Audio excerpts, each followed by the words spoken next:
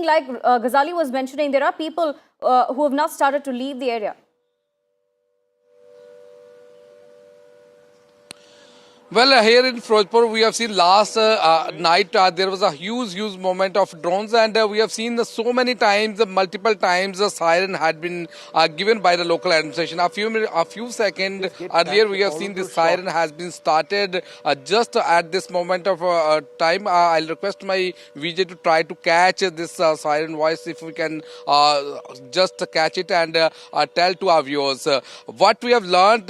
This whole border area, whether it's a district of Firozpur, Gurdaspur, Amritsar, even Pathankot as well as Fazilka. This whole border area, it's already on red alert. Some moments had been learnt early in the morning. We have seen at 5 o'clock there was a siren which has been given by the local administration so that they will be make people aware of the situation, ground situation here from where we are reporting at this point of time, very a few kilometers away from that border, and we have seen a huge number of villagers who are staying near the border. They have already migrated and shifted their children and women to the safer place, but as of now we have seen no panic has been seen in this city. The life is calm, life is as usual, but they are also trying to plan and chalk out a strategy to save their families. We have been traveling from one village to another village, and last night we have seen the multi-drone had been thrown from Pakistan side, and what we have seen, one family which was able to save itself, but they got severe injury. They had already been admitted in the hospital. They are already getting the treatment, and what we have learned, one woman was... Gurpreet, sound down for a moment. We've got breaking news now that the entire meeting which was being held with the Prime Minister, the Chief of Defence Staff, the Armed Forces Chiefs, that is now over. We're joined by NDTV's Aishwarya Jain. Aishwarya, any details that you can share? How long was this meeting? Well, the meeting lasted for almost an hour. It was Prime Minister who was briefed about the ongoing operations along with the line of control and international border of the Indian Armed Forces. It was, of course, all three tri-service chiefs along with the CDS, NSA and Defence Minister Rajnath Singh all were present in this meeting. Almost 1 hour was something that the meeting took place. It was, of course, a louder message that had come out that entire country is together with our armed forces, and as the message has been given loud and clear by Prime Minister time and again that free hand has been given to the Indian Armed Forces. The next step and the next sort of action, if there is a possible attack from the Pakistani side on Indian civilians, and what sort of action Indian Armed Forces can take are some of the crucial points certainly would be discussed. These are strategic and very secretive meetings in nature, and therefore, much details do not come out. But of course, Prime Minister yet again chairing within 12 hours another meeting with the top officials, the top security officials of the country. Right, Aishwarya, stay on with us. We're also being joined by our colleague Nazir as well.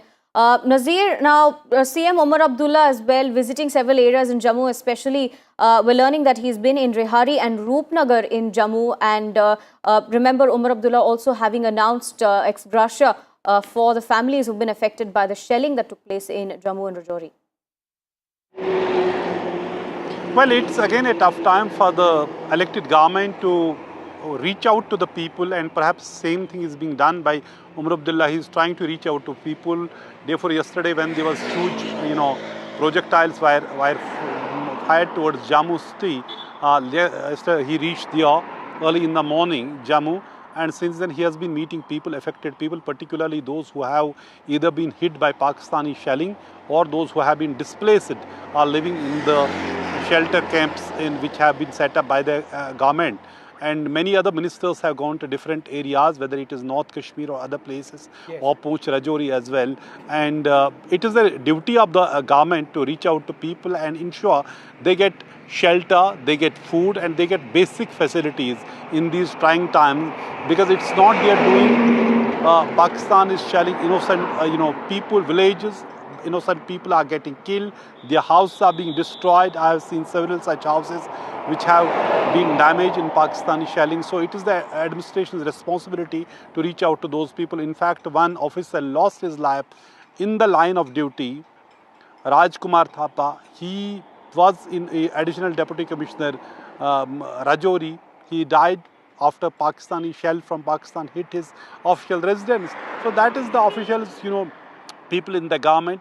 They're trying their best, and actually even that he paid a price with his life, but did not abandon his duty. And I could see pictures also, Chief Minister visiting his family also in Jammu. Right. And also this ex gratia relief, this compensation, some compensation has also been announced All for right, the so that's victim important families that compensation for by the the family government. has been But having announced. What said we'd that, like it's to a do very, at this very stage- tough time. Nazir, half a second. We just need to quickly, move on with all of these developments. Let's just go back to some of the footage that we've been playing out in the last little while. Now, this is some of the first footage which was released earlier on this morning, showing the Indian Army carrying out its attacks. So let's play out that footage of the Indian Army carrying out. This is the footage. Let's have that up full screen if we can. And let me describe this. This is across the line of control in parts of Jammu and Kashmir, where, as you will see over here, several Pakistani terrorist camps have been taken out. There are anti-tank guided missiles which have been fired over here against hardened targets. There are mortars which are being used. There are grenades which are being fired as well. That is an anti-tank guided missile, two of them in fact, which home into a certain target, which, as you can see over there, these buildings being completely demolished. There have been several rounds which have been fired over here, and a lot of this video has been showcased by the Army earlier today in that press conference. There was other footage as well. We'll try and have that out on nighttime strikes. If we can pull out that earlier footage a little while later on and show that as well in a while from now. But this is some of the most clear footage of a huge fire strike by the Indian Army on posts right across the line of control, which have inflicted a substantial hit on Pakistani infrastructure. What you see on that right-hand side of your screen briefly was a grenade launcher. Now, this is footage which was shown earlier on today. This was at night, infrared vision, again showing hits on Pakistani bases. It's unclear what weapon system was used, but again, these are Pakistani posts which have been taken out. There's a third bit of footage as well, which has emerged of a particular site where drones were being launched by the Pakistani Army. That particular site across the Jammu front in Pakistan was also taken out by the Army quite clearly. So these are small examples of the Army carrying out attacks. Now, these are the quote-unquote the relatively smaller attacks, important nonetheless. The big ones have taken place on the air bases in Pakistan, which we've been talking about. We'll keep doing that in a little while from now. But let's listen into some of the key points mentioned by the spokesperson of the Indian Air Force, Wing Commander Vyomika Singh, on the attacks which were carried out by India and what India has had to endure as well. Pakistan military continued with its provocations, carrying out aggressive actions employing multiple threat vectors all along the western border. Pakistan employed UCAV, drones, long-range weapons, loitering munitions and fighter aircrafts to target civilian areas and military infrastructure. Pakistan military also resorted to air intrusions using drones and firing of heavy caliber weapons along the line of control. Along the international border and the line of controls, air intrusion and several harassment attacks were also attempted from Srinagar till Nalia at more than 26 locations. Indian Armed Forces successfully neutralized these threats and majority of the vectors. However, limited damage was sustained to equipment and personnel at Indian Air Force stations at Udhampur, Pathankot, Adampur and Bhuj. There were also several high-speed missile attacks noticed subsequently after 0140 hours in the night at several air bases in Punjab. In a deplorable cowardly act, targeting of civilian infrastructure also had taken place, where Pakistan attacked the Medicare Center and school premises at the air bases of Srinagar, Avantipur and Udhampur, yet again displaying irresponsible targeting of our civilian infrastructure. In a swift and calibrated response, Indian Armed Forces carried out precision attacks only on identified military targets. These included technical infrastructure, command and control centers, radar sites and weapon storage areas. Pakistan military targets at Rafiqi, Murid, Chaklala, Rahim Yar Khan, Sukur and Chunya were engaged using air-launched precision weapons from our fighter aircraft. Radar site at Pasroor and Sialkot Aviation Base were also targeted using precision munitions. While carrying out these responses, India ensured minimum collateral damage.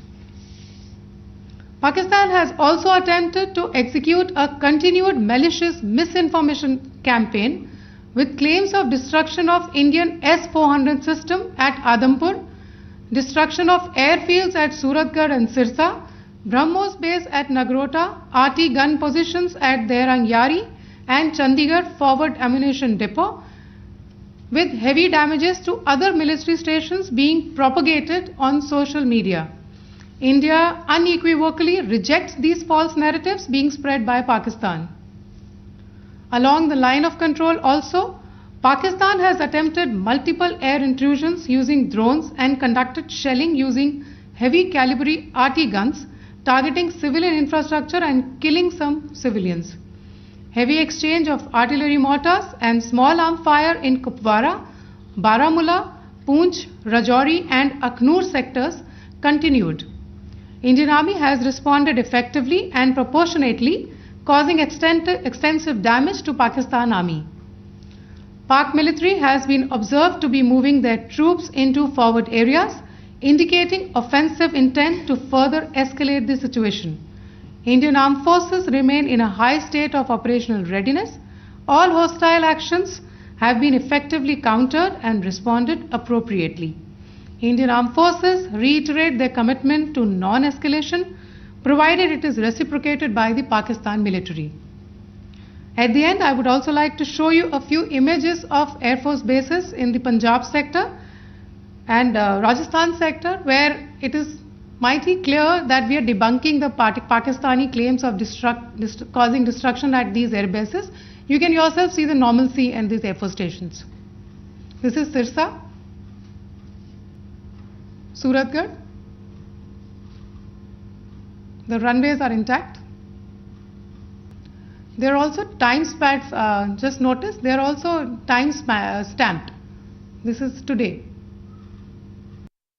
First of all, as you have seen, Pakistani claims about activities that they have undertaken continue to be heavy on lies, misinformation and propaganda. And on top of that, this is peddled by Pakistani state agencies. The claims that they have made about attacking and destroying various places, various military installations and facilities, as has been pointed out by my colleagues here this morning, are completely false. The claim about the Air Force station in Sirsa being destroyed, completely false, as you've seen. The claim about the Air Force station in Suratgarh being destroyed, completely false again, as you have seen. There's a claim that has been made that the S-400 base at Adampur was destroyed, completely false once again. Claims have been made about large sections of Indian critical infrastructure, power systems, cyber systems, etc. being attacked and destroyed, completely false. I would urge all of you and all those who watch this not to be misled by this tissue of lies that is being peddled by the Pakistani state for obvious purposes. The second point that I wanted to emphasize is that Pakistan continues with its execrable and wanton campaign of targeting civilians and civilian infrastructure, especially in the states of Jammu and Kashmir and Punjab. There is also on its part a consistent attempt to sow discord between communities in India. As I said, there has been a particular focus in its targeting of civilian infrastructure and the population in Jammu and Kashmir and Punjab Earlier this morning, Pakistan shelled the town of Rajouri, killing the additional District Development Commissioner, Shri Rajkumar Thappa, adding to the civilian casualties and the damage in that state. We have also observed overnight damage to property and injuries to civilians in Firozpur and Jalandhar, among other places. Finally, as I said, Pakistani officials also continue to make ludicrous claims about India firing missiles towards Sri Amritsar Sahib. As I said, these lame attempts to divide India are doomed to failure. We have also seen in some of the remarks that have been shown on television that the Pakistani army spokesman seems to take great joy at the fact that the Indian public should criticize the government of India with regard to various issues. It may be a surprise to Pakistan to see citizens criticizing their own government. That is the hallmark of an open and functioning democracy. Pakistan's unfamiliarity with that, again, should not be surprising. And finally, there is this yet again completely ludicrous claim that Indian missiles have hit Afghanistan. Totally frivolous allegation, and I only want to point out that Afghan people don't need to be reminded about which country it is that has on multiple occasions in just the last 1.5 years targeted civilian populations and civilian infrastructure in Afghanistan.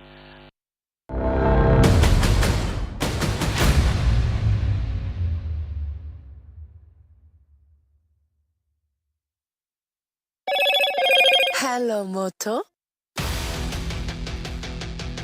Motorola, India's leading AI smartphone brand.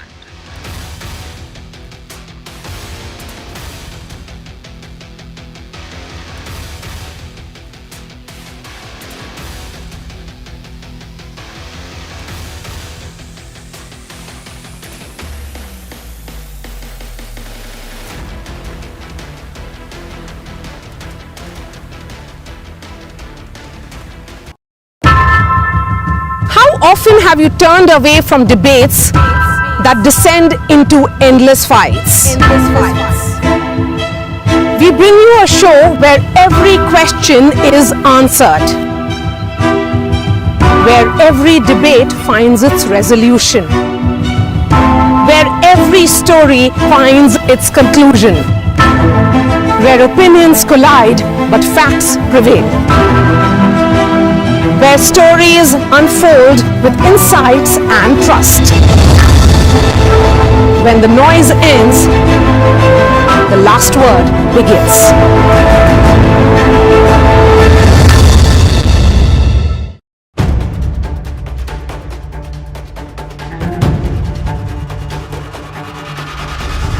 If it matters to you, if it matters to you, if it matters to you,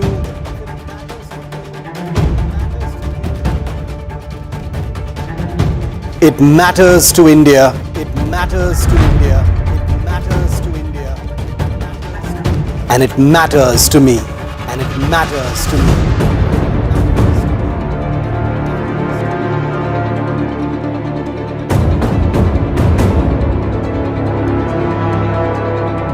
India Matters with Shivaroop, only on NDTV 24/7.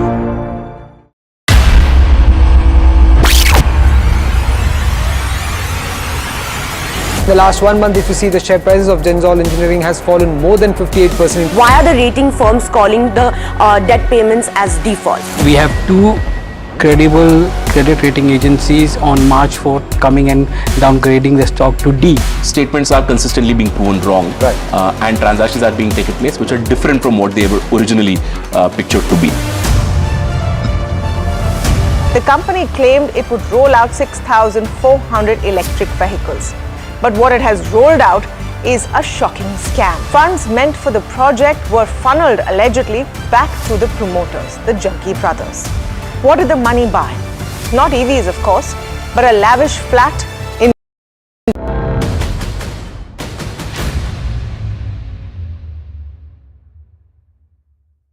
Welcome back. What happens next? It's been a day of intense military activity across the line of control and the international border. Pakistani air attacks continue. India hitting back at Pakistan very, very hard indeed. There is going to be a briefing of the External Affairs Ministry, which would be the second one of the day in a couple of hours from now. Joining us now, Ambassador Rajiv Dogra. Ambassador, thanks very much for being with us. We've seen the United States reach out to both India and Pakistan, say that there needs to be some sort of way of communicating. We've seen the Saudis reach out to both sides as well. Other countries, the G7 also asking for de-escalation. How does one get about de-escalation, or do you believe that that's not an option at all from an India standpoint presently? Well, I don't think anyone in India would say that de-escalation is not our desire. Firstly, we did not escalate. The escalation started from Pakistan's side on 22nd April, as has been said repeatedly by every government spokesperson and every news anchor, every participant in news shows. Even after that, every step in the escalatory ladder has been by Pakistan. India has not done it. To give you one example, who is attacking the civilian population of a country? It is Pakistan. India has not done even a single, even by way of a mistake, a single attack on Pakistani population. It has erred on the side of caution in ensuring that no one in Pakistan who's a civilian is injured by our missiles, drones, or shells or bullets. So, but coming back to your question about whether escalation is desirable or de-escalation is necessary, let me ask you and Pakistan, through you, Pakistan, a question. What exactly do they mean by de-escalation? Do they mean that they will call off their terror agencies?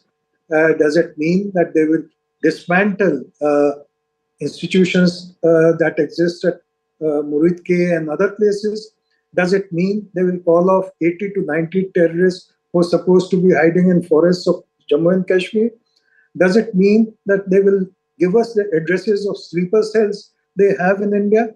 Does it mean that they would hand over to us all those who are responsible for terror attacks in India and are now given protection and shelter by Pakistan's ISI? So I think we have to be very clear as to what is the de-escalation that USA, Saudi Arabia and others are advocating. Our response to them, at least as a member of the public, I can say that government would have a more nuanced approach to the issue.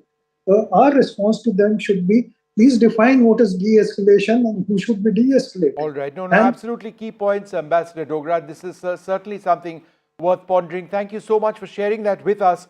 We're going to move on now to some details which we've now been able to get of terrorists killed in the original Indian operations post the Pahalgam terror attack, India's airstrikes which took place in Pakistan, where top terrorists have been killed. We've got details of those who have been eliminated, 3 Jaish and 2 Lashkar terrorists, and details of this have now emerged. Now, why is this important?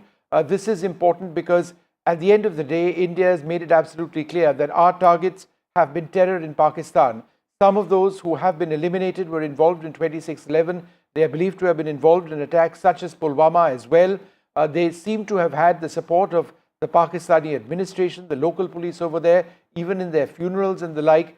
There is a real sense that India has achieved a great deal in taking out these terrorists. Of course, Pakistan has retaliated with military force, which is being resisted extensively by India presently, with even more reports coming in of further Indian military strikes on Pakistani bases, even this afternoon.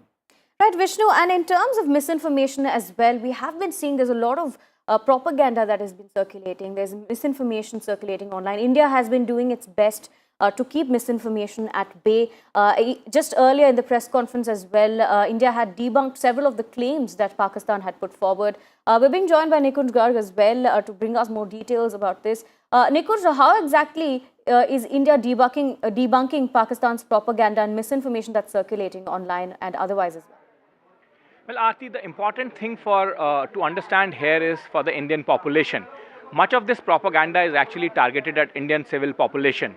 The larger world probably is currently not too interested in the conflict or will not be too bothered in this conflict unless it further escalates. Pakistan is basically trying to demotivate through a large online campaign, particularly the population that it is targeting, and send out a message that Government of India or the Government of India's other wings are somehow failing to act upon the responsibility entrusted upon them. Pakistan obviously is a past master of misusing social media elements or even propaganda on the mainline platforms. They have activated their complete machinery at this moment also, as is expected in a near war-like situation that we are in currently. Obviously, Pakistani side will leave no stone unturned, knowing their weaknesses, knowing chinks in their armor, and would try to impress upon a larger section of population, both in India and Pakistan back home also, that they have been able to inflict large-scale damage. Government of India, as you have seen, that the Press Information Bureau has set up a fact-check unit. They have been constantly debunking any kind of propaganda that is being pushed by the Pakistani handles. Government is also taking active steps to block the handles that have routinely been found to be propagating Pakistani fake media campaigns. It has also put out advisories. Yesterday, Information and Broadcasting Minister took a special meeting of multiple public platforms. In fact, a series of meetings, and after that they have set up a special control room for anyone to verify, anyone in the business of news, media and information seeking, to verify the news that is being put out through a special platform or a special control room of the Press Information Bureau.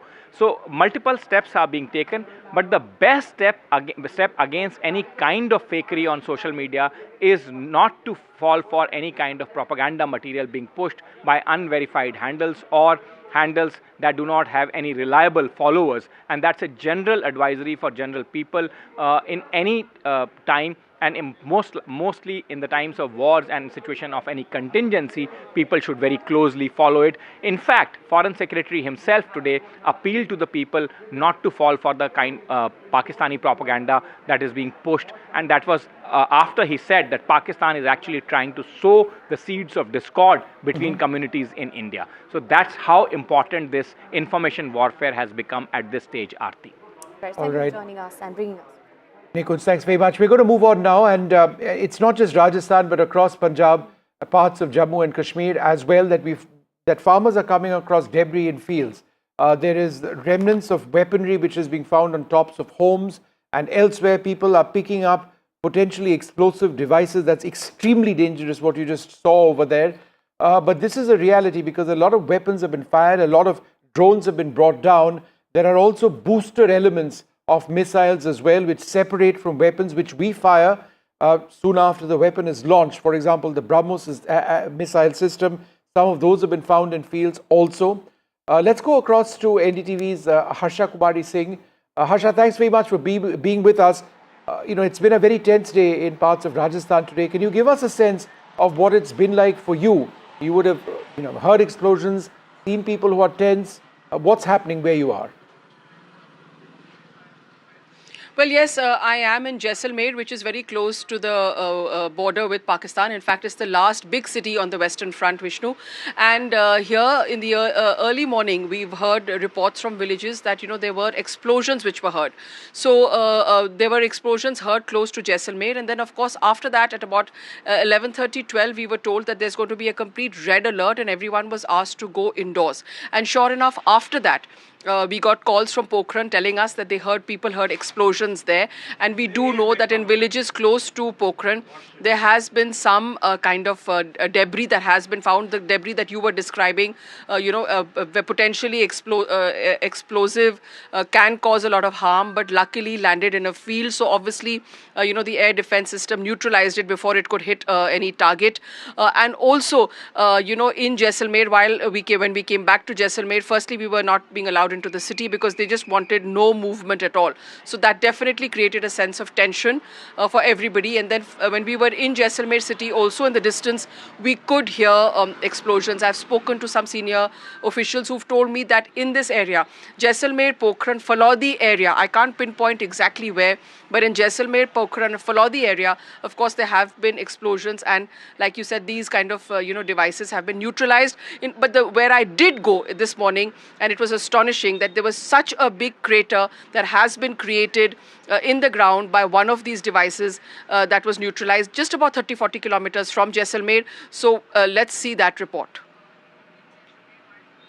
A lot of drone activity here on the border on the western front. Now we are in Jaisalmer in Badoda Gaon, which is about 30-40 kilometers from Jaisalmer, and about 4:10 in the morning, this is what happened here. So you can see that this kind of a crater that has come up here. Now at about 4:10 in the morning, the village people here, they saw a missile-like object landing here, and then it went ahead. And if you can see, it created a crater, and then it went through that tree in front of me, throwing sort of debris all along. It went there and then it landed another 500 meters to the other side. So it's got a huge range from here till about another 500 meters. Now I have some people here with me who were of course witness to all this. भैया आपका नाम बताइए. उदय सिंह. हाँ, उदय सिंह, आप लोग यहाँ पर रात को सो रहे थे, घर में क्या देखा आपने? खेत है हमारा, वहाँ पर सो रहे थे. हाँ, क्या देखा आपने? हमने तो 4:40 पर धमाका हुआ, 3 धमाका, जोरदार धमाका हुआ. उसमें अपने आग पूरा प्रकाश हो गया 3 किलोमीटर में. प्रकाश से प्रकाश. और फिर क्या देखा? यहाँ पे क्या हुआ? यहाँ पर गड्ढा ये मिसाइल फूट को अलग गई, 2 किलोमीटर में अलग गई यहाँ. ठीक है. आपने क्या देखा? आप यहीं पे थे? हमने वही देखा, ब्लास्ट हुआ है और चिंगारियाँ निकली है 4-4:30 के आसपास, और फिर धमाके अलग अलग जगह धमाके भी हुए हैं. और ये जो यहाँ पे आया था, ये लगता है चीरता हुआ यहाँ से गया है. बिल्कुल. यहाँ से गिरने से सीधा, ये झाड़ है इसके अंदर से गिरने से सीधा यहाँ से 1.5 किलोमीटर आगे इसका जो टुकड़ा है वो आगे गिरा है. और जो हमारे घर थे उसके ऊपर भी गिरे हैं और घर के अंदर भी आए हैं, फिर नुकसान कुछ नहीं हुआ. इसीलिए क्या है कि गिरने से थोड़ा अफसोस भी हुआ है घर वालों को, इसीलिए वो सीधा आगे निकल गया. जो इसका टुकड़ा है ना, वो आगे गिर गया है. बाकी छोटे छोटे पार्ट्स हैं वो हमारे घर में गिरे हैं, उधर खेत में भी गए हैं. तो आर्मी ने आके यहाँ से सारे पार्ट्स इकट्ठा कर लिए? बिल्कुल, पार्ट्स सभी इकट्ठे कर लिए. वो आर्मी आ गई है, पुलिस प्रशासन भी आ गए हैं, सब यहाँ पर आ गए हैं. इसीलिए वो सब इकट्ठा करके एक जगह कर लिया है. ले गए. So as you can see behind me, quite a big sort of indent it's made in the ground, quite a big crater, and it seems to have a very long range, because as the people here are telling us, it went through this tree, it went over that house there, and then it's gone further. Another part of that explosive has gone further and landed in a field there. So in Jaisalmer and Barmer, in these areas, early in the morning, these kind of attacks are coming from across the border, and of course, luckily so far, no harm or damage has been caused. Right, Vishnu, we have been reporting, like you mentioned as well, this debris that's been spotted in several other areas in Jammu and Kashmir, in Srinagar as well. Some debris has been reported in the Dal Lake, and that's been sent for analysis as well. It's interesting that you should speak about Srinagar, because when our colleague Shiv was reporting live this morning and I was on air with him from Delhi, there were explosions which were sounding all around him, and we were able to confirm from our Air Force sources that there was very extensive air activity over there, the use of fighters, surface-to-air missiles. There were drones possibly which were brought down. There were explosives as well. This was an area that the Pakistanis targeted, and it does appear that there was some either weapons or debris which fell into the Dal Lake area. Shiv has this report from there. We're on Srinagar's famous Dal Lake, because in an area just ahead of where we're sailing right now is where a Pakistani drone was intercepted and actually fell into the Dal Lake. Now, before you get worried, I have permission to be here. I've spoken to the agencies, because the drone that was shot down in airspace over Srinagar and crashed into the Dal Lake has been recovered by the agencies and has gone for analysis. But I wanted to give our viewers here on NDTV tracking our ground coverage just a sense of how in the middle of a population center Pakistan has been sending offensive weapons. Now, we are told it was some kind of a long-range loitering munition or a drone. While we were reporting this morning, we heard a series of loud explosions, and it's difficult to pinpoint, but at least one of those explosions must have been the interception of a drone somewhere in this airspace, finally landing near that brick bridge right here on the Dal Lake. There have been as many as 14 explosions, including 2 in the afternoon, most of them in the morning. We are told that air defense systems have activated in and around Srinagar near the airport and beyond, bringing down a variety of drones, confirming once again that last night's drone strike attempts in Srinagar and several other places, we are told about 26 different places, is continuing today as well. We heard it with our own ears and it was captured on NDTV's cameras. What Pakistan does next will depend on how it handles the Indian airstrikes that have taken place as a retaliation on their military bases. Remember that phrase, military bases, viewer, because here in Srinagar, a highly populated city with lakhs of people living around the Dal Lake, Pakistan sent a loitering munition capable of killing lots of people right into a population center, signaling very, very clearly that it doesn't care for civilians and it doesn't differentiate between population centers and military targets. With Ashwini Mehra on the Dal Lake in Srinagar, Shiv Arur for NDTV. We'll continue tracking the story for you. For now, let's take a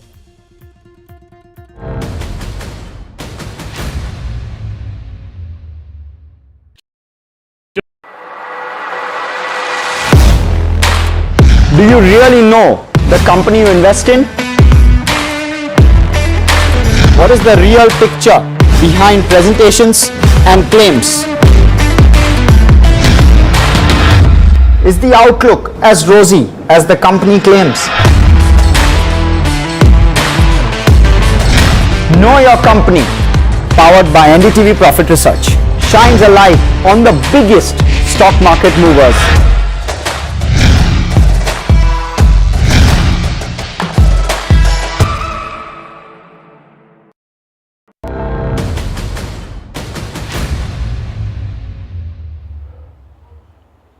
Well, as we go through this incredible tension in the subcontinent, there is the gaze of countries around the world on India and on Pakistan.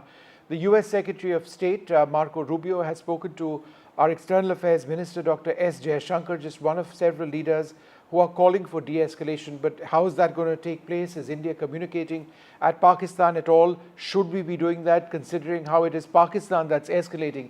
These are important questions. It's something that my colleague Vishal has been tracking throughout the day. Vishal, there was that one very interesting interview given by Pakistan's foreign minister where he seemed to suggest that if India were to sort of not do anything further, they could consider de-escalation. Could you tell us about that statement, number one, and what about this conversation between America and India? Yeah, to start off with your first question, Vishnu, there was some buzz in the local media in Pakistan which suggested that the foreign minister, the defense minister of Pakistan, the foreign minister of Pakistan had actually spoken to the local media there and said that Pakistan is ready to de-escalate if India stops its aggression. That's exactly what he said on local media there, but that statement itself is quite questionable, because the escalation has clearly been from the other side of the border, from Pakistan, because India has only retaliated to what Pakistan has done so far from the word go. So that statement itself is quite false. To move on to the second question of yours, which talked about Marco Rubio's interaction with leaders of both the countries. So Marco Rubio spoke with the foreign ministers of India and Pakistan, S. Jaishankar and Ishaq Dar, and he almost said the same thing to both the leaders. The wordings of the press release is almost the same. They say that there needs to be a formal communication between India and Pakistan, which had been severed in the last 48 hours. So US wants India and Pakistan to be again on the table talking to each other, so that there is no miscalculation, because the tensions are running high, the escalations are going to next levels each day. So that is what US is saying, and also that US is ready to step in and help in any kind of help in any way that it can, so that the tensions are allayed and this situation is brought under control as soon as possible. That is what the US has been saying. But so far, when it comes to the top leader, Donald Trump, he has been relatively mum on the matter. He has had some statements from the White House released,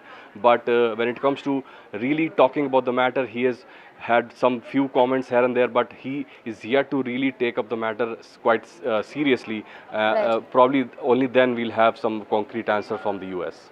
Right, Vishal, thank you for joining us and bringing us those details. The situation, of course, is still escalating, quite tense, Vishnu, and what we're looking forward to now is the External Affairs Ministry's next briefing that we're expecting in a couple of hours. We don't have a time for that as yet, but there should be one which comes up. If indeed it does, then it would perhaps reflect on how India has been carrying out, or perhaps carrying out more strikes in Pakistan, and the situation over our airspace as fluid as ever. We will take a short break, come back with more.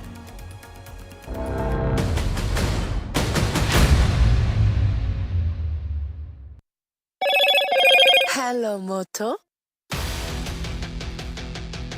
Motorola, India's leading AI smartphone brand.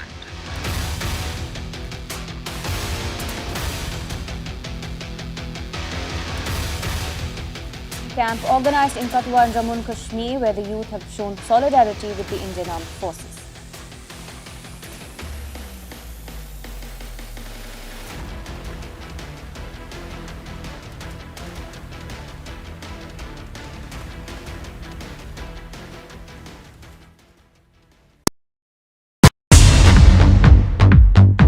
More news that matters. Big exclusive. Tulsi Gabbard gunned down by Pakistan-backed cowards. When you interact with people on ground, you're able to reflect their sentiments much better. More debates that shake the system. More exclusives you won't find anywhere else. Not just another prime time. It's a prime time that's unmissable. I've been reporting on all issues big and small from Andhra Pradesh, Telangana, rest of South India, bringing you all the action, all that you need to know, all that you want to know. The energy of Maximum City is infectious. I'm bringing that energy in our news coverage from financial capital Mumbai. Covering from the southernmost part of India over the last 23 years, I bring in-depth and 360-degree coverage from the Dravidian heartland. The land of Mishti, also known for its bitter politics. I have seen much water flow under the Howrah Bridge, covering Bengal in all its vivid colors. India's IT capital is always bustling, a city full of startups, stories and surprises. And I keep you ahead on all the Bengaluru buzz.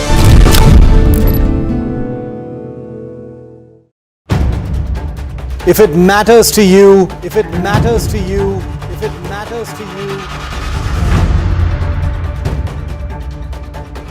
it matters to India. It matters to India. And it matters to me. And it matters to me. India Matters with Shivaru. Only on NDTV 24/7. In today's interconnected world, India's voice is more crucial than ever. When India speaks, the world listens. At NDTV World, we are that voice, bringing you intelligent and insightful news from India and beyond. From geopolitics and diplomacy to economic shifts, migrations, tech disruptions, and the stories of our diaspora. We cover the news that shapes our global future.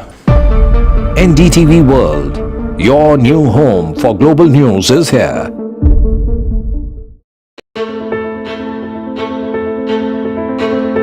News is not just headlines, it is what impacts you. And news should never be mistaken for noise.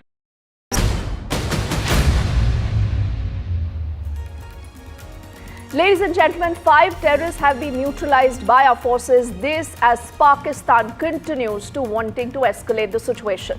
But India has called out the bluff of Pakistan, and we continue to maintain that we are more restrained and calculated in our approach, and we are never the aggressor.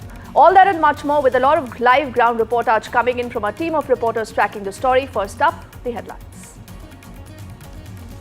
Government sources have spoken on the terrorists that have been neutralized. Sources say top terrorists have been eliminated. 3 belong to the Jaish and 2 to the Lashkar.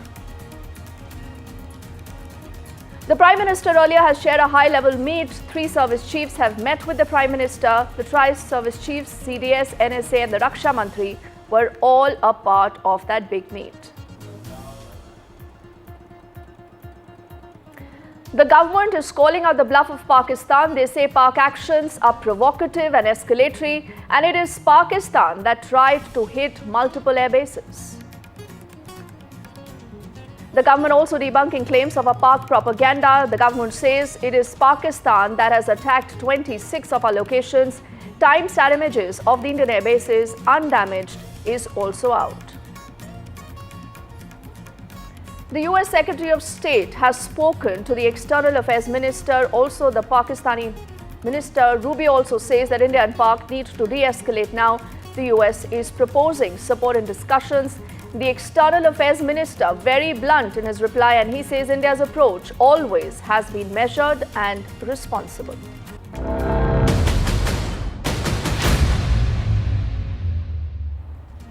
First up, let's get you details of a big development. The government has put out details of terrorists that have been neutralized in the Indian operation. Now, what sources tell us is that these are top terrorists who've been eliminated. These are also details of Pak Army's engagement with them that have been now made public. Their names, the affiliations are all now in the public domain. On your screens, you're reading more details of what we know about the story so far.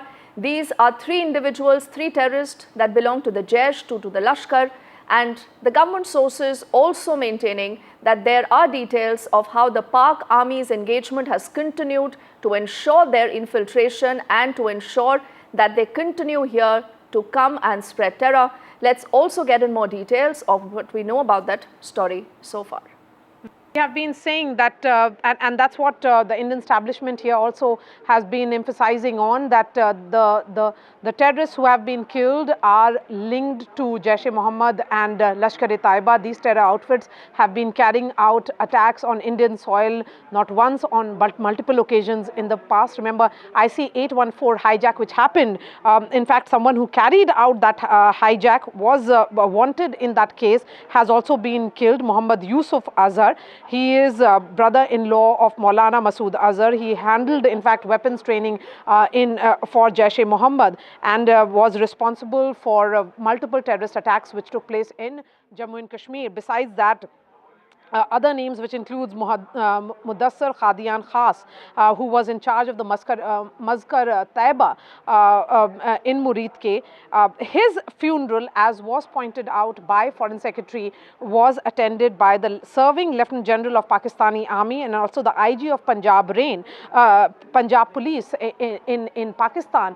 So the emphasis being made here by the government sources, Vishnu, is that they have worked closely with the Pakistani military and the entire Pakistani establishment in carrying out those terror attacks on Indian soil from across the border. It was cross-border terrorism and the planning and was carried out, it was done on the Pakistani soil. More names that have been released by way of government sources, of course, is of Muhammad Hassan Khan, who is associated with Jaish-e-Mohammed. He played a key role in carrying out multiple terrorist attacks in Jammu and Kashmir. Another important name again would be Khalid Abu Akhasa, who was associated with Lashkar-e-Taiba, and his funeral was held in Faisalabad. Again, that funeral was attended by senior Pakistani army officials and the Deputy Commissioner of Faisalabad. So this is the list of some of the terrorists, the names of which have now come out by way of government sources. So those, remember, are also big details of Operation Sindoor now that have been made public. But let's take this story ahead, tell you more about the all-important meetings that we have seen. On your screens, we'll put out images of Prime Minister earlier chairing that high-level meet where you had the Tri-Services Chief along with the CDS, the NSA and the Raksha Mantri, all present as the current situation was being deliberated upon. Aishwarya is live with us and he's been tracking all developments. Aishwarya, absolutely any word on what possibly, our agencies, the Prime Minister right now is mulling, because clearly what you see from Pakistan is not a de-escalation, whether in their intent or whether in their action.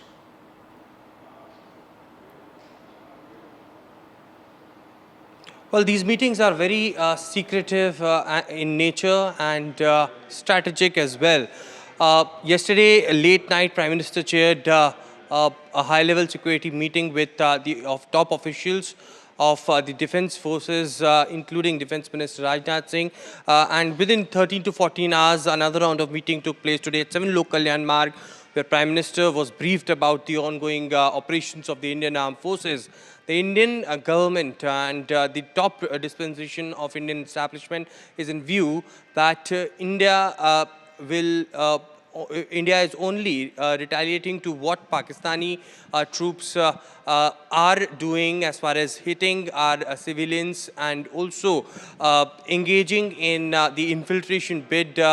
There has been cover fires being given by the Pakistani troops from their bunkers, and it is, of course, the border security force, clearly stopping this kind of infiltration bid. All of them had come into, the visual evidences that Indian armed forces are collecting, but certainly it is the Prime Minister who had a view that Indian armed forces should be given a free hand, and the entire country is united together in support with the Indian Armed Forces. Prime Minister had stated that he believes in full professional capabilities of our armed forces, and therefore the ongoing escalation by the Pakistani side is something that that has been seen very, very closely. Prime Minister, Defense Minister and Home Minister monitoring such situations very closely. We've been told that since morning there are multiple meetings that happened. If I quickly recap those, early in the morning we saw Chief of Defense Staff going to Defense Minister Rajnath Singh's residence. That meeting lasted for almost an hour. Post that, we saw that press conference by the Government of India in which details were given about how the Indian armed forces stopped the Pakistani drones and missiles that were coming and hit and was aiming towards the Indian air bases. Post that, we saw NSA Ajit Doval going towards 7 LKM, and that meeting lasted for almost an hour, and then this very important meeting that Prime Minister chaired with Defense Minister Rajnath Singh, CDS, NSA and tri-service chiefs present. That meeting lasted for an hour, and a separate one-on-one meeting after that with NSA Ajit Doval and Prime Minister. So Prime Minister very, very closely monitoring each and every situation. Of course, the nod is being given by Prime Minister for the armed forces, but the armed forces have been given clear a free hand for their operations. Absolutely. Aishwarya, only for the moment, thank you so much for filling us in on those details.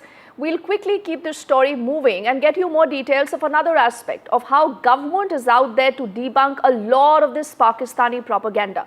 Remember, what is absolutely clear and what has irked Pakistan is that you have India's defense might on display. And clearly, Pakistan is no match when it comes to this. Now, what the government is making unequivocally clear is that it is Pakistan that targeted our civilian areas, unlike us, who targeted the terror camps.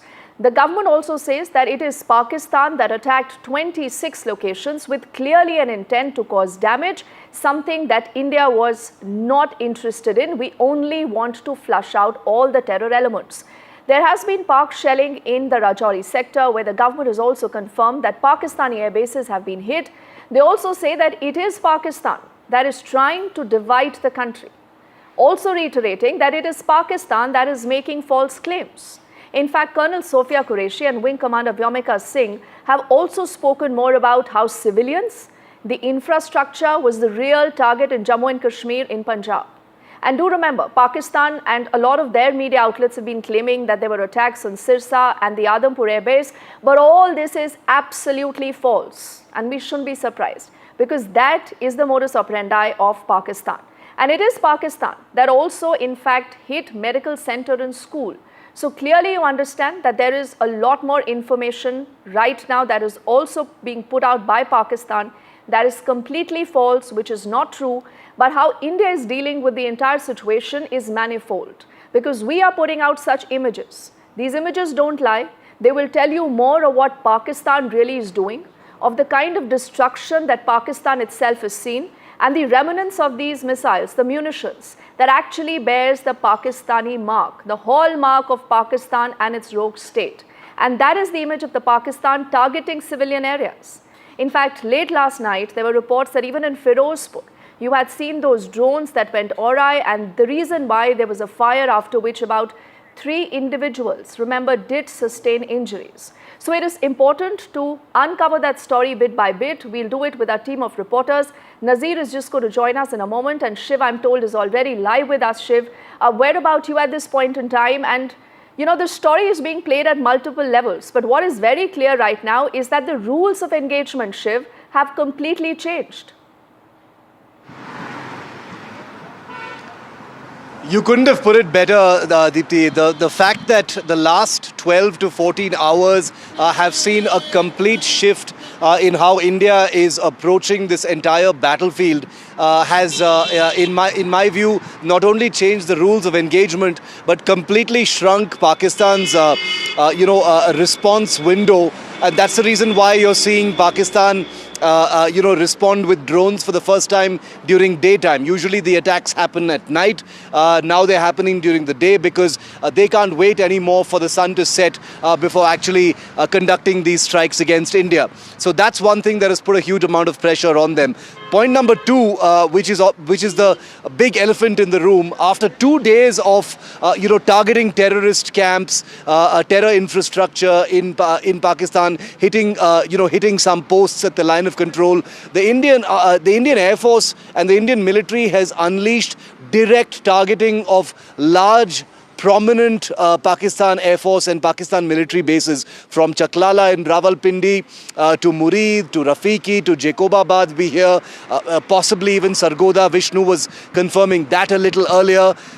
This is, just short of describing this as war, this is a war-like situation where you've got your adversary targeting as many as 26 cities or 15 cities and 26 targets, population centers, including where I'm reporting from in Srinagar here, and in return India is responding by hitting military bases in Pakistan. If this isn't war, I don't quite know what war is, but let's go with war-like situation for the moment. The Prime Minister has held a meeting with the 3 armed forces chiefs, the Defence Minister, the NSA, the CDS, etc. And we're expecting the most important update we have is that there's going to be another briefing later today. It'll be the first time we've got 2 briefings in a day. Because so many things have happened during the day, and those updates need to be provided to the media and the public as well. So I'm guessing that there will be an update of at least 2 more Pakistan Air Force bases that will have been confirmed hit by the Indian Air Force once that briefing happens. Right, Shiv, why don't you stay with us? I'm told Nazir is also with us and he's joining us from Kupwara. We'll also figure out what's the latest that he can add to what we do know, Nazir. What is your sense? So what possibly, the next few hours could entail? We are looking at a lot of pressure right now on Pakistan, but then this is Pakistan. Well, if you see, Pakistan, once India decided to, suspend Indus Water Treaty, they said, look, we'll hit back. It is an act of war. And all those who know Pakistan, they would know that what they can do, and they have been trying to do that. But India has hit back and hit very hard. And their airbases, their military installations, since they started targeting our military installations and our airbases in Srinagar, in less than 24 hours, there have been 3 attempts, 3 targets. They targeted 3 times.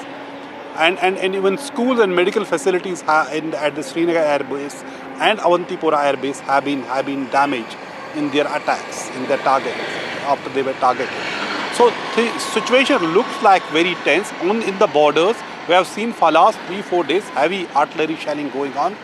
No hope if it's going to stop anytime soon, unless there's some really strong back channel or diplomatic push which will make Pakistan to change its behavior. India has already given it an indication if Pakistan will not further escalate, we will not escalate. But provided Pakistan should not escalate it further. India has made its point when it wanted to hit the terror sites, which Pakistan said, and whether it was Bahawalpur, Jaish-e-Mohammed sites, or it was Murdiki, Lashkar-e-Taiba or other places. But Pakistan was in denial mode, and they said all of them, they were civilians and attended the funeral prayers of all those who have been killed. So they were terrorists here and they made them civilians there. So they are actually they try to brazen it out and tell the world, look, civilians have been killed. Then they targeted the military establishments here, and we have seen, as I said, 3 times there was attempt, or these airbases were targeted in Srinagar and Avantipora, also Jammu airbase, they tried to target it. Pathankot, you all know that has been reported, and Adampur, all these things. So it looks like no immediate indication of any de-escalation, even as world powers, US Secretary of State spoke to both our Foreign Minister S.J. Shankar and Pakistan's Foreign Minister Ishaq Dar, and also the real boss of Pakistan, General Asim Munir. What would happen yesterday? We know the Saudi junior foreign minister he was in India, then he visited Pakistan, met Shahbaz Sharif and other Pakistani leadership. Iranian foreign minister was in both countries also. And we have to see how things are playing out in next 24 hours will be really crucial. If this night would be bit calmer, maybe then there would be some sensibility, some sense may prevail. But we have never seen such type of things happening. Srinagar airport coming to attack like this. Even in 1971, that was the story of Pakistani surrender in Bangladesh, in Dhaka. That was not a story what they were doing here. But it's after first time we see such a thing happening. And in fact, 2 hours back, there was, in less than 2 hours back, there was again explosions there. We still don't know the nature of those explosions, but it appears to be part of ongoing conflict or this war-like situation which we have been witnessing. There's very less traffic across, Kashmir. In many places, shops are still closed. In Jammu region, we have seen people have been targeted, although it is across the line of control. But as we saw in Rajouri, senior official was hit, he was killed, and so are innocent people, including a 2-year-old baby. So Chief Minister Umar Abdullah is there meeting the affected people, trying to reach out to them, and government is trying to reach out to people, taking them to safer locations. Many people had to flee from their homes because innocent people and innocents and civilians are being targeted from across the border. All right, we do have our best eyes and ears on the ground, and that is the reason why a lot of you, as in the viewers, are tuning into the NDTV coverage. Shiv and Nazir, I'm just requesting a moment from you, as I want to take this also to our colleague Gurpreet, who's joining us from Firozpur, and he's also been tracking a lot of these details. In fact, he was the first to get us those very worrying images that came in of that huge fire, that was caused after that drone went awry there, and this did harm the civilians. Gurpreet, what is the latest? What is it that you can tell us? Well, we have seen since morning multiple times the local administration had used siren to just give a very, very strong message to people of Firozpur that they should not come out of their houses. As of now, we have come to one place that is a few kilometers away from this border, where we have seen the people, they have started shifting their domestic animals to a nearby place. The way we have seen, they are very, very motivating, but they say the women's as well as the old people, they are going to be shifted. कौन सा गाँव है आप? कौन सा पिंड है आपका? पिंड साਡਾ ਟੱਲੀਗਲਾਂ ਤੇ ਗੱਟੀਆਂ ਸੰਭਾਲ ਚਲੇ ਤੇ ਪਿੰਡ ਤੋਂ ਕਿੰਨੇ ਕੁ ਲੋਕ ਚਲੇ ਗਏ? ਹਾਂਜੀ, ਕਿੰਨੇ ਕੁ ਲੋਕ ਪਿੰਡ ਤੋਂ ਚਲੇ ਗਏ? ਮੈਨੂੰ ਤਾਂ ਲੱਗਦਾ ਜੇ ਪਿੰਡ ਹੀ ਵਿਰਲਾ ਰਹਿ ਗਿਆ, ਖਾਲੀ ਹੋ ਗਿਆ, ਗੱਟੀ ਰਾਜੋ ਗਏ, ਕਹਿਣ ਲੱਗਦਾ ਜੇ ਸਾਰਾ ਖਾਲੀ ਹੋ ਗਿਆ। So well, we have seen there is no even what we have seen, administration has not given any notice to anyone, but these people, they are just shifting their women as well as the children along with these domestic animals, so that if there will be war-like situation, they will not face a lot of problem. But if we can talk about this border area, we have seen most of the border area in Punjab, they have already been on red alert, whether it's Gurdaspur, Amritsar, or Firozpur, or Pathankot, or Fazilka. We have seen the multiple precautions are being taken, and since morning, if we can talk about Firozpur, specifically this border, we were able to move from one village to another village. The people have seen a lot of drone movement. Last night, they had observed multiple drone movement, and we have seen from the drones a lot of objects had been thrown, bombs had been thrown also. We have been reporting from the various locations, but we have seen our forces, and specifically the police was conducting multiple patrolling. They were holding mock drills to guide the people how they are going to react, and multiple times the siren had been used by the local administration to make the people aware of the ground situation. Back to studio. All right. Gurpreet is also, getting us a sense of the other aspect to almost shift a war-like situation where people obviously need to be better prepared, and that is the idea, to move your livestock, your family members to places of safety. But Shiv, in your assessment, you've been on ground zero interacting with a lot of people. I do realize a lot of information is classified that we cannot put out on air.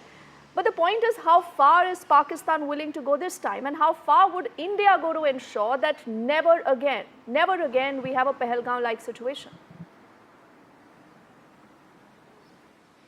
Two very good questions, Deepthi. I think the first question is that, India and Pakistan are not even closely the same kind of country. Pakistan is a sponsor of terror. It's a country that is run by a general who sees nothing in issuing international communal rants and dog whistling communally before ordering terrorist attacks against innocent civilians. So we are not dealing with an equal nation. This is a country that cannot be trusted in terms of the uncertainties. We have to live with the fact that it is a nuclear armed country that is also helped by China and does China's bidding. And putting all those geopolitical realities in place, it is very, very clear that there's India has options of punitive actions against Pakistan, but at the end of the day, the escalations that India conducts have to be calibrated in a way that can only be seen as not pushing that nuclear threshold. It's always there, it's always on the horizon, and this is not a country that is seen to be equal. Could you remind me of your second question? I'm sorry, Deepthi. Yes, Shiv, I wanted to know how far is India going to go this time, because we clearly need to ensure that what has happened post, the attack does not repeat itself, because we've given multiple, I think, windows to Pakistan to move Your out. question was about deterrence, and I think that's a very, very good question on deterrence, because, I have the same sentiment as you when you ask that question, Deepthi, which is that, how many more times are we going to see the cycle of violence? A terror attack, then, large-scale actions that continue for a few weeks, and then a few years pass, and we think that the deterrent has happened, and then another terror attack happens. You're right. Whatever needs to happen, it needs to happen this time, considering that the government, the country is nationally galvanized, even more so than during Pulwama and Uri, I suspect. And this time, something has fundamentally changed in everyone's minds, and they're all thinking exactly what you're saying. I think, I had a conversation with General Vikram Singh, a former chief of the army staff, on my show yesterday, Deepthi, and he said something very telling, which completely goes against, what the Indian government is currently saying in terms of, restraint and, not being escalatory, etc. He says, what's stopping us from setting those rules of engagement? Why not escalate? Because the point of punitive action has to be deterrence. Anything less than deterrence for the foreseeable future is not punitive action. I think those are very provocative, evocative words that seem to answer a question. There are those who believe, and I'm not saying that about the military now, but there are many who believe that we have our hands tied in some ways because we take a moral high ground in terms of not targeting certain things in another country. But for a country like Pakistan, India should say all bets are off. If you hit us once, we'll hit you 10 times until you beg for mercy. And maybe it's time to really get around to doing that. And I think we may actually be witnessing some of that becoming a reality. And like you said, Shiv, there is that basic difference between India and Pakistan. no matter what Pakistan wants to do, there is just no equivalence. And that is why, the change in the kind of responses, the measured tone, and India again and again saying, Nazir, even the External Affairs Minister today, being very curt in his response, he's made it very clear that we've all along been very measured. But we will have to respond to what Pakistan is doing after a limit, after we reach that threshold.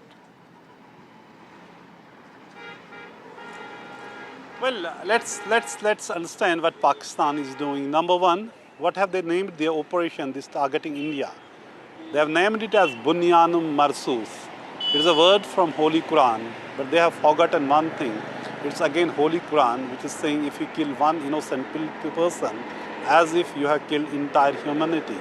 Or if you save an innocent person, it is as if you have saved entire humanity. So having said this, there is clear attempt to give a religious color to this targeting India. And then if you see it through their propaganda, the state TV and the social media handlers, they are trying to use it as a religious war, and then they are also trying to divide here. And perhaps that was the reason from day one when Pahalgam happened, when men were separated from women and children and killed in the name of the religion who they were. So that is one doctrine they have, very ugly one. But the fact is, when we talk about the war, and there are actually no clear winners in any war.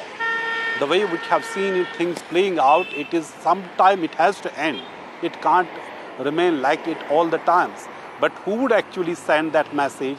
The other side would not. Other side would not dare to do it again. And militancy, when it comes to militancy, it is a complex issue. Yes, Pakistan, origin is in Pakistan, problem is still in Kashmir. So that people had given a resounding their view after Pahalgam massacre that it is not acceptable, we don't want this thing, and that also needs to be built where we fight Pakistan and ensure that it doesn't emanate from there.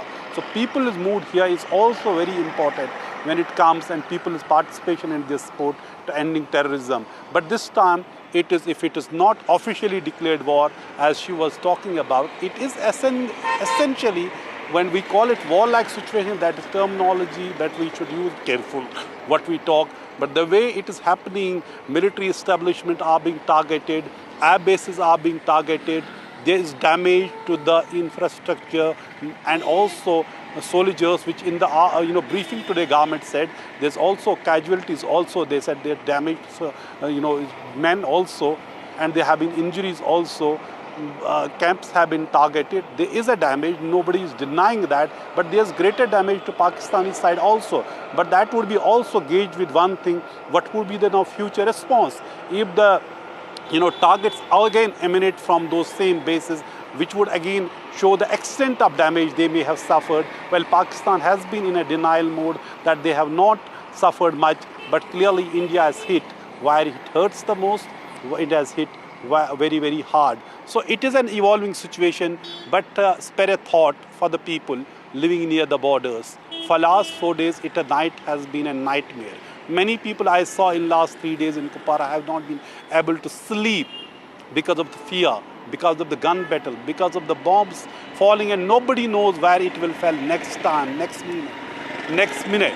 So it is a tough situation. War may look beautiful from a distance, but when you see from close and see the people who suffer, you feel the pain, you feel what it means actually on the ground. But clearly the things, how it has started, what India clearly said, the real and the original escalation was Pahalgam massacre, and what started is the follow-up that to end that, and it should never happen again. But as I said, that Pakistan has its own view. World leaders have been trying to de-escalate the situation, but perhaps there has not been any categoric one statement from country which would tell Pakistan to just stop. Yes, I think what Nazir has said, Shiv, is such a powerful, strong commentary on how the Aam Aadmi, the Aam Aadmi who's bearing the brunt of this feels. But then there would also be those, Shiv, who would say that you cannot have this as a normal practice now. We cannot be waiting for Pakistan to strike and then, you respond. The cycle continues. But Shiv, very quickly, there's a lot of conversation about the role of the US. How far is US willing to go? But I'm a little curious. Is US a part of the problem or US is part of the solution now? It's an interesting question because of how many different noises we've heard from the United States since the beginning of this cycle of tension, Deepthi. You had Tulsi Gabbard, the so-called Director of National Intelligence of the US, seem like she completely supports Indian action in Pakistan. Then you had Trump saying he's very good friends with both sides. Then you had J.D. Vance come to India and shortly after say Pakistan should cooperate to the extent that it is responsible. Now you've got Marco Rubio, who's actually very, very pro-India, similarly playing that kind of equidistant, both of you should calm down kind of role. Going back to the earlier point that you and I were chatting about, Deepthi, about India and Pakistan not being equal, this kind of equidistance, talking about India and Pakistan in the same breath, saying both of you should cooperate and calm down and restrain yourselves, as if it was India who played a part in this tension, is of great annoyance to India diplomatically. India doesn't appreciate and deeply resents any diplomatic messaging, especially from the United States, where India and Pakistan are projected as hyphenated or having some kind of an equal part to play in this huge escalation that has taken place between them. There are very few who have actually acknowledged that it is Pakistan that is, as a terror state, directly triggered what has happened here. So the reality of it, of course, is that we need to go beyond the optics, stop chest beating about not having optical or cosmetic support from growing allies like the United States, and get used to and live with the fact that ultimately when it comes to big measures that are in our self-interest, it's very, very lonely. It's going to be lonely geopolitically, diplomatically, and otherwise. We will always have our friends who will stand by and watch us do our work. But ultimately, when India needs to up the ante, set the rules of engagement as far as Pakistan is concerned, hit them 10 times when they hit us once, it's going to have to be without anyone's validation. That's the bitter reality of what's happened post-Pahalgam. And sometimes I think you need to swallow a bitter pill, We might agree to disagree, Shiv, but there is a larger sentiment that encompasses what Nazir has said, what you've been saying. But yes, we as a country, again and again reiterate, we are never the aggressor. Only for the moment, Shiv, I'm just letting you go, but do stay safe and continue to get us all that ground reportage. As I'm requesting Nazir to stay with us, because we'll also get you details of the other aspect of this story. There are reports of a Jammu and Kashmir official who's lost his life in shelling. The Chief Minister Omar Abdullah and the ALG earlier have also shared their condolences. An ex gratia has also been announced and 10 lakh for the families of those who are deceased. The Chief Minister earlier has met with the late Thapa's family. The ADC Rajkumar Thapa actually lost his life in Rajouri and he was accompanying the Deputy Chief Minister. And do remember, this is where civilians were targeted by Pakistan. Nazir, powerful pictures, but these are pictures that, we as a country and you as someone who's been on ground zero have seen time and again. And clearly, these are not pictures that, should be normalized or should be acceptable for us as a country.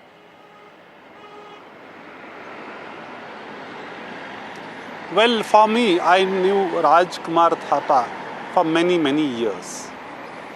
As an officer working in J&K administration, 2001 Kashmir Administrative Service officer, and who has worked at different places and has seen one of the most dedicated officers, competent officer, honest officer. And perhaps it is his dedication, commitment to his job that when people needed him the most, he was there with the people when shells were raining, Rajouri, and his official residence was hit. He is a resident of Jammu, he could have lived there, been there. But when there was call of duty, then when people need this administration the most, he was there and who was hit by the shell and he was taken to hospital where he was declared broad dead. Chief Minister in his first response on social media said he is devastated. after learning about this tragic death of this officer. And then governor has also condoled his death, Lieutenant Governor. Chief Minister visited the family, met the family, bereaved family. And this is the story of people, because they are not officials, are not combatants, these civilian officials. They are civilians, they are administrated to help people. They are not combatant. So clearly it is part of those targeting civilians. When we see the 2-year-old baby also being killed in Pakistani shelling, they are also claiming so many civilians have been targeted in Indian shelling. But India has made it very clear we only target this military installation, or earlier we targeted terror sites only. That has been India's stated position. But as we have been talking about the larger problem, what is happening, India wanted to see the world to this problem, this escalation, as problem which has emanated from a terror attack. And Pakistan wanted this problem to see as Kashmir and their water issue, Indus Water Treaty, and both are trying to show the world like that. And that's what we have been dealing with when we say diplomatic pressure or diplomatic, intervention. India has always said there cannot be a third-party intervention, even on now bilateral issue, since the abrogation of Article 370 and J&K making as a union territory. Even that bilateral thing is also ended, and Kashmir, India has now since then made it clear that Kashmir is now a closed chapter. But Pakistan, after this situation, is trying to make Kashmir again as a flashpoint, and also water as their survival thing. And they say they cannot rest in peace till the time this problem with their water share through Indus Water Treaty, what they say, which has been suspended by India after Pahalgam terror attack. Yes, and Nazir, that is why maybe they say that when it comes to Pakistan, the more things change, the more they remain the same. That is the irony. I thank you just for the moment for getting us the latest. You also please take very good care of yourself. And we also extend our condolences, our thoughts right now with the families that are grieving. But clearly, there needs to be a larger message that needs to be sent out. Let's take the story ahead and tell you more about another sinister plot of Pakistan. That is their Pak propaganda. Putting out information that is completely false, targeting people, and creating a new narrative of yourself, which no one is wanting to believe. Now, do remember the Indian Army, for the longest time, has been trying to shoot down Pakistani lies. What they are doing is that they are countering all this Pak fiction, all these Pak lies with facts, only plain simple facts. And the Pak fake news of the Indian Army damages, in fact, has also been called out, and the government makes it very, very clear that we are keeping a record of every action and every proof of Pakistan's treachery. And again that propaganda is being called out. Our colleague Nikunj is adding more to what we know about this story. Much of this propaganda is actually targeted at Indian civil population. The larger world probably is currently not too interested in the conflict, or will not be too bothered in this conflict unless it further escalates. Pakistan is basically trying to demotivate through a large online campaign, particularly the population that it is targeting, and send out a message that Government of India or the Government of India's other wings are somehow failing to act upon the responsibility entrusted upon them. Pakistan obviously is a past master of misusing social media elements or even propaganda on the mainline platforms. They have activated their complete machinery at this moment also, as is expected in a near war-like situation that we are in currently. Obviously, Pakistani side will leave no stone unturned, knowing their weaknesses, knowing chinks in their armor, and would try to impress upon a larger section of population, both in India and Pakistan back home also, that they have been able to inflict large-scale damage. Government of India, as you have seen, that the Press Information Bureau has set up a fact-check unit. They have been constantly debunking any kind of propaganda that is being pushed by the Pakistani handles. Government is also taking active steps to block the handles that have routinely been found to be propagating Pakistani fake media campaigns. It has also put out advisories. Yesterday, Information and Broadcasting Minister took a special meeting of multiple public platforms, in fact a series of meetings, and after that they have set up a special control room for anyone to verify, anyone in the business of news, media and information seeking, to verify the news that is being put out through a special platform or a special control room of the public Press Information Bureau. So multiple steps are being taken, but the best step against any kind of fakery on social media is not to fall for any kind of propaganda material being pushed by unverified handles or handles that do not have any reliable followers. And that's a general advisory for general people in any time, and mostly in the times of wars and situation of any contingency, people should very closely follow it. In fact, Foreign Secretary himself today appealed to the people not to fall for the kind Pakistani propaganda that is being pushed, and that was after he said that Pakistan is actually trying to sow the seeds of discord between communities in India.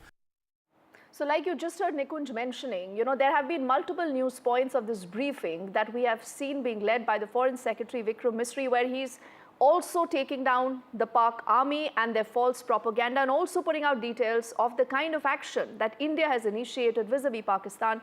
Sit back and watch the highlights. Pakistan military continued with its provocations, carrying out aggressive actions employing multiple threat vectors all along the western border. Pakistan employed UCAV, drones, long-range weapons, loitering munitions and fighter aircrafts to target civilian areas and military infrastructure.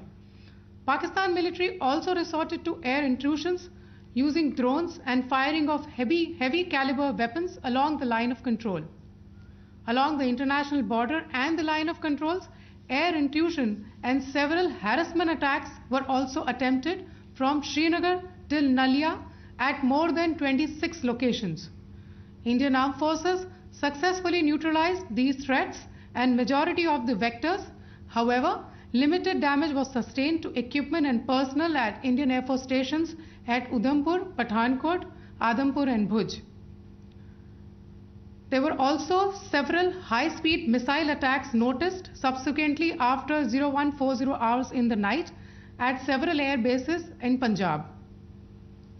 In a deplorable cowardly act, targeting of civilian infrastructure also had taken place, where Pakistan attacked the Medicare center and school premises at the air bases of Srinagar, Avantipur and Udhampur, yet again displaying irresponsible targeting of our civilian infrastructure. In a swift and calibrated response, Indian Armed Forces carried out precision attacks only on identified military targets. These included technical infrastructure, command and control centers, radar sites and weapon storage areas. Pakistan military targets at Rafiqi, Murid, Chaklala, Rahim Yar Khan, Sukur and Chunya were engaged using air-launched precision weapons from our fighter aircraft. Radar site at Pasroor and Sialkot Aviation Base were also targeted using precision munitions. While carrying out these responses, India ensured minimum collateral damage. Pakistan has also attempted to execute a continued malicious misinformation campaign with claims of destruction of Indian S-400 system at Adhampur, destruction of airfields at Suratgarh and Sirsa, BrahMos base at Nagrota, RT gun positions at Derang Yari and Chandigarh forward ammunition depot, with heavy damages to other military stations being propagated on social media. India unequivocally rejects these false narratives being spread by Pakistan. Along the line of control also, Pakistan has attempted multiple air intrusions using drones and conducted shelling using heavy caliber RT guns, targeting civilian infrastructure and killing some civilians. Heavy exchange of artillery mortars and small arm fire in Kupwara, Baramulla, Poonch, Rajouri and Akhnur sectors continued. Indian Army has responded effectively and proportionately, causing extensive damage to Pakistan Army. Pak military has been observed to be moving their troops into forward areas, indicating offensive intent to further escalate the situation. Indian Armed Forces remain in a high state of operational readiness. All hostile actions have been effectively countered and responded appropriately. Indian Armed Forces reiterate their commitment to non-escalation, provided it is reciprocated by the Pakistan military. At the end, I would also like to show you a few images of Air Force bases in the Punjab sector and Rajasthan sector, where it is mighty clear that we are debunking the Pakistani claims of causing destruction at these air bases. You can yourself see the normalcy in these Air Force stations. This is Sirsa, Suratgarh. The runways are intact. There are also time stamped, just notice, they are also time stamped. This is today. First of all, as you have seen, Pakistani claims about activities that they have undertaken continue to be heavy on lies, misinformation and propaganda. And on top of that, this is peddled by Pakistani state agencies. The claims that they have made about attacking and destroying various places, various military installations and facilities, as has been pointed out by my colleagues here this morning, are completely false. The claim about the Air Force station in Sirsa being destroyed, completely false, as you've seen. The claim about the Air Force station in Suratgarh being destroyed, completely false again, as you have seen. There's a claim that has been made that the S-400 base at Adampur was destroyed, completely false once again. Claims have been made about large sections of Indian critical infrastructure, power systems, cyber systems, etc. being attacked and destroyed, completely false. I would urge all of you and all those who watch this not to be misled by this tissue of lies that is being peddled by the Pakistani state for obvious purposes. The second point that I wanted to emphasize is that Pakistan continues with its execrable and wanton campaign of targeting civilians and civilian infrastructure, especially in the states of Jammu and Kashmir and Punjab. There is also on its part a consistent attempt to sow discord between communities in India. As I said, there has been a particular focus in its targeting of civilian infrastructure and the population in Jammu and Kashmir and Punjab. Earlier this morning, Pakistan shelled the town of Rajouri, killing the additional District Development Commissioner Shri Rajkumar Thappa, adding to the civilian casualties and the damage in that state. We have also observed overnight damage to property and injuries to civilians in Firozpur and Jalandhar, among other places. Finally, as I said, Pakistani officials also continue to make ludicrous claims about India firing missiles towards Sri Amritsar Sahib. As I said, these lame attempts to divide India are doomed to failure. We have also seen in some of the remarks that have been shown on television that the Pakistani army spokesman seems to take great joy at the fact that the Indian public should criticize the government of India with regard to various issues. It may be a surprise to Pakistan to see citizens criticizing their own government. That is the hallmark of an open and functioning democracy. Pakistan's unfamiliarity with that, again, should not be surprising. And finally, there is this yet again completely ludicrous claim that Indian missiles have hit Afghanistan. Totally frivolous allegation, and I only want to point out that Afghan people don't need to be reminded about which country it is that has on multiple occasions in just the last 1.5 years targeted civilian populations and civilian infrastructure in Afghanistan. So remember, we just heard the Foreign Secretary speaking of this Spark misinformation campaign. Who's the man behind this? What is his connection to terror? We tell you more. Pakistan military's media megaphone is in the hands of a general with bloodlines tied to terror. ISPR Chief Major General Ahmad Sharif is the son of a UN-sanctioned scientist who in fact met Osama bin Laden and also plotted with extremists.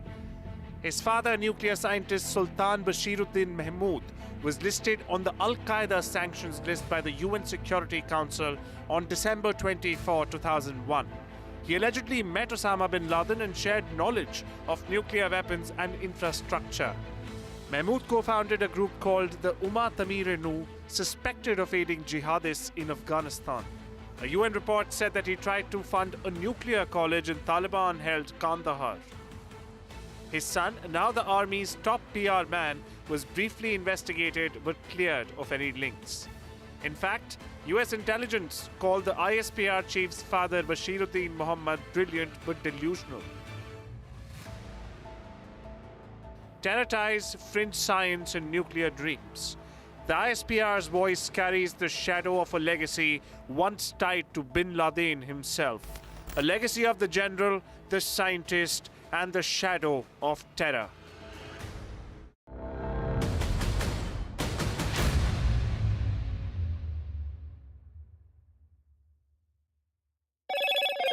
Hello, Moto. Motorola, India's leading AI smartphone brand.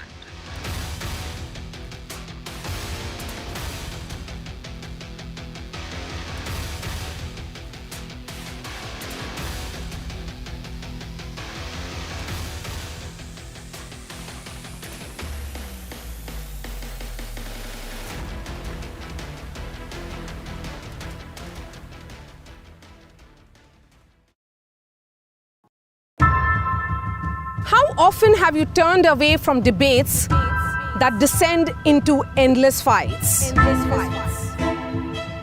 We bring you a show where every question is answered, where every debate finds its resolution, where every story finds its conclusion, where opinions collide but facts prevail, where stories unfold with insights and trust. When the noise ends, the last word begins.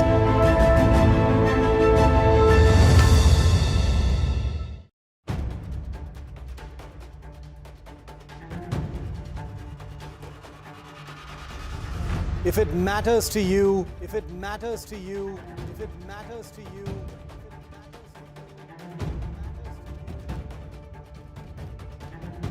it matters to India. It matters to India.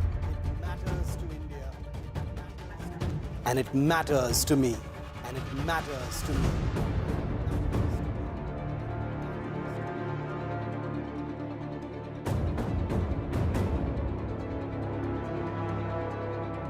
India Matters with Shivaru, only on NDTV 24/7.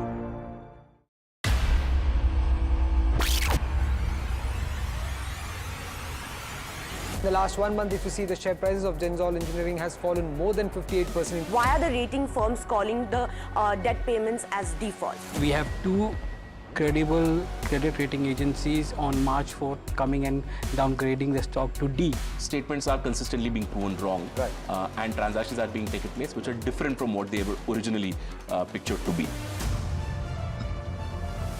The company claimed it would roll out 6,400 electric vehicles.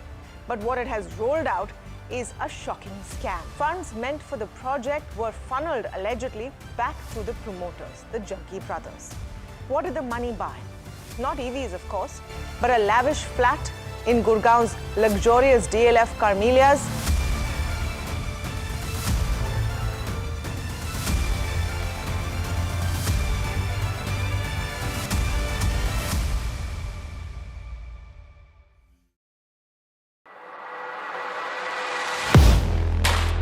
Do you really know the company you invest in? What is the real picture behind presentations and claims? Is the outlook as rosy as the company claims. Know Your Company, powered by NDTV Profit Research, shines a light on the biggest stock market movers. Hello, Moto. Motorola, India's leading AI smartphone brand.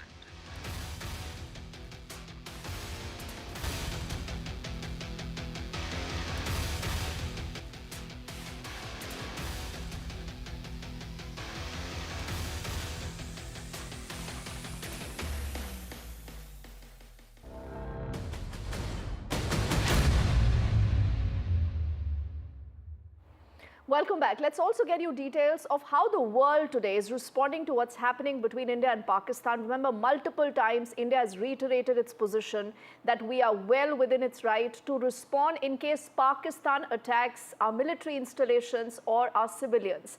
Now, in the course of this, you've seen the US making some fast, quick moves. To decode that, we have our colleague Vishal joining us, even as we'll stay with these pictures to read us through what has happened. Vishal, what has the conversation been like vis-a-vis New Delhi and Islamabad?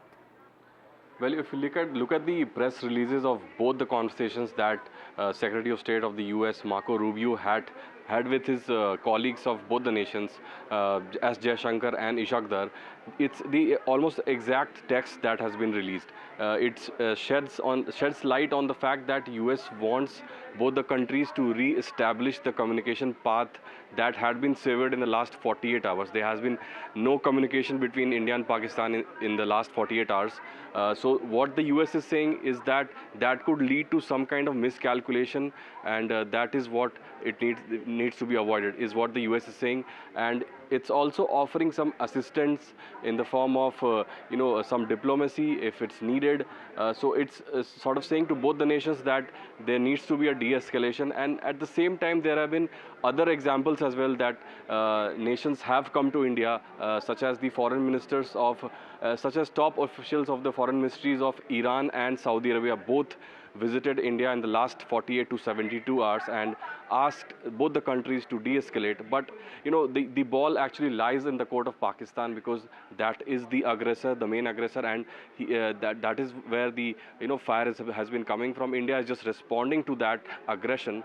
So the ball lies in Pakistan's court, but all eyes are also on US President Donald Trump. He has commented on the conflict in the recent 3-4 days, but it's not been, to an extended comment. So that will have to be seen. All right. So would that call make any difference, or will Pakistan continue to be what it is? Vishal, that is what the world today wants to see. For the moment, thank you for decoding that big story for us. With this, is also time for us to quickly wrap things in this edition of the news. On the other side, Gauri joins you with more updates.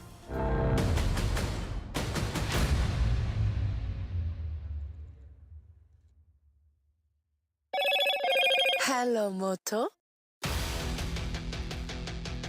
Motorola, India's leading AI smartphone brand.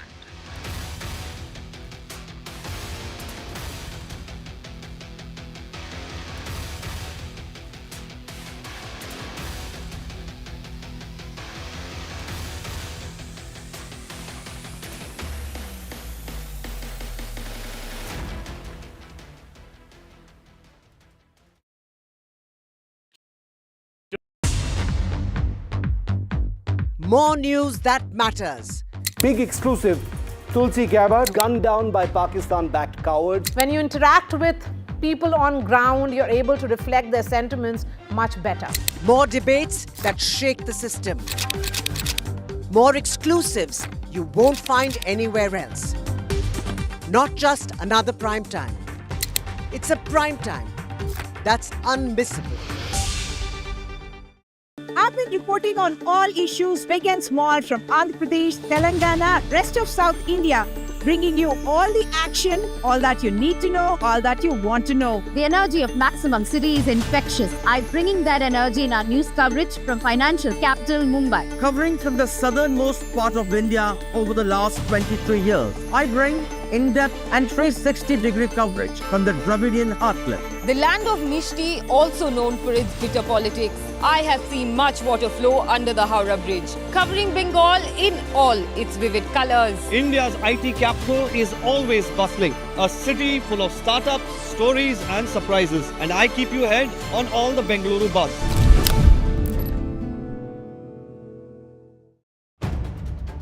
If it matters to you, if it matters to you, if it matters to you,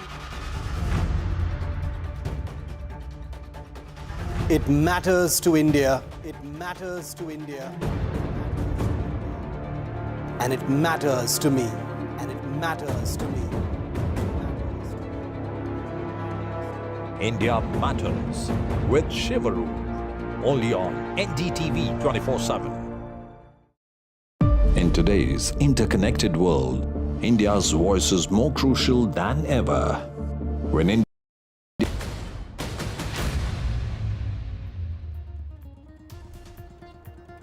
Top government sources on India-Pakistan tensions, they say that future act of terror will be treated as an act of war. Source-based information on NDTV that India will respond accordingly. India has decided that any future act of terror will be considered an act of war. Government sources on the terrorists that have been killed. Source-based information on NDTV, top terrorists have been killed. 3 Jaish-e-Mohammed and 2 Lashkar-e-Taiba terrorists have been killed by India. Prime Minister Modi chairs high-level meeting. 3 services chiefs meet Prime Minister Modi. Tri-services chiefs, CDS, National Security Advisor and Defence Minister attempt the high-level meeting. Government says Pakistan actions have been provocative and escalatory. Government says that Pakistan tried to hit multiple air bases of India. U.S. Secretary of State and acting National Security Advisor Marco Rubio speaks to Jaishankar.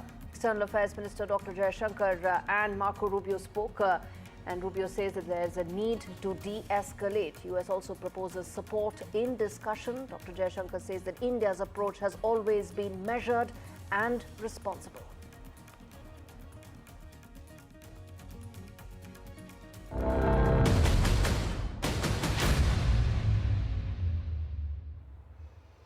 Good afternoon, viewers. We are starting this show with the breaking news that's coming in on the broadcast. Latest updates on Operation Sindoor. Top government sources tell NDTV that any act of terror in future will be treated as an act of war. That's the way now the government has set the red line going forward. And let me get in my colleague Aishwarya Jain to really fill us in with the details on this. It's a very important posturing and view that has been taken by the government, isn't it, Aishwarya, in terms of how future terror attacks, if any, the government will view them as an act of war?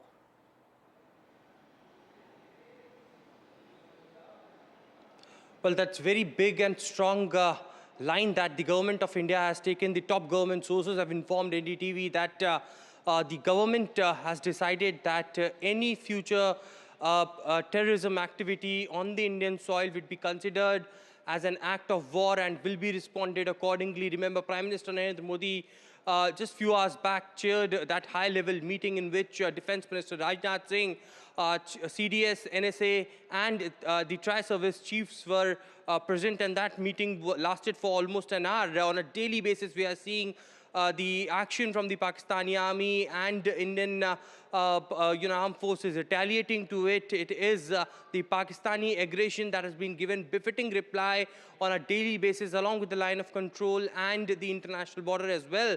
But certainly now the government of India has drawn a line. That's a red line that if any future terrorism activity will be taking place in the country or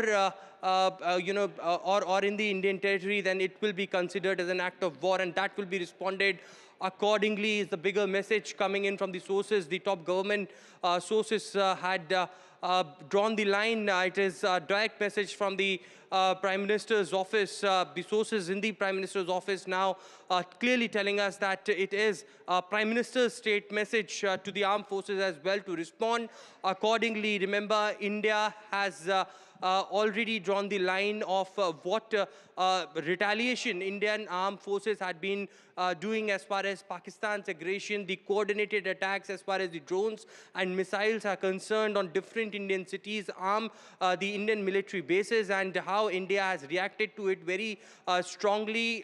There has been occasions when we have seen that be it the Samba sector in Jammu and Kashmir or the Rajouri or Poonch sector, it is Pakistani cover fire that was given, and an infiltration bid was foiled by the border security force as well. And this is, the chance that the Pakistani army, wanted to take it. They have been exposed time and again by the Indian dispensation, by the Indian armed forces, by providing evidences, visual evidences as well. And now it is, on the sidelines of that, we have seen there were alerts and intelligence sources also stated earlier that there could be an infiltration bid in the Indian territory, but that has all been foiled up. But now the government has made it clear that no terrorist activity would be barred. It will be a clear red line that any sort of terrorism activity in the future will be considered as an act of war, and Indian dispensation will be acting accordingly. Government's very tough, very direct warning to Pakistan coming in. As Aishwarya was saying, that high-profile meeting that took place, high-level meeting between Prime Minister Modi, Tri-Services Chief, National Security Advisor, Defence Minister, all those meetings that have taken place after this direct posturing by the government sets a very clear message to Pakistan. Aishwarya Jain, really appreciate you joining us live to give us that update. Through the day, viewers, we have been giving you verified, credible, authentic information about what all Pakistan has been doing. And this report that my colleague Shiv Arur filed from Dal Lake gives you the first-hand account of what is it that Pakistan has been doing in the last 48 hours, hitting at 26 Indian cities. This report tells you what really happened in Srinagar at Dal Lake, where one such drone by Pakistan was fired. Take a look. We're on Srinagar's famous Dal Lake because in an area just ahead of where we're sailing right now is where a Pakistani drone was intercepted and actually fell into the Dal Lake. Now, before you get worried, I have permission to be here. I've spoken to the agencies because the drone that was shot down in airspace over Srinagar and crashed into the Dal Lake has been recovered by the agencies and has gone for analysis. But I wanted to give our viewers here on NDTV tracking our ground coverage just a sense of how in the middle of a population center, Pakistan has been sending offensive weapons. Now, we are told it was some kind of a long-range loitering munition or a drone. While we were reporting this morning, we heard a series of loud explosions, and it's difficult to pinpoint, but at least one of those explosions must have been the interception of a drone somewhere in this airspace, finally landing near that brick bridge right here on the Dal Lake. There have been as many as 14 explosions, including 2 in the afternoon, most of them in the morning. We are told that air defense systems have activated in and around Srinagar near the airport and beyond, bringing down a variety of drones, confirming once again that last night's drone strike attempts in Srinagar and several other places, we are told about 26 different places, is continuing today as well. We heard it with our own ears and it was captured on NDTV's cameras. What Pakistan does next will depend on how it handles the Indian airstrikes that have taken place as a retaliation on their military bases. Remember that phrase, military bases, viewer, because here in Srinagar, a highly populated city with lakhs of people living around the Dal Lake, Pakistan sent a loitering munition capable of killing lots of people right into a population center. See very clearly there's civilians, and it doesn't differentiate between population centers and military targets. With Ashwini Mehra on the Dal Lake in Srinagar, Shiv Arur for NDTV. Pakistan has been hitting at civilian areas, population centers, And in fact, now from Srinagar, we're going to turn attention to Rajasthan, where another projectile debris has been found, and this has been found in a field, and that area has been cordoned off. And this is in Jaisalmer, in Barmer, where nearby towns have now been put on lockdown. And this ground report that's been filed by Harsha Kumari Singh, my colleague from Jaisalmer, tells you yet again what exactly NDTV has been saying all along. Pakistani drones that have been intercepted, this time in Pokhran, where people have been asked to stay indoors. Take a look. A lot of drone activity here on the border, on the western front. Now we are in Jaisalmer in Badoda Gaon, which is about 30-40 kilometers from Jaisalmer, and about 4:10 in the morning, this is what happened here. So you can see that this kind of a crater that has come up here. Now at about 4:10 in the morning, the village people here, they saw a missile-like object landing here, and then it went ahead. And if you can see, it created a crater, and then it went through that tree in front of me, throwing sort of debris all along. It went there and then it landed another 500 meters to the other side. So it's got a huge range from here till about another 500 meters. Now I have some people here with me who were of course witness to all this. भैया आपका नाम बताइए. उदय सिंह. हाँ, उदय सिंह, आप लोग यहाँ पर रात को सो रहे थे, घर में क्या देखा आपने? खेत है हमारा, वहाँ पर सो रहे थे. क्या देखा आपने? हमने तो 4:40 पर धमाका हुआ, 3 धमाका, जोरदार धमाका हुआ. उसमें अपने आग पूरा प्रकाश हो गया 3 किलोमीटर में, प्रकाश से प्रकाश. और फिर क्या देखा, यहाँ पे क्या हुआ? यहाँ पर गड्ढा है, मिसाइल फूट को अलग गई, 2 किलोमीटर में अलग गई यहाँ. ठीक है. आपने क्या देखा, आप यहीं पे थे? हमने वही देखा, ब्लास्ट हुआ है और चिंगारियाँ निकली है 4-4:30 के आसपास, और फिर धमाके, अलग अलग जगह धमाके भी हुए हैं. और ये जो यहाँ पे आया था, ये लगता है चीरता हुआ यहाँ से गया है. बिल्कुल. यहाँ से गिरने से सीधा, ये झाड़ है, इसके अंदर से गिरने से सीधा यहाँ से 1.5 किलोमीटर आगे इसका जो टुकड़ा है वहाँ आगे गिरा है. और जो हमारे घर थे उसके ऊपर भी गिरे हैं और घर के अंदर भी आए हैं, फिर नुकसान कुछ नहीं हुआ. इसीलिए क्या है कि गिरने से थोड़ा अफसोस भी हुआ है घर वालों को, इसीलिए वो सीधा आगे निकल गया. जो इसका टुकड़ा है ना, वो आगे गिर गया है. बाकी छोटे छोटे पार्ट्स हैं वो हमारे घर में गिरे हैं, उधर खेत में भी गए हैं. तो आर्मी ने आके यहाँ से सारे पार्ट्स इकट्ठा कर लिए? बिल्कुल, पार्ट्स सभी इकट्ठे कर लिए हैं.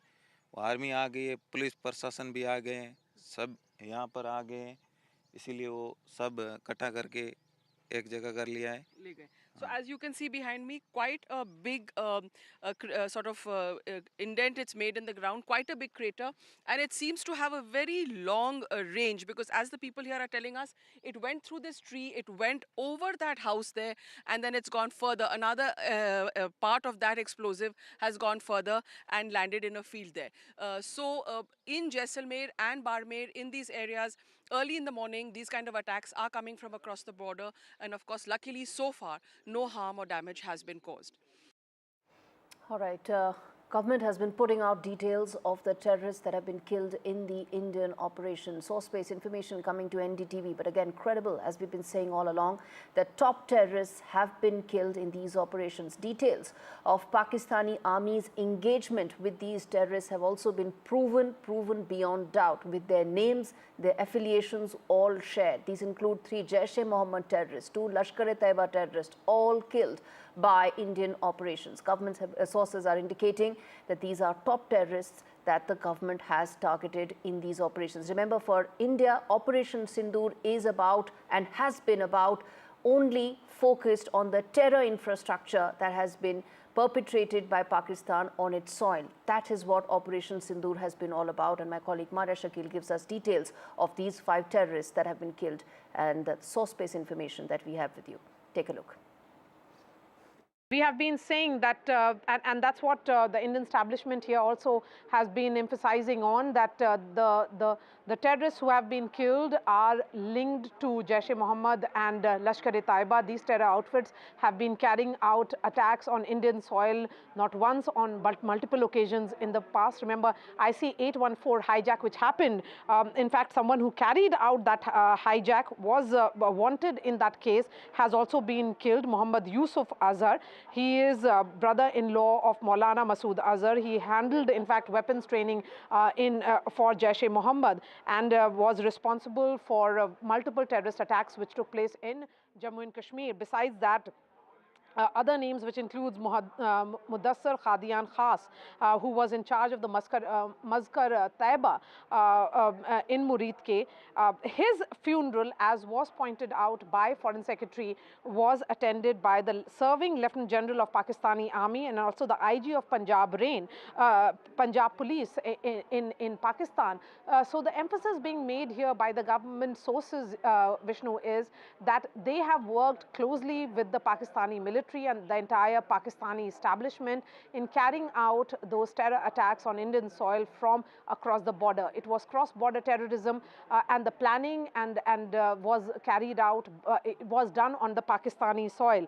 More names that have been released by way of government sources, of course, is of Muhammad Hassan Khan, who is associated with Jaish-e-Mohammed. He played a key role in carrying out multiple terrorist attacks in Jammu and Kashmir. Another important name again would be Khalid Abu Akhasa, who was associated with Lashkar-e-Taiba, and his funeral was held in Faisalabad. Again, that funeral was attended by senior Pakistani army officials and the Deputy Commissioner of Faisalabad. So this is the list of some of the terrorists, the names of which have now come out by way of government sources. Operation Sindoor started, viewers. The one thing that Pakistan has been doing again and again is coming out with a misinformation campaign, a propaganda that India has been busting again and again. Indian army shooting down Pakistan lies, and we've been telling all those details right here because it's important to counter the fiction that Pakistan has been coming out with exact facts. The fake news that Pakistan has been coming out in terms of whether it's the Indian army, supposed perpetrated damages, all coming out by the Pakistan misinformation factory is being busted right here. And my colleague Nikunj Garg gives you all those details. Much of this propaganda is actually targeted at Indian civil population. The larger world probably is currently not too interested in the conflict or will not be too bothered in this conflict unless it further escalates. Pakistan is basically trying to demotivate through a large online campaign, particularly the population that it is targeting, and send out a message that Government of India or the Government of India's other wings are somehow failing to act upon the responsibility entrusted upon them. Pakistan obviously is a past master of misusing social media elements or even propaganda on the mainline platforms. They have activated their complete machinery at this moment also, as is expected in a near war-like situation that we are in currently. Obviously, Pakistani side will leave no stone unturned, knowing their weaknesses, knowing chinks in their armor, and would try to impress upon a larger section of population, both in India and Pakistan back home also, that they have been able to inflict large-scale damage. Government of India, as you have seen, that the Press Information Bureau has set up a fact-check unit.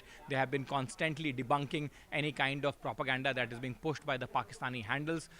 Government is also taking active steps to block the handles that have routinely been found to be propagating Pakistani fake media campaigns. It has also put out advisories. Yesterday, Information and Broadcasting Minister took a special meeting of multiple public platforms. In fact, a series of meetings, and after that, they have set up a special control room for anyone to verify, anyone in the business of news, media, and information seeking, to verify the news that is being put out through a special platform or a special control room of the Press Information Bureau. So multiple steps are being taken, but the best step against any kind of fakery on social media is not to fall for any kind of propaganda material being pushed by unverified handles or handles that do not have any reliable followers. And that's a general advisory for general people in any time. And mostly in the times of wars and situation of any contingency, people should very closely follow it. In fact, Foreign Secretary himself today appealed to the people not to fall for the kind Pakistani propaganda that is being pushed. And that was after he said that Pakistan is actually trying to sow the seeds of discord between communities in India. Viewers, I'm going to now play out sound bites of the two women who are essentially now the face of India in Operation Sindoor, both in India and around the world. That is Wing Commander Voimika Singh and Colonel Sophia Qureshi. Take a look. Pakistan military continued with its provocations, carrying out aggressive actions employing multiple threat vectors all along the western border. Pakistan employed UCAV, drones, long-range weapons, loitering munitions and fighter aircrafts to target civilian areas and military infrastructure. Pakistan military also resorted to air intrusions using drones and firing of heavy caliber weapons along the line of control. Along the international border and the line of controls, air intrusion and several harassment attacks were also attempted from Srinagar till Nalia at more than 26 locations. Indian Armed Forces successfully neutralized these threats and majority of the vectors. However, limited damage was sustained to equipment and personnel at Indian Air Force stations at Udhampur, Pathankot, Adampur and Bhuj. There were also several high-speed missile attacks noticed subsequently after 0140 hours in the night at several air bases in Punjab. In a deplorable cowardly act, targeting of civilian infrastructure also had taken place, where Pakistan attacked the Medicare Center and school premises at the air bases of Srinagar, Avantipur and Udhampur, yet again displaying irresponsible targeting of our civilian infrastructure. In a swift and calibrated response, Indian Armed Forces carried out precision attacks only on identified military targets. These included technical infrastructure, command and control centers, radar sites and weapon storage areas. Pakistan military targets at Rafiqi, Murid, Chaklala, Rahim Yar Khan, Sukur and Chunya were engaged using air-launched precision weapons from our fighter aircraft. Radar site at Pasroor and Sialkot Aviation Base were also targeted using precision munitions. While carrying out these responses, India ensured minimum collateral damage. Pakistan has also attempted to execute a continued malicious misinformation campaign with claims of destruction of Indian S-400 system at Adampur, destruction of airfields at Suratgarh and Sirsa, BrahMos base at Nagrota, RT gun positions at Derang Yari and Chandigarh forward ammunition depot, with heavy damages to other military stations being propagated on social media. India unequivocally rejects these false narratives being spread by Pakistan. Along the line of control also, Pakistan has attempted multiple air intrusions using drones and conducted shelling using heavy caliber RT guns, targeting civilian infrastructure and killing some civilians. Heavy exchange of artillery mortars and small arm fire in Kupwara, Baramulla, Poonch, Rajouri and Akhnur sectors continued. Indian Army has responded effectively and proportionately, causing extensive damage to Pakistan Army. Pak military has been observed to be moving their troops into forward areas, indicating offensive intent to further escalate the situation. Indian Armed Forces remain in a high state of operational readiness. All hostile actions have been effectively countered and responded appropriately.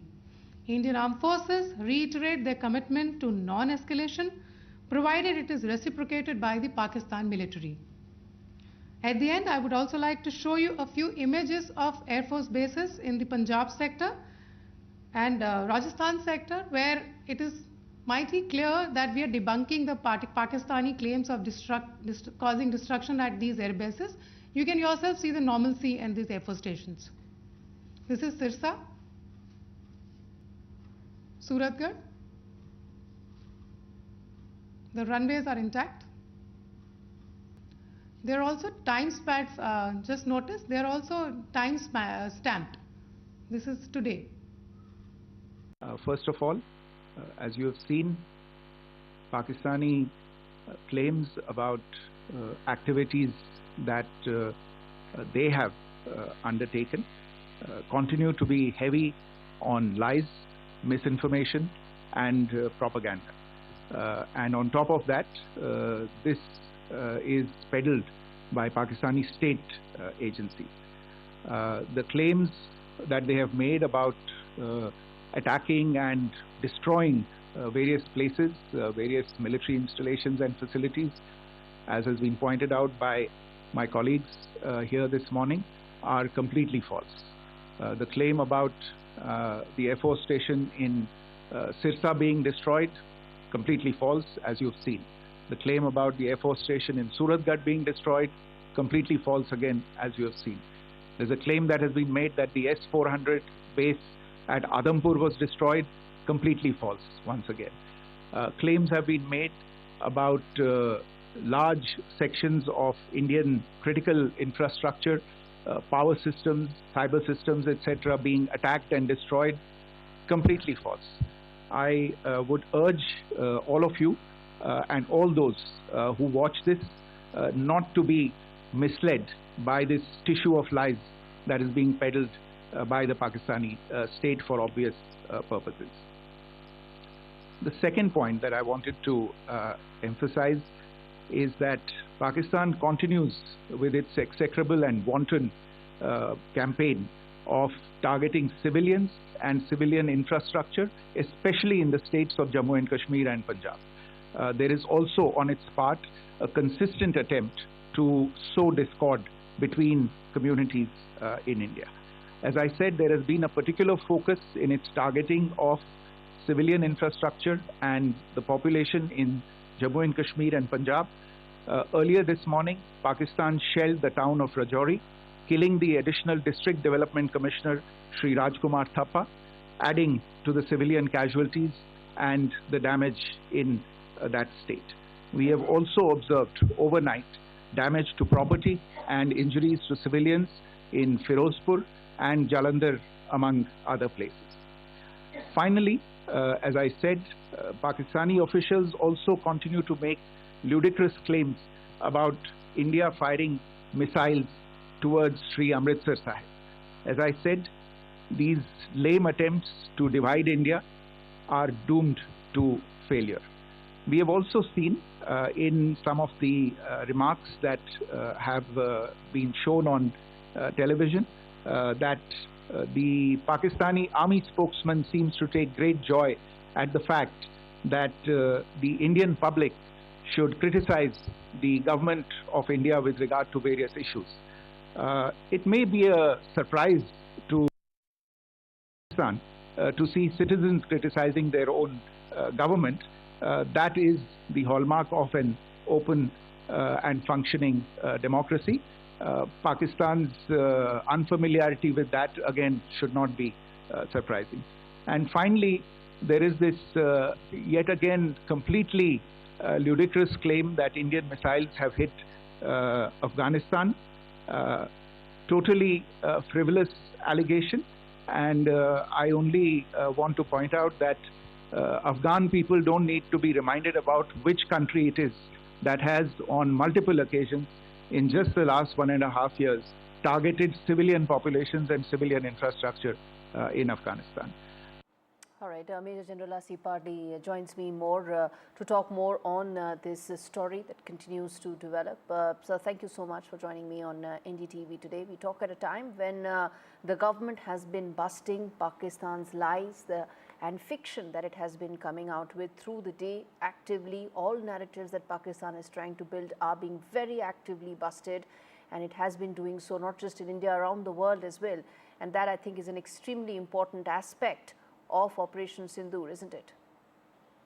Yes, Pakistan USP is always telling lies. Initially they said that Osama bin Laden is not there, and subsequently even US found out that Osama bin Laden was staying in Pakistan. So propaganda, telling lies is the hallmark of Pakistan governance, and because they are weak militarily, so they've been doing all this kind of propaganda work. And also, we also understand that the propaganda war and selling, spreading false news, fake news is part of the information warfare games. But we are also equally competent, and we have got enough measures to check all those fake news and factories. And that is what we have been also doing. Everything, whatever is coming in the social media is being monitored.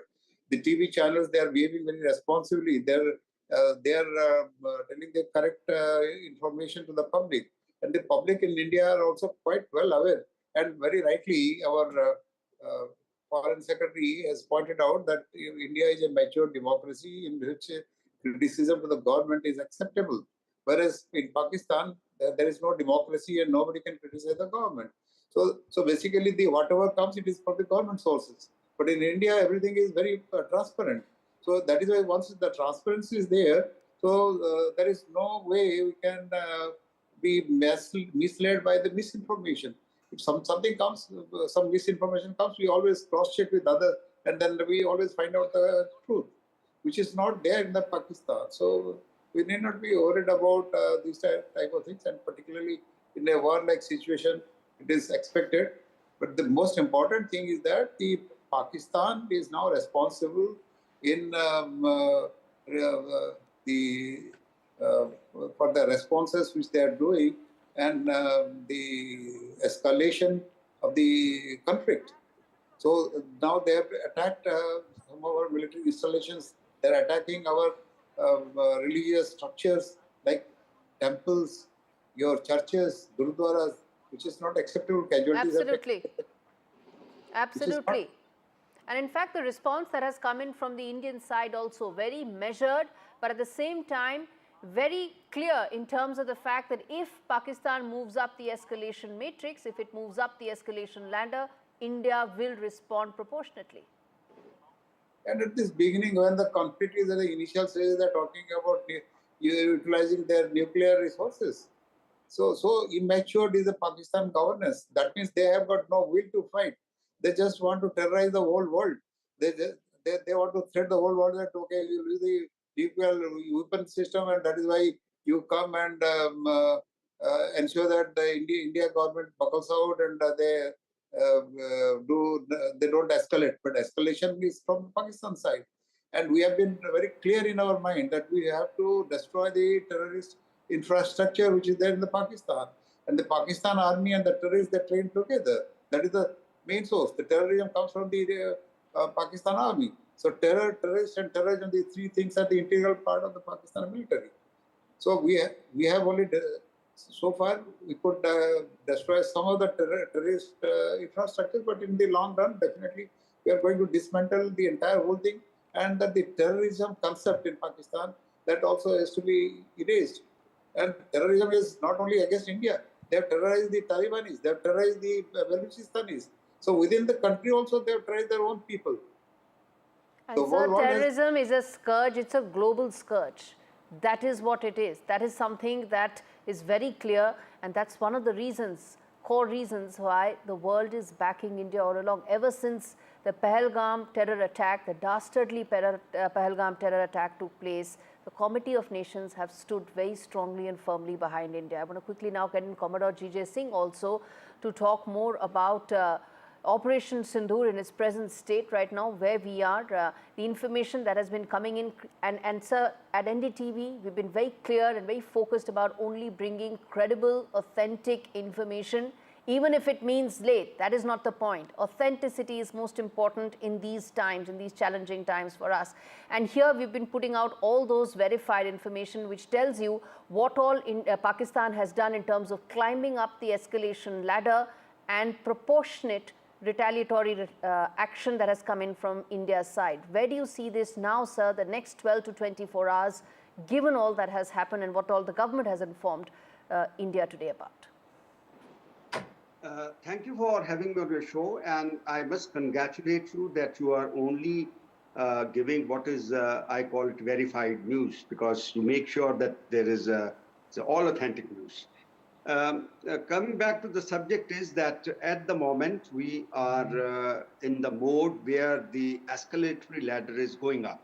It is going in a upward spiral because the kind of weapons which Pakistan has used this morning, like the high-speed hypersonic missile, that Fateh-2, is a very dangerous point where we should be worried about, because they were probably targeting our capital, and we have to be careful about it, because this was not expected. It is not a proportionate, calibrated, is or targeting civilian population. In fact, whether it is in Dal Lake, whether it is in Jaisalmer, we've been putting out those ground reports. Our colleagues have been covering every aspect of this, and everywhere Pakistan is trying to, of course, hit civilian population. Yeah, that's what I was coming to, that they have been hitting or sort of striking on a civilian population all along the IB border as well as on the LOC. So they have just no ethics or the principles of fighting. They are now in a provocatory move. They want to provocate us, whereas we are very restrained, we are balanced, we are proportionate. Whatever they are doing, we are only hitting those targets with the very precise strikes without any collateral damage or any hitting any populated areas. But the kind of answer that we are getting from Pakistan is not the same. It is not expected of a professional army or a professional air force. So therefore, I see it as a provocation. I see that we are going up on the escalator ladder because lately we have also heard that they have started mobilizing their armed corps and armed divisions, their infantry, their in fact, this is artillery all something, along the this border. is extremely important, and I wanted to get in General Padi as well on this, that how do you read and in fact this information that came in from the press conference earlier in the day on what Commodore G.J. Singh is saying, that Pakistan is moving some of its army and soldiers to the border areas, the movement of troops that's taking place. I agree with what Commodore Singh has said, but I would like to tell you that because they don't have any targeted targets in India, because we don't have any terrorist infrastructure. So, and the initial stages, when we demonstrated that we have got a much better integrated air defense system and we could do anything inside that territory and we could hit our target very accurately, precisely. So now they are in a state of panic. So they want to escalate. So in escalation, if they move their ground forces or do any kinetic action, so the thing is that they are probably want to get into inside India and they will definitely get killed, because we are fully prepared to for any challenges which is coming or any hostile activities from the Pakistan side, whether it is from the air or from the ground or at sea. All the three services are fully active, and we have got enough resources, enough measures, operational plans, everything is there. So those activities, maybe they are trying to threaten that, okay, we'll escalate to the next level. So we are ready for that. Any level of escalation, it will be responded precisely and with responsibly, because we are very clear that our objectives are to dismantle the terrorist infrastructure, and we don't want to go for any collateral damage. We don't want to do any damage to the civilian population. So far we have not done that, which they have been doing it. So if they escalate, so let them do it, and then they will see our response. Absolutely. In fact, India also mentioned this when it said that Pakistan is trying to weaponize civilian airspace. The government of India has said that because that's exactly what Pakistan is trying to do when it comes to the civilian airspace. Thank you so much, Commodore G.J. Singh and General Padi, for joining me on the NDTV right now. And in fact, speaking about high-level preparedness, Prime Minister Modi chaired a meeting with three service chiefs to discuss the next course of action. I'm assuming preparedness, and that review also included the Chief of Defence Services and Chief of Defence Staff, as well as the National Security Advisor and the Defence Minister, in terms of the next level of preparedness as Operation Sindoor is still underway. My colleague Aishwarya Jain, who's been tracking these high-level meetings all along, gives us an update on what transpired, what could be the possible next course of action for the government from a preparedness point of view. Take a look. Yesterday, late night, Prime Minister chaired a high-level security meeting with the top officials of the defense forces, including Defense Minister Rajnath Singh. And within 13 to 14 hours, another round of meeting took place today at 7 Lok Kalyan Marg, where Prime Minister was briefed about the ongoing operations of the Indian Armed Forces. The Indian government and the top dispensation of Indian establishment is in view that India is only retaliating to what Pakistani troops are doing as far as hitting our civilians and also engaging in the infiltration bid. There has been cover fires being given by the Pakistani troops from their bunkers, and it is, of course, the border security force, clearly stopping this kind of infiltration bid. All of them had come into, the visual evidences that Indian armed forces are collecting, but certainly it is the Prime Minister who had a view that Indian armed forces should be given a free hand, and the entire country is united together in support with the Indian armed forces. Prime Minister had stated that he believes in full professional capabilities of our armed forces, and therefore the ongoing escalation by the Pakistani side is something that that has been seen very, very closely. Prime Minister, Defense Minister and Home Minister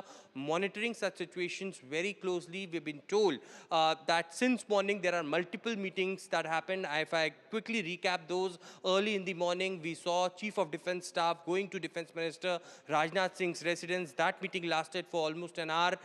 Post that, we saw that press conference by the Government of India in which details were given about how the Indian armed forces stopped the Pakistani drones and missiles that were coming and hit and was aiming towards the Indian air bases. Post that, we saw NSA Ajit Doval going towards 7 LKM, and that meeting lasted for almost an hour, and then this very important meeting that Prime Minister chaired with Defense Minister Rajnath Singh, CDS, NSA and tri-service chiefs present. That meeting lasted for an hour, and a separate one-on-one meeting after that with NSA Ajit Doval and Prime Minister. So Prime Minister very, very closely monitoring each and every situation. Of course, the nod is being given by Prime Minister for the armed forces, but the armed forces have been given clear a free hand for their operations.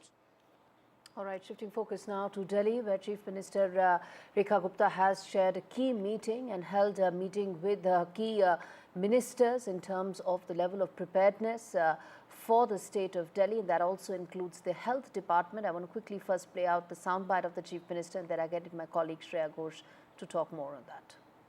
Panic नहीं है, बिल्कुल निश्चिंत होकर के जनता relax हो सकती है। सरकार मुस्तैद है, प्रशासन दुरुस्त है और सेनाएं अपना काम कर रही हैं। हम सबको बस अवेयर रहना है और किसी भी स्थिति से निपटने के लिए तैयार रहना है। इतनी सी बात है और किसी भी प्रकार की इससे आगे की चिंता नहीं करनी है। पर इस परिस्थिति में पूरा देश एकजुट है, ये जरूर संदेश पूरे शहर का है, पूरी राष्ट्रीय राजधानी का है।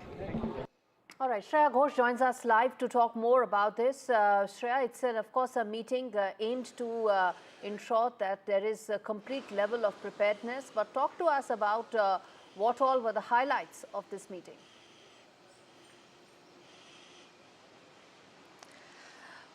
Well, of course, today Delhi Chief Minister Rekha Gupta chaired a very high-octane review meeting with all the department heads at the Delhi Secretariat to ensure that the capital is battle-ready.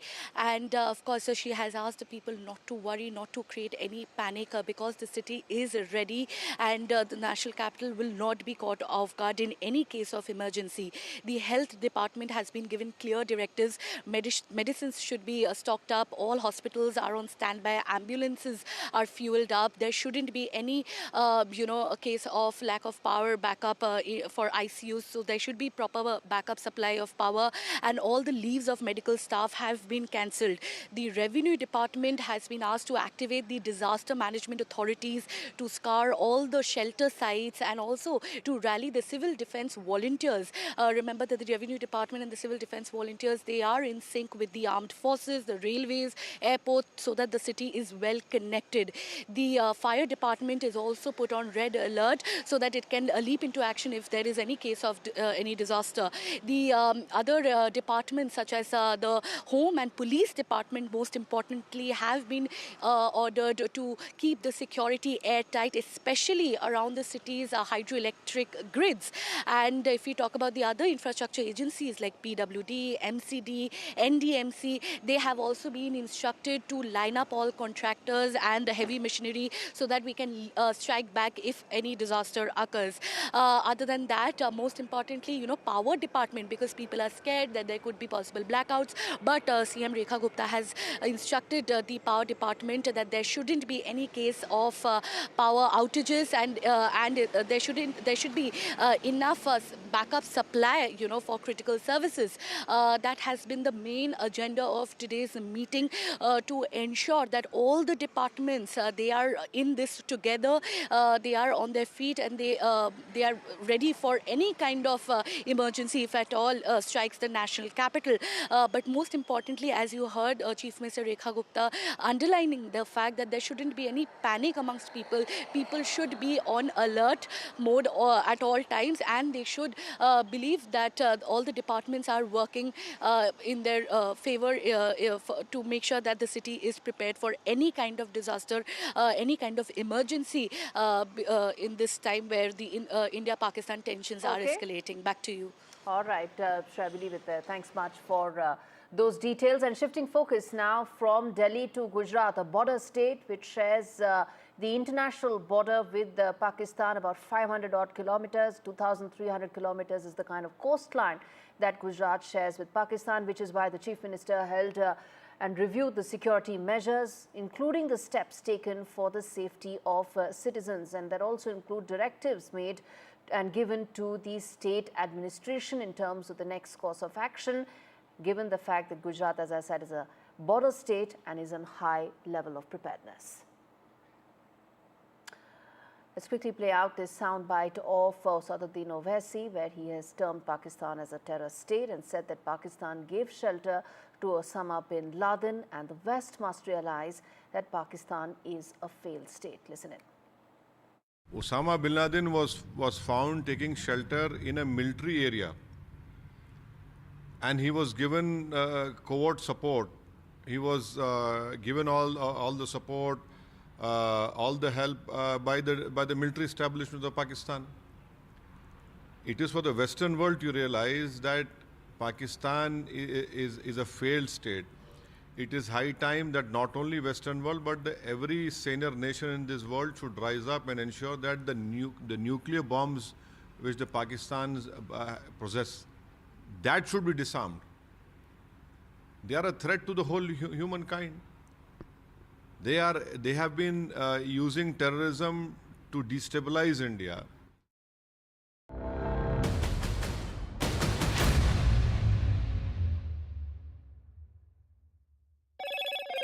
Hello, Moto. Motorola, India's leading AI smartphone brand. Government sources on terrorists killed in Operation Sindoor. Top terrorists have been killed. That includes 3 Jaish-e-Mohammed and 2 Lashkar-e-Taiba terrorists. Prime Minister Modi chairs high-level meeting with 3 services chiefs and reviews the situation along with CDS. Government says that Pakistani actions have been provocative and escalatory. Government says that Pakistan has tried to hit multiple air bases. U.S. Secretary of State speaks to External Affairs Minister Dr. Jaishankar. Marco Rubio says India and Pakistan need to de-escalate. U.S. proposes support in any possible discussions. External Affairs Minister says India's approach has always been measured and responsible.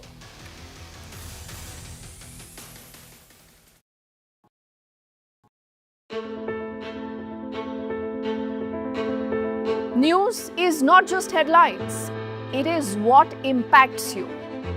And news should never be mistaken for noise. What matters is the reality. Accurate, in-depth, and with the right perspective. For over 20 years, I have been a journalist, and never has clarity mattered more than now. At Newsnight, we go beyond the surface. We dissect the details, challenge the narratives, and bring you the unparalleled clarity you deserve in a world clouded by misinformation. We are bold, we are direct. Newsnight, for the news in your interest. Only on NDTV 24/7.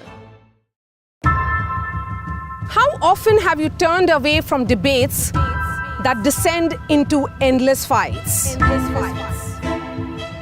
We bring you a show where every question is answered, where every debate finds its resolution, where every story finds its conclusion, where opinions collide but facts prevail, where stories unfold with insights and trust. When the noise ends, the last word begins.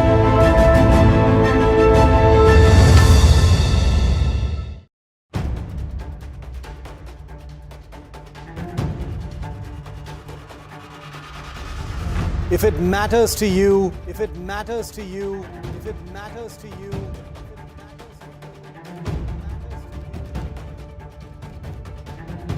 it matters to India. It matters to India. It matters to India. And it matters to me. And it matters to me.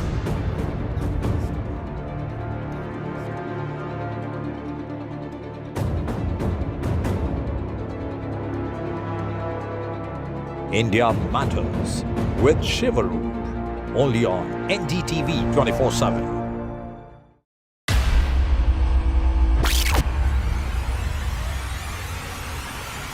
The last 1 month, if you see, the share prices of Genzol Engineering has fallen more than 58%. Why are the rating firms calling the debt payments as default? We have two credible credit rating agencies on March 4th coming and downgrading the stock to D. Statements are consistent. Hello, Moto. Motorola, India's leading AI smartphone brand.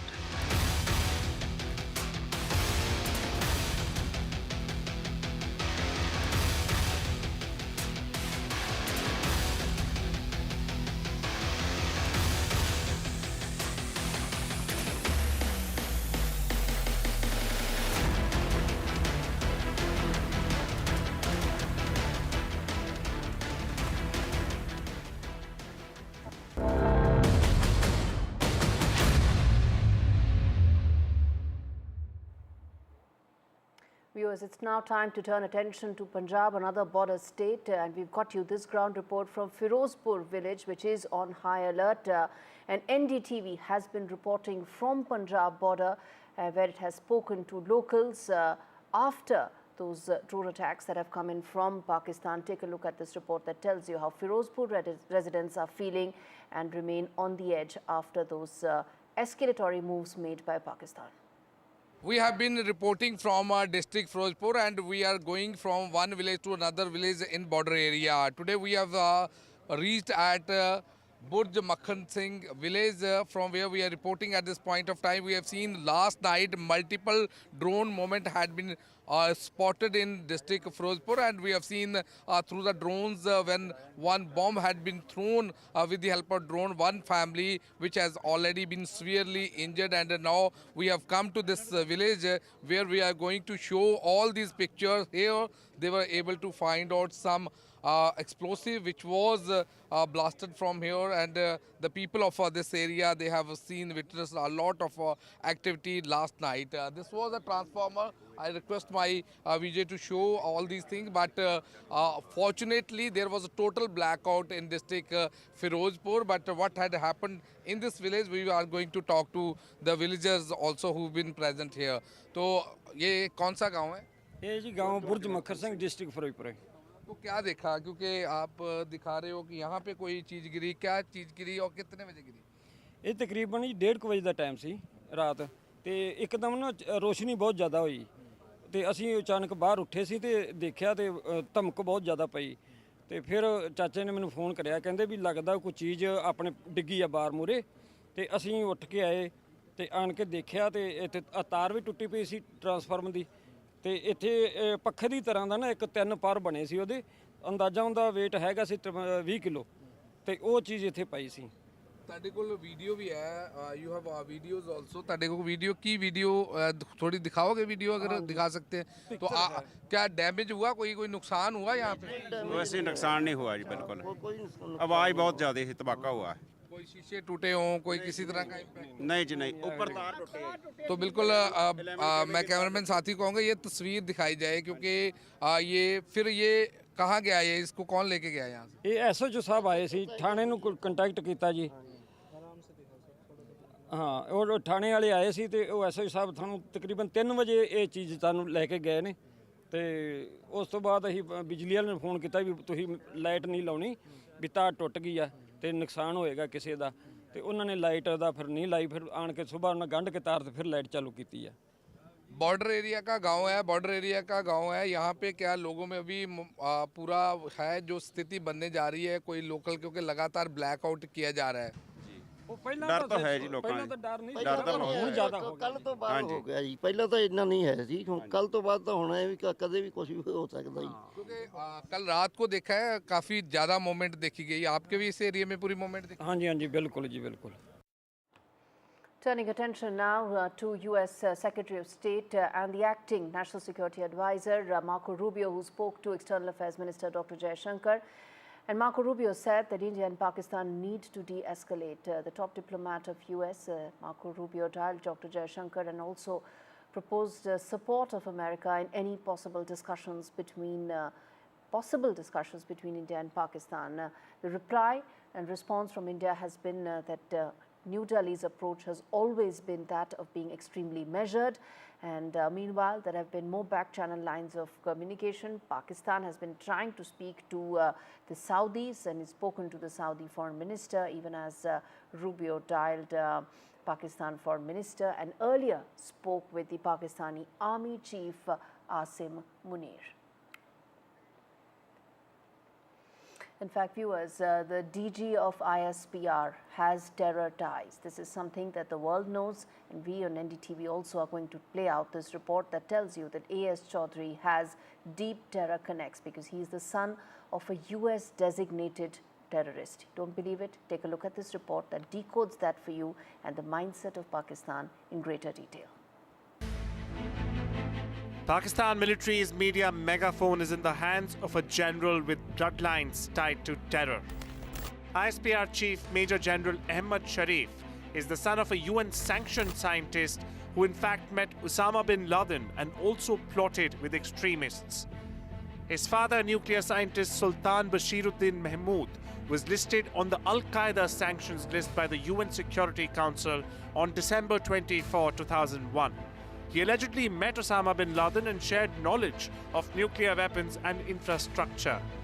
Mahmood co-founded a group called the Umma Tamir-e-Nu, suspected of aiding jihadists in Afghanistan. A UN report said that he tried to fund a nuclear college in Taliban-held Kandahar.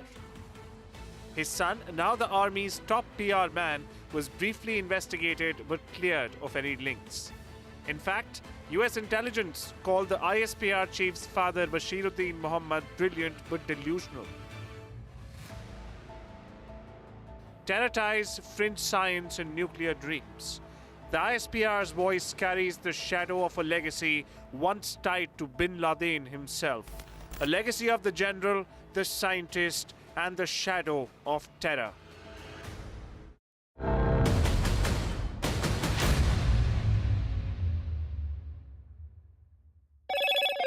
Hello, Moto. Motorola, India's leading AI smartphone brand.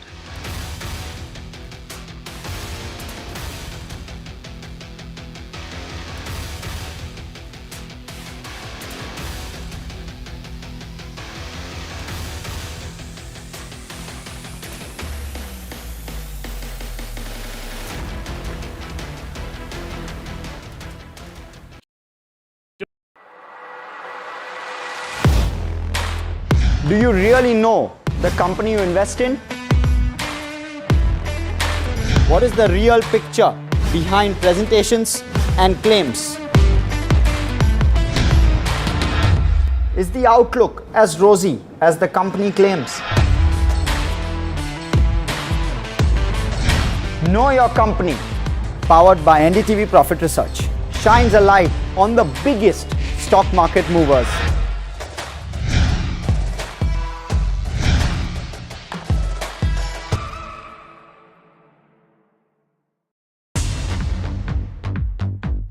More news that matters. Big exclusive. Tulsi Gabbard gunned down by Pakistan-backed cowards. When you interact with people on ground, you're able to reflect their sentiments much better. More debates that shake the system. More exclusives you won't find anywhere else. Not just another prime time. It's a prime time that's unmissable. I've been reporting on all issues big and small from Andhra Pradesh, Telangana, rest of South India, bringing you all the action, all that you need to know, all that you want to know. The energy of Maximum City is infectious. I'm bringing that energy in our news coverage from financial capital Mumbai. Covering from the southernmost part of India over the last 23 years, I bring in-depth and 360-degree coverage from the Dravidian heartland. The land of Mishti, also known for its bitter politics. I have seen much water flow under the Howrah Bridge, covering Bengal in all its vivid colors. India's IT capital is always bustling, a city full of startups, stories and surprises. And I keep you ahead on all the Bengaluru buzz.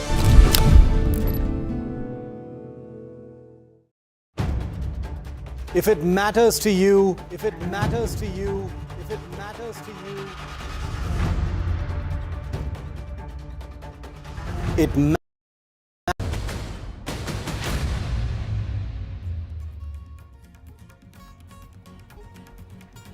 Gujarat Chief Minister chairs a security review meeting. On the agenda is the safety of citizens in Gujarat. Ensuring availability of all essential items is a priority in the review meeting. Government sources tell NDTV that top terrorists have been killed by India's actions. That includes 3 Jaish-e-Mohammed and 2 Lashkar terrorists who've been killed in Operation Sindoor. Prime Minister Modi chairs a high-level meeting with 3 services chiefs, along with CDS, National Security Advisor, and Defence Minister. Government says that Pakistani actions have been both provocative and escalatory. Government says that Pakistan tried to hit multiple Indian air bases. U.S. Secretary of State Marco Rubio speaks to External Affairs Minister Dr. Jaishankar. Rubio says that India and Pakistan need to de-escalate and proposes support in any possible discussions. External Affairs Minister says that India's approach has always been that of being measured and responsible.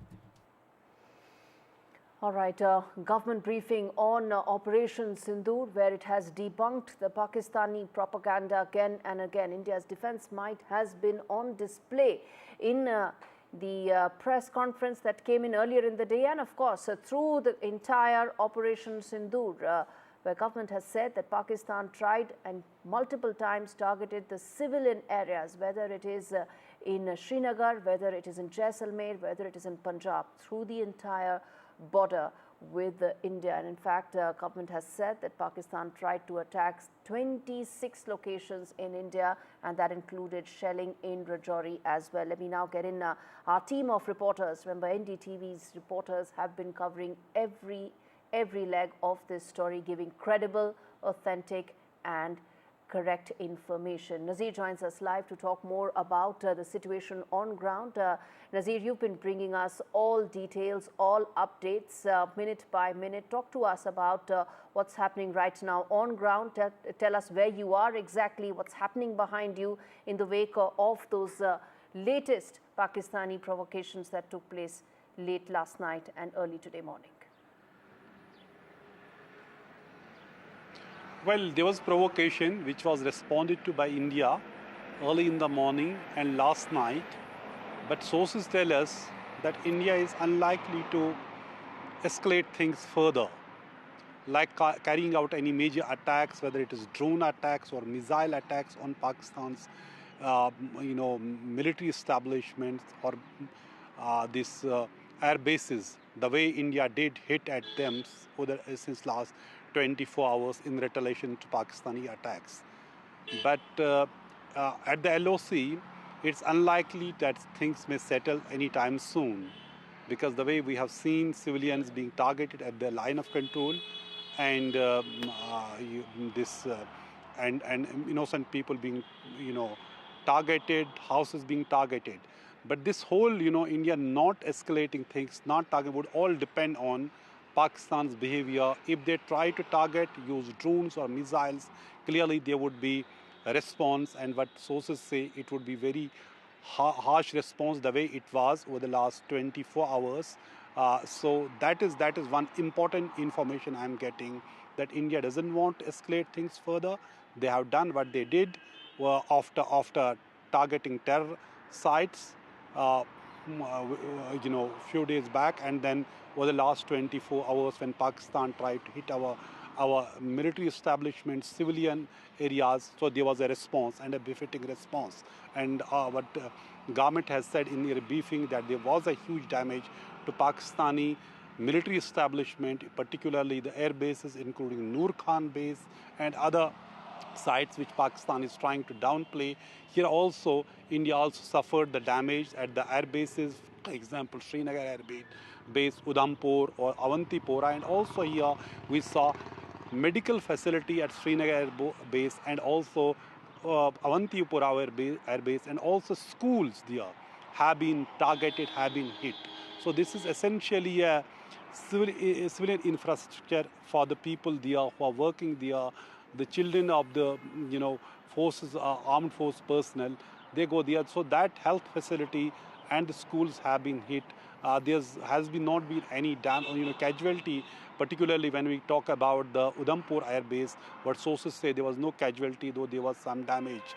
So Pakistan has been trying to escalate things, and there was a proper response. But sources are telling us there would not be further escalation when it comes to targeting each other's mainland in concern, until Pakistan tries to target India. But at the line of control, which we have seen, they have been repeatedly targeting, and today we saw this morning in Rajouri, senior officer of J&K government, Rajkumar Thabas, he was killed, and Pakistani shells hit his official residence. He was not a combatant, like 4 other innocent civilians who were killed in today's shelling.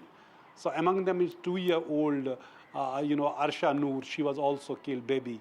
She was also killed. Yes. There's other people who have also been killed. So clearly there have been civilian casualties. Thousands of people have been displaced.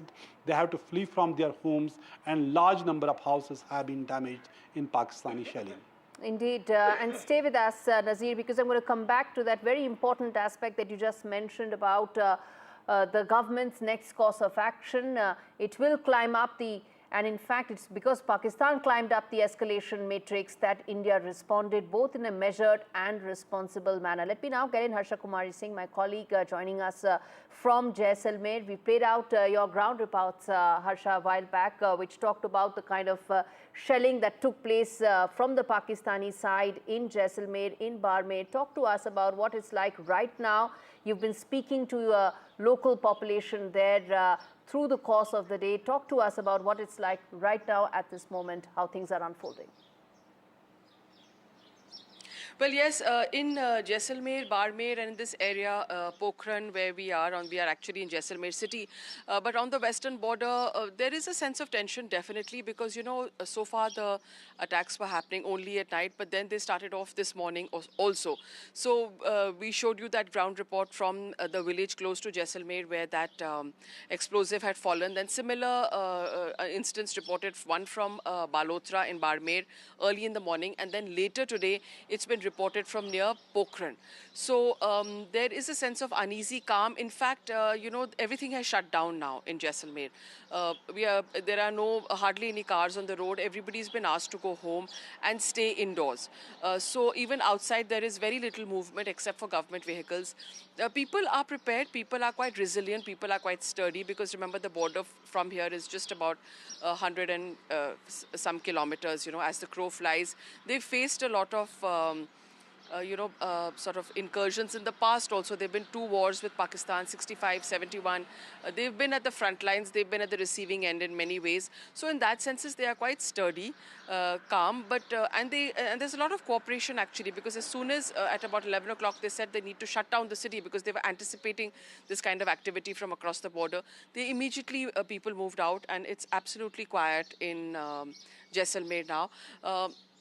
Also, the state of Rajasthan on a high alertness. Of course, the cities of Barmer and Jaisalmer are what comes under red alert, but other cities also on a state of heightened alertness. Bikaner and Ganganagar are under green alert, and this means that medical and emergency services will continue, but everything else is closed down. They've moved extra doctors into the border districts. They've also moved extra RAC platoons here, and generally there's an overall sense of preparedness here on the border. All right, there's an overall sense of preparedness, and as Nazir was pointing out earlier, that the government sources that he's been talking to are very clear that no climbing up the escalation ladder or matrix till they are forced to respond to from the Pakistani side. You got the two sides, both from Srinagar as well as Jaisalmer. Our reporters giving us credible, authentic, on-ground information about how things are panning out right now. I want to quickly now play out 2 important sound bites. First off, Wing Commander Vamika Singh explaining to us what all Pakistan did, and in response, India retaliated in a measured and responsible manner. And then we can also play out a soundbite of Foreign Secretary Vikram Misri explaining India's stance and position in Operation Sindoor. Listen in. Pakistan military continued with its provocations, carrying out aggressive actions employing multiple threat vectors all along the western border. Pakistan employed UCAV, drones, long-range weapons, loitering munitions and fighter aircrafts to target civilian areas and military infrastructure. Pakistan military also resorted to air intrusions using drones and firing of heavy caliber weapons along the line of control. Along the international border and the line of controls, air intrusion and several harassment attacks were also attempted from Srinagar till Nalia at more than 26 locations. Indian Armed Forces successfully neutralized these threats and majority of the vectors. However, limited damage was sustained to equipment and personnel at Indian Air Force stations at Udhampur, Pathankot, Adampur and Bhuj. There were also several high-speed missile attacks noticed subsequently after 0140 hours in the night at several air bases in Punjab.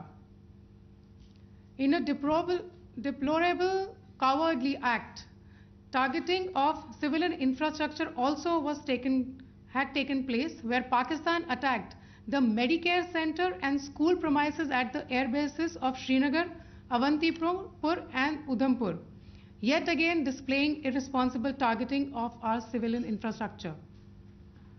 In a swift and calibrated response, Indian Armed Forces carried out precision attacks only on identified military targets. These included technical infrastructure, command and control centers, radar sites and weapon storage areas. Pakistan military targets at Rafiqi, Murid, Chaklala, Rahim Yar Khan, Sukur and Chunya were engaged using air-launched precision weapons from our fighter aircraft. Radar site at Pasroor and Sialkot Aviation Base were also targeted using precision munitions. While carrying out these responses, India ensured minimum collateral damage. Pakistan has also attempted to execute a continued malicious misinformation campaign with claims of destruction of Indian S-400 system at Adampur, destruction of airfields at Suratgarh and Sirsa, BrahMos base at Nagrota, RT gun positions at Derang Yari and Chandigarh forward ammunition depot, with heavy damages to other military stations being propagated on social media. India unequivocally rejects these false narratives being spread by Pakistan.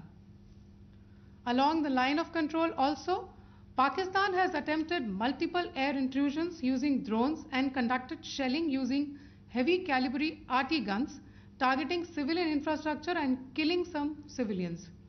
Heavy exchange of artillery mortars and small arm fire in Kupwara, Baramulla, Poonch, Rajouri and Akhnur sectors continued. Indian Army has responded effectively and proportionately, causing extensive damage to Pakistan Army. Pak military has been observed to be moving their troops into forward areas, indicating offensive intent to further escalate the situation. Indian armed forces remain in a high state of operational readiness. All hostile actions have been effectively countered and responded appropriately. Indian armed forces reiterate their commitment to non-escalation, provided it is reciprocated by the Pakistan military. At the end, I would also like to show you a few images of Air Force bases in the Punjab sector and Rajasthan sector, where it is mighty clear that we are debunking the Pakistani claims of causing destruction at these air bases. You can yourself see the normalcy in these Air Force stations. This is Sirsa, Suratgarh. The runways are intact.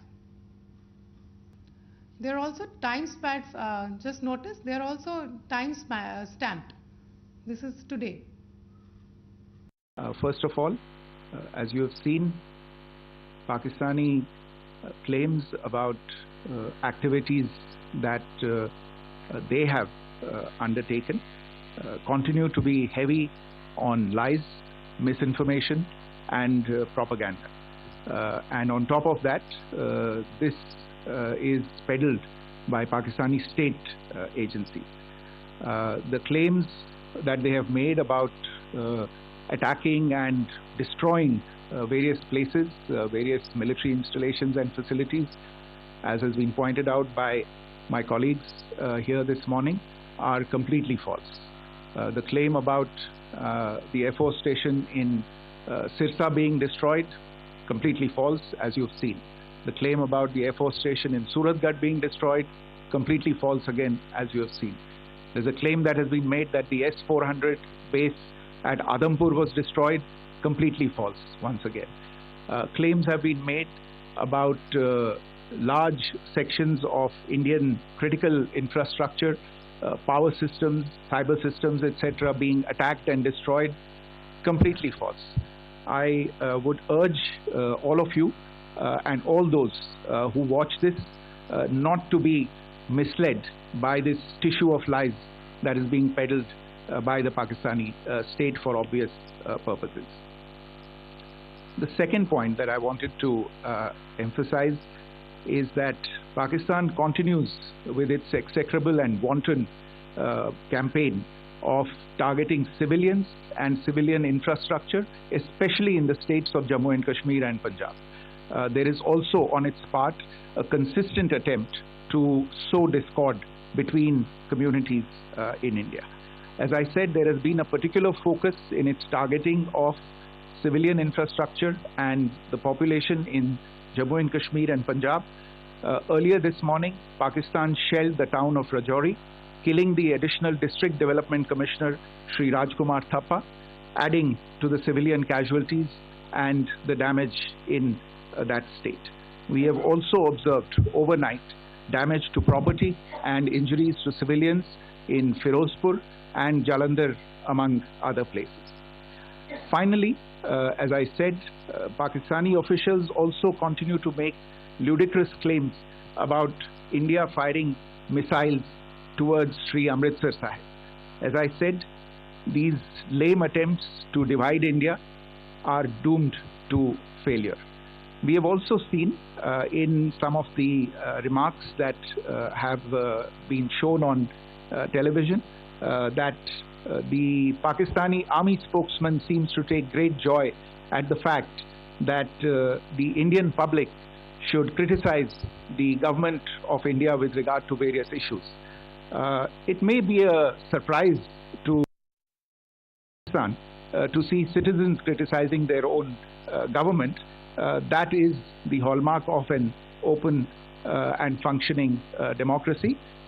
Pakistan's unfamiliarity with that, again, should not be surprising. And finally, there is this yet again completely ludicrous claim that Indian missiles have hit Afghanistan. Totally frivolous allegation. And I only want to point out that Afghan people don't need to be reminded about which country it is that has, on multiple occasions, in just the last 1.5 years, targeted civilian populations and civilian infrastructure in Afghanistan. All right, turning attention now to Tamil Nadu, where Chief Minister Stalin is holding a rally in solidarity with the Indian Army. Remember, the northern and western borders of India that border Pakistan is where tensions have escalated, and on your screens are down south, where a solidarity rally is being held along Marina Beach. Let me quickly now get in Sam Daniel, my colleague, to tell us more about this rally, who all have come in. What's the kind of messaging? Of course, the messaging is that south of India, Tamil Nadu stands strongly and firmly with India, with the northern and western borders. But tell us more, Sam, about this rally. The visuals are playing on our screens right now. Well, as we speak now, Chief Minister M.K. Stalin is leading a march from the DGP office, where I am right now, till the War Memorial, around 4 kilometers on my right, along the Marina Beach. The idea is to send a strong message that Tamil Nadu stands together with the armed forces, even as they risk their lives on the front line as part of Operation Sindoor. And it's a 4-kilometer long march in which Chief Minister M.K. Stalin, his cabinet colleagues, MPs, MLAs, several defense personnel, ex-servicemen, large contingent of police, home guards, students and general public holding the national flag and placards in support of the army or undertaking this march, giving a strong message. Politically speaking, Tamil Nadu's ruling DMK is a key opposition party that's often at war in a sense with the centre. But this march is sending a strong message that as far as this issue is concerned, national security is concerned, they are strongly together with the central government, with the armed forces. Mixed reactions among the few thousand people who are part of this march, while they largely welcome the defense services' selected targeted attacks along the line of control and the Pakistan-occupied Kashmir in response to the Pahalgam terror attack. Some are also worried that this should not escalate into a full-fledged war, which they believe would not be in the interest of the country. So they also send a message to the government, to the defense forces, that they should do everything possible to make sure this does not escalate into a full-fledged war. In terms of preparedness, the government has put in place enough number of ambulances, medical emergency services, drinking water, ORS, so that even in case of any health issues or medical emergencies, they'll be able to tackle it. At the end, the march will culminate at the War Memorial, where the Chief Minister will be received by defense personnel there, and we expect that to be another half an hour from now. Indeed. And Sam, the political messaging of this is extremely important, isn't it? That's right, because this comes after similar exercises by opposition-ruled states like Telangana, Karnataka and now Tamil Nadu, because these are opposition-ruled states which are often at war in a sense with conflicting viewpoints with the central government, alleging discrimination and many such complaints. But when it comes to this issue, national security and the country's response to the Pahalgam terror attack, they want to demonstrate that here there is no politics. Here they forget the political differences. They go beyond the political divide and they stand in support of the central government and the armed forces who are fighting along the borders there. The optics are just that this is much above any political line. This is about the country. This is about coming together. This is about being united behind Indian forces. And in fact, this is in line with the message and solidarity call that came in after the all-party meeting as well, isn't it, Sam, where all political parties and stakeholders said that they firmly stand behind the action that has been taken when it comes to Operation Sindoor by the government, isn't it? That's right. They may have some questions to be asked to the central government, but when it comes to the Indian government's response, particularly the military response in terms of the ongoing Operation Sindoor, they are forgetting all differences and they want to send a strong message that India is one, speaking one language in one voice, particularly They may have political differences, but Tamil Nadu, in that sense, they're sending a strong message that they stand united together with the central government. Although earlier there were comments, there were also suggestions that it's also an occasion to make sure we fix these shortcomings which had led to that terror attack. If there are any failures, be it intelligence failure, be it any of the loopholes, it's also equally important that the authorities in charge and the government in charge ought to look at this and fix it. But when it comes to the country's security and the Indian government's response to this terror attack, they are united, and this ongoing march in Chennai is yet another example, demonstration that they are together with that. Indeed. Son Daniel, thank you so much for giving us all those details. The solidarity rally that's taking place in Tamil Nadu on Marina Beach. Visuals right here on your screens. The political message loud and clear. India stands united when it comes to fight against terror. And Operation Sindoor still underway, viewers. There is no petty politics here. There is just one call of unity, of solidarity. All right, let's now get in Air Marshal Vinod Bhatia joining me live on the show, along with Brahmachalani, strategic affairs expert, to talk more about how things are unfolding.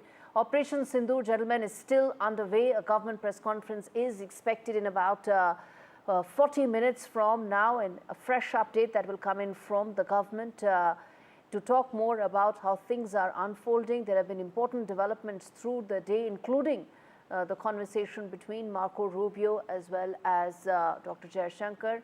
He also, of course, dialed the Pakistani army chief. Brahmachalani, let me start with you. How do you see the developments in the last couple of hours, and how do you see what is likely to unfold going forward? Pakistan appears to be desperate. It's desperate in terms of the kind of actions it's undertaking. It has climbed up 3 steps on the escalation ladder. It doesn't know how to climb down without losing face. The Pakistani military generals, their sole objective is to save face. After all, they are the de facto rulers of Pakistan, and they can ill afford to lose face in the confrontation with India. The problem for them is this, that after nearly 4 decades of Pakistani cross-border terrorism, India has finally woken up, or at least India's patience has worn out, and now India wants to take its Operation Sindoor to its logical conclusion. It's also interesting to note that, for example, even last night's strikes and this morning's strikes, that while Pakistan is undertaking large numbers of strikes, sending many drones, number of missiles, but failing largely to hit Indian targets, India in response is actually sending only a limited number of missiles or drones, but hitting its targets well. The way India has hit since last night 3 key military bases in Pakistan shows that Pakistan's air defenses are weaker compared to India's. That gives India an advantage. And I think India should press home that advantage, because Operation Sindoor needs to be taken to its logical conclusion in order to end the Pakistani military general's strategy of proxy warfare. Marshal Bhatia, come in there on what Brahmachalani is saying there in terms of Pakistan running out of options at this stage. You see, basically what Mr. Chalani was saying is that the Pakistani military dispensation has reached a stage where they are becoming desperate. And as we all know, they have lost, shall we say, their own standing in their own country. And I think all this is because they want to actually do a sort of a diversion. So it's a desperate kind of action from their side. I don't see any logic in all this and what they're trying to do. It doesn't make sense. But then you cannot expect any sense from them. As far as we are concerned, as we have done so far, and I feel that we should continue to do so, and that is act with restraint, but also give a befitting reply to everything that Pakistan is throwing at us. And so far it is being done. As you know, I'm reminded of 1971, more than 50 years ago, when we had attacked the newly discovered Shokot Road at that time, now called Rafiki Air Force Base, during the Indo-Pak War in 1971.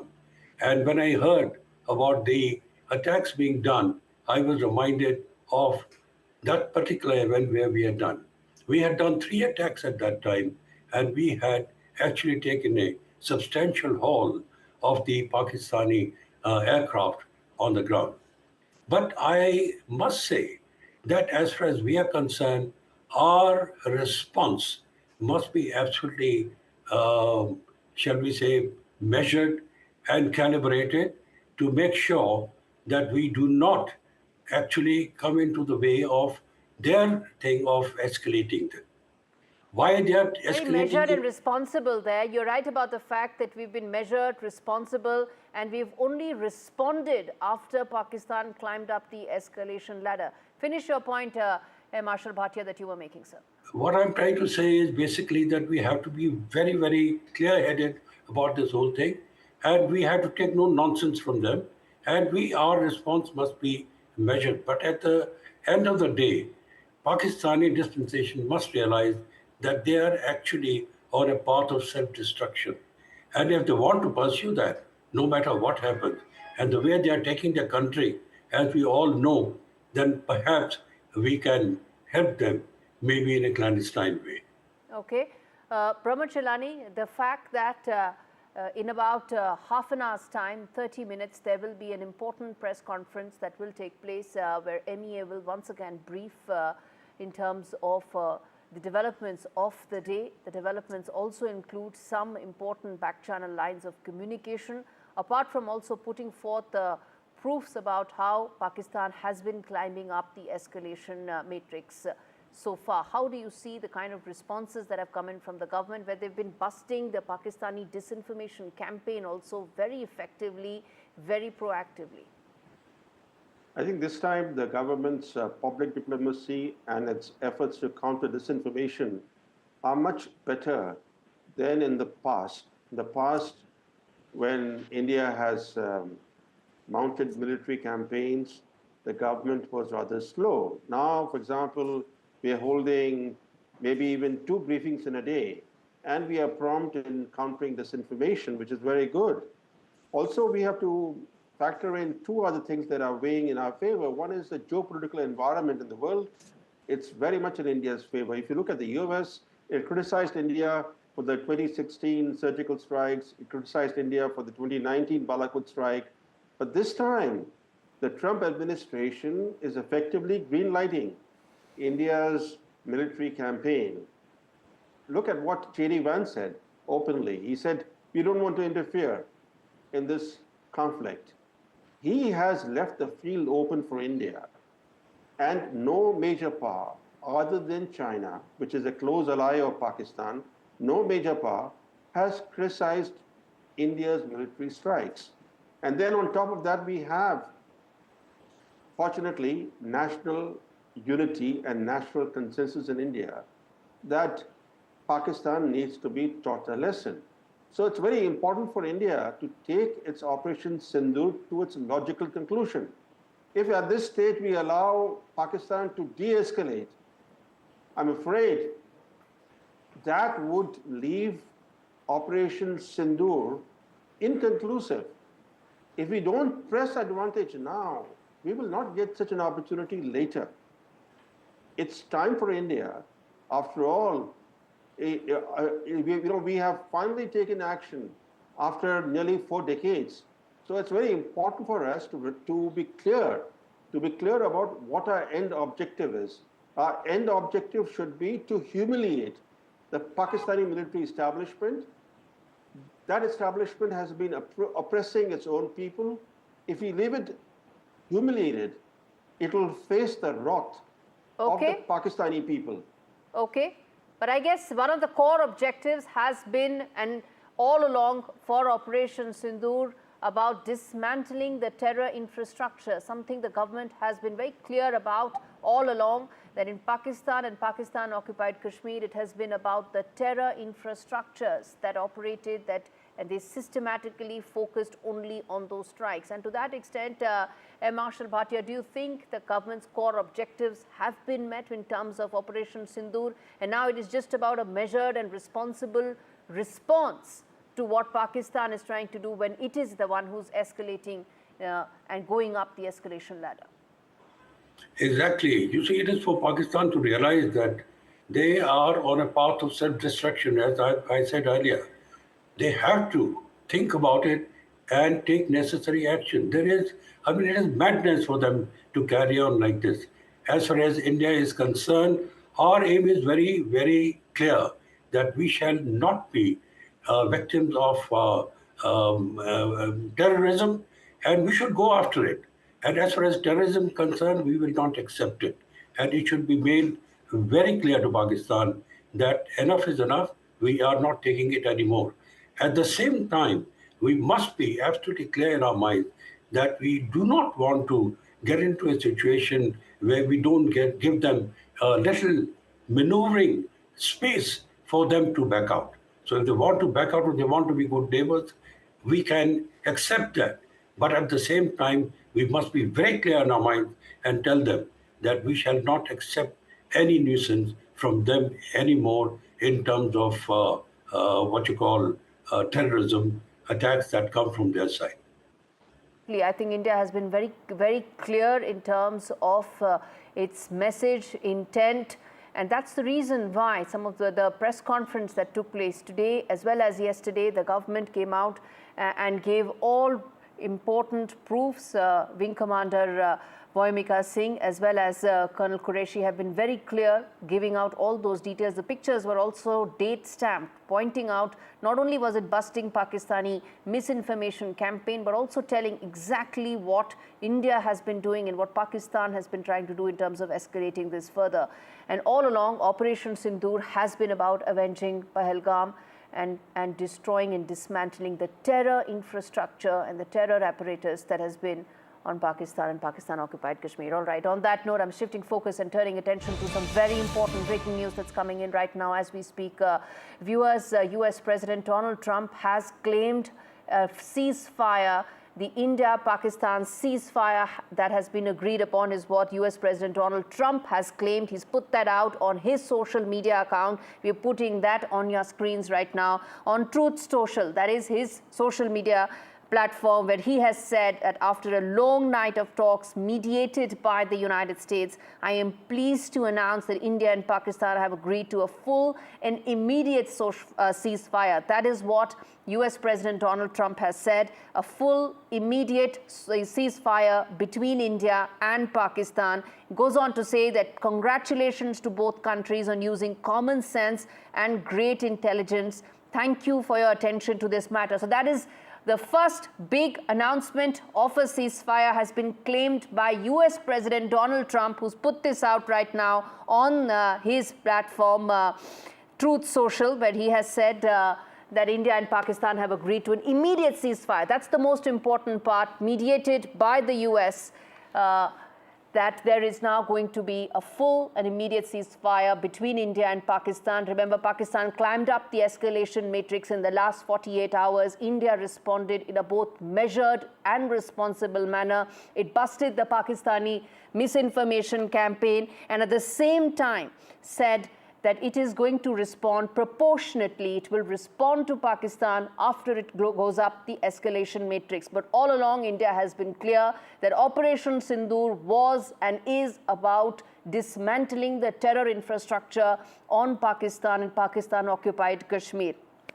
But now, as it climbed up the escalation matrix, India responded in a measured and responsible manner. But right now, the big breaking news that's coming in on your screens right now, viewers, if you're just tuning in, US President Donald Trump has claimed on his social media account that there is an immediate and full ceasefire between India and Pakistan. Remember, a couple of hours earlier, there was Marco Rubio, US Secretary of State, and acting National Security Advisor, who dialed up External Affairs Minister Dr. Jaishankar. Let me quickly now get in my colleague Vishal Vivek, who's joining us live for this big news coming in as we speak. Vishal, extremely important, significant. Donald Trump announcing and claiming on his account immediate and full ceasefire.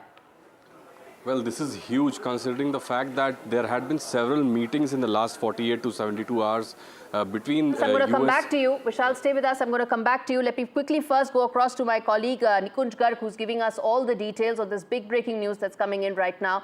Nikunj, extremely significant, full and immediate ceasefire being announced by US President Donald Trump for India and Pakistan. Well, Gauri, it's extremely significant, no doubt about it.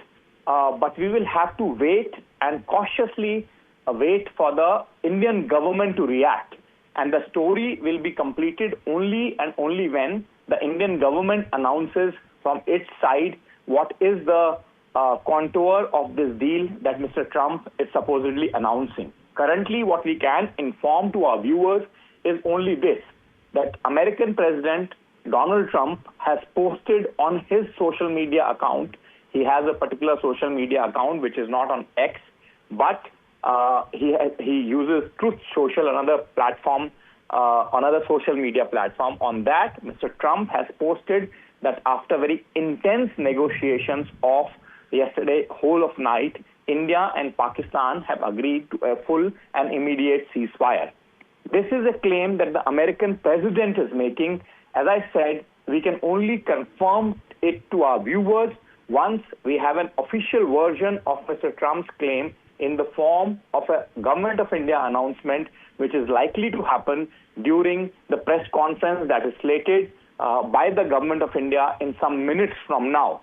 So in some minutes from now, probably around 20 odd minutes, if it all goes on time, we can have an announcement from the Government of India to this nature. However, for the want of that, we will continue to caution our viewers that Mr. Trump, the American president, has maintained on a social media account that he routinely uses that India and Pakistan have both agreed to a full and immediate ceasefire. And this is what we are currently reporting, only reflecting for our viewers, as I reiterate, Mr. Trump's version without any word from the Government of India on this matter. And NDTV obviously will go per the Government of India's version when it comes fully, completely and totally.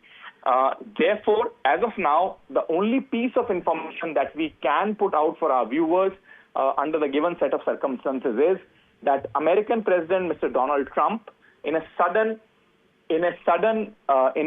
move, has announced on his social media handle that India and Pakistan, due to intense negotiations, we are also not saying due to American negotiations, but due to intense negotiations overnight, have decided that there will be a full and immediate ceasefire. And therefore, what we can say and what we can do at this point in time is to reflect the news as it comes in, and as that is what we are doing at NDTV. Gauri? Absolutely, Nikunj. This is what we've been saying and reflecting as well, that this is a claim that has been made by US President Donald Trump about an immediate and full ceasefire. Details of this, contours of that are awaited and will be given by Government of India, that NDTV will continue to give to our viewers. And at this stage, that's all that we have right now, a claim by US President Donald Trump. He put out on his social media account, Truth Social. But in fact, there are also now updates coming in from several other US government handles, including that from Secretary of State as well. In fact, Marco Rubio's statement also coming in on platform X after the announcement that has been made by President Trump. You're right about the fact that it's a sudden announcement that's come in with no details, no contours whatsoever. But there's also an update that's come in from Secretary Marco Rubio, further to what President Trump has said, and we can put that out as well, which says that over the past 48 hours, Vice President Vance and I have engaged with senior Indian and Pakistani officials, including Prime Minister Modi and Shahbaz Sharif, External Affairs Minister Dr. Jaishankar, Chief of Army Staff Asim Munir, and NSA Najib Doval and Asim Malik. And he says, Marco Rubio's account says that I'm pleased to announce the governments of India and Pakistan have agreed to an immediate ceasefire and to start talks on a broad set of issues at a neutral site. This is what is being said by Secretary of State, US Secretary of State Marco Rubio, and then he goes on to say, we commend Prime Minister Modi and Sharif on their wisdom, prudence and statesmanship in choosing the path of peace. Again, this is an announcement made by the US, first the US President Donald Trump, and now, of course, further to that, the Secretary of State Marco Rubio. My colleague Vishnu Som also joins me on this. Gauri, and just like that, it appears that this might just be the beginning of the end. It's almost unbelievable the manner in which it escalated, and it is almost as unbelievable if it de-escalates in quite the manner that it has. For the benefit of our viewers who are just joining us, an entirely unexpected message on Truth Social, which is Donald Trump's social media site, where he said that, look, they have negotiated throughout the night, and on the basis of those negotiations, there will be an immediate ceasefire which takes place. I'm going to read out very briefly, and Gauri's already done that, but just for the benefit of our viewers joining us, the message of Trump: after a long night of talks mediated by the United States, I'm pleased to announce that India and Pakistan have agreed to a full and immediate ceasefire. Congratulations to both countries on using common sense and great intelligence. Thank you for your attention to this matter. Now, in 16 minutes, sorry. 16 minutes. 16 minutes from now, there'll be a press conference being addressed by the External Affairs Ministry. We do expect the Foreign Secretary of India to be there. We also will likely see those two spokespersons of the Air Force and the Army. It's been a day of hectic military activity between India and Pakistan. There have been any number of attacks which have come in. There have been any number of attacks which India has also done. But will we get clarity on this?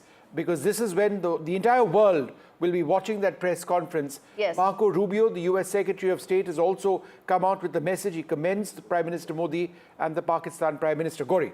Indeed, and Vishnu, contours of that, what will be the details of this ceasefire, what all were the back channel lines of communication that have led to this, all those are of course gaps that we are going to try and fill for our viewers in a credible, informed manner. But first, of course, has to be how this ceasefire will actually begin, what will be that broad contours.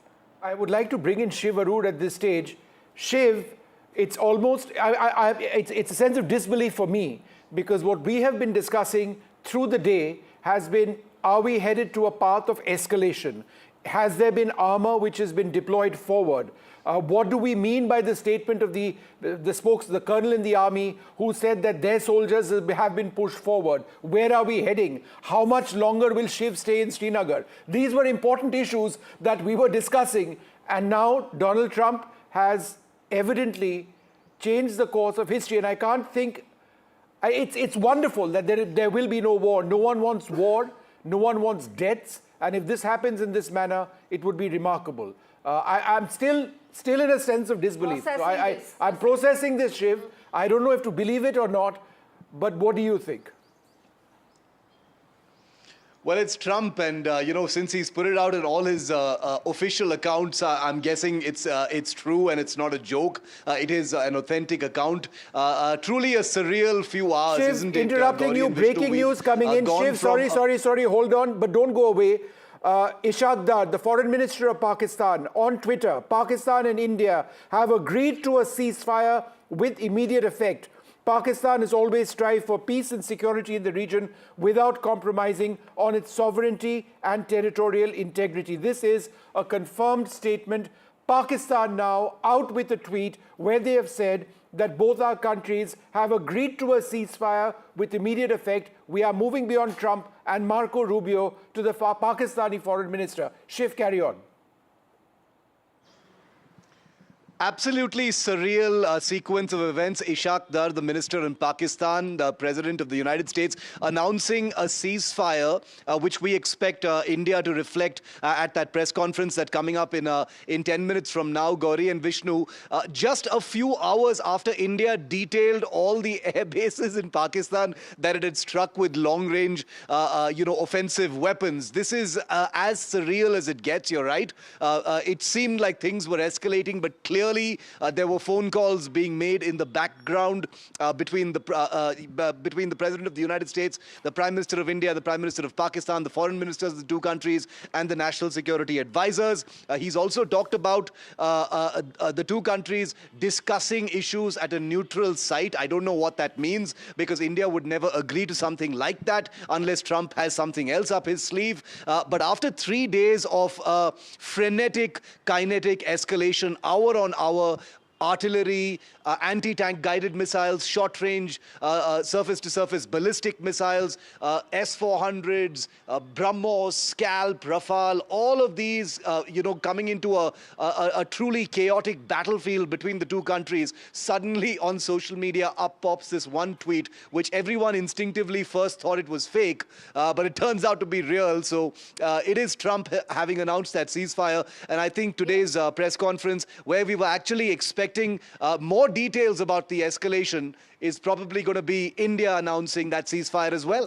Indeed. India is yet to announce that ceasefire, and we've got to wait for that final 12-odd minutes. But it's very important to announce that this announcement is coming in first, of course, the US President Donald Trump saying it, Marco Rubio, of course, following it up, and then, of course, the Pakistani side saying, Indian side will say that in just a bit as well. But I think, Vishnu... We hope. We hope, We've got 12 minutes. 12 minutes till we government confirm. Has not made any statement so far. Yes. There is a press conference in Scheduled 11 for 6 minutes. o'clock, yes. 6 p.m. is when it's going to start. We really need to wait and see, what's going to happen, because it's remarkable. To me, Gauri, the most clear sign that we may be headed towards something substantive is that statement by the Pakistani foreign minister, who has said, and I quote, Pakistan and India have agreed to a ceasefire with immediate effect. He said this after Trump. He said this after Marco Rubio. Just this morning, we were talking about, dogfights in the skies, BrahMos missiles being fired, armor potentially being moved up, drone strikes. And now this evening, less than 24 hours later, Trump says, because that's where it started, Donald Trump says, it's over, it's done. Right? As simple as that. Now, if Trump has managed to right-size this conflict between two nuclear-armed neighbors, it has to be said that is truly something. Indeed. And today also saw hectic diplomatic parleys, didn't it, Vishnu? There was calls between Marco Rubio and Dr. Jaishankar. Of course, he also spoke to the Pakistani General Asim Munir. Then there were other set of back-channel lines of communication that were activated through the day. Apart from the military side that you were mentioning, there were all these diplomatic parleys that also took place. Of course, the sudden announcement is yet to be announced by India. That is something we're waiting for. We've got some more breaking news coming in. On sources, we can tell our viewers there has been the stoppage of fire. Yes. The stoppage of firing and military action between India and Pakistan has been worked out directly between India and Pakistan. The Director General of Military Operations from Pakistan initiated the call this afternoon, after which discussions took place and an understanding has been reached. This is an Indian reaction, albeit on sources. We expect this to be finalized. These are usually reliable sources. However, there is no decision to hold talks on any other issue at any other place. This is absolutely huge. This is on sources. 10 minutes from now, 9 minutes, there'll be a press conference. Confirmation will come in. Is when the official confirmation will come in, but this is source-based information that Vishnu was talking about. Remember, in fact, let's play out that Donald Trump Truth Social account information as well for our viewers to know what is the latest and how the sudden announcement actually came in. And then we also have US Representative Ami Bera joining us live to talk more about this. Good to have you, sir, on the broadcast. Let me start by asking you your reactions to the sudden announcement that's been made by President Trump. India is yet to announce that officially. We are waiting for that. But as of now, we are going by President Trump's announcement of a full and immediate ceasefire. Yeah, I think that's a good news. We certainly don't want to see an escalation. And if the firing of artillery has been halted, I think that's a positive sign. Obviously, we're waiting to hear from Prime Minister Modi. We're waiting to hear from the Indians and the Pakistani side. But I think if there's a ceasefire, then that creates some space for us to try to find a longer-term solution. wonderful to have you actually on this program. The fact that the United States could get India and Pakistan to work through their differences in fairly record time, and it does appear that we are headed towards peace, because we've now got an on-sources statement as well from those close to the government of India, I believe, saying that, look, there has been a ceasefire which has been worked out. You see the Pakistan foreign minister react as well, Marco Rubio react as well, Donald Trump as well. The speed with which America worked this out, can you reflect on that? You know, I think it's great that America has stayed in the game. Many of the questions I was taking yesterday was, what is America's role here? America's role is to be a mediator, to work with the Indians and Pakistanis. But I'm also happy that the Saudi foreign minister was in Pakistan yesterday. And, again, let's take this as an opportunity. Maybe we can find a longer-term solution for the line of control. Okay. Oh, that's interesting. Yes. That is an interesting point. Can we find a long-term solution for the line of control? Well, we'll get there. I hope so. You hope, all right? But Okay, perhaps that would be later. Carry on. But we'll come to that in a bit. I want to first reflect the fact that, this was such a sudden announcement that has been made. Diplomatic parleys did take place in the last 12 hours or so. But what do you think could have been the kind of breakthroughs that led to this sudden announcement? Of course, we are still awaiting a formal reaction and announcement from India.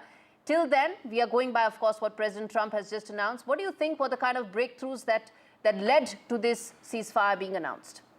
There's been a lot of back-channel conversations. As the senior Indian-American member in the United States Congress, we've been talking to the Indian government. We've been talking to others.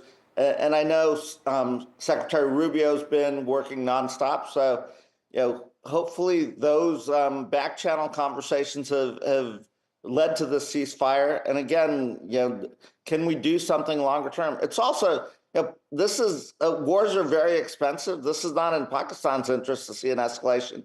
And with India, we're in the middle of a trade conversation. There's other things going on. So can we again find a longer term ceasefire, protect the civilians that live in Kashmir, but also then address some of the terror threats that come out of Pakistan? All right. So on your screens right now, Mr. Bera, just be with us for a moment. We've seen the video of the press conference where it's going to take place right now. The big announcement, we hope. Let's wait and see. You mentioned an interesting point very briefly, Mr. Bera. How do you see this as a prelude to America working out a lasting peace between India and Pakistan? That would be my hope as an Indian American, that you take this ceasefire, but I think it will be America working with other countries. And in this case, I do think the Arab nations, Saudi Arabia, the Emirates, have different lines of communication with Pakistan. All right, we're going to listen into what the Foreign Secretary is saying. Mr. Bera, sorry to interrupt you. There'll be a briefing by my colleagues from the military. The Director General of Military Operations of Pakistan called the Director General of Military Operations of India at 15:35 hours earlier this afternoon. It was agreed between them that both sides would stop all firing and military action on land and in the air and sea with effect from 1700 hours Indian Standard Time today. Instructions have been given on both sides to give effect to this understanding. The Directors General of Military Operations will talk again on the 12th of May at 1200 hours. Thank you.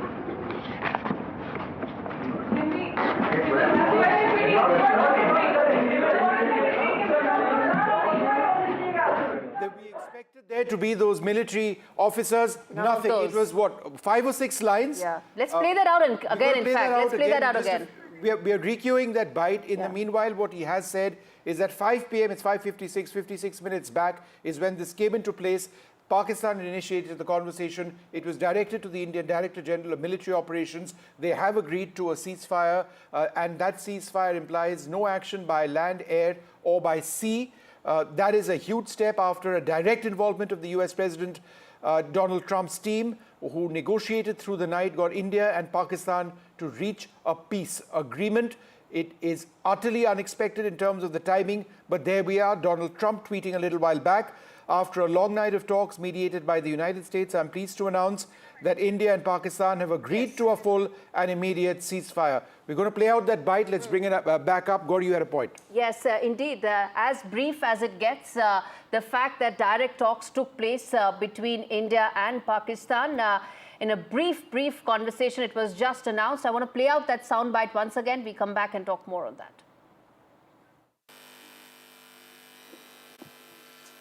Good evening, ladies and gentlemen. I have a very brief statement to make. Following that, as you know, there will be a briefing by my colleagues from the military. The Director General of Military Operations of Pakistan called the Director General of Military Operations of India at 15:35 hours earlier this afternoon.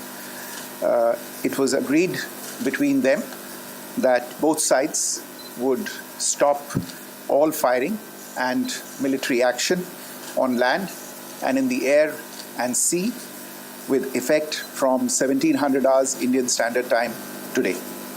Instructions have been given on both sides to give effect to this understanding. The Directors General of Military Operations will talk again on the 12th of May at 1200 hours. Thank you. All right.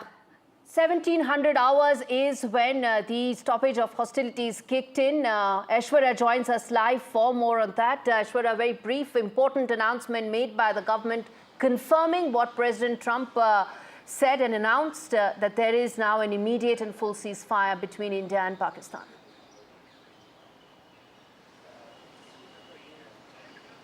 Well, from 1700 hours today, there will be ceasefire. That's the big announcement made. It was at 15:35 hours when, both from India and Pakistan, the DGMO level talks were conducted, and it was decided that there will be complete ceasefire on land, sea and air. Of course, there were several talks between the United States and India.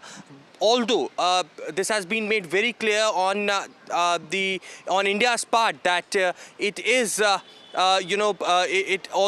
they had made it clear that if in the near future there would be any sort of terror activity on the Indian soil, then that will be considered as an war as well. So a warning along with the decision that has been taken both by India and Pakistan.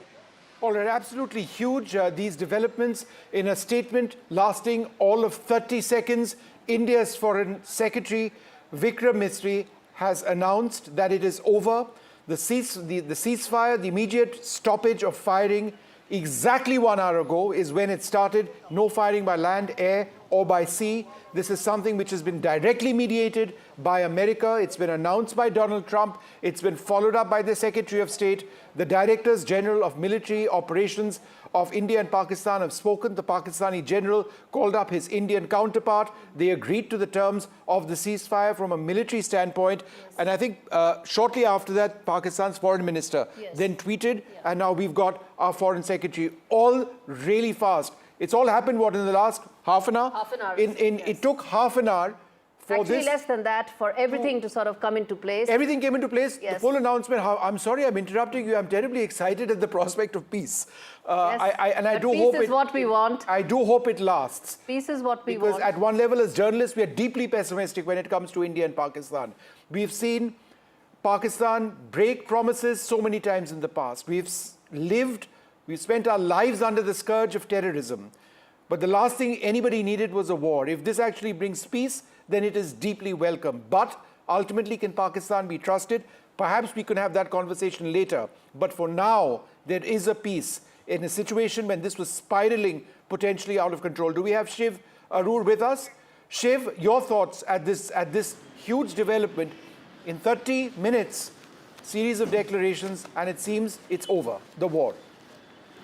The near war. So the indications coming in from what the Foreign Secretary has said, Vishnu, appear to suggest that about 12 to 13 hours after India struck all those air bases in Pakistan, I'm just giving a timeline, this is not a reasoning, but 12 hours after India struck those, a phone call was made from the Pakistani side. The DGMO called India's DGMO. An understanding was reached that the two sides would stop firing with immediate effect from about 5 p.m. today, and that's how it worked. Now, how Trump actually plugs into all of this is probably actually getting the DGMOs, to over the sound of all those weapons, actually make that hotline phone call to each other. Now, remember that just before this ceasefire announcement happened from Trump's side, Gauri and Vishnu, remember that there were indications from the government, at the highest levels of the government, that India is changing its rules of engagement and that all terror attacks from Pakistan will now be seen as acts of war, indicating that India is changing the paradigm of retribution, and that if there are terror attacks from Pakistan's side, then immediate response from India will be military strikes against military establishments and military targets, not just against launch pads and terror training camps, etc. So that was an important little modification, I think, that prefixed what could have been some kind of an off-ramp here with the announcement of peace. I think it's a good thing that there isn't going to be a full-scale war. Nobody wanted that, but India, I think, was in a position of power and advantage. It was the Pakistani DGMO who called after all of their premier military bases came under attack from India, which held that kind of advantage, I'm guessing, even though there was, of course, this frenetic crossfire of combat requesting this ceasefire. I'm not saying that there was a power game going on, but these subtle rhythms when it comes to conflict are very, very important, because it gives you a sense of, who asked for the ceasefire, how it came into effect, who was overseeing it, was there an intermediary? We know that was Trump, but 5 o'clock onwards, just 12 hours after their bases were being attacked, and I agree with what you said, Vishnu, what a surreal day. Indeed, what a surreal day, and very quickly all of this came together, and a very brief announcement that has been made by the Foreign Secretary, by India, in terms of ceasefire. Details of that in terms of how it will now unwind is something probably, Shiv, you can help us understand, given the fact that it happened so quickly. But what will be the process of ensuring that normalcy returns and, we move back towards that normalcy phase? And sorry to interrupt, but Shiv, just 12 hours ago, you were jumping around because there were explosions around you. And over here, we're talking about, peace. Sorry, Gauri, but it's just unreal. It's incredible. I agree with you, because, what was happening was real. It cannot be ignored. There was genuine combat going on. There was, genuine kinetic action between the two countries, some of it quite destructive, on the Pakistani side. But amidst all the noise of the combat, it is quite surreal to imagine that there were these back-channel talks actually going on. Remember, a couple of days ago, there was talk of the two NSAs speaking. The Foreign Secretary kind of fobbed that off and said, he has no information about it. Now it's seeming like those conversations probably were happening between the two sides, maybe with the Trump administration as some kind of an intermediary or a kind of, amalgamator to bring these two sides together, even while they're firing all these missiles. So the military action was happening on the one side, but these talks, or at least these feelers, were taking place and evolving on the other side is actually incredible to me, and gives you a sense of what conflict can really all be about. Geopolitics plays a big role here. We've had so much to comment on the role that the United States and its leaders have been playing in, how this entire thing has panned out. Even Trump's statement announcing this ceasefire, which broke first on NDTV, Gauri and Vishnu, even there he says, great amount of intelligence has been shown by Pakistan and India. In his usual patronizing way, Trump says, I'm glad these two people have shown intelligence, which once again is that annoying equidistancing that we're seeing from Western leaders about a situation when it all started with Pakistani terror against India. So let's never ever lose sight of the fact that this all started with the murder of 26 innocent tourists in Pahalgam, and it may have ended now just short on the threshold of a full-scale war, and we must commend our diplomatic machinery and our military and our political leadership for putting the kind of pressure on the system in Pakistan that they needed to pick up a phone call and ask for a ceasefire. No matter what the circumstances, whoever picks up the phone first is the person who needs that ceasefire more. And I think India has made a point by changing the paradigm of combat targeting military installations directly, including in Rawalpindi. Let's never forget that. I don't think there's any doubt, Vishnu, and I agree with you. This is going into the history books. On a day when, a scalp probably landed in Rawalpindi, the two countries have announced a ceasefire. I'm going to continue with that train of thought because it's fairly remarkable. And I think we also need to reflect perhaps on what India has achieved at the end of all of this. The horrific Pahalgam terror attack took place. India launched military strikes into Pakistan. We hit Bahawalpur, we hit Muridke, we knocked out the headquarters of the Jaish-e-Mohammed, an important training center of the Lashkar-e-Toiba. We eliminated a large number of terrorists who were directly responsible for 26/11. We noticed and we have evidence of the fact that at the funeral of some of these terrorists, there were Pakistani officials present over there. That goes to prove that they continue to endorse terrorist leaders. We then had to face the brunt of Pakistan's military onslaught. Our armed forces did take that on. We'll get the full details of what exactly happened over the next few days. But India then hit back. India hit back, attacking 7 airfields or facilities, all military targets, unlike Pakistan, which was hitting civilian targets as well. And the damage caused in some of the Pakistani airfields was fairly severe. At some stage during the day, at a time when Pakistan continued with its counter-military operations, the talks actually resulted in something which fructified into the Pakistani Director General of Operations calling up his Indian counterpart and them agreeing that, look, let's put an end to it right now. Indeed, that's exactly how it unfolded. And in fact, there's some breaking news that's coming in on our screens. Of course, the Foreign Secretary said that the next talks would take place on 12th of May. We're going to come to that in just a bit, address that bit in just a bit. But Vishnu, what you were saying in terms of how it unfolded in the last 48 hours, how it went up on the escalation metrics, how India busted some of the Pakistani misinformation campaign, how it also, for the first time, in fact, in recent times, we had our US envoys reaching out and telling exactly what was happening in terms of the Pakistani disinformation campaign that was happening. Our UK High Commissioner went out and said exactly what Pakistan was doing. All that also put into place the perfect strategy that India worked at so many levels, whether it was the diplomatic, the military, the economic, all of it coming together, which is what, of course, culminated into a very sudden ceasefire that was announced about 35 minutes back. The little detail we have is that at 15:30, the Director General of Military Operations had their conversation, and at 5 p.m., 3:30 they had the conversation, 5 p.m. there was a ceasefire, 1.5 hours later. Now, what we also know is that there is going to be a press conference by the Armed Forces representatives, the colonel in the Army, the wing commander in the Air Force. That's going to happen anytime soon. We've got somebody on the phone line at this stage. Who do we have? Sunil Prabhu joins us at this stage. Sunil, we expect a military briefing now, right? That's right. And just to give you, Vishnu, the perspective, because we were there at the as the Foreign Secretary came to brief. This was, of course, after already the announcement had been made by US President Donald Trump, as well as the Pakistan Deputy Foreign Minister. It was a brief, short message that India wanted to send. One, that the Pakistan Director General Military Operations had called his counterpart, and that they have decided to cease at 5 o'clock this evening, effective from both land, sea and air, all military operations. This comes in the backdrop, of course, and we must inform our viewers of the United States call, the US Secretary of State to the General of the Pakistan Army, where it made very clear, and you have to read that statement very clearly. It was between the lines that, Pakistan has to understand the implications of what they are doing.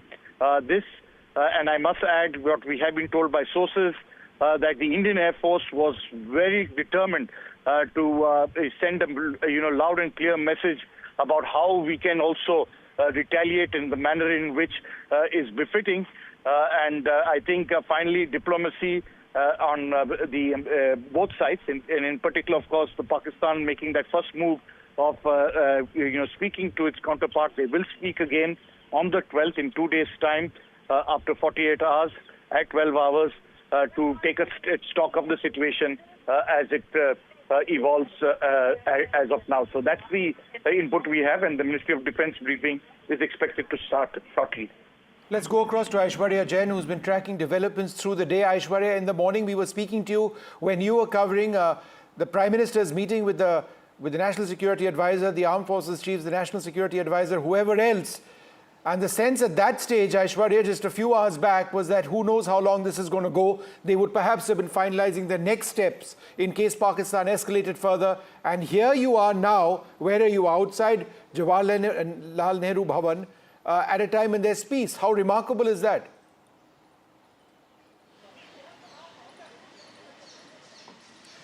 Well, that's the biggest breaking news of the hour as far as India and Pakistan's decision is concerned. But we have to read between the lines as well.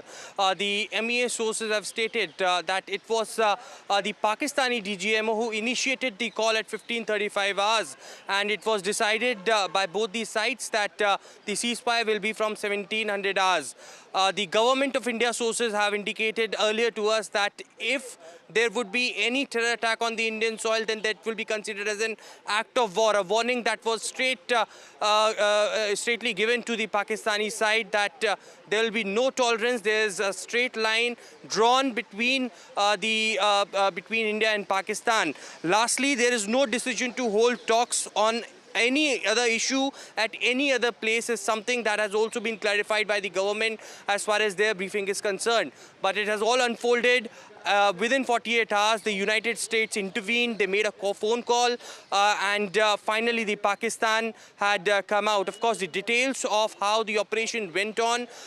We were, speaking in the morning. There were explosions that were heard in Srinagar and in the Rajouri, Jammu, Poonch region as well. But certainly, it was all going simultaneously when the diplomatic talks was going on between India and Pakistan, and finally, they came to a decision. How it went, how it unfolded is the answers that, of course, operationally the Ministry of Defence will get into. But remember, in the last few press conferences of the government that briefed, it had clearly stated that how Pakistan had used the civilian airlines to guard them in a situation of the drone and missile attack by them. There had been numerous occasions when Pakistani side had used fake propaganda. They had, their Pakistani military base had given a cover fire for the terrorists to infiltrate into the country as well. So all of these things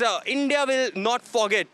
But how much we can trust the Pakistani side is a bigger question. How long this will go. Remember, the last word that had come out from the MEA is that the next talks will be on May 12th. Till then, there would be, of course, high alerts on both the sides, and the government would be keeping a close eye as to the decision of both the sides, whether that will be implemented and firmly be accepted by both the on the side of Pakistan or not, because India was making it very clear that we were just retaliating to what Pakistan armed forces were doing. We were not in an attacking position, and it was just a response that was given to the Pakistani armed forces who tried to attack Indian civilians. We've got a statement from the Foreign Minister, Dr. S. Jaishankar.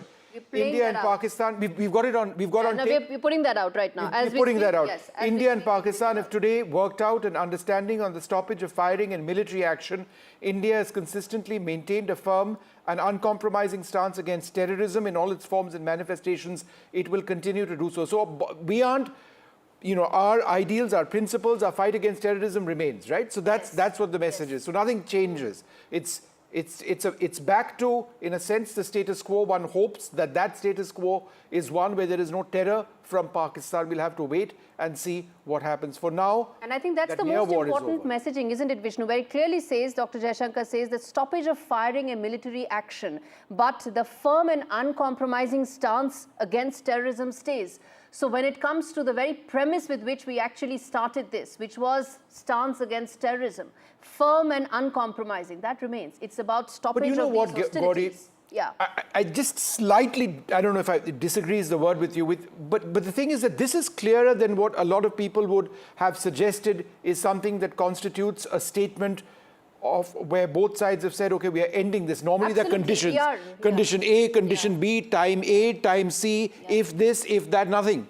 They've ended it over here. Absolutely. Right? There are And no they've conditions, there are stated no our ifs and buts. principles, and they've ended it. That's correct. The reason you see that frame on your screen is because there is going to be a press conference by the Indian Army and the Indian Air Force, Wing Commander Vyomika Singh and Colonel Qureshi in a little while from now. It's been a day where there has been intense military fighting between India and Pakistan. It's unbelievable that we are talking about peace, because we've all been talking about who's going to be working through the night to stay awake and report the news as it comes in of what may well have been another night of attacks with people, innocents, being hurt and potentially killed. Absolutely. But will we have a safe night for millions of citizens in India tonight? That is our primary concern. And hopefully on the basis of what we are reading, because it is fairly clear and lucid, that may be the case. Indeed. Commodore Raghu R. Nair would also be joining from the Indian Navy for this very important press conference. And in fact, let me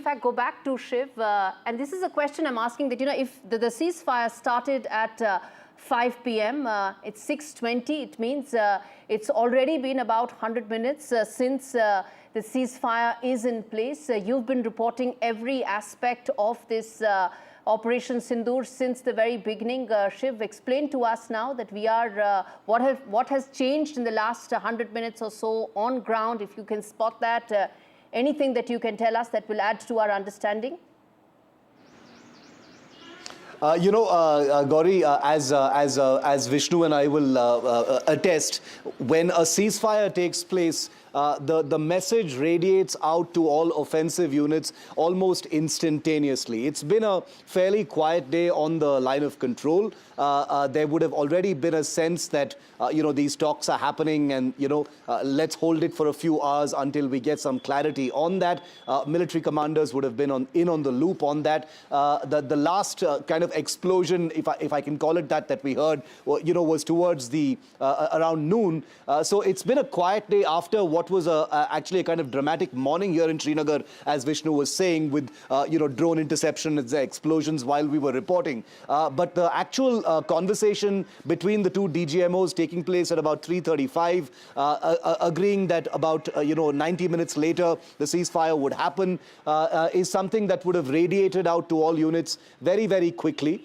There was already, it wasn't like it was in the middle of frenetic action, because that had happened in the earlier part of the day. And therefore, it was like a stand-down order to all units, which would have gone out quite instantaneously and wouldn't have been hard to actually execute. Now, after 3 days of very, very high-octane, high-voltage, high-energy combat involving sophisticated weapons, aircraft, drones, which have already changed the battlefield and the paradigm of warfare between India and Pakistan. They've never used offensive drones or armed drones against each other. This was the first time. So the world, as it were, Gauri, between India and Pakistan has changed, dramatically in the last 72 hours since the beginning of Operation Sindoor. And I think this ceasefire coming so abruptly, catching everyone off guard, is a very good thing. But once again, I repeat, we must never lose sight of the fact that India and Pakistan are not equals. Trump's comment and statement may make it seem like, they're both sensible leaders and they've decided to do so. But Pakistan is not India. We are not equals. Pakistan needed this ceasefire more than India did. If you look at the rhythm of combat that was taking place over the last 36 hours, multiple swarms of drones attacking India's population centers, mostly failed. Indian attacks on military bases in the Pakistan, all of them nearly succeeded. And therefore, this was lopsided in many ways. War is a serious business. It's never black and white. It's a gray. There are many, many shades of gray. And, having fierce views one way or the other can never be reality. But I think it's important to acknowledge what India has achieved here, and that it was Pakistan that initiated the talks that have led to this very, very important and very, very welcome ceasefire. Just to touch a note of caution, not just for all our viewers, but I concede, given my excitement for myself, our forces right now will remain on edge. They will be watching out for everything that the Pakistanis do. Will there be the Pakistanis pulling back their forces? Will the Air Force of Pakistan stand down? Will there be fighter jets having combat air patrols, or will that not take place today? Our soldiers on their bunkers or in their bunkers and outside along the line of control will be wary. There has been extensive artillery shelling for the last few days. Will that indeed come to a halt? What if there is a random instance of firing taking place? What does that actually imply? This is a night which will require very firm and very strong leadership, where you need resolve to ensure that the agreement which has been arrived at is something that is fully implemented and it does stick. We don't want random stray incidents somewhere along the IB by India or by Pakistan to potentially bring an end to the peace which we now see in front of us. Absolutely, and I think that is the most important part, given the fact that trust deficit is one of the key issues when it comes to India-Pakistan. Ensuring that this stays is going to be equally challenging. In fact, more breaking news coming in as we speak, which is that Prime Minister Modi has met National Security Advisor Ajit Doval after this very important announcement that's come in. And I think some of those conversations and some of those points that you were making, Vishnu, is something that the government would be extremely seized of in terms of what will be the next 24 to 48 hours after the announcement of ceasefire, given the fact, as that we are pointing out, that trust deficit is one of the big issues when it comes to Pakistan, which is why there will not be a sudden unwinding when it comes to the preparedness that was there for the military preparedness that is there for India. Gauri, you know, I've got the statement by the Foreign Secretary, which we heard. It's 4 very short paragraphs. The 4th paragraph is just 3 lines of 4 words each. And, you know, it's a 30-second read. And it's sort of the Director General of Military Operations of Pakistan called the Director General of Military Operations of India at 15:35. That's 3:35 p.m. earlier today. It was agreed between them that both sides would stop all firing and military action on land and in the air and sea with effect from 1700 hours. That's 5 p.m. Today, like right now. Instructions have been given on both sides to give effect to the understanding. That's the key line over here. That the forces on both sides have been told, stand down. That's something that needs to percolate down the chain. It's not always easy in the heat of battle. That can take time. But the instructions have been given to both sides, stand down. The Director Generals of Military Operations will talk again on the 12th of May at 12 p.m. So that's the next conversation. They would, I'm certain, Gauri, be looking at whether that ceasefire is truly, well and truly taking place. If there are any violations. I think that's what they will take stock of on the 12th of May. Until then, of course, everybody from top down has been told that they need to, of course, now implement this ceasefire. On your screens, viewers, if you're just tuning in right now, are the images of briefing that will take place by the Defence Ministry very shortly. The 3 representatives, along with Wing Commander Voimika Singh, Colonel Qureshi, there will also be Indian Navy being represented there. And that, of course, will give details. Will there be somebody from the Navy? Because if that is the case, that would be a first. And that would sort of suggest that the Indian Navy was involved. There's a big confusion on whether they were. Of course. That remains to be Gauri, seen. do you know something which Shiv and I don't at this stage? I'm just going by... Are you suggesting that there's going to be an Indian Navy representative? No. I'm just saying that there's a Ministry of Defence briefing that will take place. Details of that will be known only then. And even... I'm surprised it's not started so far. Yeah. Perhaps they're toning down a lot of what they might actually say. But let's go back to Aishwarya. Aishwarya, there's that important briefing by the Defence Ministry very shortly. What are you hearing? Any details that you can share from your government sources?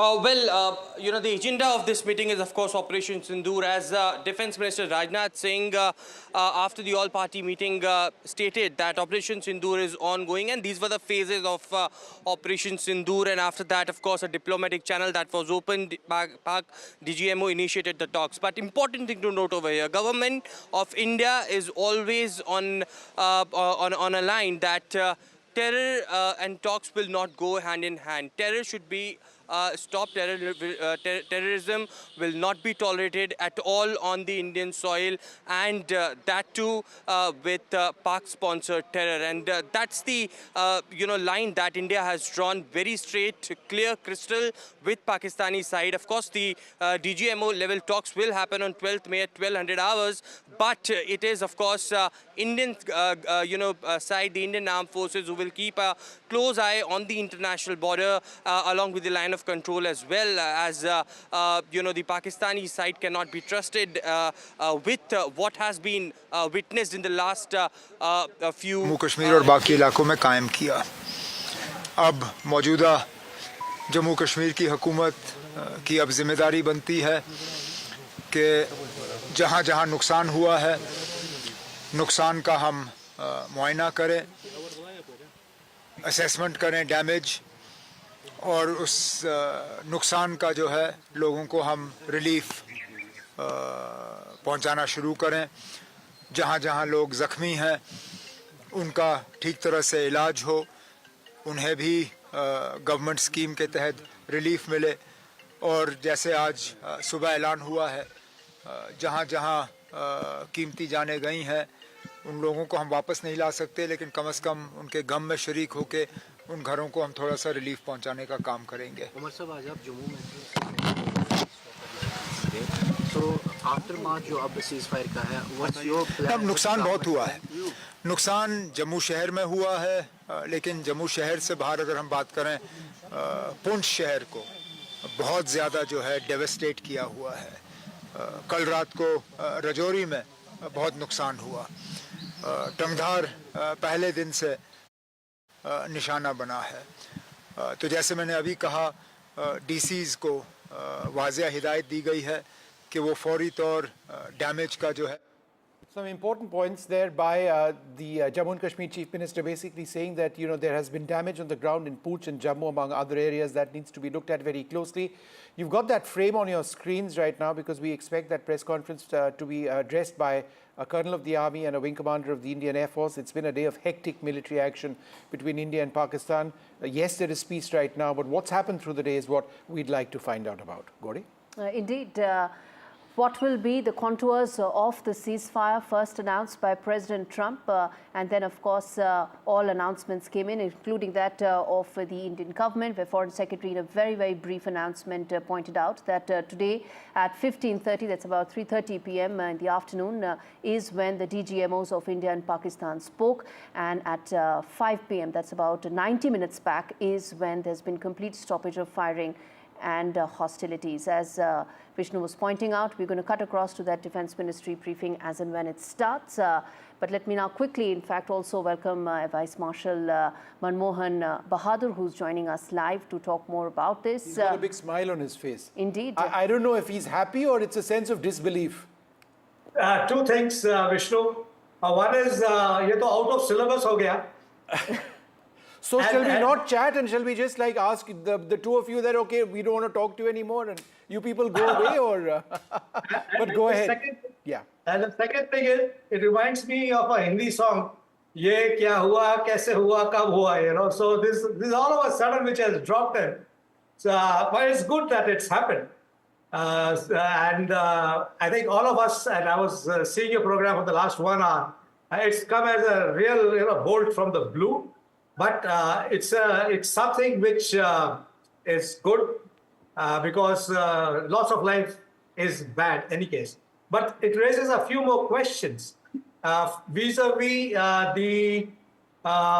the announcements that have been made. We've made a very cryptic announcement. But when you see the Secretary of State's announcement, then it says that we will meet in a neutral venue, and all issues will be discussed. Now, I'm sure there will be clarity on this as it goes along. All issues means what? Terrorism, Kashmir. Now, that's just not on. That's not our position. So all this clarity would be required now, and it would be nice if the government comes out quickly, because finally it's a government decision. Sure. While our announcement said it is DGMO called and we've stopped firing. But at the back of it all, of course, it's a political activity which has been happening. So a lot of things. Commander Alok Sahai, who's also with us, also Ambassador Anil Trigunath. Ambassador Trigunath, let me come to you first. Did you expect things to happen as fast as they did? And in all your decades in the Indian Foreign Service, Ambassador Trigunath, do we have him up on screen? Can we have him up on screen? He's on line 2. Can you put him up, please? Right, there we are. Yeah. Ambassador Thank you. Trigunath, in all your decades of diplomacy, have you ever seen an agreement come about quite so fast from a position of war to peace? Well, I think that this was a very peculiar situation. In fact, this time India has directly attacked, in the sense, the 9 hideouts, terror hideouts, very clearly stating that they were our targets. Like what we had done during Pulwama, we expanded it further after that, after Balakot. And so I think that this was very clear from India's side that we did not want escalation. But for Pakistan, it was essential. It's because they were not fighting India in that sense. They were fighting their domestic constituency. Both the military itself and the political leadership in Pakistan is in a terrible disarray completely. There is no confidence. So this kind of heightened tensions, in fact, brings them both together. Plus, this has also opened another channel, let me tell you this, for them now. They have been asking for a very long time that India should talk. We have been maintaining with zero terror policy. We don't want to talk to you. But today, now after this... Ambassador, interrupting you now because we need to go to this press conference by the armed forces right now. Let's cut to those and wait for that to begin. Before we start. Yeah.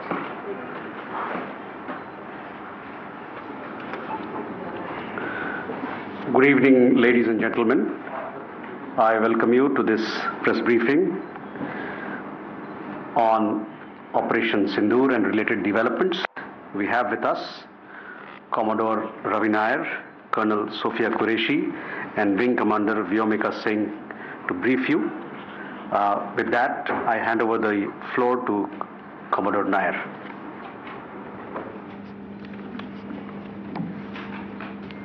Good evening, ladies and gentlemen. As the Foreign Secretary had said, you're aware there's an understanding that has been reached to stop all military activities at sea, on the air and on the land. And the Indian Navy, Indian Army and the Indian Air Force have been instructed to adhere to this understanding. Since the tragic events at Pahalgam, you're aware that our responses have been measured and very responsible. Details of these have been shared with you over the past few days through our various press briefings. What has also happened is that there is a significant amount of misinformation that is being undertaken from the other side. And as a professional military organization, we thought it is also our duty to dispel those misinformation aspects, as also state the facts of the case as they stand. Towards that, I will now hand over to my colleague, Colonel Qureshi. नमस्कार, अब मैं आपके बारे में अवगत कराऊंगी। पहला, पाकिस्तान ने यह क्लेम किया कि उसने अपने JF-17 से हमारे S-400 व ब्रह्मोस मिसाइल बेस को नुकसान पहुंचाया, जो कि बिल्कुल गलत है। दूसरा, उसका यह भी मिस इन्फॉर्मेशन कैंपेन था कि हमारी एयरफील्ड, जो कि सिरसा, जम्मू, पठानकोट, बठिंडा, नलिया और भुज में है, ये उसका मिस इन्फॉर्मेशन भी बहुत गलत है। तीसरा, पाकिस्तान के मिस इन्फॉर्मेशन कैंपेन के मुताबिक हमारे एम्यूनिशन डम्प्स जो चंडीगढ़ और बियास में है, उसका डैमेज हुआ, यह भी बिल्कुल गलत है। हमने आपको मॉर्निंग ब्रीफिंग में बताया था विद फैक्ट्स एंड फिगर के साथ कि ये सारी चीज़ें बिल्कुल सही सलामत हैं।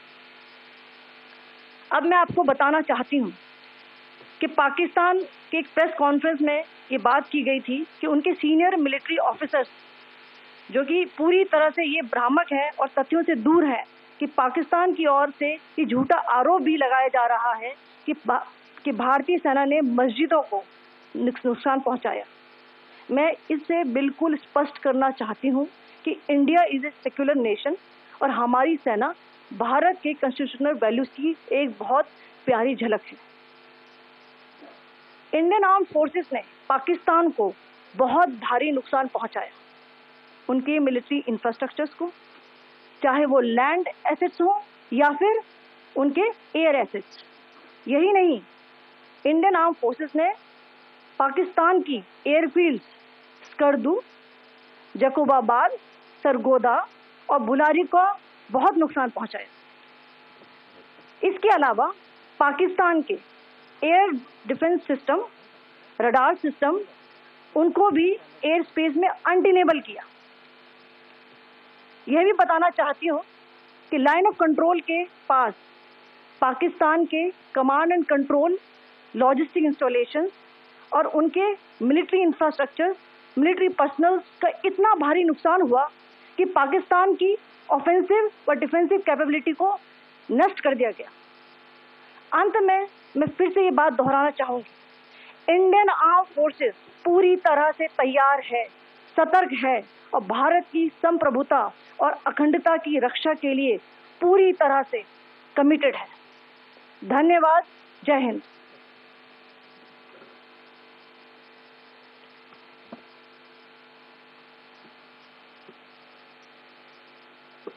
Several attempts were made by Pakistan on spreading a misinformation campaign, as we have seen for the last few days.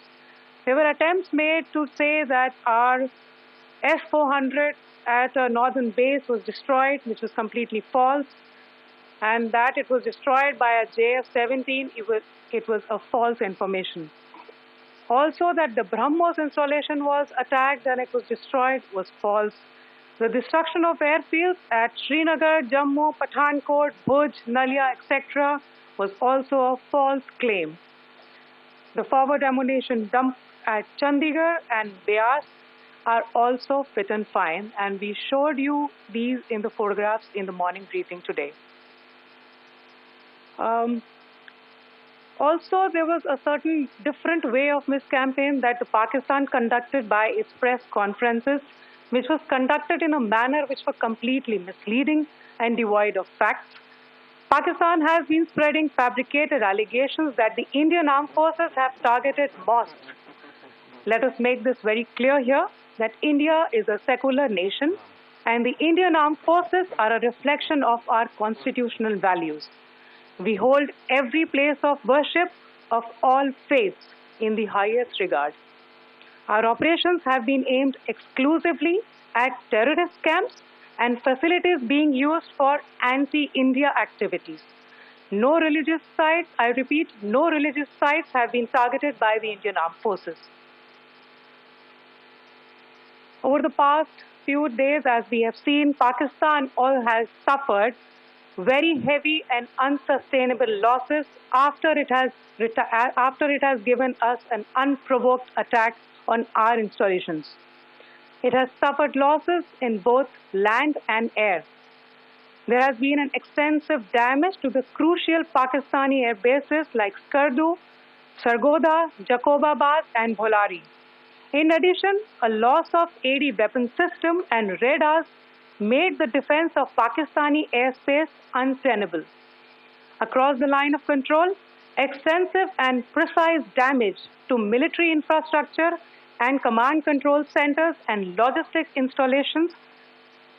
In addition to that, 2 military personnel had led to complete breakdown of its defensive and offensive capability and also Pakistani morale.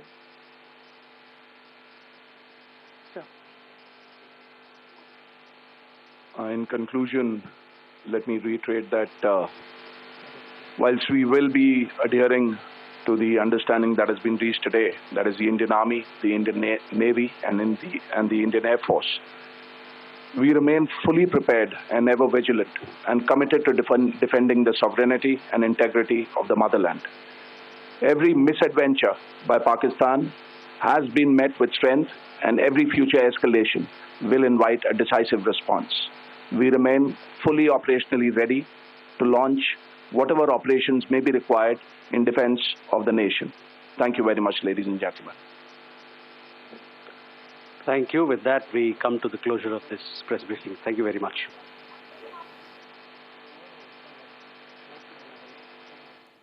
All right, well, the big breaking news that is coming in is that there is a ceasefire between India and Pakistan, which is in place. That was announced by the Foreign Secretary of India. There is a tweet out by the Foreign Minister of India. It was brokered by the United States. It took place overnight.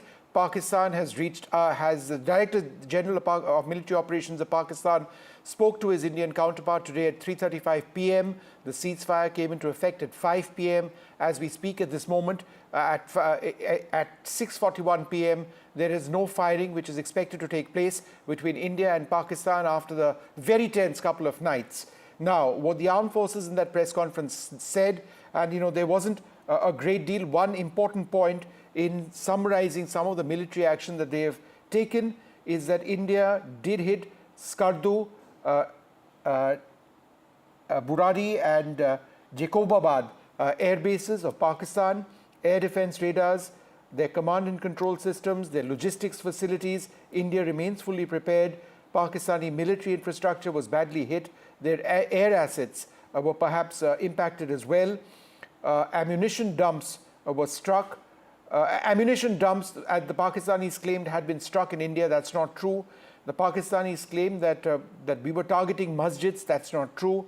The Pakistanis claim that our S-400 regiments were targeted. That's not true at all. I'm also joined, in addition to Anil Trigunayat and Air Vice Marshal Manmohan Bahadur, Wing Commander Alok Sahai. Wing Commander Sahai, I think it's important to point out that there has been nothing to suggest that that India putting the Indus Water Treaty aside, anything has changed on that. On all of the other diplomatic action that we have taken, whether that goes away. To me, it doesn't at the moment. It's only the use of force that seems to have to no longer be happening. That's my reading. What about you? Yes, Vishnu. We have not made our stand clear on those actions which we had taken earlier. And as far as the ceasefire is concerned, it has got two angles. One angle goes in our favor, one angle goes against us, in my opinion. Favorable thing is that, okay, the lot of loss of life and property were reported at some places to civilians. That will be stopped. The people will not be under stress, and there will be no more casualties, and war will stop at a time when India was on the verge of becoming the third biggest biggest economy in the world. We have reached 3.8 trillion now already. So from this angle, it is good. But the second angle, it is not good, because I feel that had this gone and stretched for another 7 to 10 days, probably it would have broken Pakistan financially in a very bad way, and might have given a larger scope for Balochistan to come up as an independent nation. So to break the Pakistan and to break the terrorists in a much stronger manner, this ceasefire is a little too early. Yeah, Vishnu.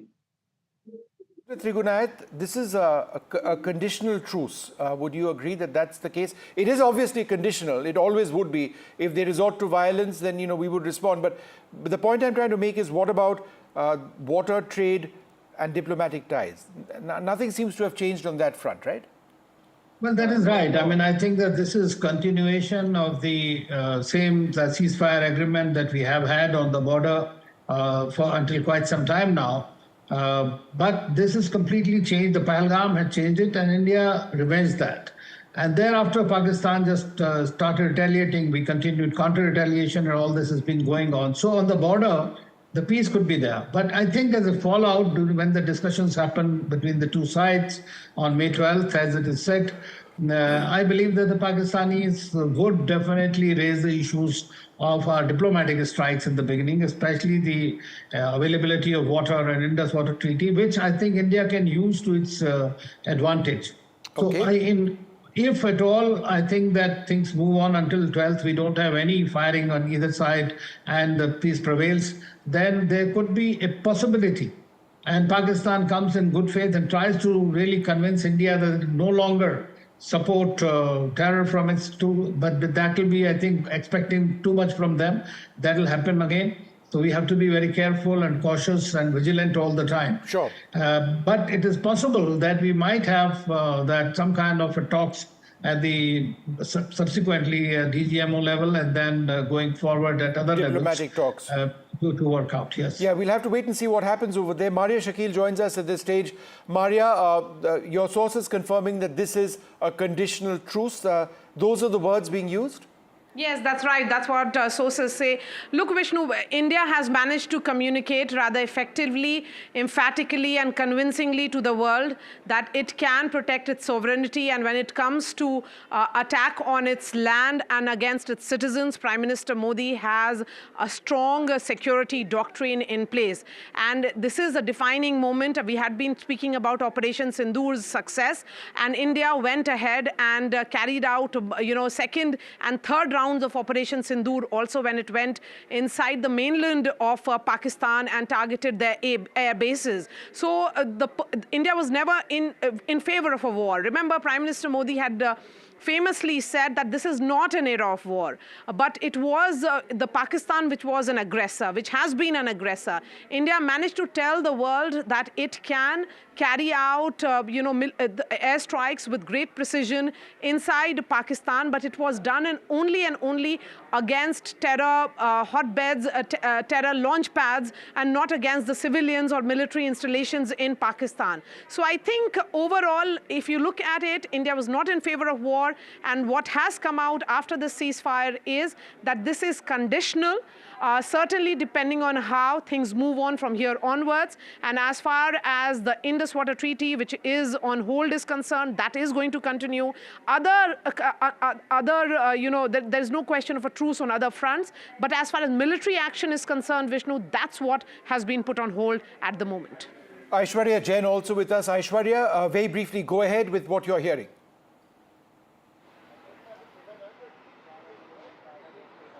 Certainly, and the government is working towards implementing the Indus Water Treaty that is on hold and diverting the three rivers towards India.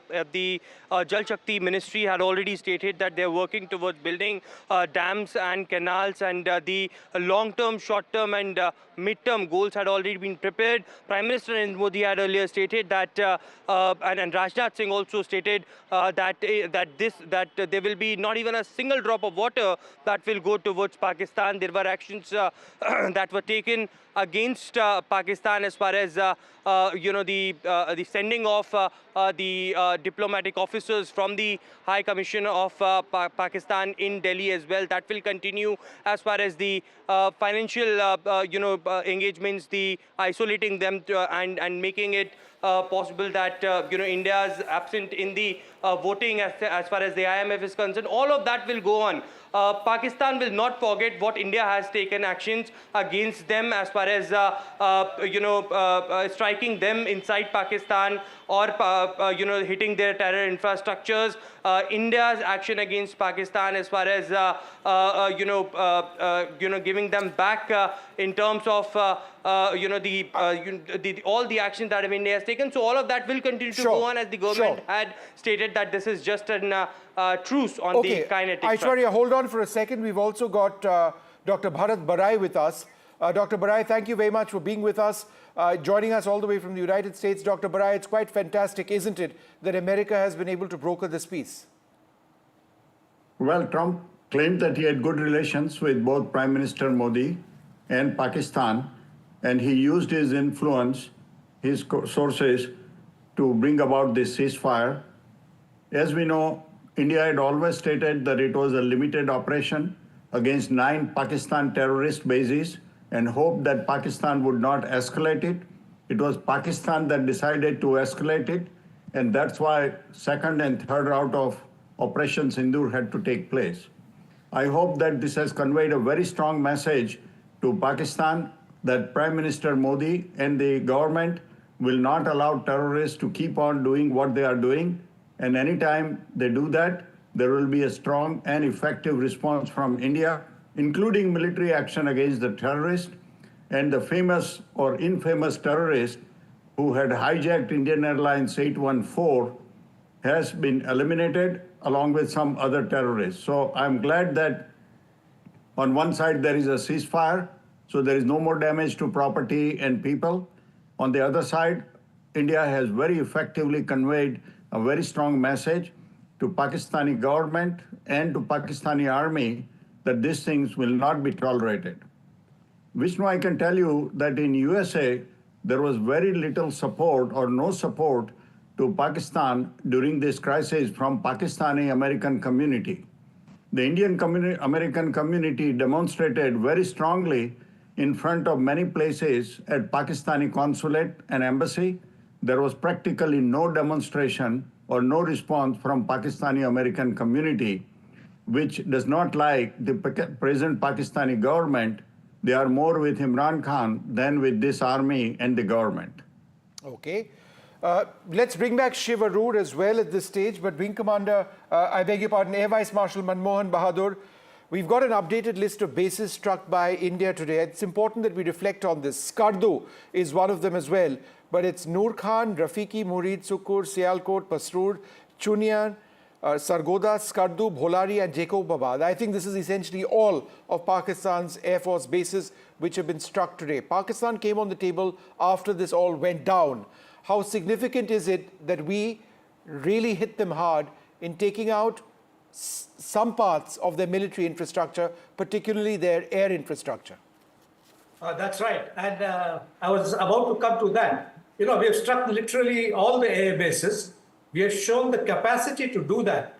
And if we see the last 4 days, it's basically been an air war, an exchange of munitions through the medium of air. Yes, there has been ground interaction too, the artillery and things like that. But basically, it's been drones, UAVs, fighter aircraft, large force engagements of both the sides of aircraft. So possibly, you know, this will be studied in all the staff colleges. How air power has possibly decided the flow of negotiations towards peace.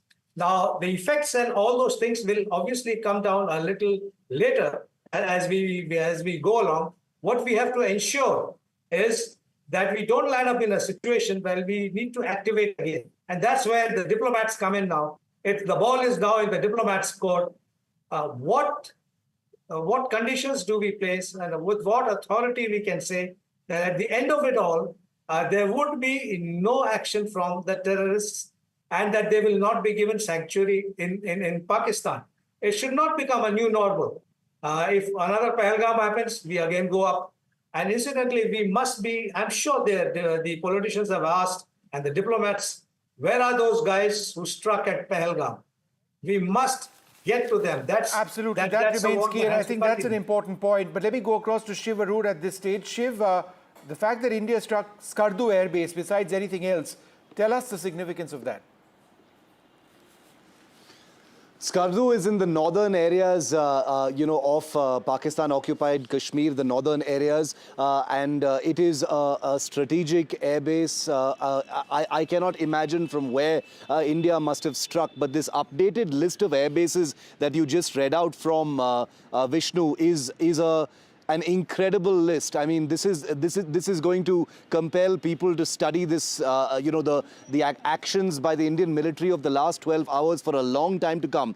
Chaklala, Rafiki, Murid, Sukur, Sialkot, Pasrur, Chunian, Sargoda, Skardu, Bholari and Jacobabad. 11 of Pakistan's most premier Air Force bases in literally every part of the country, from Rawalpindi near the capital to Pakistani Punjab to the southern part of the country in Sindh, all the way to Skardu in the northern areas, means India was basically striking these bases from different places. This was obviously not just one action, it was a series of package actions against these bases. And once again, just to remind all of our viewers that a military action of this scale scale, of this intensity, of this audacity, if I can use that word as well, coming on the same day preceding a ceasefire, I think makes it very clear what the timeline of all of this is. I just wanted to add one small thing about what one of the other guests was mentioning, Vishnu and Gauri, which is that I think the United States is overplaying its role in this ceasefire. We are hearing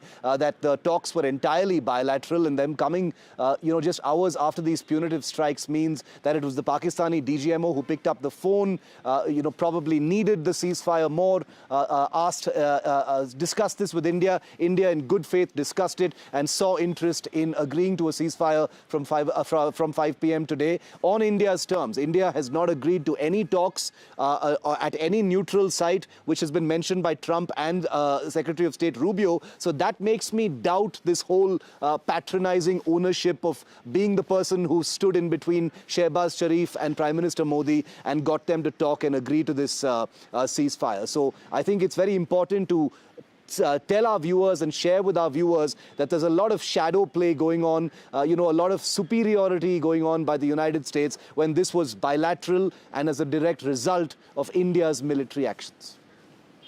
Yeah, no, that's fair enough. But it would be fascinating to get the inside story of how this actually worked out. Yeah. And we will try and try and do that and see what role America did have. Was it an overwhelming role, or was it in fact essentially between India and Pakistan? Sunil Prabhu joins us at this stage. Sunil, do you have any other details that you can share with us on how this actually happened? Well, 2-3 important points that I want to express, something that the Ministry of External Affairs and through informed sources have said, that one, that there were no preconditions. There is no change in our position, be it on the Indus Water Treaty or for that matter in our fight against terror. There will be no let up on that. The call came from Pakistan, from the DGMO at 15:35 hours, even though President Trump, the US President Trump, made that announcement even before India's briefing. They have made it very clear that this was done bilaterally. And really, the fact that the DGMO from the other side had spoken, we have had no let-up on our fight against terror. This will continue. Most importantly, all the steps that India has taken vis-a-vis Pakistan, the Cabinet Committee on Security, be it the Indus Water Treaty, the stoppage of, and reduction of staff to 30, all those things stand as is basis. There will be the next round of talks on the 12th at 1200 hours, where they will take stock and go forward from there. But at this present juncture, we are very clear that no preconditions done bilaterally, even though the United States is attempting to claim credit for this. All right, Shiv, let me come back to you. And let's just go through some of the military action which we've seen over the last couple of days. I think it's important to reflect on the initial strikes which went through. They were extremely successful strikes. We've seen that through satellite imagery, which we broadcast here on NDTV. That proved a certain capability which perhaps didn't exist in quite the same way just a couple of years back. Certainly some of the systems which we operated in terms of missiles such as the Scalp didn't exist when the Balakot strikes took place. We've got an array of surface-to-air missiles now, again something during Balakot which weren't all in place, certainly not the S-400 system. The ability to jam drones certainly didn't exist back during the Balakot times, and the drones themselves didn't exist either. So it's a radically new type of war, air war, which India and Pakistan fought, right? Very true. The paradigm of battle between India and Pakistan has completely changed. I think the point you make about drone warfare is perhaps the most important. Remember, between the last time that India and Pakistan, had a confrontation, which is 2019 after the Pulwama attack and the Balakot airstrikes, you've had the Ukraine war, the Armenia-Azerbaijan war, in the middle, wedged in the middle there during the COVID pandemic. And both of those wars were, defined largely by drone warfare. warfare, or at least they became representative of what the paradigm of drone warfare could actually look like in a real-world combat scenario. And it was not surprising, therefore, that drones were employed in large measure by both India and Pakistan. Pakistan to, far less successful levels than India apparently was, because India managed to, hit radar facilities in Sialkot and Faisalabad and Lahore, principally using its kamikaze drones, whereas on the Indian side, despite hundreds of drones apparently coming in to attack military sites and others, most of them were taken care of by India's very, very comprehensive anti-drone measures. And I think, Vishnu, once the dust settles on this, it's only been, 2 hours since the ceasefire came into effect. I think military studies, academics are going to have to go into an incredible amount of detail as to the tactics used, the weapons used, the manner in which India has, raised the level of use of technology, the fact that India's air defense shield has in many ways come into its own, because this is a shield that has often been criticized before as being faulty, as being ad hoc, piecemeal, having glaring gaps, etc. But if the last 3 days are anything to go by, India's integrated air defense shield has performed overwhelmingly with success, whether it was kinetic, non-kinetic, ground-based weaponry like guns and the L-70 that we were talking about earlier. All of this has come together in a truly surreal collision of basic weaponry that we've been seeing used on the line of control versus some of the most sophisticated, artificially intelligent weaponry, including drones that can be trained to be autonomous, that was sent on these suicide missions into India. So I think a big, fat line has been drawn for what combat has looked like before the last 3 days and what it will perhaps forever look like now between the two countries and anyone else that tests India. All right, let's go across to Aishwarya Jain. Aishwarya, I believe at the residence of the Prime Minister, correct me if I'm wrong, you've got a meeting of the service chiefs once again, is that right? That's right. That's right. In fact, this is the second time in a day when we are witnessing that all the three service chiefs, along with the CDS, NSA, all are present at the 7 Lok Kalyan Marg. It was early up in the morning as well when they all have reached, along with Defence Minister Rajnath Singh at that point of time. And post the announcement of ceasefire, again the tri-service chiefs along with CDS, NSA had reached at 7 Lok Kalyan Marg. Of course, there would be discussion on how things will go on from now. These meetings are very sensitive and secretive in nature, but of course the ceasefire announcement has will now put out a clear picture as to how Indian armed forces, as the Ministry of Defence officials and the armed forces also stated in the press conference, that Indian armed forces will keep a strict vigilance on the western borders, and certainly there would be no terror activity or no ceasefire violation that will be tolerated in the near future. And therefore the reason perhaps straight messages were also, message came out from the sources in the Prime Minister's office earlier in a day, in which Prime Minister stated that the further if there is any terror activity on the Indian soil in the future, then that will be considered as an act of war. That will be implemented, and that would be the message that will go down to the armed forces as well. So certainly an important meeting currently being chaired by Prime Minister Narendra Modi at his residence at 7 Lok Kalyan Marg. All right, Nazir Masoodi joins us right now. Nazir, you live in Srinagar, you've got your family over there. To hear bombs exploding in the area, whether they were bombs, drones, or surface-to-air missile remnants, whatever it was, you must be, breathing a sigh of relief at this stage that this military conflict has ended. It is essentially a new life for the people, including me and my family, because the way the fear in which we are living, you can't express in words. I was in the border town in Kupara. My family was here, and they were calling me when they were hearing the loud explosions. Nobody was sure where the next bomb will fall. Nobody was sure where it will hit. It is very easy and romantic to talk about war from a distance, but when it hits home, then I can see the people, what has happened to them, who are hit, who are killed, who are injured, who lost their homes, who lost their relatives. Ask that family to the additional DC, Rajouri, the parents who lost their 2-year-old daughter today, Harsha Noor, and so many people who lost their lives. War is not a game. We saw on televisions people romanticizing in people just playing as if it is a video game. That's not. It has consequences. It has a cost, and common people pay it. And the soldiers, don't forget those soldiers who are on the borders. They pay for it. Their lives are at stake. They're like you and me, defending the borders, but they have to pay a cost because they are decisions, political or military decisions. So when there's a ceasefire announcement, it's a huge relief for everybody, including me. And I could come back to Srinagar. And fortunately, we had got certain indications. Our 4 o'clock broadcast, I was talking about the same thing.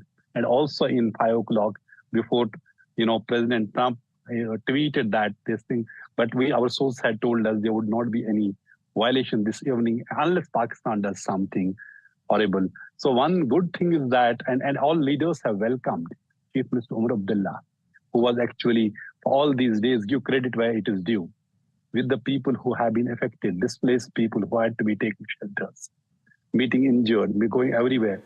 Former Chief Minister and PDP leader Mehbooba Mufti has welcomed every leader, Sajjad Loan, everyone. No, so absolutely. It is a huge relief for the people, and because it is the people of Kashmir who has suffered a great deal because of the conflict. No, they have, and there's been so much damage as well. And they would be the happiest people to see this ceasefire happening. Indeed. Ambassador Shashank, the former Foreign Secretary of India, joins us at this stage. Dr. Soumya Avasthi, Fellow at the Observer Research Foundation, and Lieutenant General Anil Kumar Bhatt, former Director General of Military Operations, joins us. General Bhatt, I think DGMO is an important sort of post which you once held to start this conversation out on, since it is the DGMO of Pakistan who reached out to our DGMO. A lot of people would be wondering how that works. There's a hotline, so tell us how that works. We have a very well laid out system between the two nations, and DGMO talks are regularly held. Of course, every week it is between the brigadier on this side and the brigadier on that side, and I have tenated that appointment, and I have been speaking every week to the Pak DDG equivalent to me. While the DGMO level talks are held whenever situations are a little higher, or there is a requirement for the two DGMOs to speak. So the DGMO is of what rank? It's a brigadier on each side?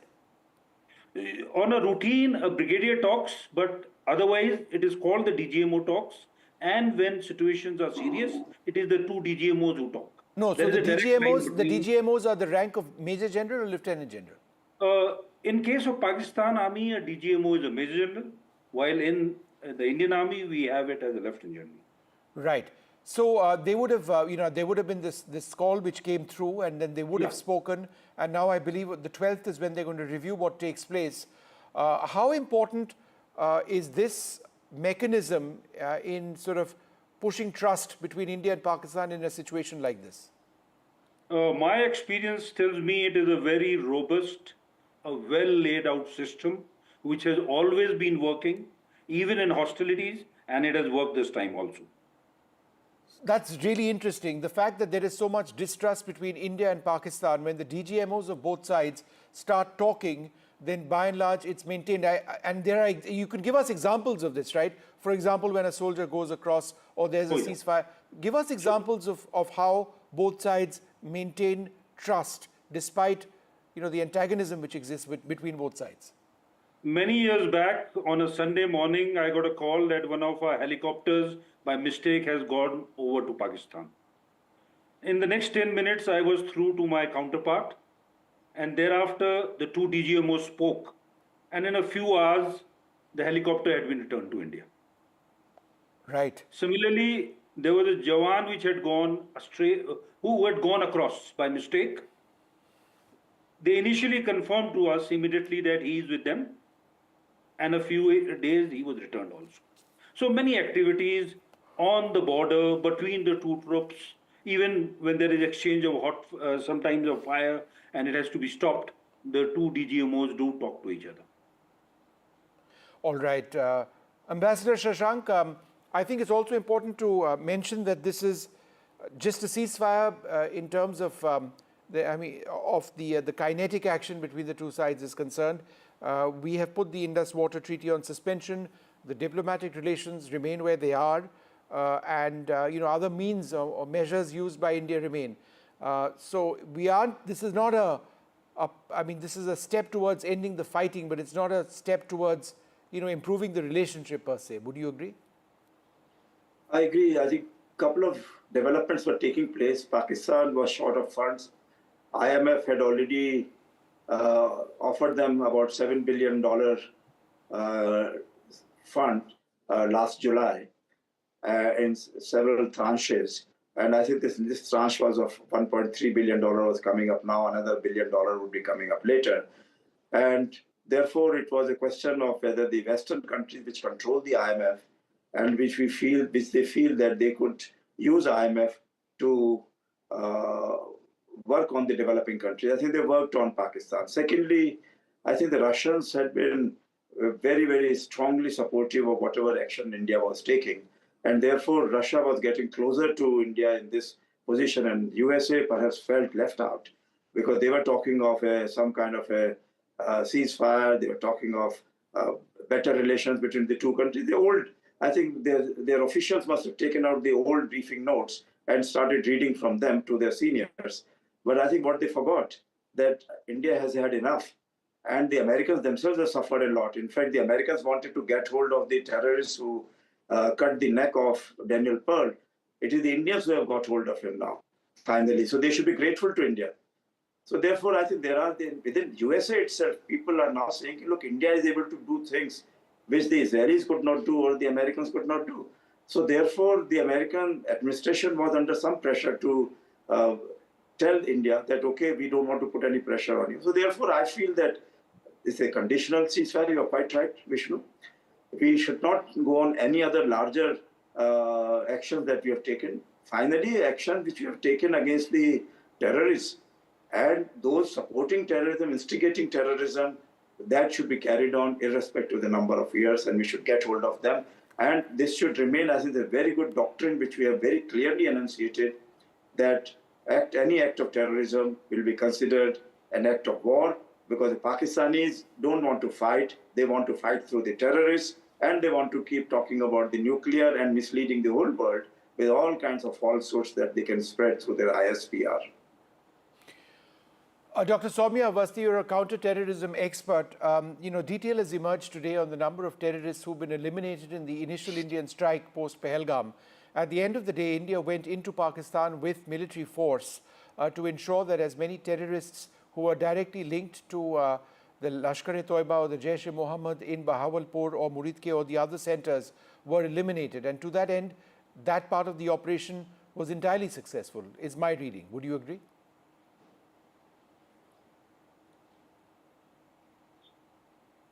Am I audible? I can't hear anything. We'll fix that line with you in a moment. Let me take that across to General Bhatt. Would you agree, sir, that we've achieved our objectives when it came, as far as the mission to hunt down terrorists? Definitely. After Pahalgam, our response, as I would say, was restrained, professional, but surgical. We wanted to hit the terrorist camps from where these terrorists have been trained, motivated, and where their leaders would otherwise reside, and we were able to target all of them. Yes, of course, some of the leaders would have run away and escaped care of the Pakistan army, but we have been able to hit all the camps. And this is a message that this can again be done if the red line is crossed. All right. Can we just try Dr. Awasthi again? Soumya, can you hear me? Yes, now I can hear you. I'm sorry. No, go ahead. Did you get my question? No, I couldn't. Please. No, I just want to know what you think about India's initial operation into Pakistan, where we hit Muridke and Bahawalpur. Several senior terrorists have been eliminated. Could you tell us about how successful that part of the operation has been? I think we initiated a very successful operation under Operation Sindoor because India has always been loud and clear about its intention that their long-term goal has always been countering terrorism. So it was very successful in that sense. But what we received or the reaction that we received from Pakistan is not that we expected. Because if you see the trend, Pakistan has always been talking about countering terrorism within their own country, and their counter-terrorism division always talks about how many terrorists they killed. So we expected them to play a better role by accepting this operation more as a counter-terrorist operation rather than thinking of it as a direct attack on them. But given the current trajectory of Pakistan's ideological orientation, it's starkly evident in the nomenclature of its operation name that they give, which is coming out from the Quranic phrase.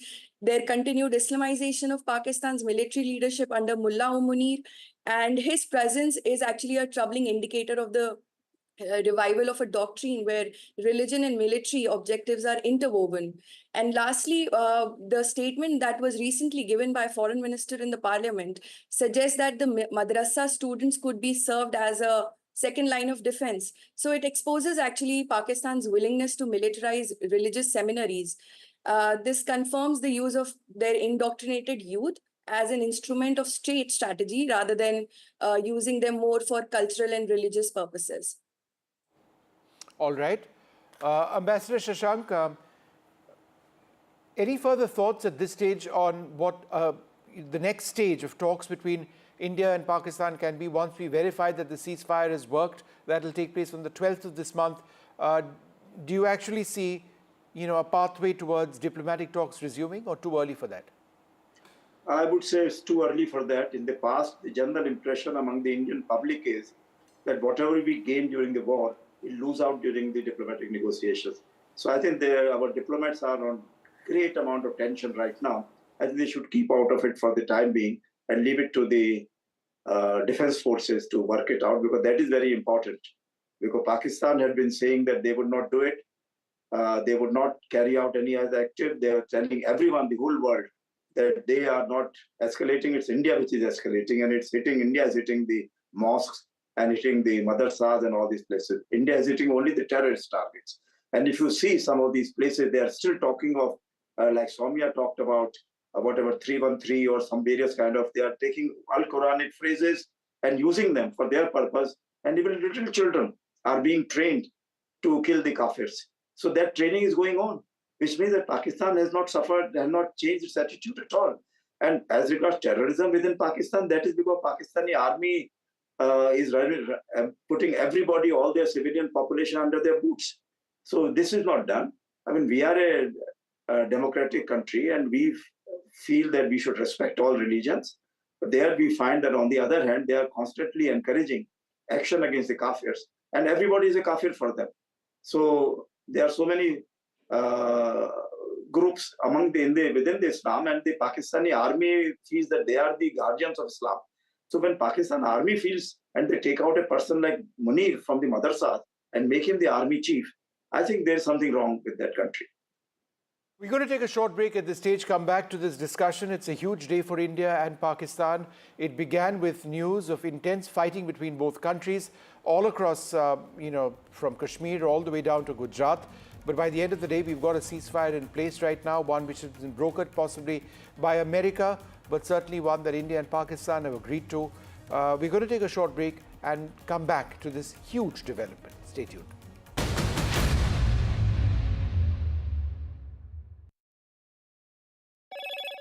Hello, Moto. Motorola, India's leading AI smartphone brand.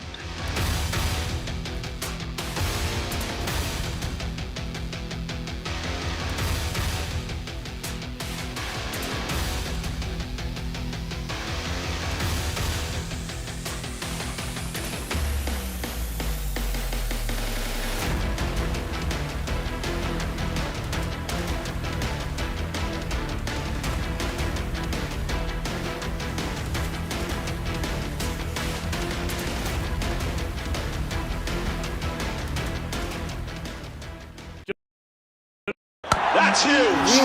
That is a biggie. It's out of there. Gold Plus Clear Glass. Far ho ya near, sab kuch dikhe clear. News is not just headlines, it is what impacts you. And news should never be mistaken for noise. What matters is the reality. Accurate, in-depth, and with the right perspective. For over 20 years, I have been a journalist, and never has clarity mattered more than now. At Newsnight, we go beyond the surface. We dissect the details, challenge the narratives, and bring you the unparalleled clarity you deserve in a world clouded by misinformation. We are bold, we are direct. Newsnight, for the news in your interest. Only on NDTV 24/7. How often have you turned away from debates that descend into endless fights? We bring you a show where every question is answered, where every debate finds its resolution, where every story finds its conclusion, where opinions collide but facts prevail, where stories unfold with insights and trust. When the noise ends, the last word begins.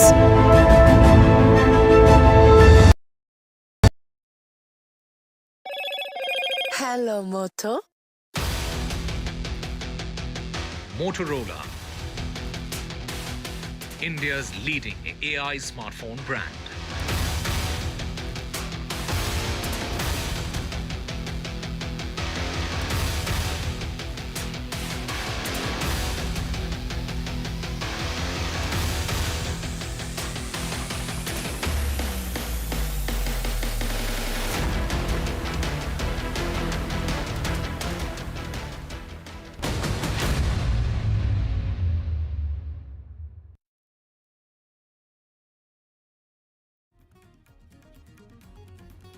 Welcome back. Well, let's just listen in now to some of the key points mentioned in that press conference a little while back. There was a statement by the Foreign Secretary where he announced the ceasefire, and subsequently there was a press conference being attended by the armed forces to spell out some of the key points, including the action taken by the Indian Armed Forces today.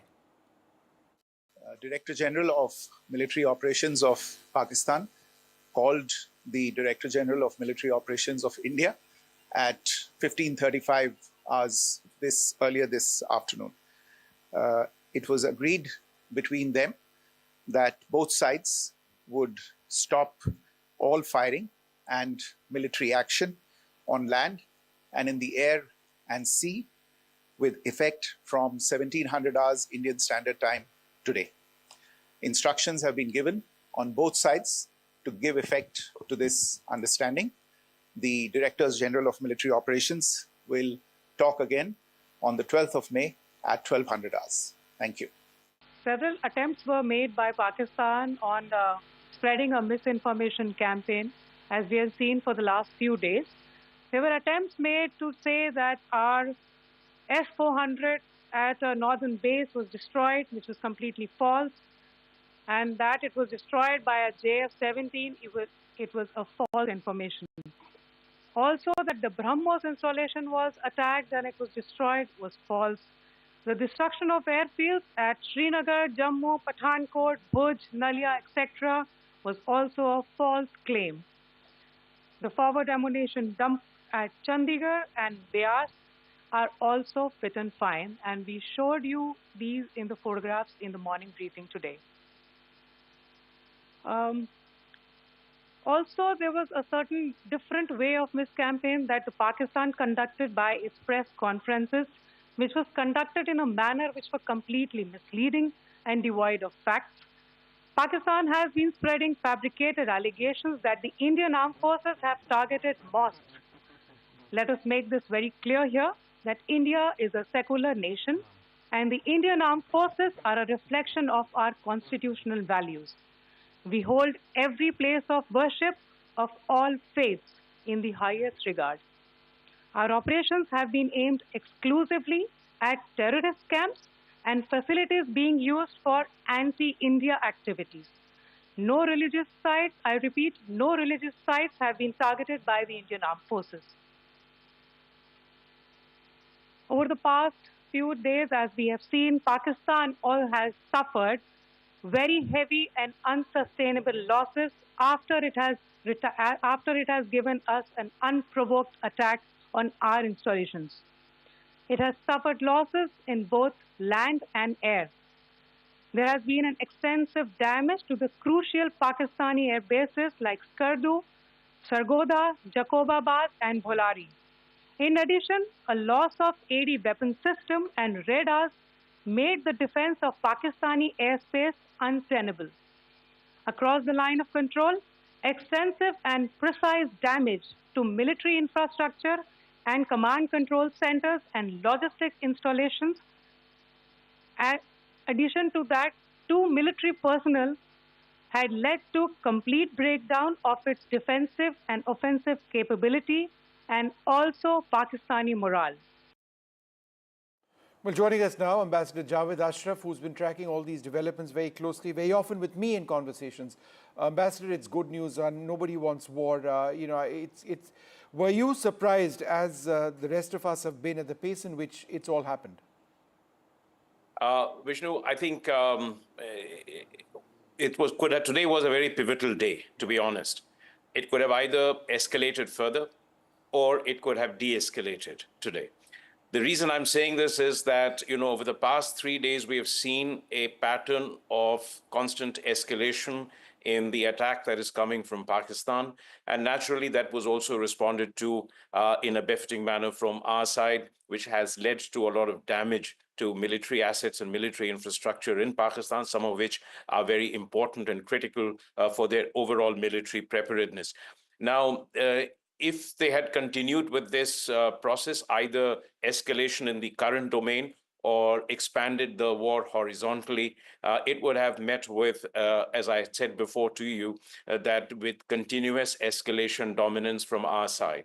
So there would have been two things in my mind that would have been at play. So I was half expecting that this would happen, especially when the news came out that we would treat any future terror attack as an act of war, that something would have been working out. And I think two things would have definitely happened. One is that I think the international community would have been waking up to the reality of what Pakistan was attempting to do for whatever its objectives were, and that there would have been a degree of pressure on them, because it was clearly the pattern of escalation and then response left the onus on them to start taking the steps to stop this.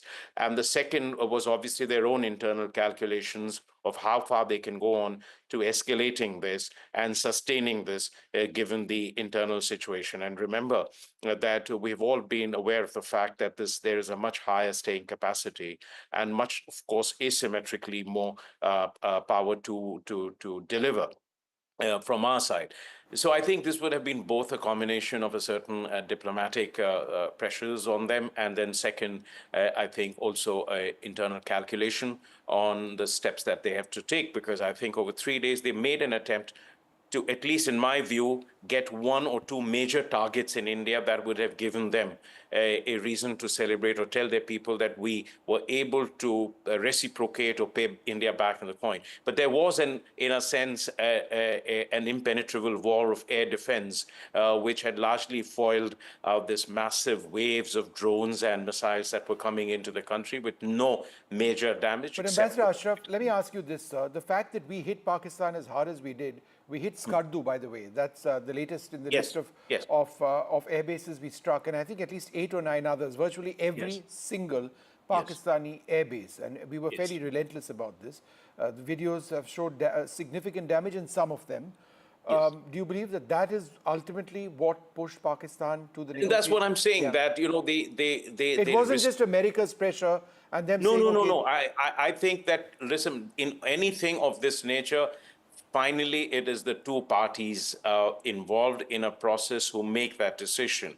And no matter if their calculation was, and look, this is an era in which, a time in which the world is preoccupied with a number of its own issues, whether it's the United States, Europe, or China, or Russia. It is a time when this sort of international order has collapsed. It is not what exactly we had seen in the past. So there was, in a sense, space for them to continue with this operation. The message that they had got out of Washington, D.C. was, you guys need to sort this out on your own. You remember in the past, there used to be breathless shuttle diplomacy that used to start immediately after a major terrorist incident. So I think they felt that they had a space. I think there would have been, conversations are always taking place, but it's really the impact of the military measures that we took, and in a sense went beyond what they would have expected us to do, as you've just mentioned, and we don't need to repeat all the damage that we have done specifically in the course of these 3 years. And remember, each time we mentioned that we are acting in a measured manner and with a sense of responsibility. We had said on 7th that we have achieved our objectives and we have no desire to escalate, but that there would be a retaliation if Pakistan chose the path of a military retaliation. You know, I've got a little bit of sources-based information, and I want you to reflect on it, that we are learning that the United States did play a role in de-escalation. How? By apparently placing direct pressure on Pakistan, linking the provisional release of a $1 billion IMF loan to the immediate acceptance of the ceasefire, with the remainder contingent on full compliance. Do you see that as being, you know, an interesting way in getting Pakistan to move fast? You know, it's something which we've thought of. I've mentioned this elsewhere, that, you know, I mean, for us to sit and speculate precisely the nature of conversation that the United States would have had with Pakistan is difficult. But I think the timing says something. I mean, it was rather unusual that in the middle of a major conflict in which you could see the culpability and complicity of Pakistan in that attack, that the IMF board not just one funding, but it was 2 facilities, really, the EFF and the RSF facility, totally combined 2.4 billion. And that may have been the incentive-disincentive game that the United States may have played with Pakistan, a lever that they may have exercised on them. But I think that would have been one of the, as I said, there would have been one of the 2 measures. The other is the direct impact that our military action had on the assets and the infrastructure of Pakistan military. So that was the most prudent course of action that they could have thought of at this stage. Ambassador Ashraf, the suspension of the Indus Waters Treaty remains. India isn't sharing any hydrographical data with Pakistan on the 3 northern rivers. Neither is there any resumption of diplomatic relations to at least to the standard at which they were. So none of that is taking place. It's just kinetic action has stopped, right?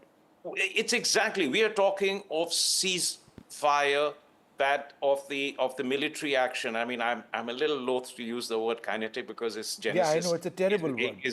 And its genesis is American, so I still call it a military operations.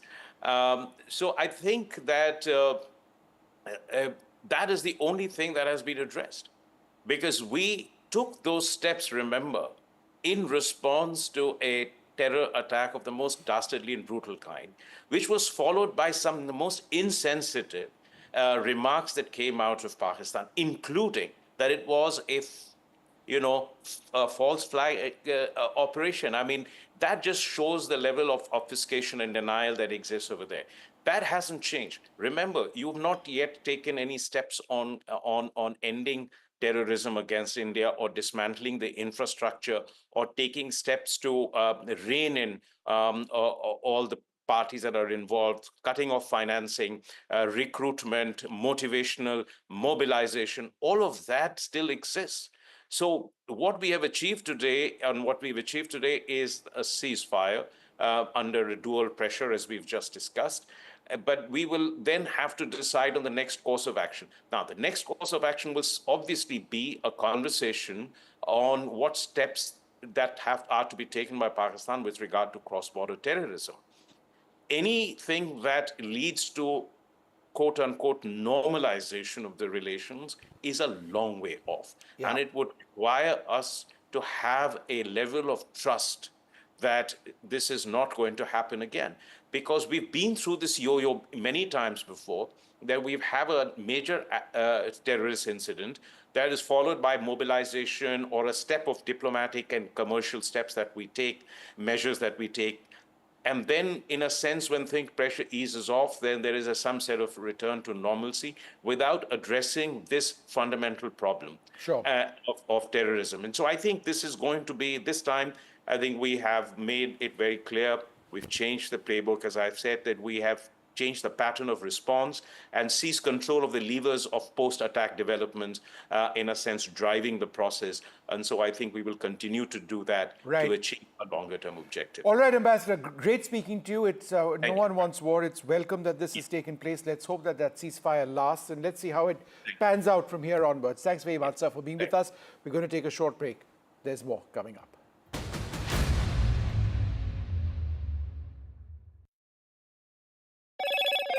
Hello, Moto. Motorola, India's leading AI smartphone brand.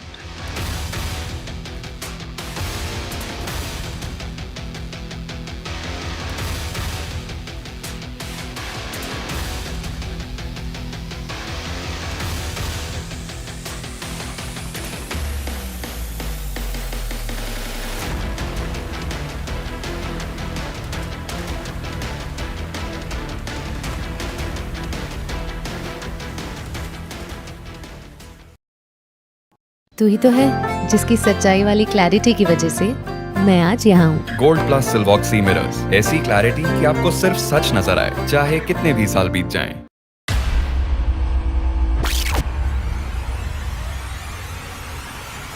The last 1 month, if you see, the share prices of Denzol Engineering has fallen more than 58%. Why are the rating firms calling the debt payments as default? We have two credible credit rating agencies on March 4th coming and downgrading the stock to D. Statements are consistently being proven wrong, and transactions are being taken place which are different from what they were originally pictured to be. The company claimed it would roll out 6,400 electric vehicles. But what it has rolled out is a shocking scam. Funds meant for the project were funneled allegedly back to the promoters, the Junkie brothers. What did the money buy? Not EVs, of course, but a lavish flat in Gurgaon's luxurious DLF Carmelias.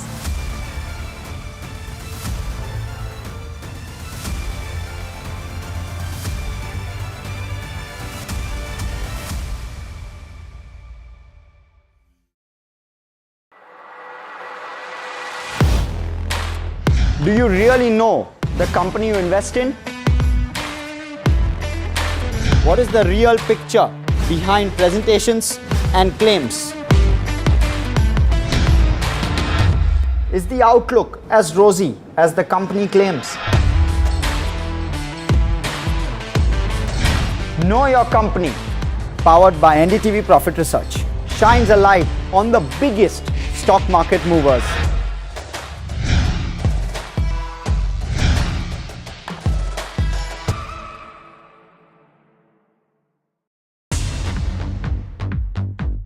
More news that matters.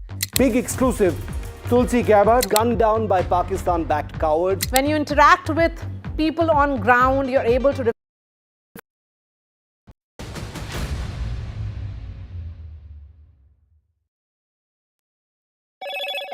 Hello, Moto. Motorola, India's leading AI smartphone brand.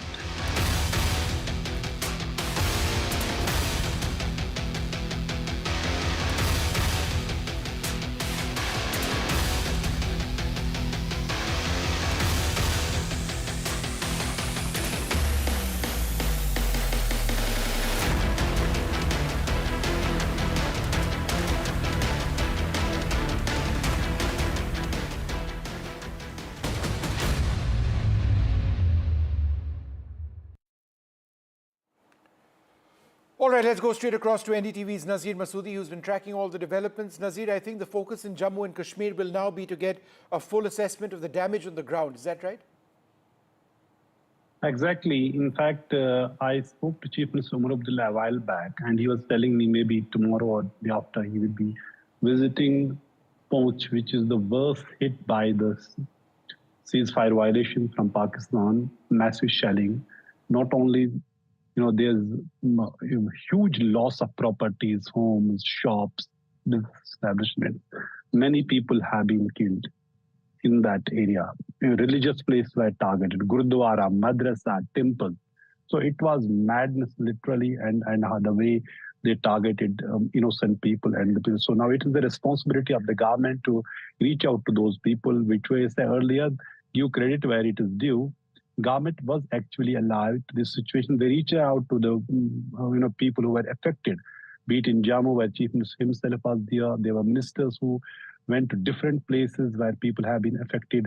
Lieutenant Governor Manoj Sinha also visited Uri yesterday. So government was trying to do its best when people needed them the most. That was a good thing that happened. But now it is the question of relief and the rehabilitation of those affected.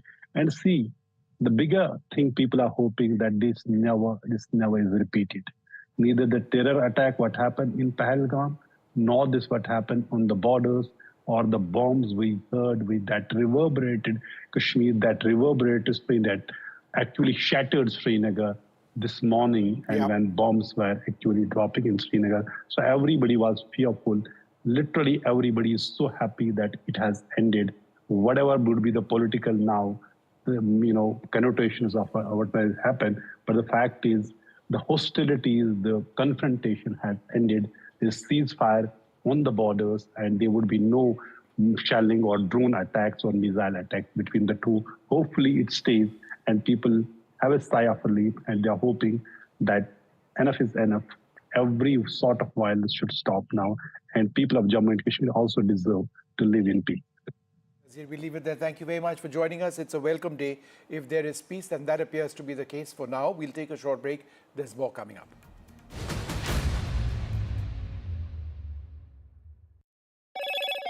Hello, Moto. Motorola, India's leading AI smartphone brand.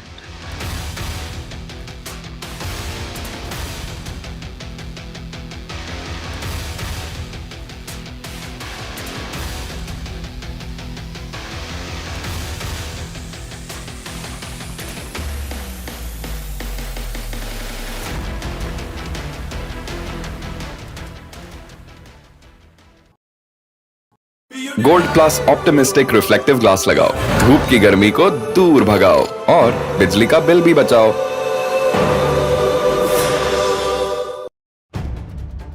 If it matters to you, if it matters to you, if it matters to you,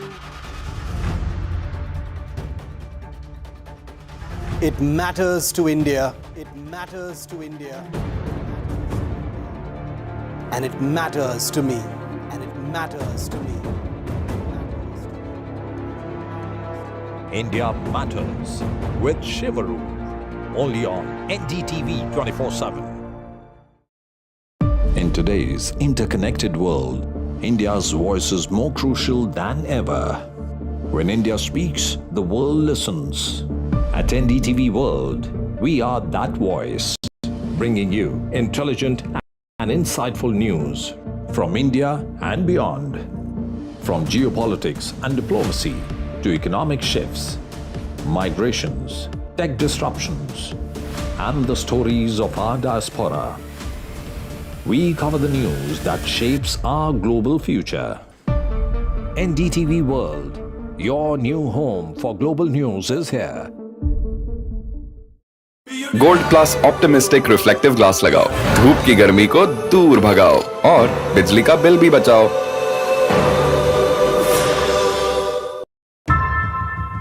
How often have you turned away from debates that descend into endless fights? We bring you a show where every question is answered, where every debate finds its resolution, where every story finds its conclusion, where opinions collide but facts prevail. where stories unfold with insights and trust. When the noise ends, the last word begins.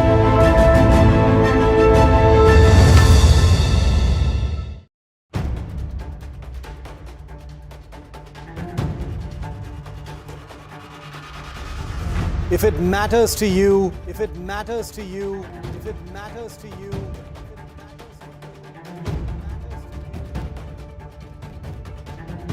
it matters to India. It matters to India. It matters to India. And it matters to me.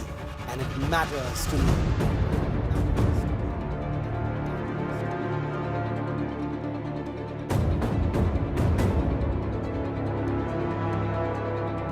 India Matters with Shivaru, only on NDTV 24/7.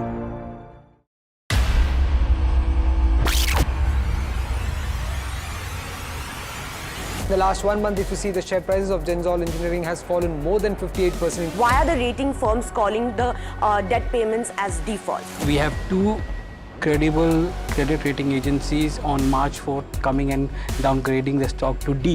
Statements are consistently being proven wrong, and transactions are being taken place which are different from what they were originally pictured to be. The company claimed it would roll out 6,400 electric vehicles.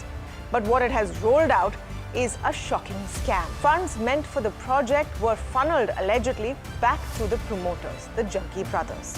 What did the money buy? Not EVs, of course, but a lavish flat in Gurgaon's luxurious DLF Carmelias.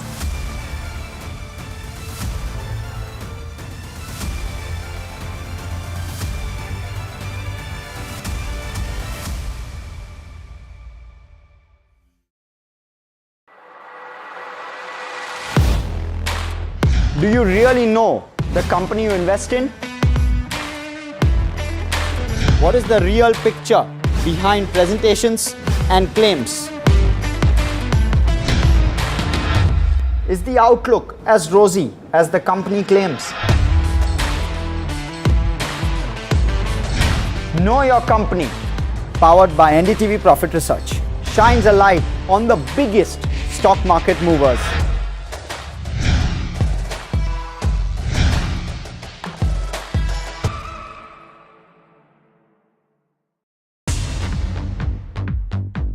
More news that matters. Big exclusive. Tulsi Gabbard gunned down by Pakistan-backed cowards. When you interact with people on ground, you're able to reflect their sentiments much better. More debates that shake the system. More exclusives. Hello, Moto. Motorola, India's leading AI smartphone brand.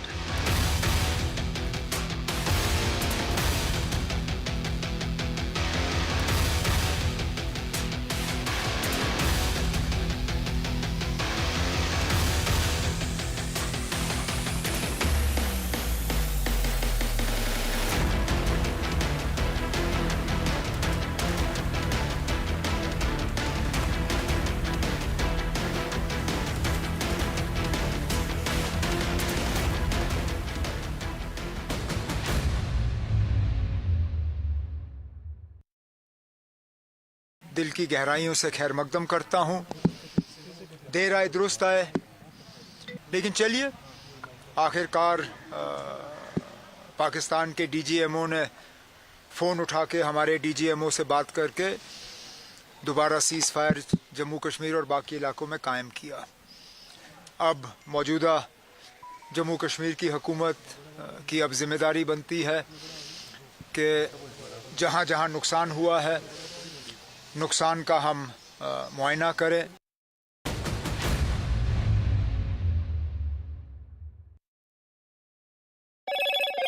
Hello, Moto.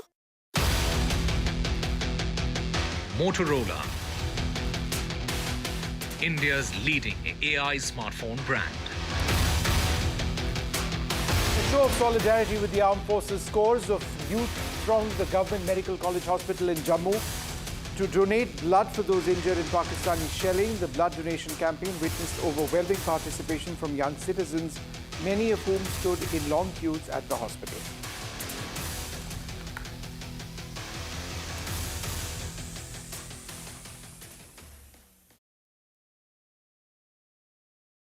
I've been reporting on all issues big and small from Andhra Pradesh, Telangana, rest of South India, bringing you all the action, all that you need to know, all that you want to know. The energy of maximum city is infectious. I'm bringing that energy in our news coverage from financial capital Mumbai. Covering from the southernmost part of India over the last 23 years, I bring in-depth and 360-degree coverage from the Dravidian heartland. The land of Mishti, also known for its bitter politics. I have seen much water flow under the Howrah Bridge, covering Bengal in all its vivid colors. India's IT capital is always bustling, a city full of startups, stories and surprises. And I keep you ahead on all the Bengaluru buzz.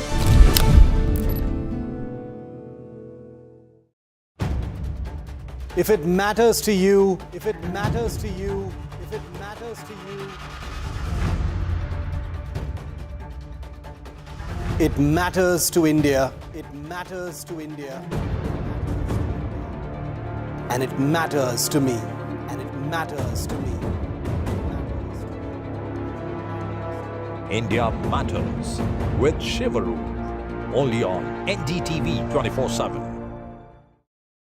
In today's interconnected world, India's voice is more crucial than ever. When India speaks, the world listens. At NDTV World, we are that voice, bringing you intelligent and insightful news from India and beyond. From geopolitics and diplomacy to economic shifts, migrations, tech disruptions, and the stories of our diaspora. We cover the news that shapes our global future. NDTV World, your new home for global news, is here.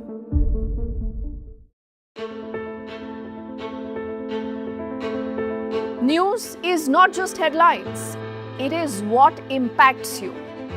And news should never be mistaken for noise.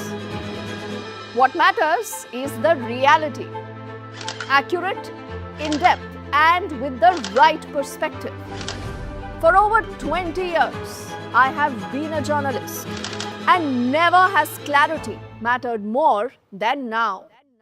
At Newsnight, we go beyond the surface. We dissect the details, challenge the narratives, and bring you the unparalleled clarity you deserve in a world clouded by misinformation. We are bold, we are direct. Newsnight, for the news in your interest. Only on NDTV 24/7. How often have you turned away from debates that descend into endless fights? We bring you a show where every question is answered, where every debate finds its resolution, where every story finds its conclusion, where opinions collide but facts prevail, where stories unfold with insights and trust.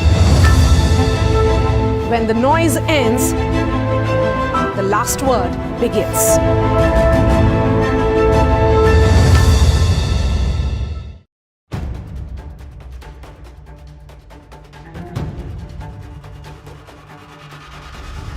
If it matters to you, if it matters to you, if it matters to you,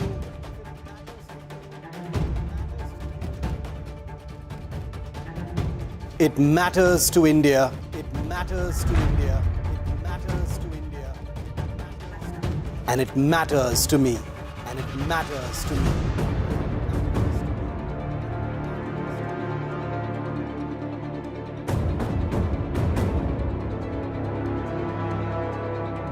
India Matters with Shivaru.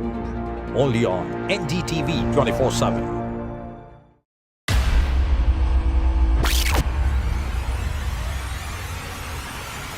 The last 1 month, if you see, the share prices of Genzol Engineering has fallen more than 58%. Why are the rating firms calling the debt payments as default? We have two credible credit rating agencies on March 4th coming and downgrading the stock to D. Statements are consistently being proven wrong, and transactions are being taken place which are different from what they were originally pictured to be. The company claimed it would roll out 6,400 electric vehicles. But what it has rolled out is a shocking scam. Funds meant for the project were funneled allegedly back to the promoters, the Junkie brothers. What did the money buy? Not EVs, of course, but a lavish flat in Gurgaon's luxurious DLF Carmelias.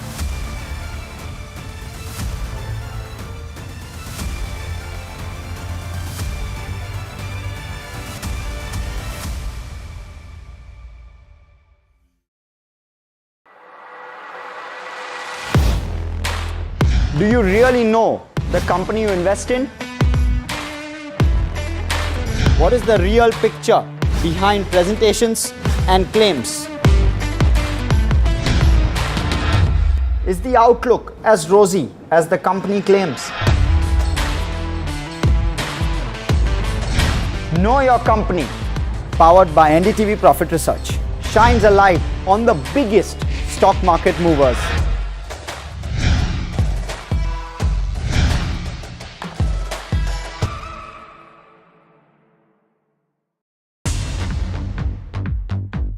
More news that matters. Big exclusive. Tulsi Gabbard gunned down by Pakistan-backed coward.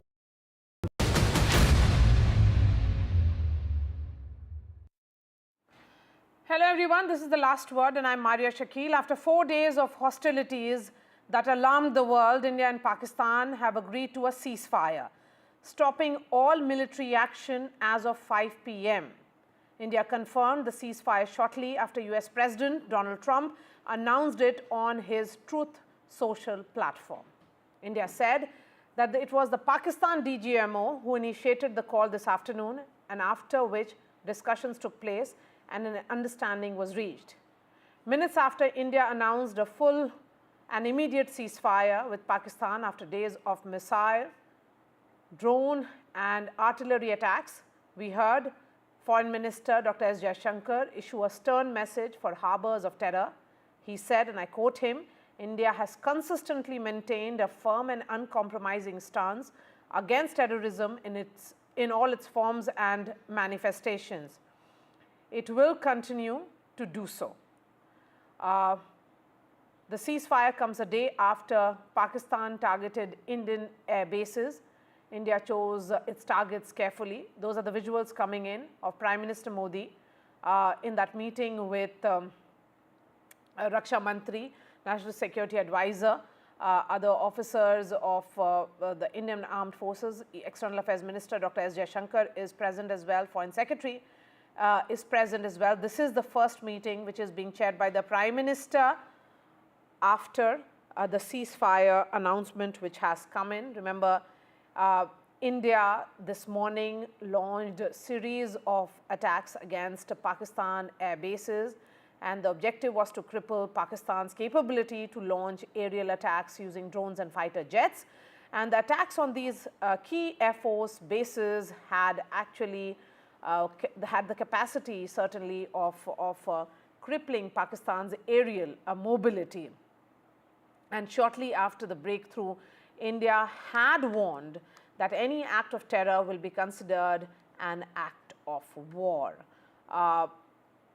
We will be staying on those visuals because Prime Minister Modi's meeting with the Defence Minister, with External Affairs Minister and others becomes very, very crucial at this juncture. What is the big message that will be carrying forward from this will become important again. Let's listen in now to the Foreign Secretary and the MOD briefing which happened earlier today. Director General of Military Operations of Pakistan called the Director General of Military Operations of India at 15:35 hours earlier this afternoon. It was agreed between them that both sides would stop all firing and military action on land and in the air and sea with effect from 1700 hours Indian Standard Time today. Instructions have been given on both sides to give effect to this understanding. The Directors General of Military Operations will talk again on the 12th of May at 1200 hours. Thank you.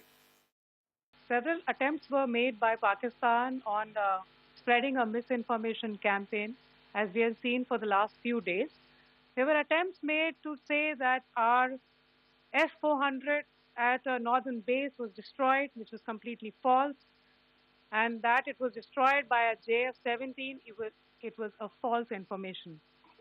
Also, that the BrahMos installation was attacked and it was destroyed was false. The destruction of airfields at Srinagar, Jammu, Pathankot, Bhuj, Nalia, etc. was also a false claim. The forward ammunition dump at Chandigarh and Beas are also fit and fine, and we showed you these in the photographs in the morning briefing today. Also, there was a certain different way of miscampaign that Pakistan conducted by its press conferences, which was conducted in a manner which was completely misleading and devoid of facts. Pakistan has been spreading fabricated allegations that the Indian armed forces have targeted mosques. Let us make this very clear here, that India is a secular nation and the Indian armed forces are a reflection of our constitutional values. We hold every place of worship of all faiths in the highest regard. Our operations have been aimed exclusively at terrorist camps and facilities being used for anti-India activities. No religious sites, I repeat, no religious sites have been targeted by the Indian armed forces.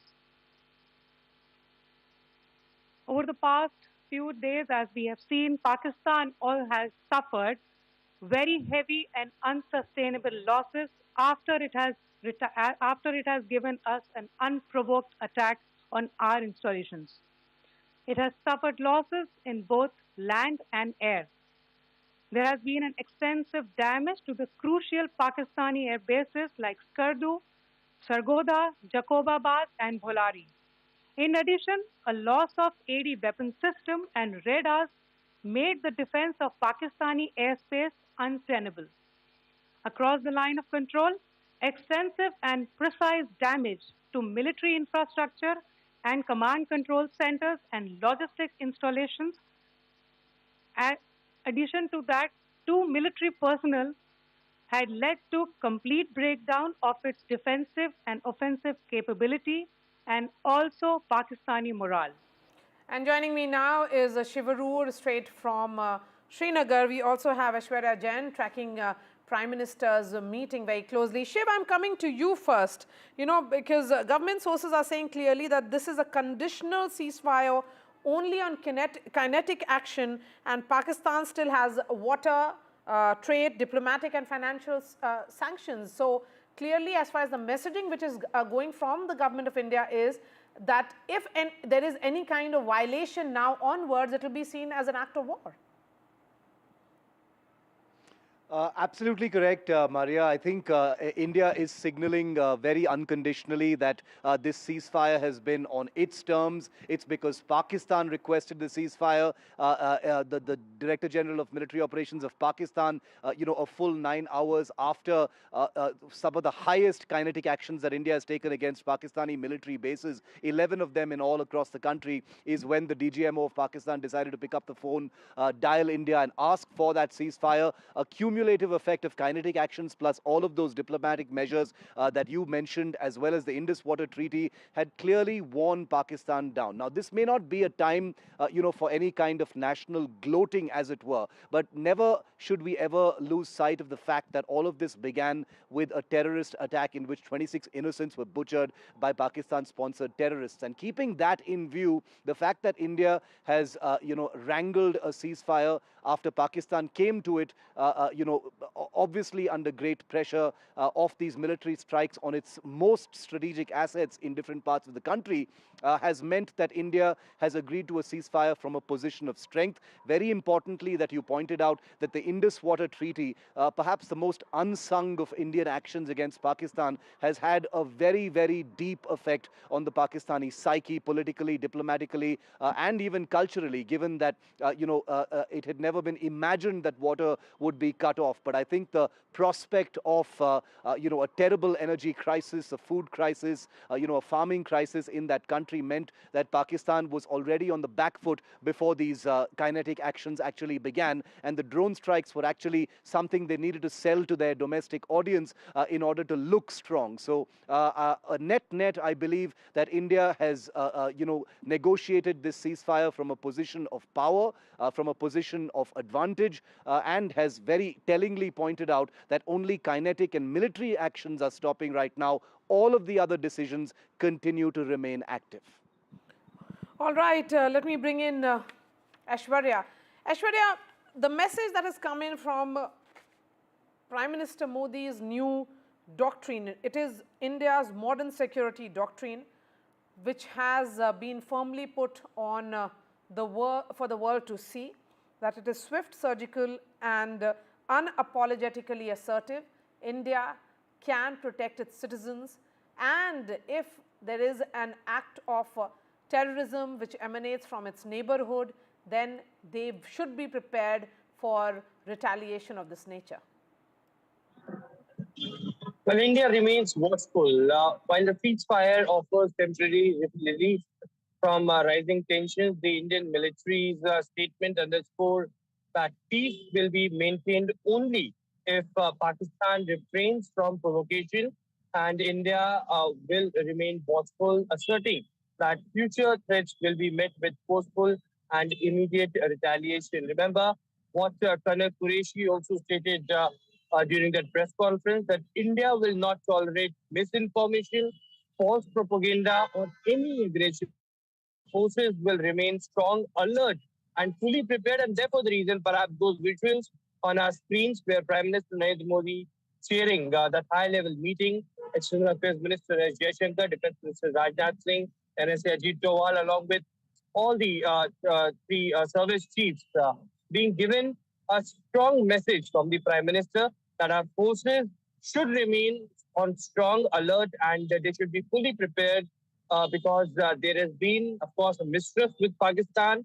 We all know that what is the history with the Pakistan, and therefore the reason perhaps on one side there is temporary relief, ceasefire, but Indian armed forces and Indian dispensation will be always on alert, and there will be no, such case that will be dealt. Of course, the message was loud and clear in the earlier meeting as well, that if any sort of future terrorism activity will be done from the Pakistani side, from their terror hubs, then it will be considered as an act of war, and India will respond accordingly. Aishwarya and Shiv, thank you so much for joining us. Let's bring in the guests who are joining us at this hour. We have Rajiv Dogra, former diplomat, Lieutenant General Rajendra Singh is a former DG Infantry, Swasti Rao is geopolitical and foreign policy expert. We have Elizabeth Threlkeld joining us from Washington, D.C. She is a senior fellow and director of the South Asia program at the Simpson Center. I'm going to begin with you, Elizabeth. What, according to you, has happened today in terms of the ceasefire? Donald Trump has taken to, Truth Social to claim credit for what was the role of U.S. administration, but India is clear that it was on the request of the Pakistanis, the DGMO of Pakistan, that a call was initiated, and then things move ahead. Sure. Thank you very much for having me. I think the big picture here is I don't want to get too caught up in who necessarily was behind this, who said what to who, what the timing was. I think the important thing to remember is that a ceasefire looked somewhat unlikely. Just 12 hours ago, 24 hours ago, right? This has been the most significant escalation that we've seen between the two sides in several decades. So, I have to go on the same set of facts or same set of statements that you do. My understanding is that the U.S. was involved, and I think we've seen statements coming out from the president, from the Secretary of State over the last several days that back that up. But regardless, bottom line is this is a positive development, and hopefully we can kind of catch our collective breath and really start to ask important questions about what happens next so that we don't find ourselves in a similar situation going forward. A word now on the role of US. We were expecting, some movement, particularly after Saudi Arabia, Saudi minister was in Islamabad, the movement which happened with regards to the foreign minister of Iran as well. But it certainly seems that US, which has that lever over Pakistan, used it rather effectively.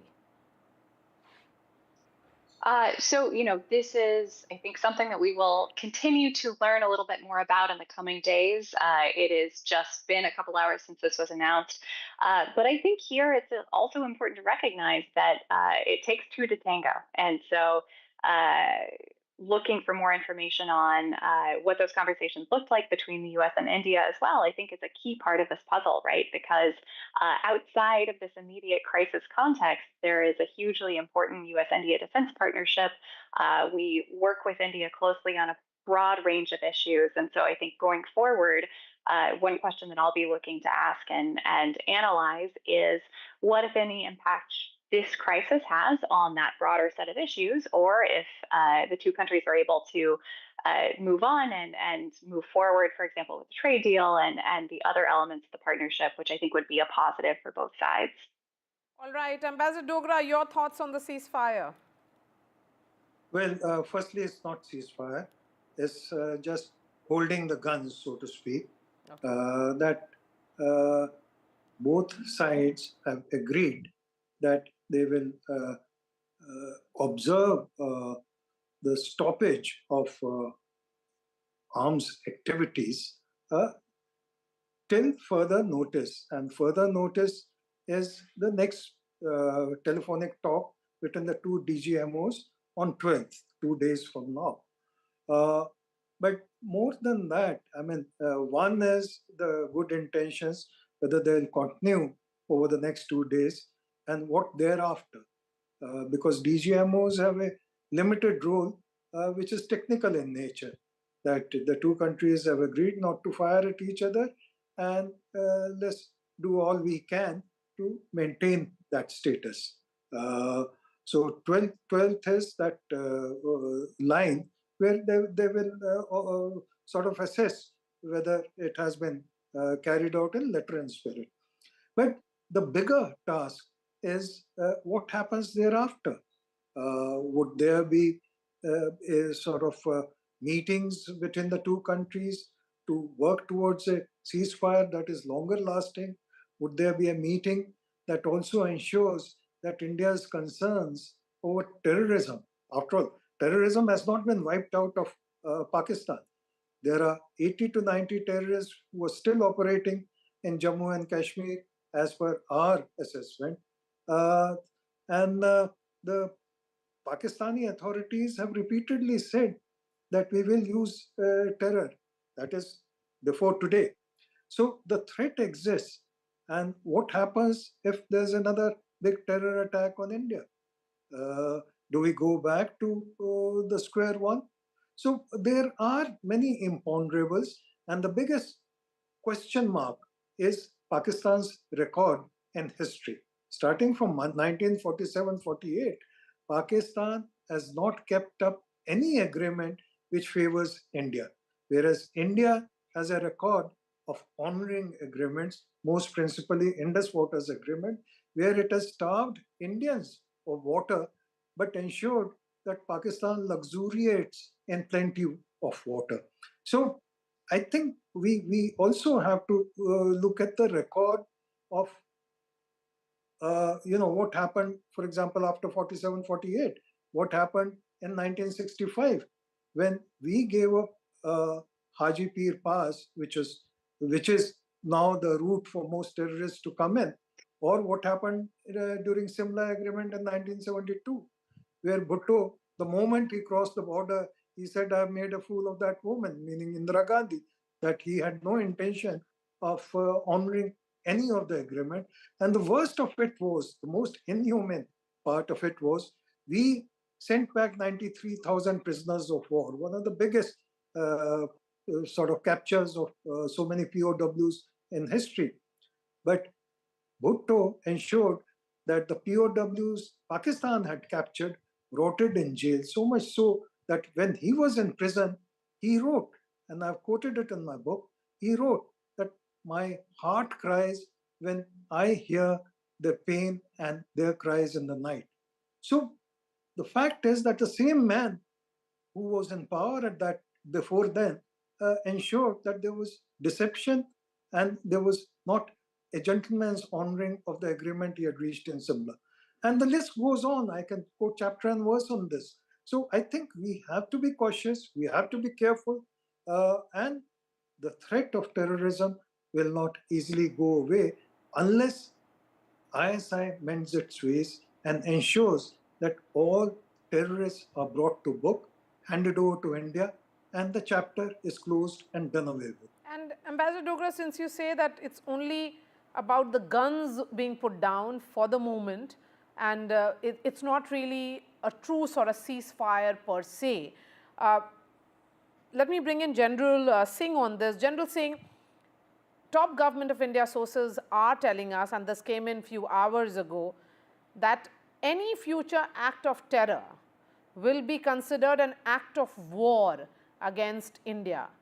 India, so far in this entire 72 hours of turbulence that we saw, escalation coming in from Pakistan, aggression coming in from Pakistan, had maintained that it was not really technically declared a war. It was seen as war-like situation. But if there is another act of terror which happens, you know, God, certainly we do not hope that it ever happens, then it will be seen as an act of war. I think that distinction that is being made here becomes important even as we talk about this operational truce which has come in.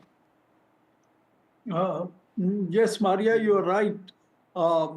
Before I come to the aspect of what these rules of engagement the government had announced in the morning, to say that any act of terror henceforth will be considered as an act of war. I think we need to spend about 15 seconds in seeing as to what all has happened. What has happened is that Pakistan was in a bad state, economically, security-wise.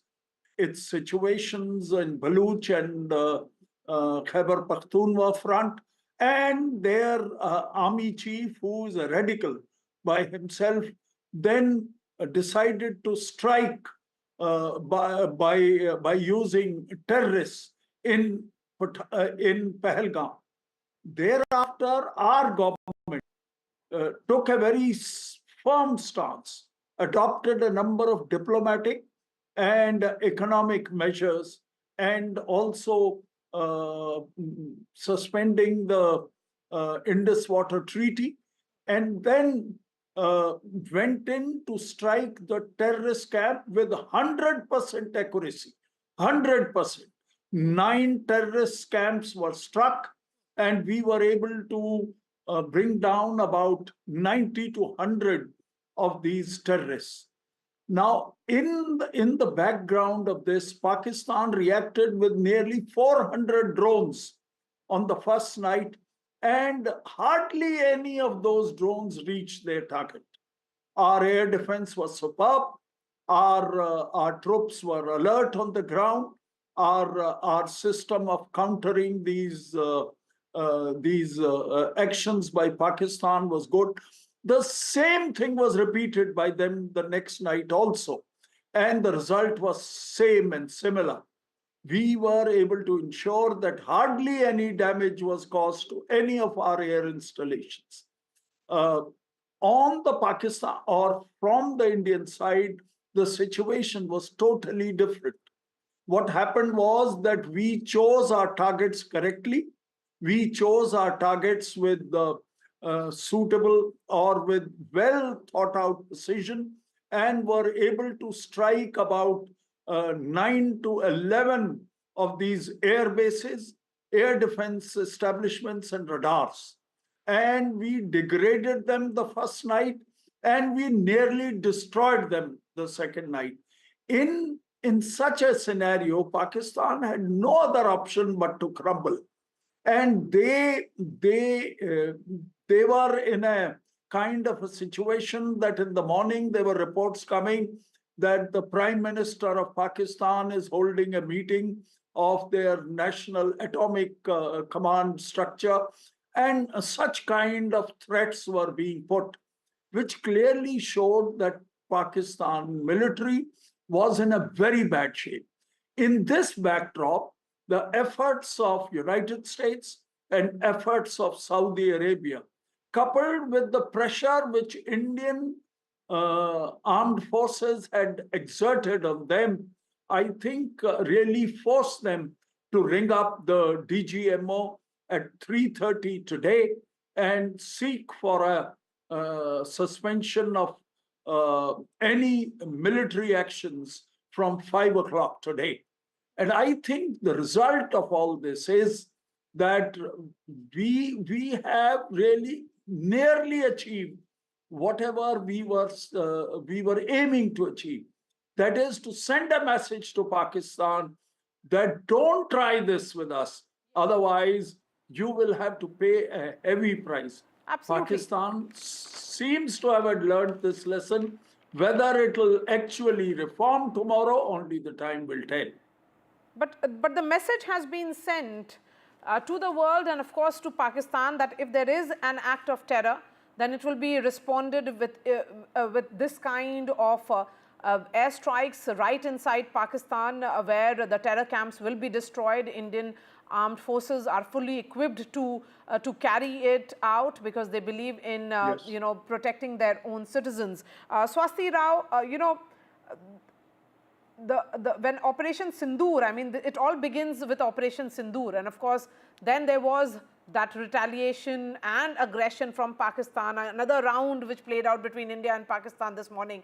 So, what is being communicated here? Do you think India has effectively managed to send that message that India can protect its citizens, and when it comes to, seeking accountability and justice, that has happened? Good evening, Maria. So very clearly, there's way too much conjecture in the air, and basically everybody is simply conjecturing and speculating. So we must sort of somewhere acknowledge the fact that nobody really knows either the military strategy or the factors that perhaps led to the decision that led to the two DGMOs, talking to each other. I mean, I would just be a little reserved and conservative and say that, yes, I do not know the whole situation. Nobody knows. We have had keyboard warriors, people coming and speculating things all last, 3-4 days. But frankly, we have to bear in mind that nobody really knows. We should be waiting for official sources. Now, secondly, you asked for my opinion. As far as my opinion goes, I think we have been unequivocally successful in conveying to Pakistan that this is not a country that believes in strategic restraint, especially when, a country like Pakistan that harbors terrorism into India as a matter of state policy, I mean, through its proxies, continues to raise the stakes. So what happened in Pahalgam is not okay and will not be tolerated. And that point has been made by Operation Sindoor, which were unprecedented. It was after 1971, the first ever time that we struck Pakistani so deep. Okay, so that is a point, and that is going to go down in history as one of the turning points in how India's policy towards war on terror, its own war on terror, has evolved. There are no doubts about that, and I'm 100% sure about it. Now, linking it to the other thing, which is that if you link it to the other picture, the larger picture, which is that a state which has a toxic mindset like Pakistan, you have to talk about their regenerative capacity to harbor terrorism inside India. Now, you may argue that whatever has happened by way of Operation Sindoor and the aftermath, and whatever led to the DGMOs exchanging a cessation of military activity. And I agree, there was a point here raised that the DGMO level is a different level. It is not even the chief of staff level. Okay, so those who don't know that it is tactical, and frankly, it should we should have waited for the political leadership to actually announce anything of substance, which might happen on 12th of May or not. We will have to see. But coming back, and let me just make this broader point about Pakistan's ability. See, one strike is not going to cure Pakistan of the mental illnesses. We have to raise the stakes, of course. We have to tell them that you don't dare do something like a Pahalgam again on us. But does that mean that we are also going to deter Pakistan from all the cross-border violations, targeting our paramilitary, military armed forces? You know, Pahalgam happened in April 2025, but since 2023, we've been using men, okay? So we have to sort of look at the broader security strategy and how we want to, do that. And to that, my simple point is, I think a much more constructive discussion that the strategic community can have now is that what are the key takeaways? Yes, we have to speed up our acquisitions. Yes, we have to, it has somewhere shown that indigenous platforms like Akash, they have worked wonderfully well. We have to, speed up our ATAG, productions. There are so many cases where we have excellent weapons that external countries are buying, but we are not placing enough orders. I think we have to look there. We have to double down, triple down. I don't know how to sort of pontificate on that, but we just have to get the drone acquisition in order. That is the future that has been shown. We have also seen that Pakistan seems to have some kind of an ironclad support from China and Turkey. And that is something that India should worry about, because I think what not a lot of people are talking about here is that by whatever happened in the last 4 days to be precise, please understand that from the Chinese perspective, this was the first time that the Chinese weapons were being battle tested. So this is also a kind of a takeaway for the Chinese that they will be using for improving upon. Ms. Rao, also Turkish drones, all those drones which were sent towards India yesterday, which were neutralized by our defense system, was Turkish in nature. Yeah. I mean, of course, the drones were Turkish, and the little distinction here, Maria, is that while the Turkish, drones and technology have been battle tested in Azerbaijan and then in Ukraine, the Chinese weapons have not really been battle tested. This is the first time. So the Chinese are going to be learning their lessons very quickly. That's the first point. And the second point is, what about military satellites? Chinese have been helping the Pakistanis with a very precise mapping of the entire territory. Okay, we have to, that's what I'm saying. So the most constructive part of this discussion is that what do we need to do? We need to get our national security grid in order. We need to look at our vulnerabilities. And as far as Pakistan is a kind of a pariah state anyway. But the thing is that our key takeaway is going to take us longer in this larger battle against Pakistan. On the one hand, terrorism is only one part, but this is also Pakistan that is backed by China. And then we have a Bangladesh. So I think the larger strategic picture certainly needs to be kept in mind. And as for other things, I would rather wait for 12th of May and see what developments are made. But yes, the fact that military activity on land, air, and sea have been stopped from both sides, at least until the next talks happen, they are a welcome step. We surely, we have taught Pakistanis a lesson that they would not forget easily. All right. Thank you so much for joining us, Swasti Rao, Ambassador Dogra, Elizabeth, and Lieutenant General Rajendra Singh. We are slipping into a short break. We have two newsmakers also lined up for you. A quick break and then we return.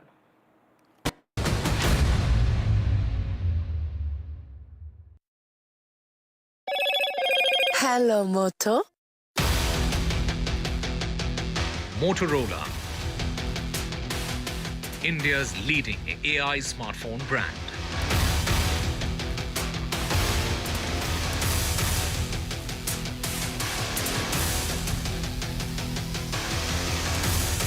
India announces ceasefire with Pakistan. Sources say that Pakistan DGMO initiated call today. Sources also say it was direct talks between India and Pakistan. Indian forces speak about the ceasefire, say Pakistan spread misinformation. India's response was measured and responsible. Government sources share details on India-Pakistan truce, say it is only conditional. Water and diplomatic actions and sanctions stay. Prime Minister Narendra Modi chairs a meeting with Defence Minister Rajnath Singh and External Affairs Minister Dr. S. Jaishankar.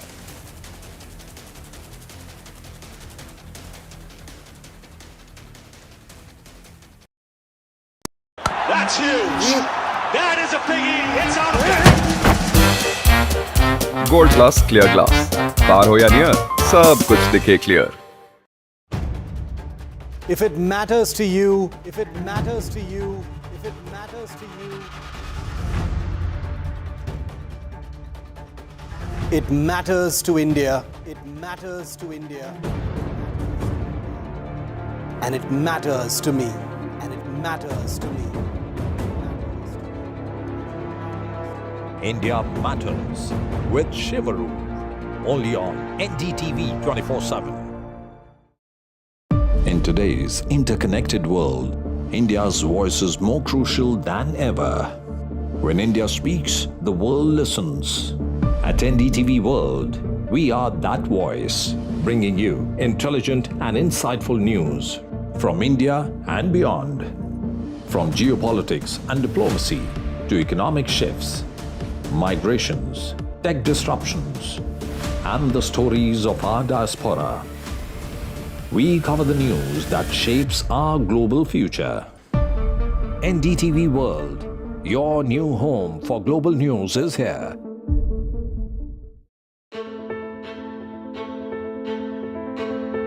News is not just headlines, it is what impacts you.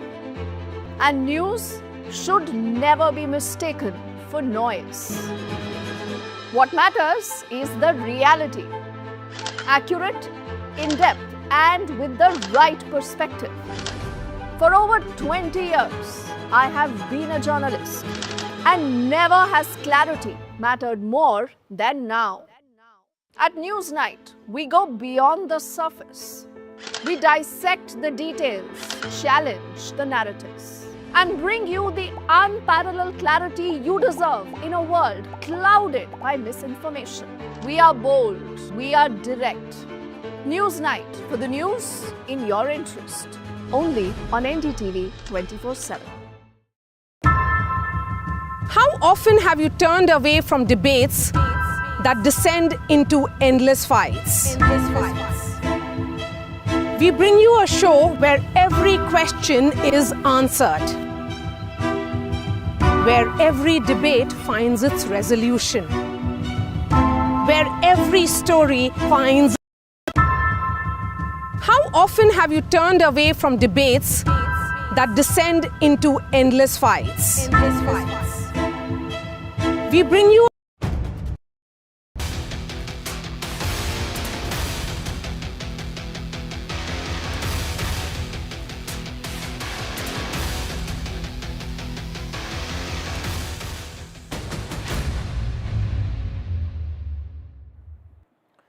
It's only operational in nature, which essentially means that the guns have been put down between the two nations.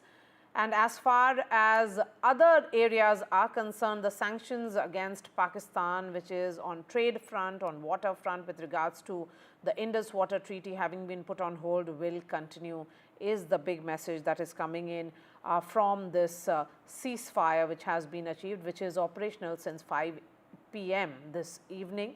Of course, it was the Pakistani DGMO who sought that meeting with India, which was essentially a telephonic conversation initiated by them. Nazir Masoodi is joining us from Srinagar. Nazir, you know, as a journalist who has covered conflicts for years, what's your sense of the moment? Well, ceasefire which is welcomed by one and all, and everybody was waiting for that. It is in nobody's interest to continue this conflict because there are never no clear winners in any war. And it has to end one day. Thank goodness it has ended sooner than later, and people have heaved a sigh of relief. But what it means politically, besides agreeing on ceasefire, which was announced by US President Donald Trump, and then there were two other statements by the Vice President, J.D. Vance, and then the Secretary of the State, where there's an important thing besides ceasefire, they have agreed to start talks on a broad set of issues at a neutral place. There would be different interpretation in Pakistan and India, that's obvious. But the fact is, when we talk about broad set of issues with regard to India and Pakistan, there are no prizes to guess what they are. So clearly, politics has started on this and will start. But till the time it was war against Pakistan or the war-like situation, fighting terror, entire country was united, backing the government. But we have already started seeing political opposition parties raising a red flag and questioning the government. That will start now, but that is like part of any democracy which is happening. But the important thing is that number one, that terrorists who are behind the killing of 26 people in Pahalgam, they are still at large. They have not been neutralized or tracked down so far. Number two, has India achieved the objectives it wanted to achieve after carrying out strikes inside Pakistan, or what followed later? There would be lots of discussions, talks, debates on this, what has been achieved, or the objectives which have been achieved, or were there any end game that was factored in before initiating this confrontation or attacking Pakistan. All these things would be factored in. People will talk about it. But for now, the big relief for the people that this war-like situation has ended, like effectively a war. Bombs will not fall in Srinagar, and people we can live, sleep this night without fear of, being attacked from Pakistan. All right. So that's the good part of it, that citizens who have been facing the brunt, the civilians who have been facing the brunt can go home and have a peaceful sleep. Nazir, you can do the same. You have been reporting relentlessly for the last 2 weeks. Thank you so much for joining us. And joining us on the special broadcast is Dr. Harshvardhan Shringla, former Foreign Secretary and former Indian Ambassador to United States. Ambassador Shringla, really appreciate your time. I'm speaking to you at a time when just a few hours ago there has been a ceasefire between India and Pakistan. Of course, that announcement came in from the US, and then India went ahead and shared the details as well. There were several countries which were supposed to be playing the role of interlocutors, believed to be, because of the Saudis, arriving in India unannounced and then traveling to Islamabad. There was also this sense that Iranians could play the role as well. No, absolutely. I think this is quite a sudden development. From what I understand, the Pakistan DGMO reached out to our DGMO and offered, a ceasefire. What we have is a stoppage of fire until the 12th of May and until the DGMOs meet. And so it seems to be a sort of a temporary situation for the time being. But clearly, the Pakistanis have been prompted by the Americans, from what I can see, to take the step. Obviously, we have also been in touch. So it seems to be essentially, a combination of many factors.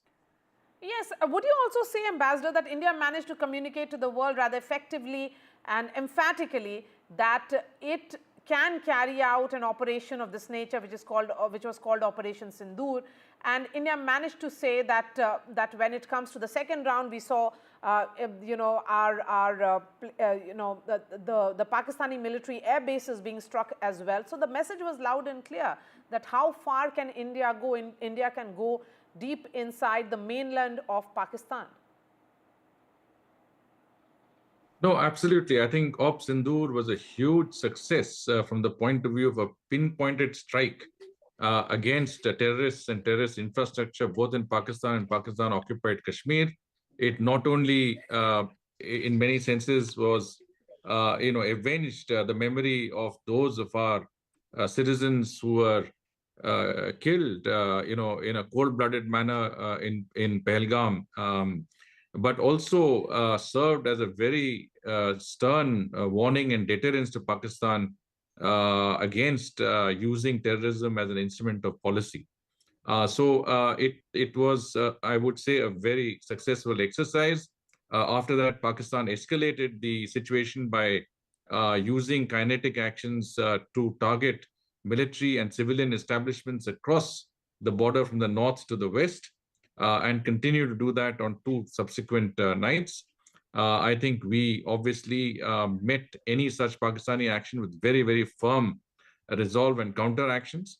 And I think the result of all of that is that Pakistan fully realized that as their air defense and other systems get degraded, as their ability to maintain the supplies that would be needed for a conflict of this nature would dry up, they did, I think, feel the need to work out a sort of a cessation of conflict. And so you see this in the form of this stoppage of fire on both sides. So you're calling it very carefully a stoppage of fire on both the sides here, Ambassador. And would you also not say that, Operation Sindoor was more than just a military response? It was a strategic resolve, a defining moment for what was India's modern security doctrine. Prime Minister Modi's political will and his leadership has to be spoken about in terms of what he did in trying to send that message that India has managed to send a message that it is about a swift, surgical and unapologetically assertive security doctrine now. Absolutely. It means that there is a policy of Prime Minister Modi that every time you hit us, we'll hit you harder. So it happened in 2016, it happened in 2019, and it has happened this year. And God forbid, that any future actions are there, I think the gloves would be off. But what is important is to keep that pressure on Pakistan, keep it through the various diplomatic and economic means at our disposal, including the Indus Water Treaty provisions and many other means that we have. At the same time, I think we have to be very vigilant that Pakistan does not resort to cross-border terrorism again, and we have to have all the various measures in place, preemptive measures to ensure that they are kept in check in that regard. A word on the role of the US. While there was a lot of anticipation as to what the Saudis could do, but the call that was made by Marco Rubio to General Asim Munir was a message that that US understands who is really in charge and control of Pakistan. Well, it's difficult to say because all the facts are not at our disposal, but everybody has done their bit to contribute in some ways to a better, understanding of our position and to bring Pakistan around to understanding that there is no option for them but to climb down, from their position of escalating the conflict. But I think the final, of course, role was that of the United States, which is the preeminent power in the world even today. And they can bring the sort of pressures that are necessary to bear on a very recalcitrant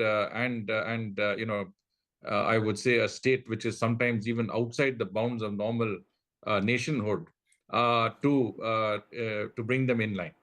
How do you look at the role of IMF, which certainly, the sanctions in terms of what Pakistan managed to achieve through the IMF meeting yesterday? India abstained from the vote because the rules do not really permit a formal no, but India did convey its strong dissent that in terms of Pakistan military's role in the country's economic dominance and how to expect any kind of transparency in the functioning of Pakistan may be expecting too much out of it. Well, this is not the sanctioning of a loan or a facility. I think this is a tranche of an existing facility that was agreed to. So there is a 7 billion extended facility fund, out of which $1 billion was provided. And there is another, I think it's called a sustainability fund for which another 1.3 billion was provided out of that existing fund that was already approved for Pakistan.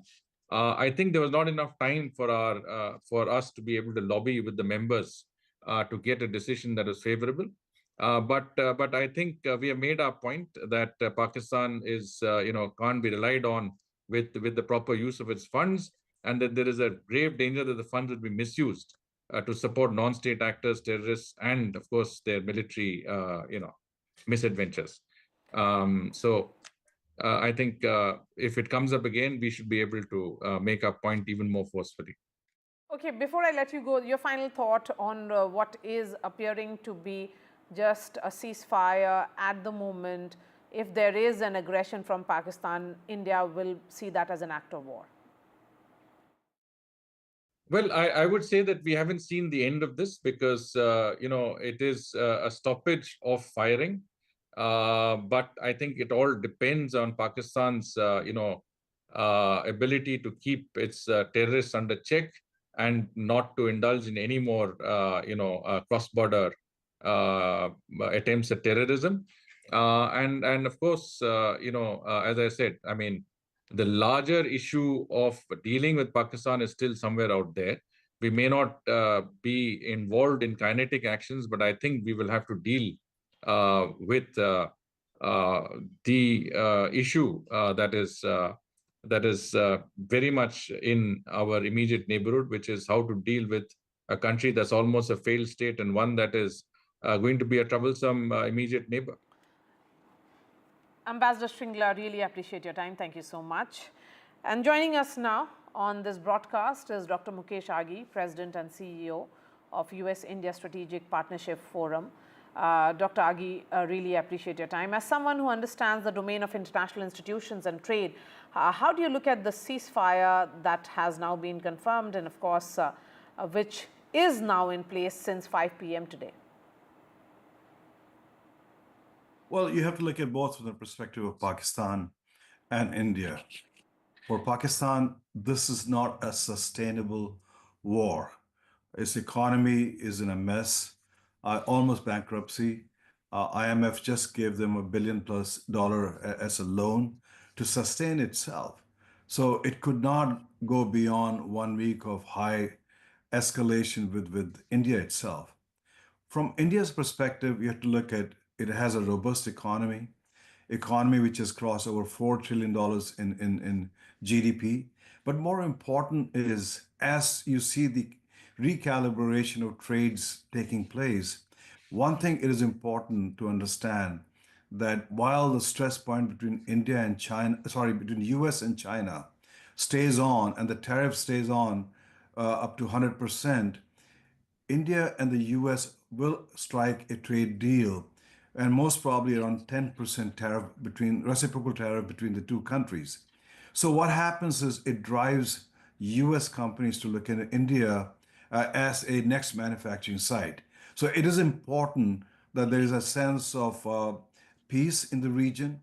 It serves India's interest in the long term. But at the same time, India has made it very clear to Pakistan that the cross-border terrorism is not tolerable anymore. And this is not just India. After October 7th, Israel made it very clear. The rest of the world made it very clear. So I think overall, it is a plus point for India. India comes out ahead as far as the regional conflict goes. And would you agree that India has managed to communicate rather effectively and forcefully to the world that, that it remains firm and its stand is uncompromising against terrorism in all its forms and manifestations? And Prime Minister Modi in particular has been speaking about anti-terror operations, and he has actually walked the talk through Operation Sindoor. Absolutely. I think there is a level of tolerance which a nation can take. And I think India, under the leadership of Prime Minister Modi, has been able to take that. But I think he came out with a resolve, that is, we will basically destroy the terrorist camps in Pakistan. And the armed forces of India were quite effective in their endeavor to destroy those camps itself. But the message has gone out that I think if you want to punch back, India will punch back much, much harder. It sends a message that you cannot leverage non-state actors anymore to drive your foreign policy. So hopefully, I believe that Pakistan got the message. I think the message is very clear in Washington, D.C. also. D.C. realized that India has a resolve and it has to step in and convey to Pakistan it makes more sense to have a ceasefire than continue with the belligerent action against India. Do you think the sanctioning of the loan, the announcement of which came in 24 hours ago, has questioned the effectiveness of institutions such as IMF, the International Monetary Fund, if they are actually funding terrorism in a way, because they are not really holding Pakistan accountable for all the money which is being given by institutions like IMF? No, absolutely. You have to understand that this is a tranche of $7 billion loan which was sanctioned for Pakistan to have certain conditions on its deficit and on its exports and on its economic agenda itself. And I would not spend too much time or energy on $1 billion going to Pakistan, because as very, very small sum, it has not much of an impact. Yes, the messaging is very important. And I think India should basically endeavor to get back Pakistan on the gray list here. That will have a much, much stronger impact. And I think India did a very effective and efficient job communicating to the global community as to why it has taken the stance of fighting back terror. And I think that energy should be put into trying to put back Pakistan back on the gray list. Would you say then that when India carried out Operation Sindoor 4 days ago, and it did tell the world that it's a victim of terror, Pakistan continues to be the aggressor here, and then it can actually fight back and protect its citizens? I have to give credit to the Ministry of External Affairs. They basically went down with a very clear messaging to the global community, starting with the big fives down to the European Union and rest of the world. And the message was very clear. We are the victim, and we have been basically targeted on a religious basis. As Hindus, men were killed in front of their spouses and families itself. And this has to stop. And the world community came out supporting India's position. And more important, you have to understand is that when India retaliated, there was no objections from any of the countries. Yes, there were statements made that, hey, we need to get into some kind of a conversation. But at the same time, the world understood and empathized with India that it cannot continue to take in all these blows coming from cross-border terrorism to its citizens. So I think the Ministry of External Affairs and its team were very efficient, very effective in their messaging, and the message was conveyed. In fact, if you look at from President Trump down to France's president, down to any other country, they came out supporting India's position to fight terror. And I think you have to understand very clearly, the cross-border terrorism does not work anymore. We saw that after October 7th, how the Israelis went after the Hezbollahs, the Houthis, and Hamas itself. And I think India has to take the same position. So I would say the effectiveness of messaging by the Ministry of External Affairs to rest of the world was very, very successful. Dr. Agi, and this is with regards to what Government of India sources are telling us, that this is a conditional ceasefire only on kinetic action, but as far as the trade, diplomatic and water sanctions are concerned, that is going to continue. How do you look at that development? Which is true. I think basically, if you look at the overall strategy of India is basically to punish Pakistan. And yes, you do have immediate impact of destroying the terror camps. But in the long term, India has to very seriously look at the water diversion going into Pakistan, because unless there is some kind of a effective threat, which is economic, which has an impact on Pakistan, this process of the Pakistan army waging terror war in India will continue. So I think India has to seriously look at diverting the water. India has to seriously look at basically containing the trade, unless you have some change in behavior and posturing from the Pakistan side. Otherwise, I think what we'll see is continuous effort by the army to legitimize itself by invoking terror campaign on India. So I think we support, from that perspective, both economic and other aspect of punitive action by India to contain this terror. All right, Dr. Mukesh Aghi, really appreciate your time here on NDTV. That's all from me. Vishnu Shom joins you next to carry forward the news and updates.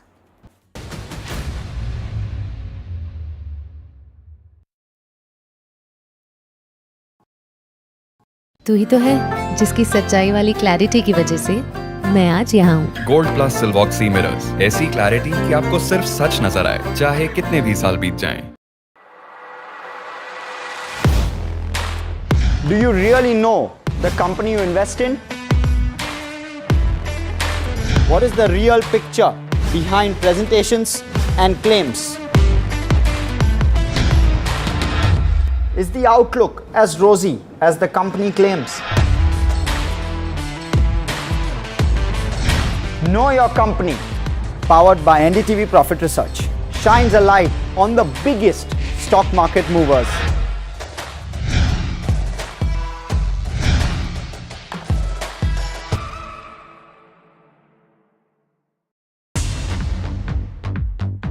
More news that matters. Big exclusive.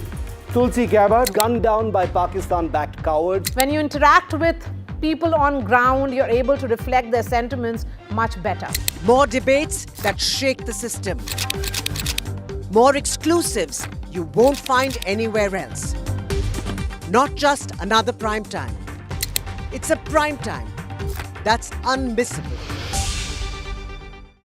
I've been reporting on all issues, big and small, from Andhra Pradesh, Telangana, rest of South India, bringing you all the action, all that you need to know, all that you want to know. The energy of Maximum City is infectious. I'm bringing that energy in our news coverage from financial capital Mumbai. Covering from the southernmost part of India over the last 23 years, I bring in-depth and 360-degree coverage from the Dravidian heartland. The land of Mishti, also known for its bitter politics. I have seen much water flow under the Howrah Bridge, covering Bengal in all its vivid colors. India's IT capital is always bustling, a city full of startups, stories and surprises. And I keep you ahead on all the Bengaluru buzz.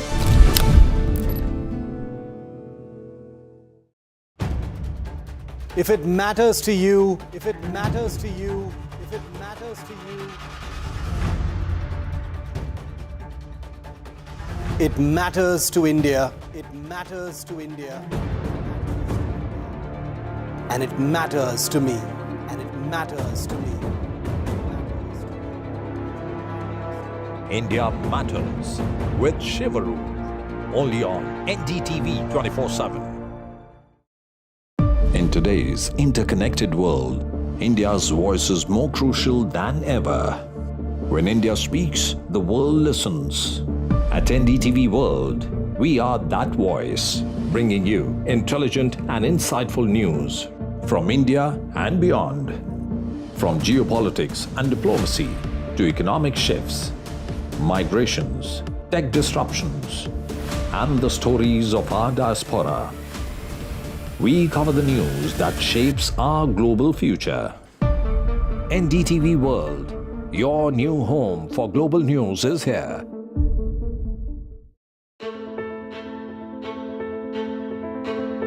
News is not just headlines, it is what impacts you. And news should never be mistaken for noise. What matters is the reality. Accurate, in-depth, and with the right perspective. For over 20 years, I have been a journalist, and never has clarity mattered more than now. At Newsnight, we go beyond the surface. We dissect the details, challenge the narratives, and Good evening, welcome to Left, Right and Centre. I'm Vishnu Shom. Today is a defining moment in the subcontinent's volatile history, we hope. Today, India and Pakistan, teetering on the brink of war, stepped back from catastrophe, agreeing to a ceasefire at 5 p.m. The United States played an important role, with President Trump announcing the breakthrough on Truth Social, claiming credit for mediating intense overnight talks. But make no mistake, direct communication between the Directors General of Military Operations was the linchpin, At 3:30 p.m., Pakistan's Director General of Military Operations reached out to India's halting strikes and pleading for peace, a move underscored by America's pressure tying Pakistan's IMF loan to compliance. This truce, born from the ashes of the Pahalgam terror attack, averts a military nightmare, yet tensions continue to simmer. There are some reports of firing continuing along the international border and the line of control. Presumably those will die down. Now, India's resolve remains ironclad.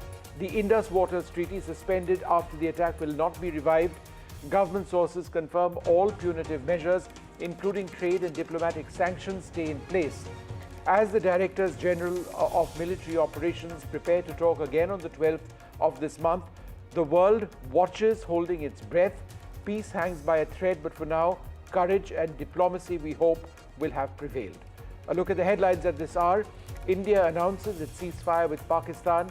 The Director General of Military Operations from Pakistan initiated a call today. Direct talks have taken place between India and Pakistan. India says our response was measured and responsible in terms of the military actions we've taken today, and that Pakistan has consistently been spreading misinformation. Government sources say that the conditional truce is all that has been achieved, but so no firing at the moment, at least nothing sustained, but water and diplomatic actions do stay. The Prime Minister meets the National Security Advisor. Post the ceasefire, the Prime Minister meets all service chiefs.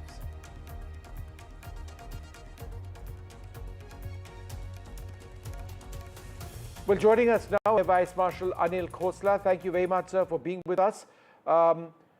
Firstly, sir, the broader theme over here, that quite unexpectedly, we have a ceasefire declaration between India and Pakistan. Did you expect this to happen so quickly? Yeah, Vishnu, thank you for calling me. I am Marshal, not Air Vice Marshal. Air Marshal. Yeah, Vice Chief is the post which I retired, so it generally gets mixed up and becomes Air Vice Marshal. Yeah, so actually speaking, you're asking me whether I was expecting. I'll tell you frankly, I was telling all my friends yesterday that I think yesterday evening would have been called off. The Pakistan had an escape window available. They had, to their countrymen, they had, Pakistan Army had enough this thing to show, okay, I've done something, I can stand against India. And with that moral this thing, he could have, there was a window still available. India was providing a window all the time. But I think they didn't take that window and decided to have one more boxing bout. And the last boxing bout, I think they realized that it is futile totally. And that's how it happened today. But I was expecting it yesterday. Air Marshal, the number of air bases of Pakistan that we hit, pretty much all of them, including Skardu today, there is visible damage on runways in some of the Pakistani bases. The fact that we attacked their main, air base near Rawalpindi itself quite successfully, would continued military operations by the Pakistan Air Force have really been possible with the condition that we've left some of their facilities in? Yeah, so we caused a considerable damage as reported by various sources. But time will tell actually what is the damage, and the whole fog of war, when it clears up, things will come up. But that's what will happen now. The media war will start, that I caused this much damage and we caused this much damage, these many casualties, these many aircraft down. But the bigger picture we should not lose sight of. What is the effect of this, whatever we have exchanged blows with each other? Has Pakistan learned a lesson? Will they change their policy of, pleading India by 1,000 cuts, supporting the terrorism? And the major thing is, what next if another attack happens? Like India has articulated very clearly in this ceasefire that any other further terror act will be treated as an act of war. So what next? Because we've been increasing the punitive action, the strategy of punitive strategy. So what next? Straight away, any the trigger happens, straight away war or what? So these are the issues we need to think about in a bigger picture. Militarily, I think let's reflect on what happened today. Intense explosions, Srinagar, Jammu, Rajouri, Akhnur, further down, Pathankot certainly. And yet our defenses were resilient. Our surface-to-air missile units our anti-air artillery. How significant were the defenses that we had in preventing anything substantive by way of damage? Yeah, so if you notice this time, I mean, so far the ground forces didn't have eyeball to eyeball sort of a contact and skirmishes, except for exchanging of fires across the LOC and IB, which was done very nicely by the army, destroying quite a few of the bunkers and other infrastructure near the LOC and IB. But most of the things were fought or punches were thrown at each other through the medium of air. In terms of long-range vectors, in terms of drone, whether for surveillance or with the armed. In the last bout, even the missiles were used, slightly higher weapons. So I think we were able, with our air defense did quite well, the integrated air defense, and not only kinetic, even non-kinetic anti-US systems, anti-drone systems. I think overall we did quite well. And the Indian air defense is growing as per the challenges which is facing. And I think if we continue, we are on the right path as far as strengthening and capability building of air defense is concerned. Air Marshal, as we speak, there are some, worrying signs we're getting from Jammu and Kashmir. There have been ceasefire violations which have been reported, with the Jammu and Kashmir Chief Minister Omar Abdullah tweeting, what the hell just happened to the ceasefire? Explosions heard across Srinagar. So one would hope that these simmer down, that these die out. Perhaps the message hasn't gone through everywhere. Your initial reactions to the fact that there have been quite a few reports at this stage on ceasefire violations. Do you expect this to end? So, as you rightly pointed out, maybe the information has not gone down to the last man.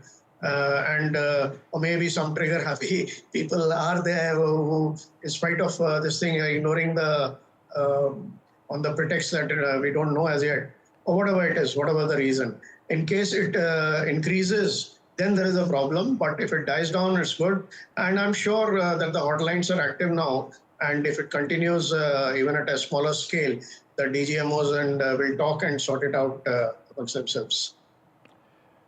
The warfare that we saw, the air warfare, is unprecedented in the subcontinent. Drone warfare, like elsewhere in the world, is now one of the dominant themes.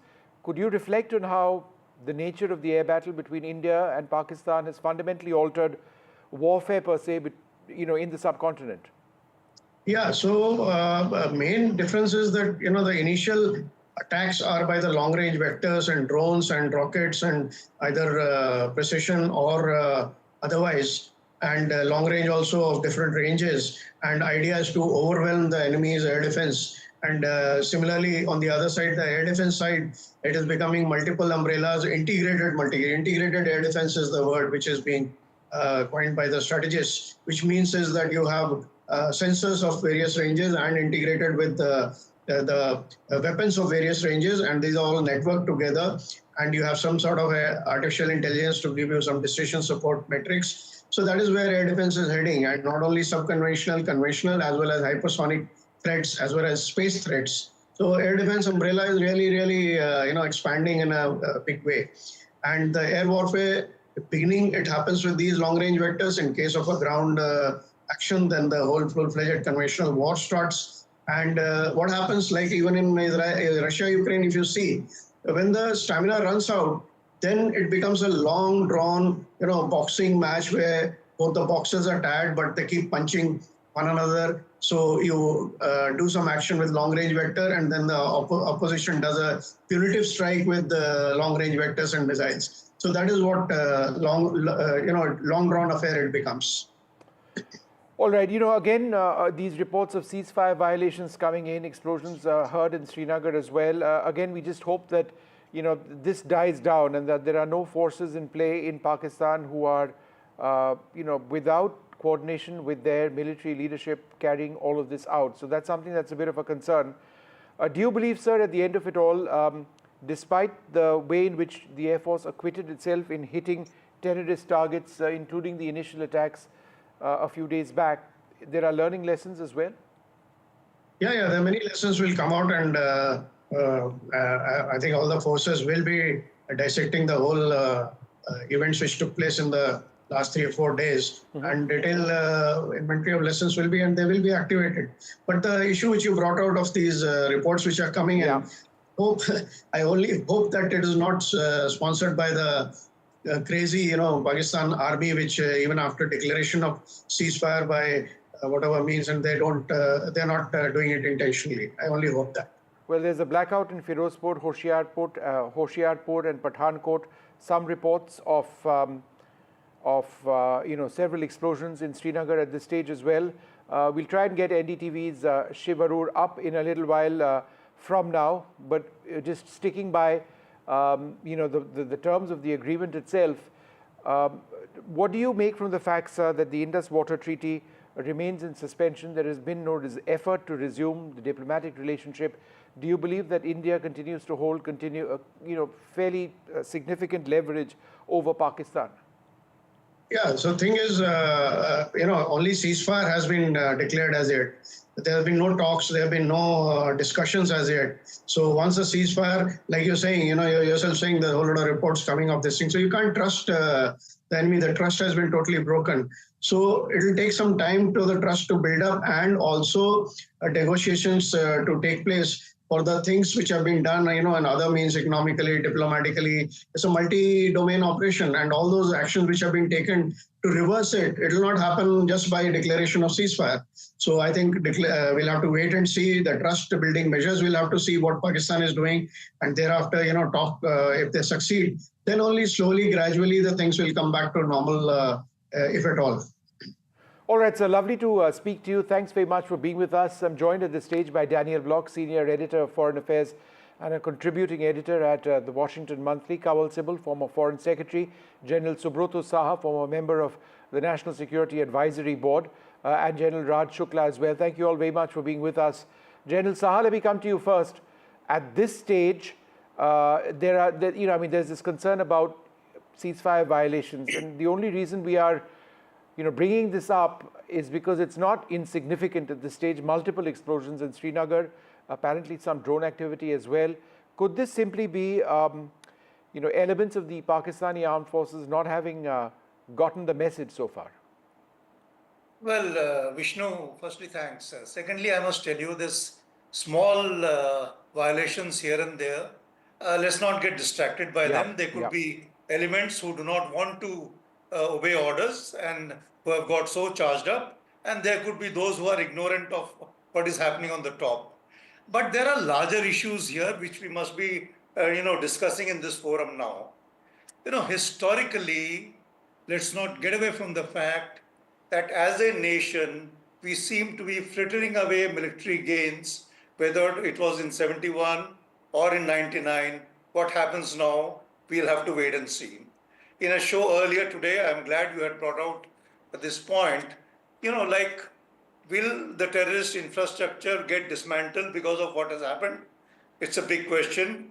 Will talks and terror go hand in hand because of what is happening? It's a very big question. The point is, we seem to have agreed to what the US wanted us to do. Now, how are we going to leverage this concession that we have made to the US? Let's make no mistakes. We have made a concession to the US. How are we going to leverage it in the context of the Indo-US Defense Technology Partnership? Because we have to be better prepared for the next time. Let's not forget, if today we have made an announcement that any act of terror is going to be an act of war in the future, i.e. we have to have the ability to retaliate at a much quicker pace than what we have done this time around. So leveraging this for the future, to my mind, is most important. The next thing we must tell the United States that, look, we are the only country that has been able to draw a range of Chinese arsenal into this so-called war that we have gone through. So look, we have brought in front of you what Chinese technological capabilities can or cannot do on the battlefield. So these are huge, contributions we have done to the larger geopolitical context, or the larger context of warfare, if you will.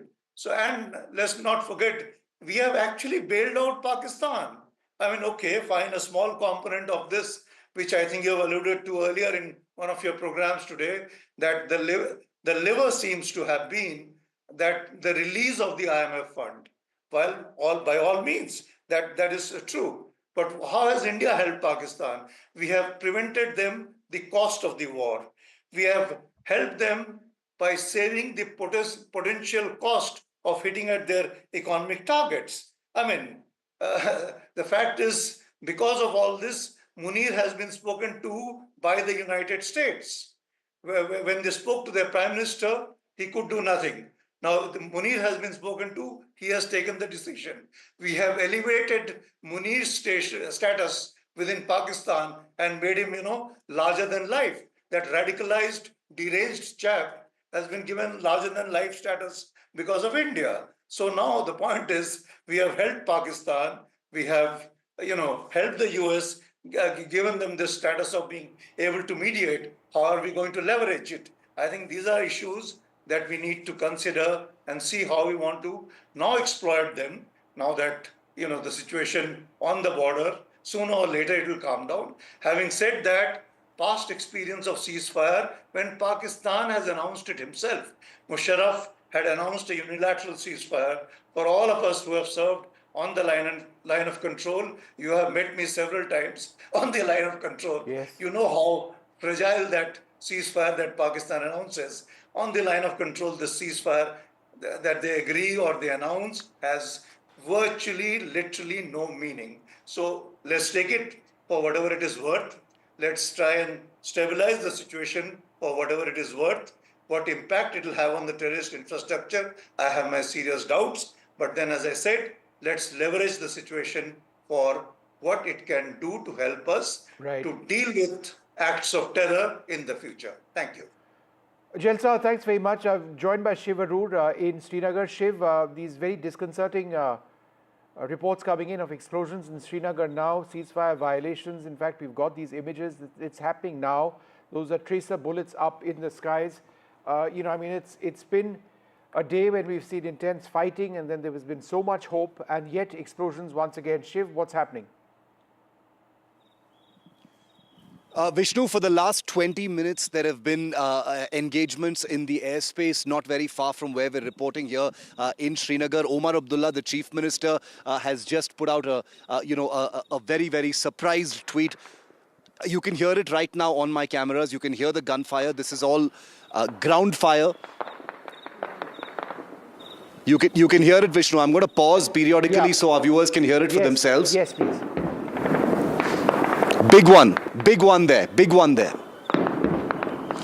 Second big one. Chief Minister. We can more. hear it. Okay. Just pause for a second. Let us the Chief Minister, yeah.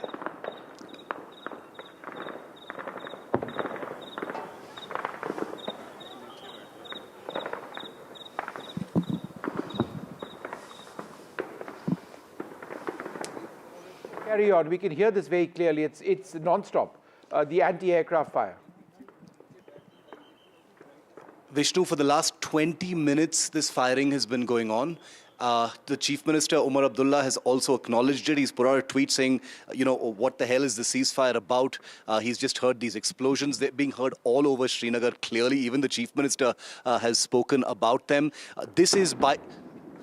Okay, it's getting more intense. It's getting more intense. There are 3 big explosions that have just happened. This is the longest drone engagement I've ever heard in Srinagar so far since the last 2 days. Let's just listen to it. It's non-stop.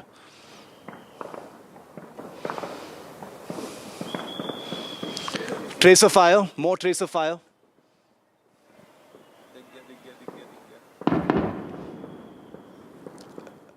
Okay, these could...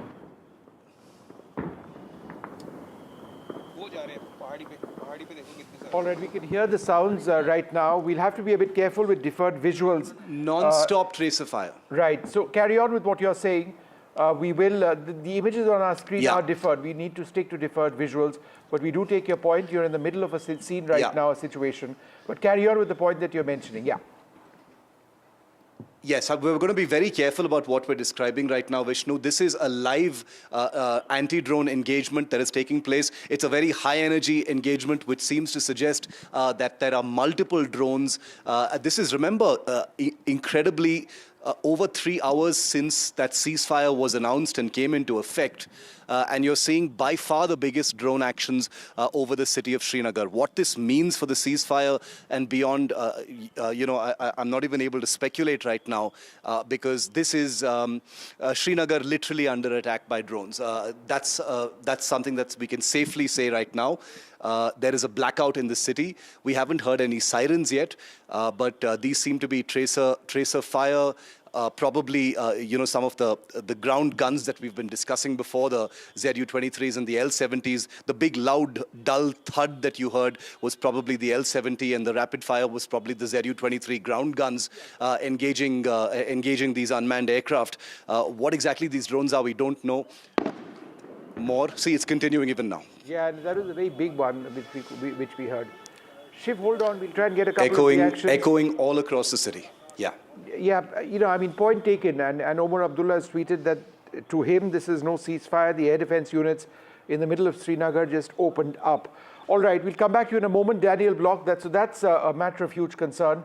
But assuming that this does die out, that perhaps some units haven't received word that there's a ceasefire in place. If we just keep that aside for just a moment, what was the role of America in getting India and Pakistan to talk peace?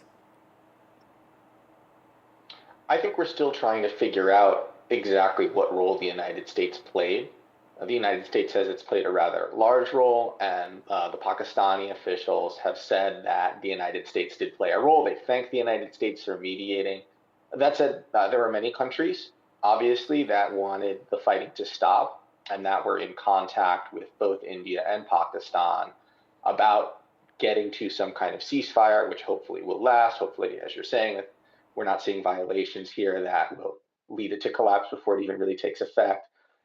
So I think that both governments came under substantial international pressure to put a stop to the fighting.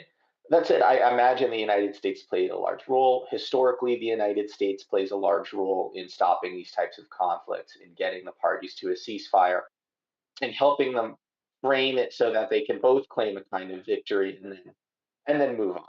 And that's part of why the United States maintains relations with both Pakistan and India, so that it can serve as a kind of arbiter in these. Okay. Ambassador Civil, obviously no one wants war, we want peace. But I think the points made by General Shah made a lot of sense when he said that do we have any guarantee that the terrorist infrastructure in Pakistan has been destroyed? And the answer is no, there is no guarantee. So in as much as there is a ceasefire, hopefully, which comes into effect properly, what guarantee is there that Pakistan is going to behave itself? Well, not only there is no guarantee, I think Pakistan is not going to behave itself because there are structural difficulties in Pakistan. One is the Chief of Army Staff himself, the present Chief of Army Staff, who is extremely bigoted, very anti-Hindu, very Islamic in character. And that, of course, means that his animosity, emotional animosity towards India will always influence his thinking and his military approach to India. Beyond that, terror cannot be wiped out so easily because it's a product not only of Pakistani army nurturing these groups, but the society at large also supporting them. So entire cleanup of the society is needed, and that's not going to happen. You need a change of mindset in Pakistan, the society especially. And that's also not going to happen overnight or in the foreseeable future. The point is that if the idea of Pakistan is based on opposing the idea of secular India, then we have a problem. And this is not going to get resolved so easily. Now, what is important is that we have actually now created a new paradigm in terms of dealing with Pakistani, abetted, supported, sponsored terrorism. We have now really gone ahead and, to my mind, remarkably hit the basis of these terror groups in Pakistan in 9 different locations. This is a very bold step we took. knowing that Pakistan is bound to react, as Pakistan was obliged to. And that also meant that progressively the situation was getting escalated. But right at the start, we have said we have no desire to escalate. We want to eliminate terror. We are not targeting the Pakistani military, so giving a chance to the Pakistani military establishment rollback. But I don't think we thought seriously that this would be the case, because this was a great blow to the prestige of the Pakistan army, that India could, from their point of view, attack Pakistani territory. And so they were bound to react. And they were getting the worst end of the stick, and therefore they naturally appealed to the United States and others to step in and see if they can broker some kind of a ceasefire. And the United States is happy to do so, as they have done in the past at the time of Clinton and everything else. They want to keep Pakistan afloat. They still have use for Pakistan in the region. And one of the use of Pakistan is to maintain some kind of a strategic stability in the region. And I think Britain is very much part of this, because Pakistan is essentially a creation of the Anglo-American bloc. And its survival has a lot to do with the support they've been getting from this bloc over the years. And then the center has a certain view of Pakistan's role, which they are not going to give up that easily. So I'm afraid that we won the first round, but whether we can keep winning these rounds will depend a great deal on what happens to Pakistan internally. But my own feeling is that if Pakistan was really to change its entire thinking towards India, then Pakistan will begin to crack from within. And if the Pakistan military gets defeated, then the only glue that keeps the country united will begin to get unglued, and Pakistan could begin to break up. We've seen what's happening in Balochistan and in Khyber Pakhtunkhwa and even in Sindh. So there are deep internal fissures in Pakistan, which the Pakistani military, the Punjabi Pakistan military is preventing from happening. So let's see what happens. I'm not very hopeful. And the last point I want to make is that whatever steps we have taken, the 9 non-kinetic steps should be maintained. There should be absolutely no give on that for the foreseeable future. And then we will see in course of time how things develop, how Pakistan reforms itself internally. I don't have much hope that they will do so, but nevertheless, we have to live with this neighbor and protect ourselves. And the last point before I end is that we have to develop our military capabilities even more. To the extent that the disparity in the strength between the two countries is so big and so large that Pakistan will think twice before they sponsor terror groups. I don't think there's an knowing option. That they'll be hit very hard. No, I agree with you. I don't think there's an option to that. General Shukla, just in terms of the fighting which we've seen over the last 3 days, it's redefined, warfare in the subcontinent. Never since 1971, think about it, has India hit Pakistan so hard, and never has Pakistan since 1971, other than in terror attacks, come in and use conventional forces to try and hit us. Could you reflect on the military action which we've seen in the last couple of days? Yeah, Vishnu, I was listening very carefully to Mr. Sibbal and to my former boss, General Saha, but I am inclined to take a different view. I think this time it has been a significant departure from the past. And let me tell you why very quickly in my view. Mr. KPS Gill once said that, we will win this war on terror, not merely by running after terrorists, but by overwhelming the adversary. I think Sindoor has converted much of that wisdom into strategic reality, exposed not only major deficits, chinks in the Pakistani armor, but to my great delight, also of its collaborator, China. What happened to HQ-9? Look what happened to the J-10s and the J-17s. So I think it is a significant, there have been significant military payoffs, and India has rediscovered the utility of force. Let me make 3-4 more points. You see, I thought that the escalatory ladder was leveraged very astutely, almost brilliantly, You see, what we did this time, while confining our attacks on the terror ecosystem, we expanded the swath very boldly from Muzaffarabad to Punjab. Punjab has never been hit.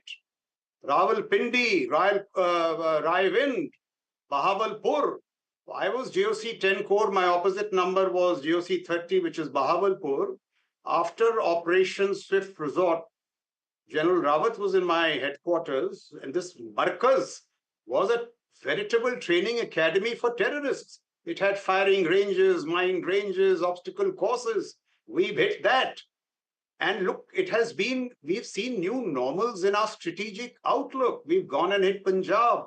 We have done, after Parakram and 2611, the military instrument, Indian military instrument, appeared relatively blunt.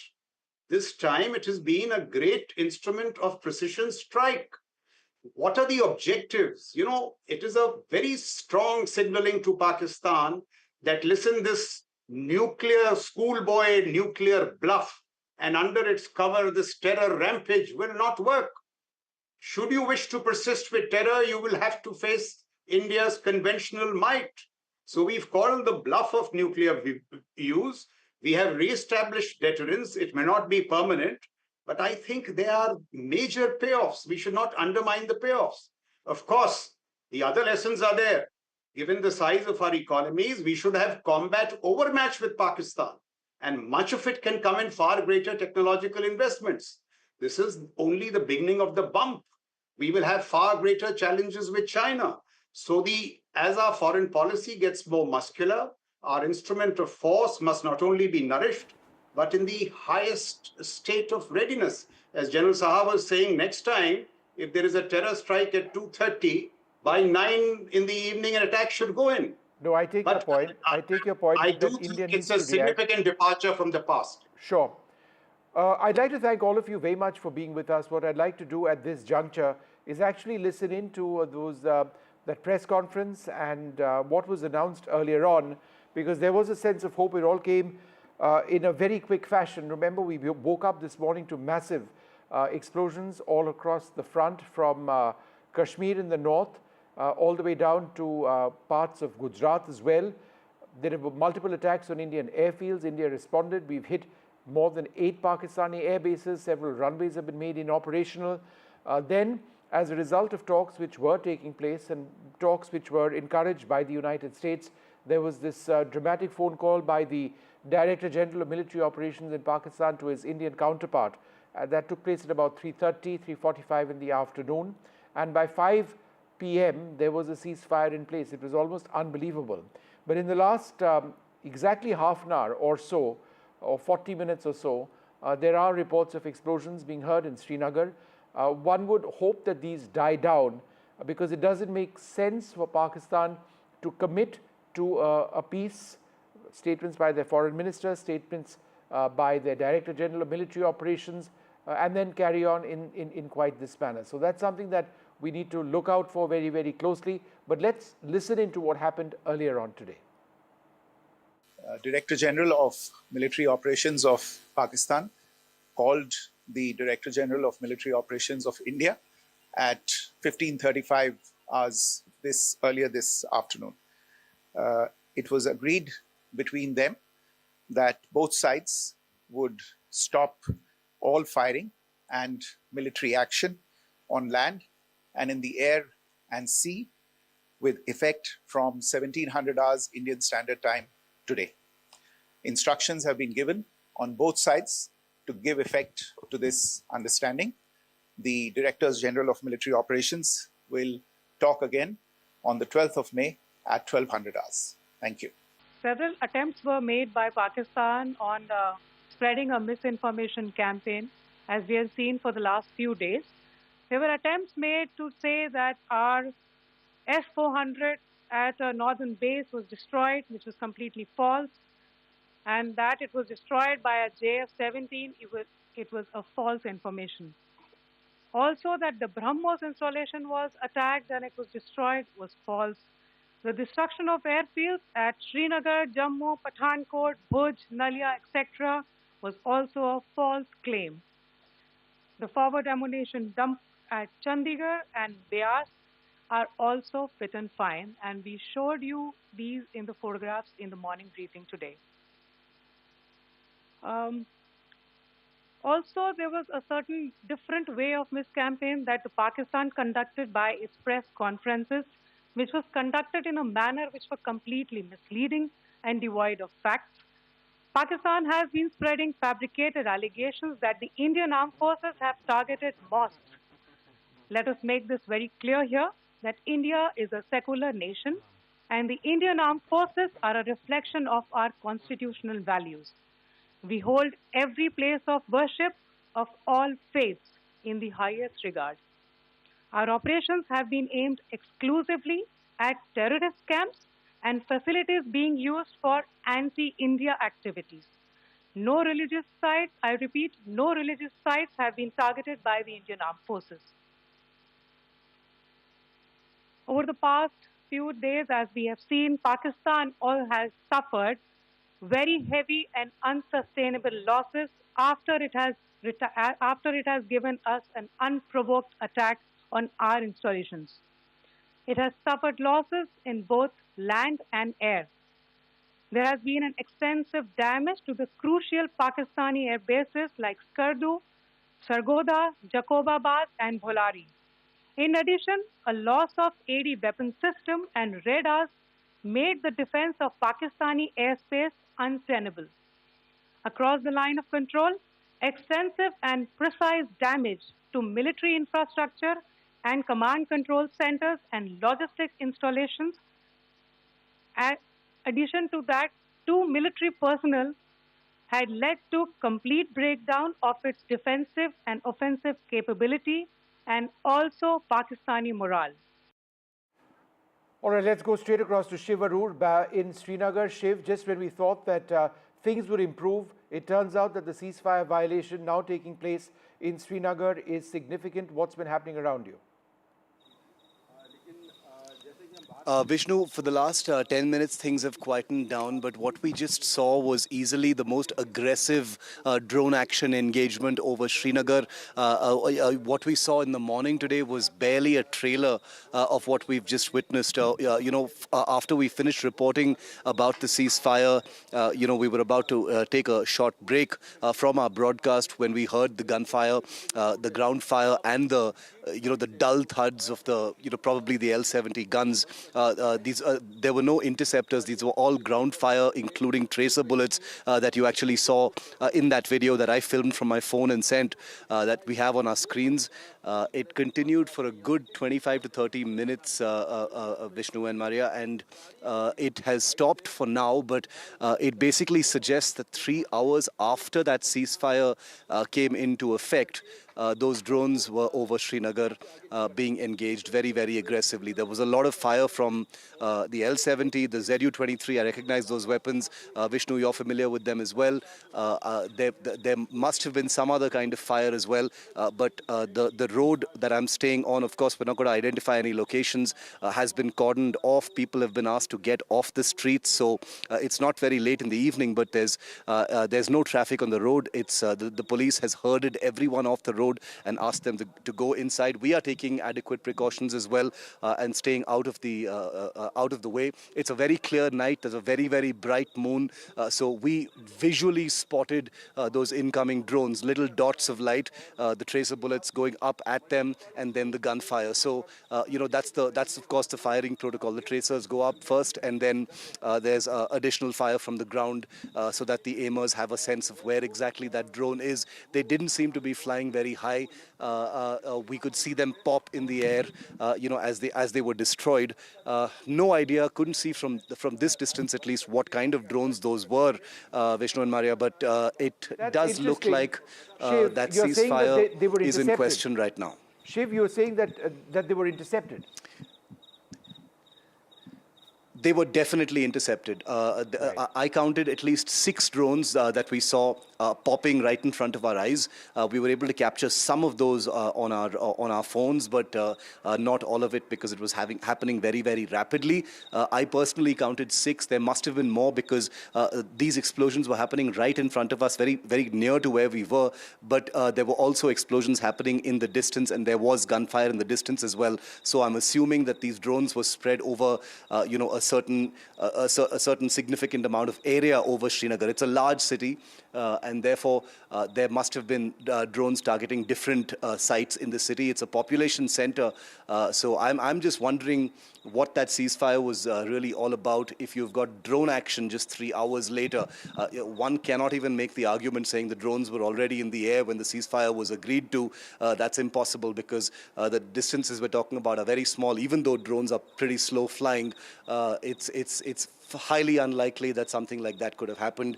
So I think the sequence of events is going to have to become clear right now. This raises questions on, who's controlling the Pakistan army?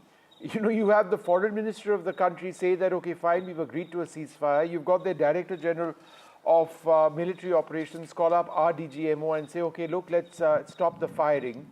It was agreed on for 5 p.m. and then somebody, and then they go ahead and do this.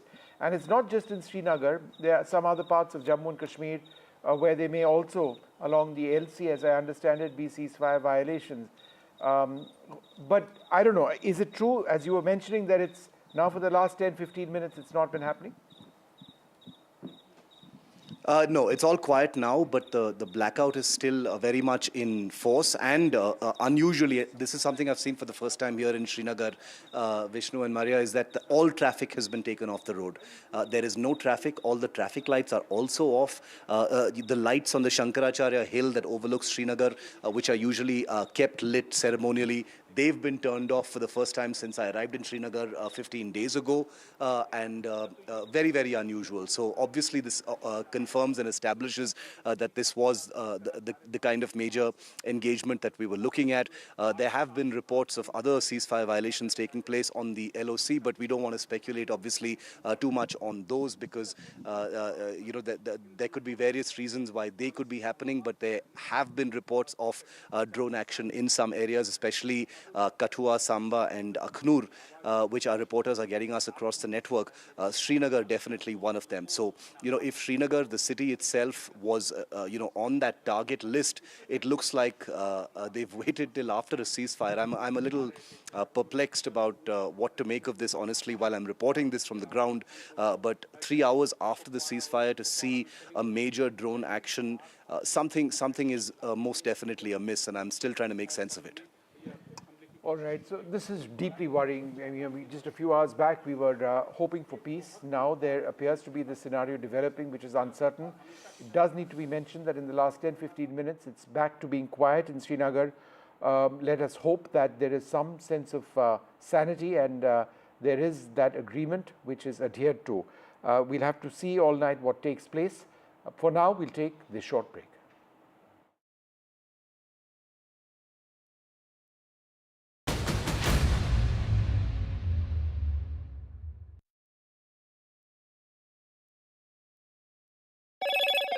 Hello, Moto. Motorola, India's leading AI smartphone brand.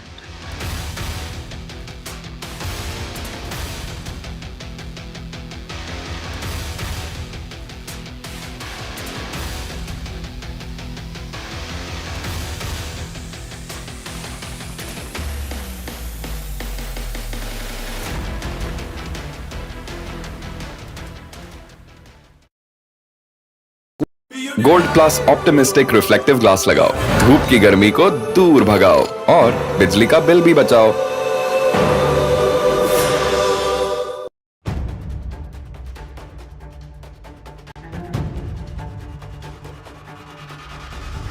If it matters to you, if it matters to you, if it matters to you,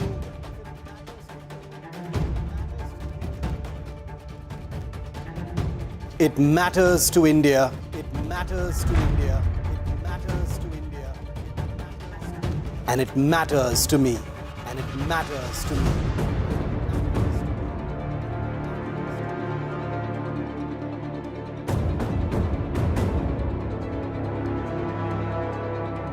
India Matters with Shivaru. Only on NDTV 24/7.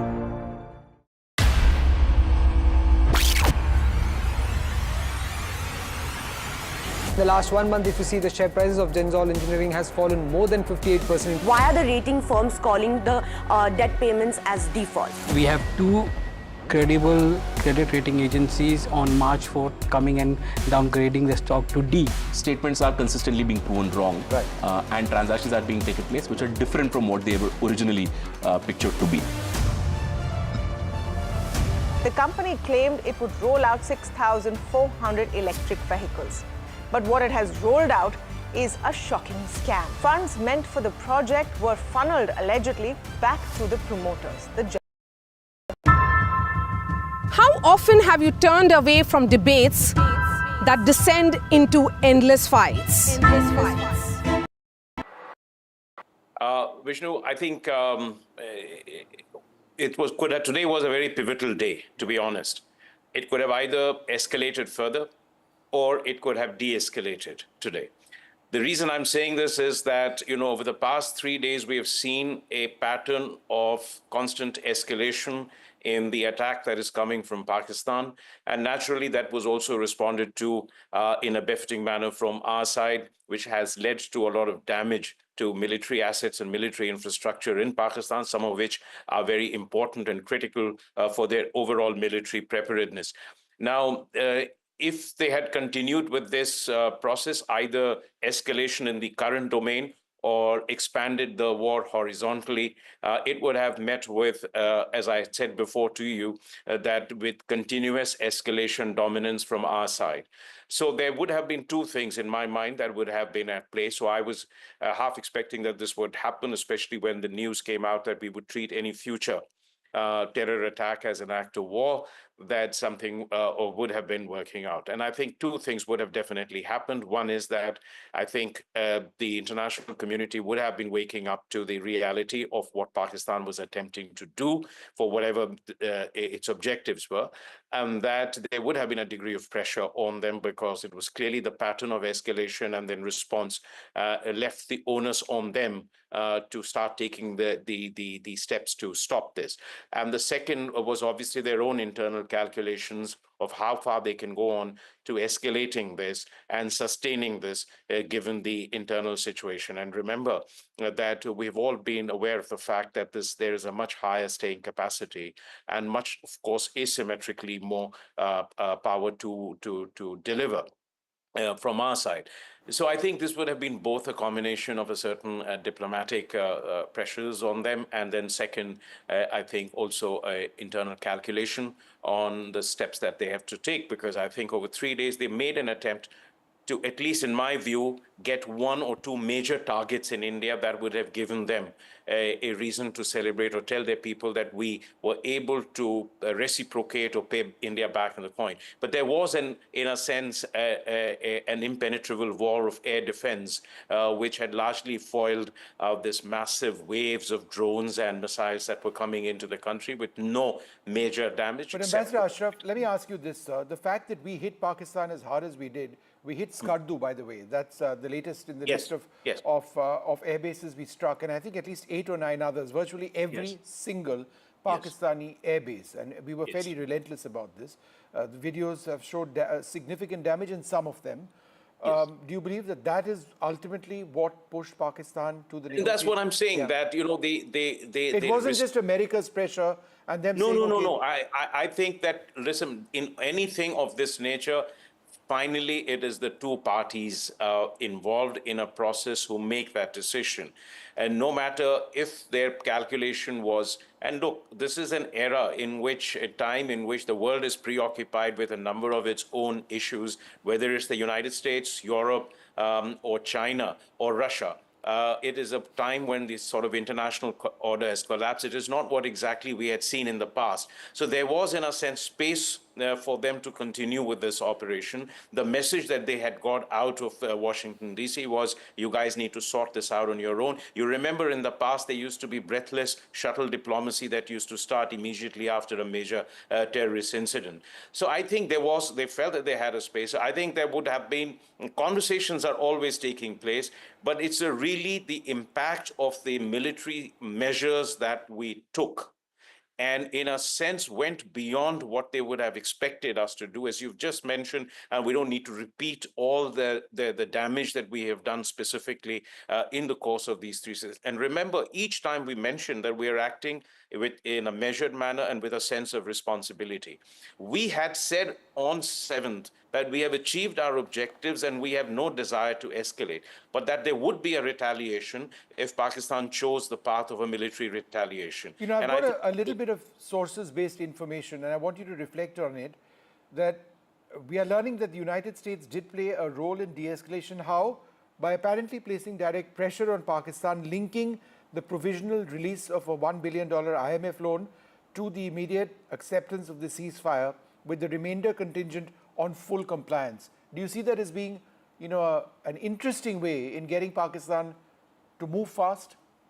You know, it's something which we've thought of. I've mentioned this elsewhere that, you know, I mean, for us to sit and speculate precisely the nature of conversation that the United States would have had with Pakistan is difficult.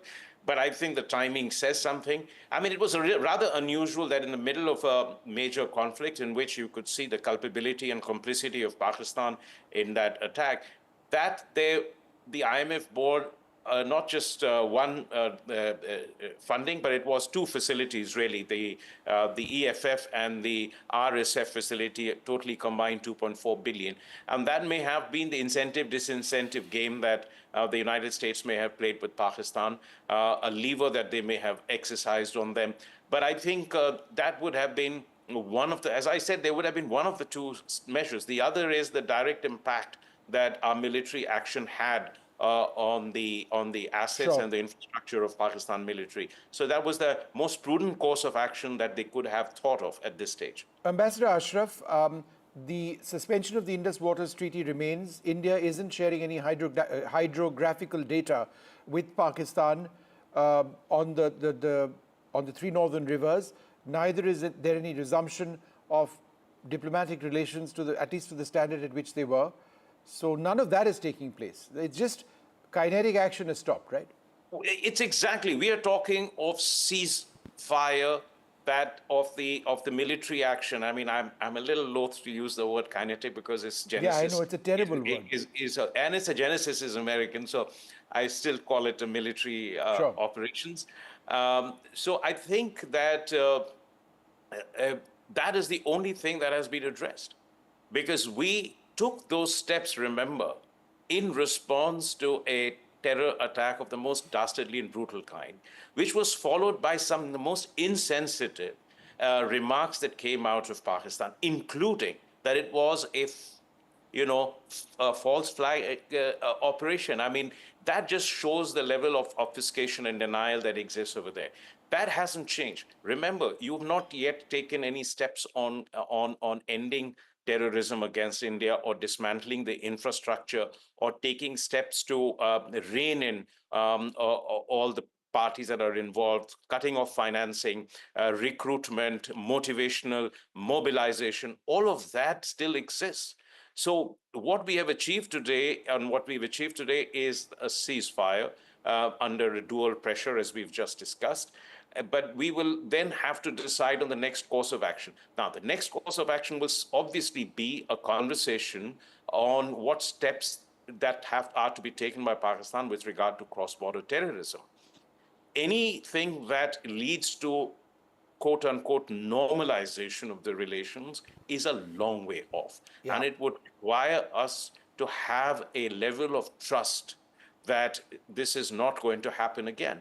Because we've been through this yo-yo many times before, that we have a major terrorist incident that is followed by mobilization or a step of diplomatic and commercial steps that we take, measures that we take. And then, in a sense, when pressure eases off, then there is some set of return to normalcy without addressing this fundamental problem of terrorism. And so I think this is going to be, this time, I think we have made it very clear. We've changed the playbook, as I've said, that we have changed the pattern of response and seized control of the levers of post-attack developments, in a sense, driving the process. And so I think we will continue to do that to achieve a longer-term objective.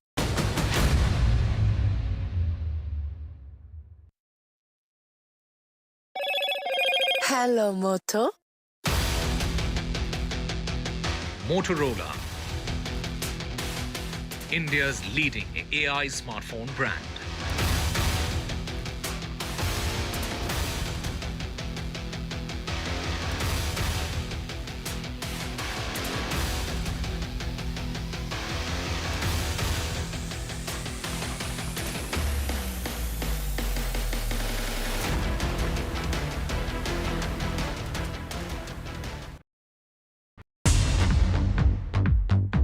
More news that matters. Big exclusive. Tulsi Gabbard gunned down by Pakistan-backed cowards. When you interact with people on ground, you're able to reflect their sentiments much better. More debates that shake the system.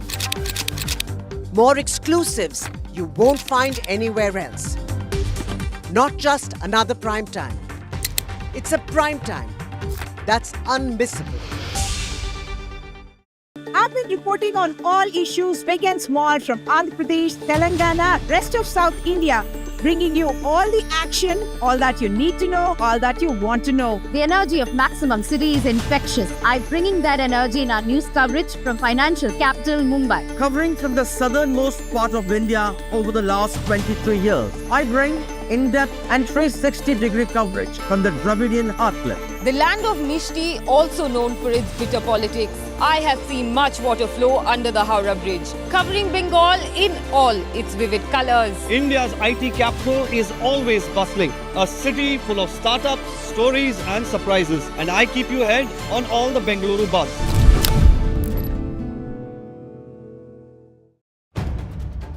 If it matters to you, if it matters to you, if it matters to you, it matters to India. It matters to India. And it matters to me. And it matters to me. India Matters with Shivaru. Only on NDTV 24/7. In today's interconnected world, India's voice is more crucial than ever. When India speaks, the world listens. At NDTV World, we are that voice, bringing you intelligent and insightful news from India and beyond. From geopolitics and diplomacy to economic shifts, migrations, tech disruptions, and the stories of our diaspora. We cover the news that shapes our global future. NDTV World, your new home for global news, is here.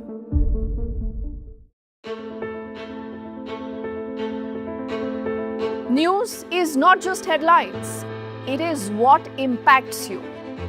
And news should never be mistaken for noise. What matters is the reality. Accurate, in-depth, and with the right.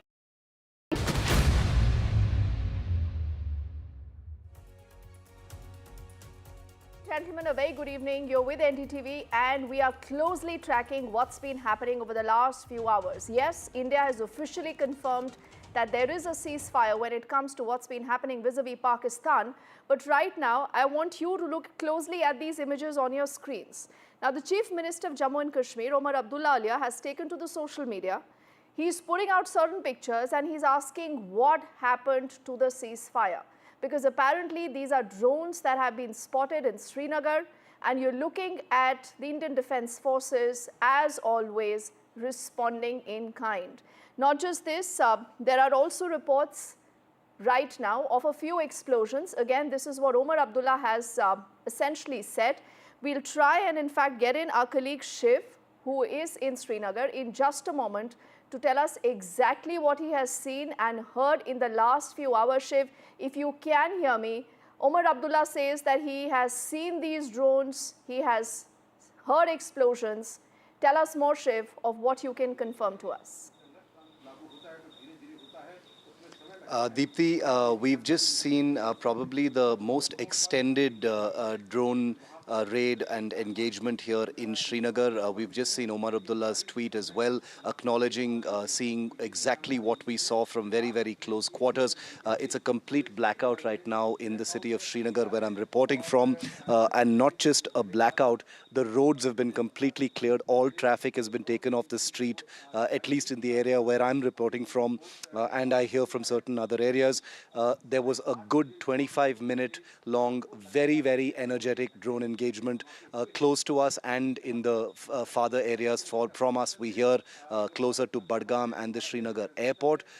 There was constant ground fire using the different anti-drone guns and anti-aircraft guns to engage these drones. I myself filmed the pictures that we probably have on our screens right now from my phone of the tracer fire and the rounds being fired from the ground to destroy those drones.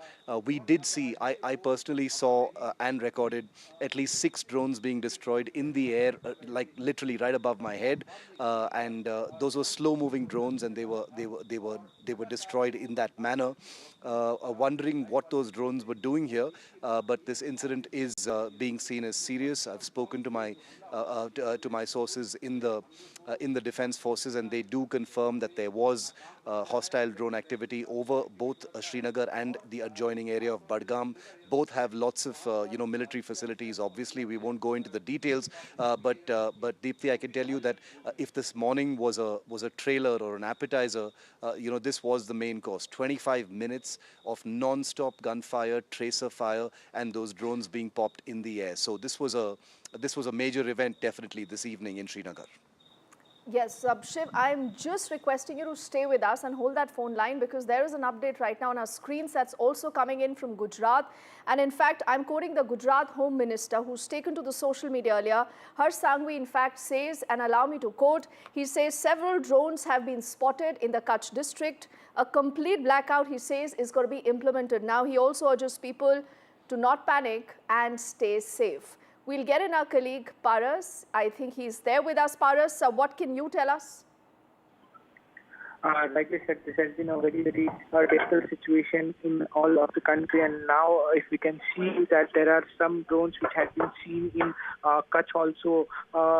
Today evening, we had seen that ceasefire was imposed in this entire India-Pakistan conflict. But now we had seen the many drones which have been seen in Kutch and Bhuj. There are many specific installation also where this drone has been seen. One is in Nalia, near Nalia Air Force Station.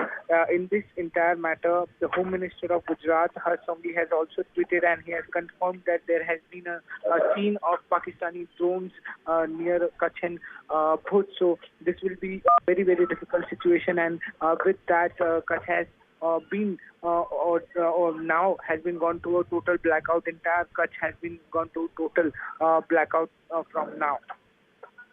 All right, Paras there getting us information, and that is also what the Gujarat Home Minister in fact has confirmed. Paras, I'll let you go for the moment, and we'll in fact keep coming back to our team of reporters as and when there is an update. But I want to go back to Srinagar because reports say, Shiv, like you also said, that there have been multiple explosions, there is activity. Now, clearly, we don't want to preempt what possibly could happen, but this is the standard modus operandi that we have seen vis-a-vis Pakistan over the last few nights. And this night, it seems, isn't any different, Shiv. I think what the Ministry of Defense personnel in that press conference, Deepthi, earlier, after the MEA statement on the ceasefire, I think what the MOD officers said has turned out to be correct, that India's guard will be up. There is no backdialing on a sudden and abrupt change in the rules of engagement between two countries, where, just hours after India has conducted the most historic punitive strikes on Pakistan, a ceasefire came into effect, and then just a few hours later,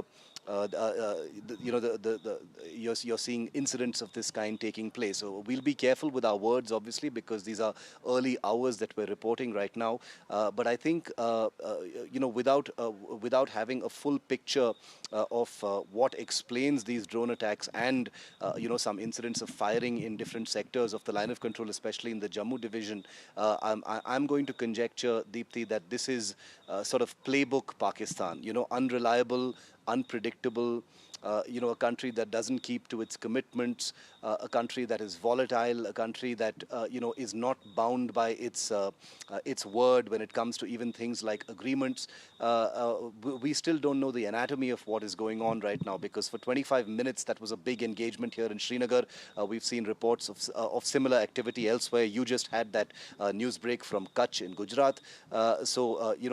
Is this a one-off? Are these teething troubles of an abrupt end to hostilities and just the remnants of what has been a very energetic and tensely kinetic cycle for 3 days, or is there something more sinister afoot?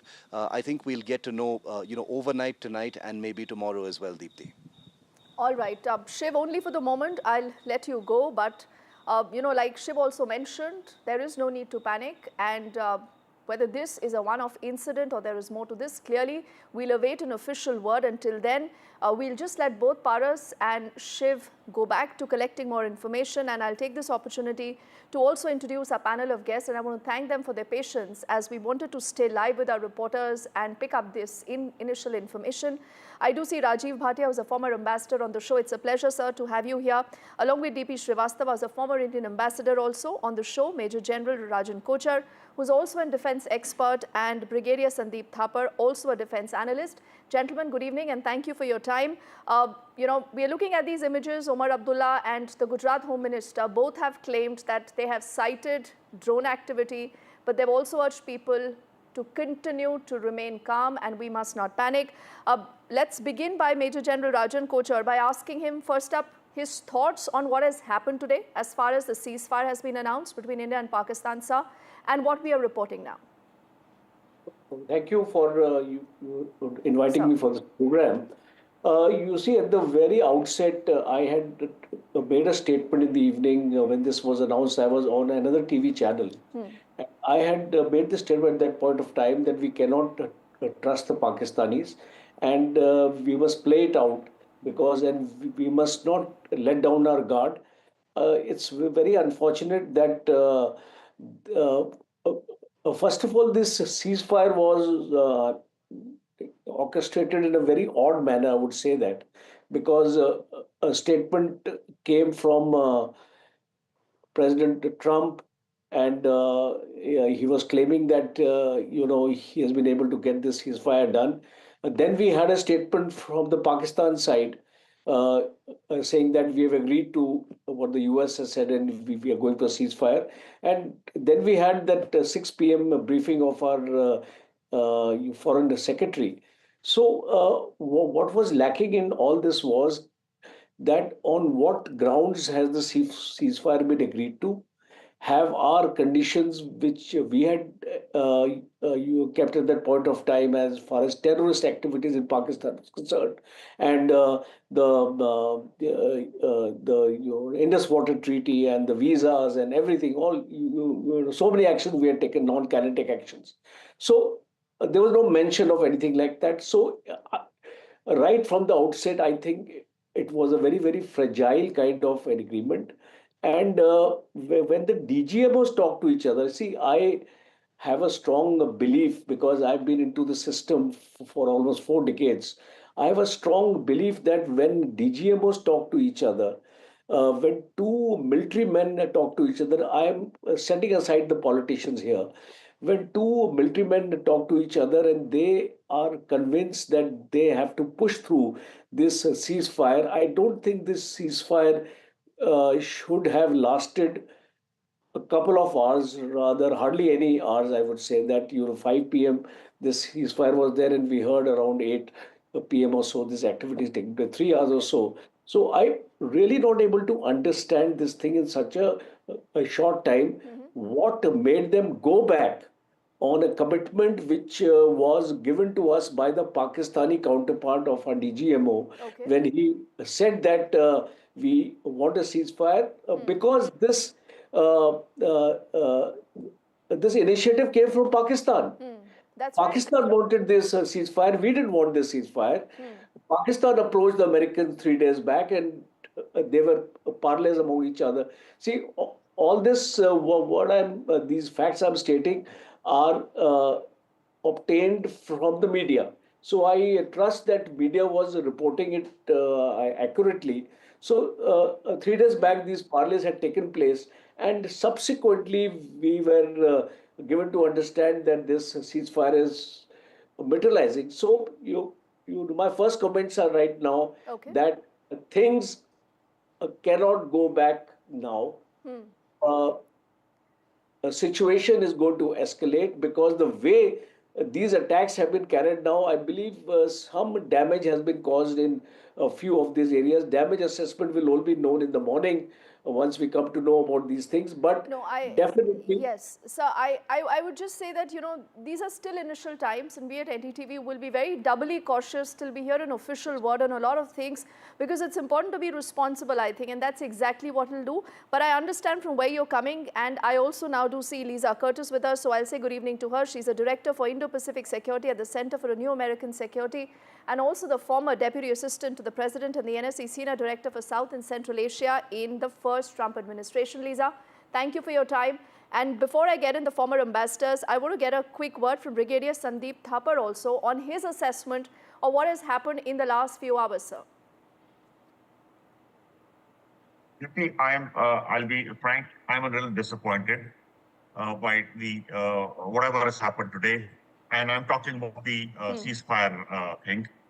We were morally just, correct. Our action was proportionate, non-escalatory, and we announced every day that, listen, we are not interested, we just wanted to. We had them in our grip. We had them, I won't say on a run, but we had them in a grip. This is an ideal time to punish them enough so that the message goes in that you cannot continue to carry out terrorism in our country, in our nation, and do these kind of things. I think we made a big concession by letting them loose, letting them go, because I don't think the message has gone in enough. Perhaps no. Definitely, I would say definitely it hasn't gone in. The social media, most of the Pakistanis are taking it as a victory. So that apart, now coming to what was happening since this commitment. Yes. I have plenty of experience with the Pakistani troops, and I know they take perverse pleasure in doing these kind of things. By my reckoning, this will continue till the morning. They will not cross the Rubicon. A little bit, they'll continue non-offensive drones, and probably by the morning it'll end. They have the habit of doing these kind of things for a short time. Nothing else. I call it only there's a perverse psyche in them. I would recollect in Balakot when they had our Air Force officer. They promised that 3 o'clock they'll hand him over. And I was on TV channel, said 3 o'clock. I said, no way. They'll make you wait till 9:30, 10, and then they'll hand over. And sure enough, they finally handed him over at close to midnight. So they take fun in take fun in doing these kind of things. Now, I must say that coming away from this topic, this is a conditional ceasefire. This is only on military action. Yes. That also not now. Other sanctions will stay. Let's see how they translate. But we need to re-establish mutual trust with the Pakistani army, how things will function. Now, future acts of terror. We've already said there'll be acts of war. How does this translate on ground? So all this has to be fine-tuned. We have our side and we have to talk to them. And let's see what will be the rules of engagement here and after. Okay. All right, and even as we have this conversation, I must tell our viewers that our colleague Vishnu Shom, who's also been keeping us on top of the story, is sharing some important information. Again, this is coming via the army sources, so I would want to reiterate this for the benefit of our viewers. He tells us that there have been no blasts in Srinagar. Very categorically, there is no firing along the LC. It only happened earlier. Drones did come in, but we will get to know about the status in the next, some time. So I think this is an important detail right now, and also to keep in mind that a lot of what you might see could be deferred. A lot of this, what you might see, is not confirmed. So if you're watching this on other networks, I think NDTV will be very cautious, doubly careful about ensuring that we only put out verified stuff. And before the former ambassadors, Lisa, as you were joining us here into our discussion here, these were reports coming in from Srinagar, where Omar Abdullah and the Gujarat Home Minister there have claimed that they've sighted drones and they've also heard a few explosions. Now, a lot of question is being raised on the fact that whether Pakistan, Lisa, can be trusted in itself. Would it be fair to say that the US is the underwriter of this deal, but ultimately India has paid the price for trusting Pakistan before also? Well, my understanding is that the Indian and Pakistani DGMOs spoke to confirm the ceasefire. So I think we should expect that there is a ceasefire in place. If there have been some infractions over the last couple of hours, which it sounds like there may have been, I think we should assume that this is accidental and does not, represent what the intentions are of the Pakistani side. And I also understand that, yes, the U.S. Did play a role behind the scenes in helping to effectuate this ceasefire. My understanding is that it was a team effort among, Secretary of State Rubio, Vice President Vance, and Secretary Hegseth, working carefully behind the scenes to try to de-escalate the situation and bring about calm, because what we saw over the last 72 hours was extremely dangerous. We saw the conflict escalate to levels, we really haven't seen since the last Pakistani full-blown war in 1971. So I think a lot of people were extremely concerned about what was happening. And so it's good news that there has been a ceasefire declared by both sides, and they have decided to sit down and talk with one another about next steps. And I think this is good news for India, good news for Pakistan, and good news for the world, because nobody wants to see a conflict escalating between these two countries.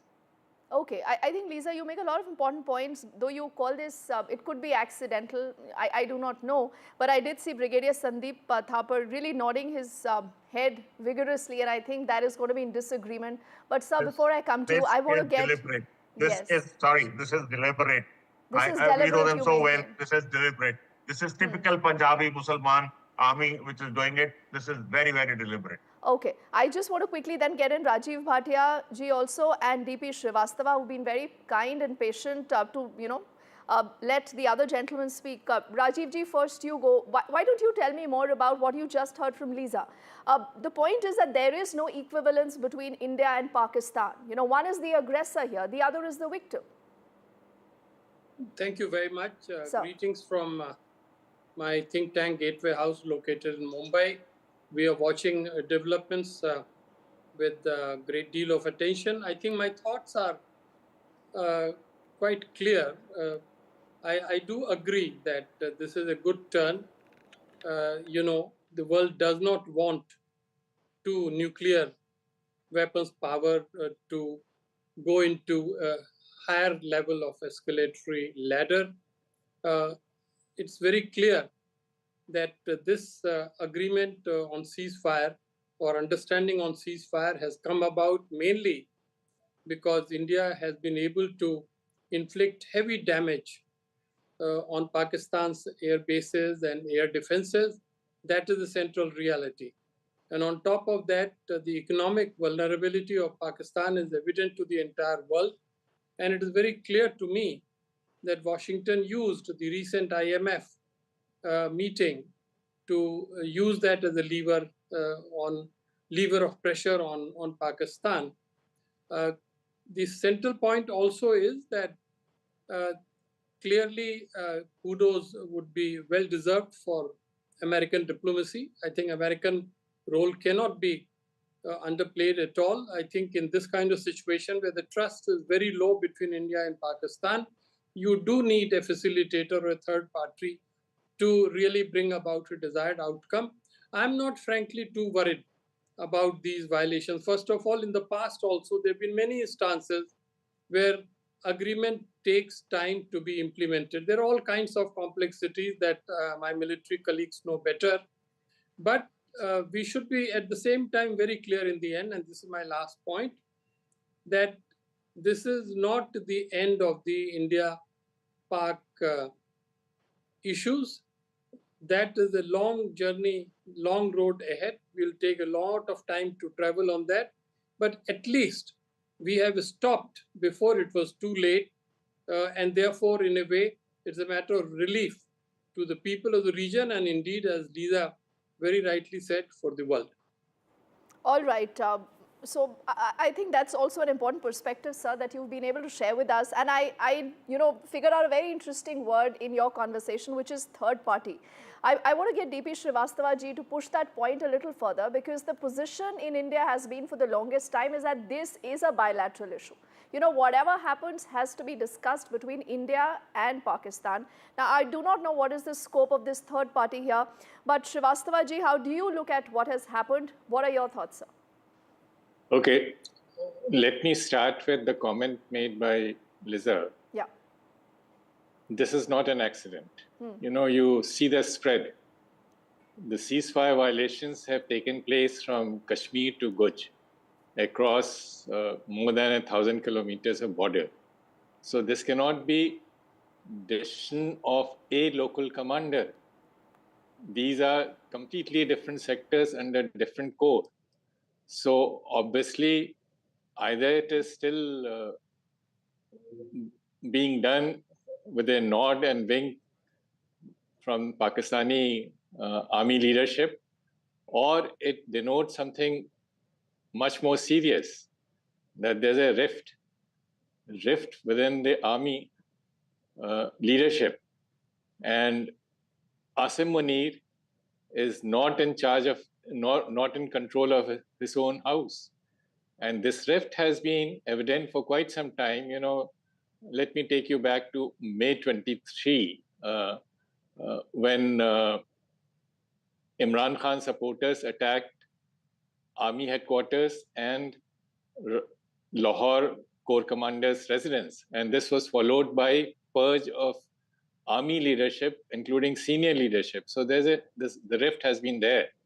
So it could be either complicity or worse, that there are senior people at the core level who do not agree with the chief's philosophy and are carrying on with their own policies. Now, the third part, this conflict has ended with Pakistan badly bruised. They have not been able to protect LET and Jaish-e-Mohammed, their proteges, whose headquarters were destroyed by Indian attacks. There's a situation now, the Indus Water Treaty has been held in abeyance. I think this is, and the third is that the Indian attack, you look at the spread from Rawalpindi, Islamabad to Karachi, and of course the middle sector, Punjab. They have taken out the Lahore radar station. So with this kind of major setback, there will be many questions asked. And a lost war eventually leads to change in leadership. In 65, Ayub Khan had to go. It was a different age. So, he hung on for another 4 years, but he was a lame duck president. 71, Yahya went very quickly. 99, Musharraf managed to turn the tables on Nawaz Sharif and pin the blame on civilian leadership. Now, this time, that cannot happen because Shehbaz Sharif is a nominated nominal prime minister who survives on Asim Mani support. So the kingpin is Asim Mani, and he will have to take the blame from various constituencies within the army, as well as these terrorist organizations, which have, have been part of the setup. So, and if Asim Munir goes, there will be a chain reaction. Shehbaz Sharif will not survive. And all this has to be now the last part. And this is whether there was a third party mediation and so on. I appreciate the role of the US, which is very responsible. But let me just clarify.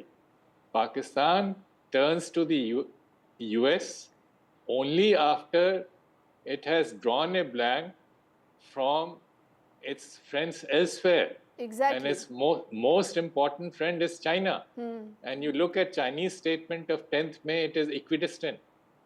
And there was a visit by Saudi Foreign Minister yesterday to Pakistan. I have not seen any, I read Urdu. I have not seen any Pakistani statement. If there was any support, they would have gone to town. So they have turned to Americans only after, number one, having lost the military game, and number two, drawn a blank from the constituencies they were supporting. They have only support of Turkey. Yes. Turkey, the Turkish caliph, this is how much strength does he have? You're Turkey, right. like Pakistan, and sir, is a crumbling as we are economy. having this conversation, I just want to draw your attention up to this tweet that has come in from Shehbaz Sharif a little earlier, Lisa, and then I let you respond to both the gentlemen who've just spoken. Now, Shehbaz Sharif says that we thank President Trump for his leadership and for a proactive role for peace in the region. Then he says Pakistan appreciates the US for facilitating the outcome. At the end, he says Pakistan believes that this marks a new beginning in the resolution of issues that have plagued the region and prevented its journey towards peace, prosperity, and stability. What is this new beginning that he might be referring to? And I mean, does the US agree with the kind of language, the words that he has used, and maybe the larger intent? Yes, I think you've asked me. Yes. I'd be happy to respond. So first, let me respond to Dr. Srivastava, who made some very important points, but particularly on the U.S. Being the one behind the scenes to be able to facilitate this ceasefire. There was no way that China could play a helpful role. China is clearly tilted toward Pakistan, had just had a major crisis with India on their disputed borders 5 years ago. So there was no question of China ever being able to play an honest broker role in this crisis situation. It can only be the United States. Of course, the United States has tilted very much toward India in the last few years and made very clear that India is its strategic partner that it is investing in. The Pakistan relationship has been very fraught over the last several years. It's deteriorated significantly, but the U.S. does have a history of a relationship with Pakistan that it can draw from. And Pakistan also wants to have a better relationship with the United States. So that's how the U.S. can play that honest broker role, even though it has invested significantly more in its relationship with India over the last few years. The second point about the Pakistani statement, to me, this is more about Pakistani face saving. Look, I think, I just talked about the U.S. important role in diffusing a crisis situation, in getting the two sides to back away from an all-out war. But the U.S. has absolutely no role to play in trying to help the two sides resolve their fundamental conflict and their fundamental dispute over the issue of Kashmir. That is something that only India and Pakistan can deal with. Yes. And I would just say, looking back at past U.S. statements regarding Kashmir, I always think back to former President Clinton when, after the 1999 Kargil conflict, he made an important statement. He said, borders cannot be changed through blood, and there needs to be respect for the line of control, essentially saying that is the de facto border. In my opinion, that's the only resolution to the dispute. And the sooner that both countries accept this, then I think the sooner we can avoid future crises like we have just seen. I think that's a very fair and a balanced point, Lisa, that you do make. And because you were speaking about China, so Rajan Kochaji, before I let you respond, China has also put out a statement. And look at the kind of words it is using. China's foreign minister, Wang Yi, has said that his country would continue to stand by Pakistan in upholding its sovereignty, territorial integrity, and national independence. Those are the words China is still using. Then he goes on to say, in fact, they acknowledge Pakistan's restraint. Restraint is the word that they are using in their statement, and appreciated its responsible approach under challenging circumstances. I mean, there clearly needs to be a far greater message that needs to go out to tell everyone to back off. And like Lisa said, that this is just about India and Pakistan, and India is strong enough to deal with the issue. Mr. Kochar. A very good point you have made, and Ambassador Srivastava also mentioned China, which was missed out in this discussion among each of the panelists. It is important to understand that today, if Pakistan is fighting against India, and in the manner it has fought against India, using drones and the kind of equipment it has today, it is because of China and Turkey. Today, Pakistan has more than 1 lakh drones, when I'm given to understand, and it has hardly used 2 to 3% of the arsenal of the drones. So, when an agreement like this or a ceasefire like this is reached, I have a fundamental doubt. That fundamental doubt is: was China consulted by Pakistan to go ahead with the ceasefire?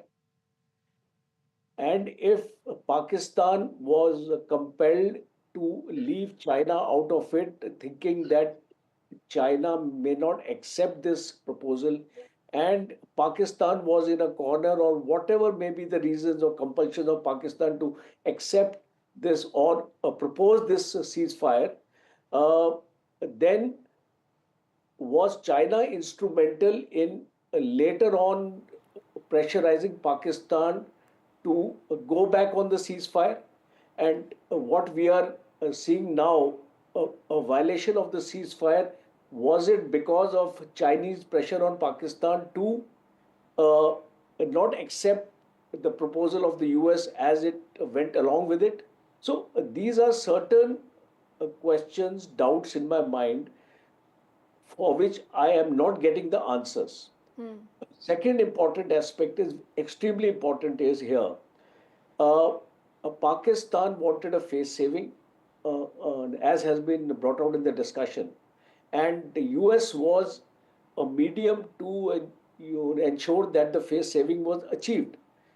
Now, if you remember, before the ceasefire, the last strike was made by India.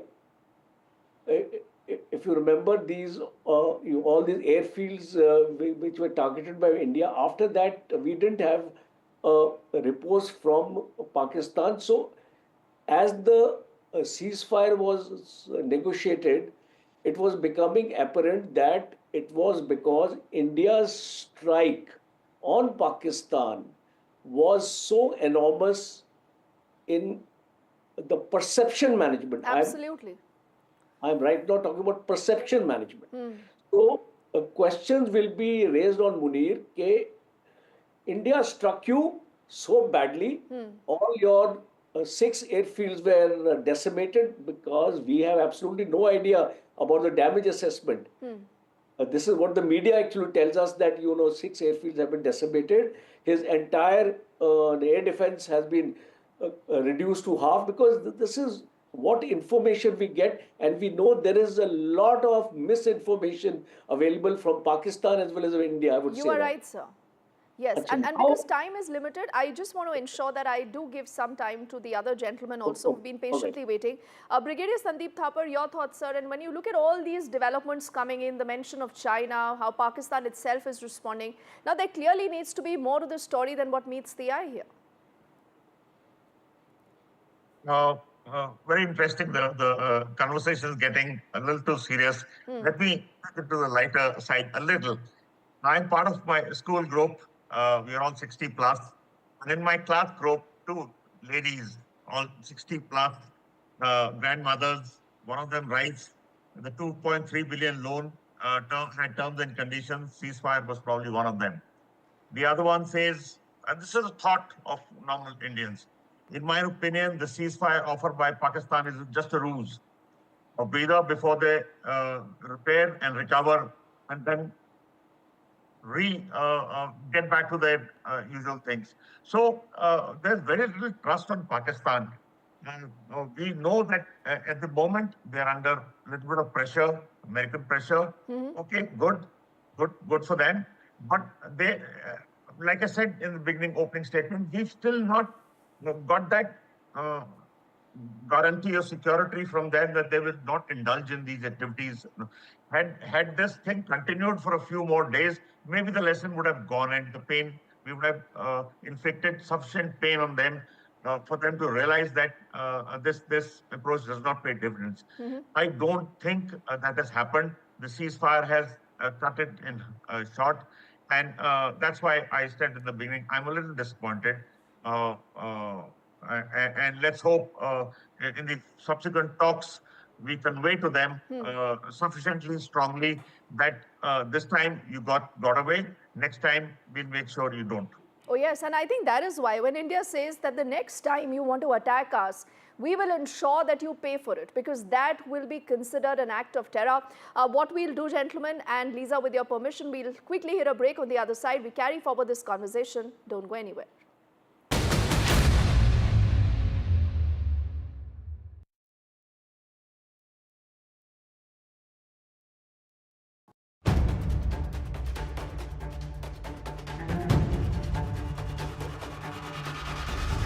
If it matters to you, if it matters to you, if it matters to you,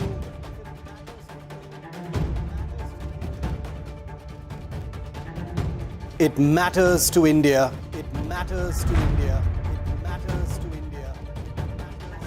And it matters to me. And it matters to me.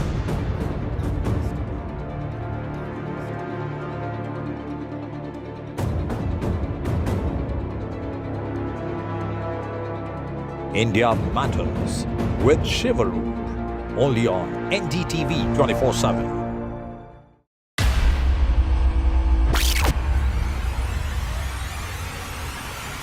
The last 1 month, if you see, the share prices of Genzol Engineering has fallen more than 58%. Why are the rating firms calling the debt payments as default? We have 2 credible credit rating agencies on March 4th coming and downgrading the stock to D. Statements are consistently being proven wrong, and transactions are being taken place which are different from what they were originally pictured to be. The company claimed it would roll out 6,400 electric vehicles. But what it has rolled out is a shocking scam. Funds meant for the project were funneled allegedly back to the promoters, the Junkie brothers. What did the money buy? Not EVs, of course, but a lavish flat in Gurgaon's luxurious DLF Carmelias.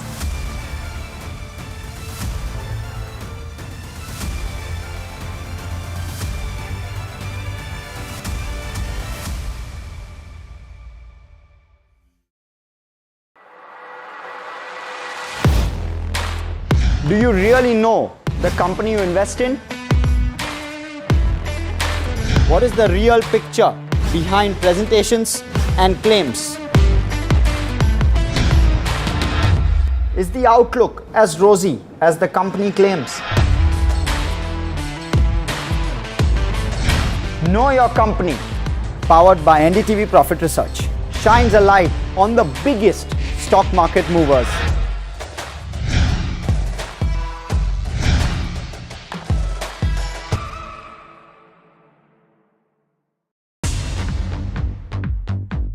More news that matters. Big exclusive. Tulsi Gabbard gunned down by Pakistan-backed cowards. When you interact with people on ground, you're able to reflect their sentiments much better. More debates that shake the system. More exclusives you won't find anywhere else. Not just another prime time. It's a prime time that's unmissable. I've been reporting on all issues big and small from Andhra Pradesh, Telangana, rest of South India, bringing you all the action, all that you need to know, all that you want to know. The energy of maximum city is infectious. I'm bringing that energy in our news coverage from financial capital Mumbai. Covering from the southernmost part of India over the last 23 years, I bring in-depth and 360-degree coverage from the Dravidian heartland. The land of Mishti, also known for its bitter politics. I have seen much water flow under the Howrah Bridge, covering Bengal in all its vivid colors. India's IT capital is always bustling, a city full of startups, stories and surprises. And I keep you ahead on all the Bengaluru buzz.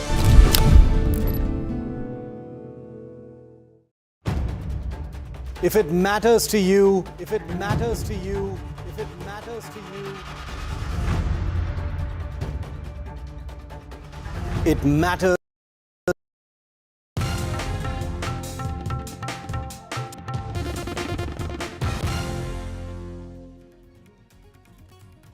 Welcome back. So we've been discussing, can Pakistan be trusted? Yes, India has officially confirmed the ceasefire, but can you still trust Pakistan? Who's in charge of Pakistan? And what is with China right now completely backing Pakistan? Layer by layer, remember before we hit our break, we were trying to uncover that entire story, also factoring in updates that have come in both from Gujarat and Srinagar, where the Gujarat Home Minister and the Jammu and Kashmir Chief Minister have indicated that drones were apparently spotted, and we do know that our forces are responding right now as they would have in any other circumstance. Let's go back to our panel of guests, and I thank them for their patience as we were on this break, and we'll continue to keep this discussion alive with more ground reportage also coming in. Rajiv Bhatia is a former ambassador. DP Srivastava ji is also a former Indian ambassador with us. Major General Rajan Kochar is a defense expert, and so is Brigadier Sandeep Thapar, who continue to stay with us. And I also now do see Pramit Makodai, who's a co-founder director of the Boston Center of Excellence, president of the Global Citizens Forum in the US. Pramit, thank you for your time, and because you've just joined us, why don't you begin by telling us what is your overview or what has happened vis-a-vis India and Pakistan in the last few hours? See, in America, people were a little bit happy that the ceasefire has happened, but as the other panelists were discussing, it is hard to trust Pakistan, because we started feeling that Pakistan is a partially failed state. You don't know who is really in power and control right now, whether it is government, army, and in some parts, people are saying even the Islamic terrorists might have some kind of control on some section. So it is, we need to be really wait and watch for next couple of days to see that whether the ceasefire could really come into effect or not. We are already seeing signs that it is not. In all good faith, America has tried, because the biggest elephant in the room that America and India both understand. Okay, I think that's a brief point that he's made, but I think technology could be playing a spoiler and we might have just lost his line. We'll try to get him back, but you know, I think there is something interesting in what he said, and I will let both DP Srivastava ji and Rajiv Bhatia respond to this. Mr. Bhatia, why don't you go first, sir? Because he said you can't trust Pakistan, it's a failed state. Now the point is, we know that Pakistan is the fountainhead of terror, but still, why do you have the world wanting to give Pakistan a long rope? Well, the answer is obvious. You just have to look at the map to realize the size and magnitude and the population and the strategic location of Pakistan. It's not some tiny little country hidden in one corner of the world that can be ignored. It is an important country, and then of course on top of that, the history and ideology of this country also have to be taken into account. In any case, for India, it is a major headache. It has been a major headache, and probably it would remain so for a long time in the future as well. I wanted to bring in 2 or 3 other points, and this is to first of all fully respect your coverage of the violations of the ceasefire, but I should share with you that the latest reports are suggesting that the official channel, Doordarshan, is projecting the idea that no serious violations of the ceasefire have taken place. So this is yet another perspective that we need to take into consideration. My second point is that, we are getting close to midnight, so we can keep discussing and speculating about the motivations of China and whether they are in line or in contradiction with what the US is trying to say. But sometimes the reality is much more simple than we in our imaginary flight might think, to be very, very complicated. The fact of the matter is, number one, Pakistan has been in serious trouble. They needed an off-ramp. The US, which is on good wicket with both Pakistan and India, was more than willing to provide that off-ramp. Third, India, in any case, has said at every step in the last 4 or 5 days that we do not want to escalate. We would only respond.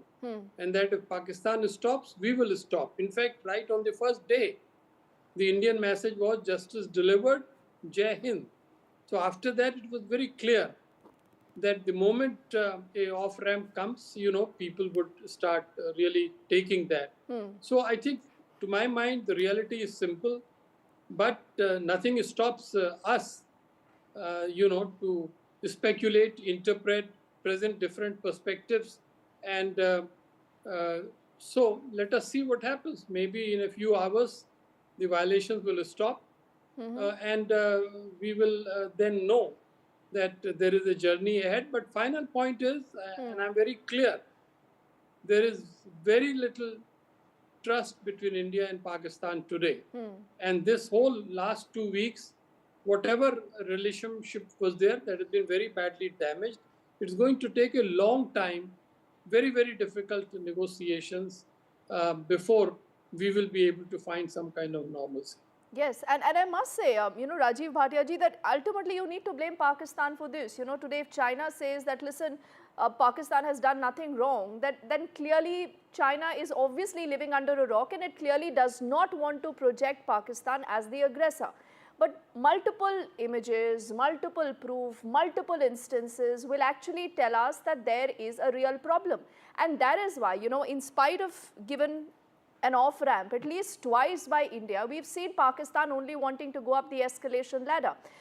Pramit, if you will bear with me, I quickly also want to get in DP Srivastavaji before I come back to you. We just lost your line because of a bad line, but I hope you stay with us, Mr. Srivastava. How would you respond to what you've just heard, also from Rajiv Bhatia, and what the conversation has largely been about? Let me add one point which has not been touched so far, and that is about IMF assistance. I think the timing was bad. It amounts to rewarding Pakistan for its misadventure.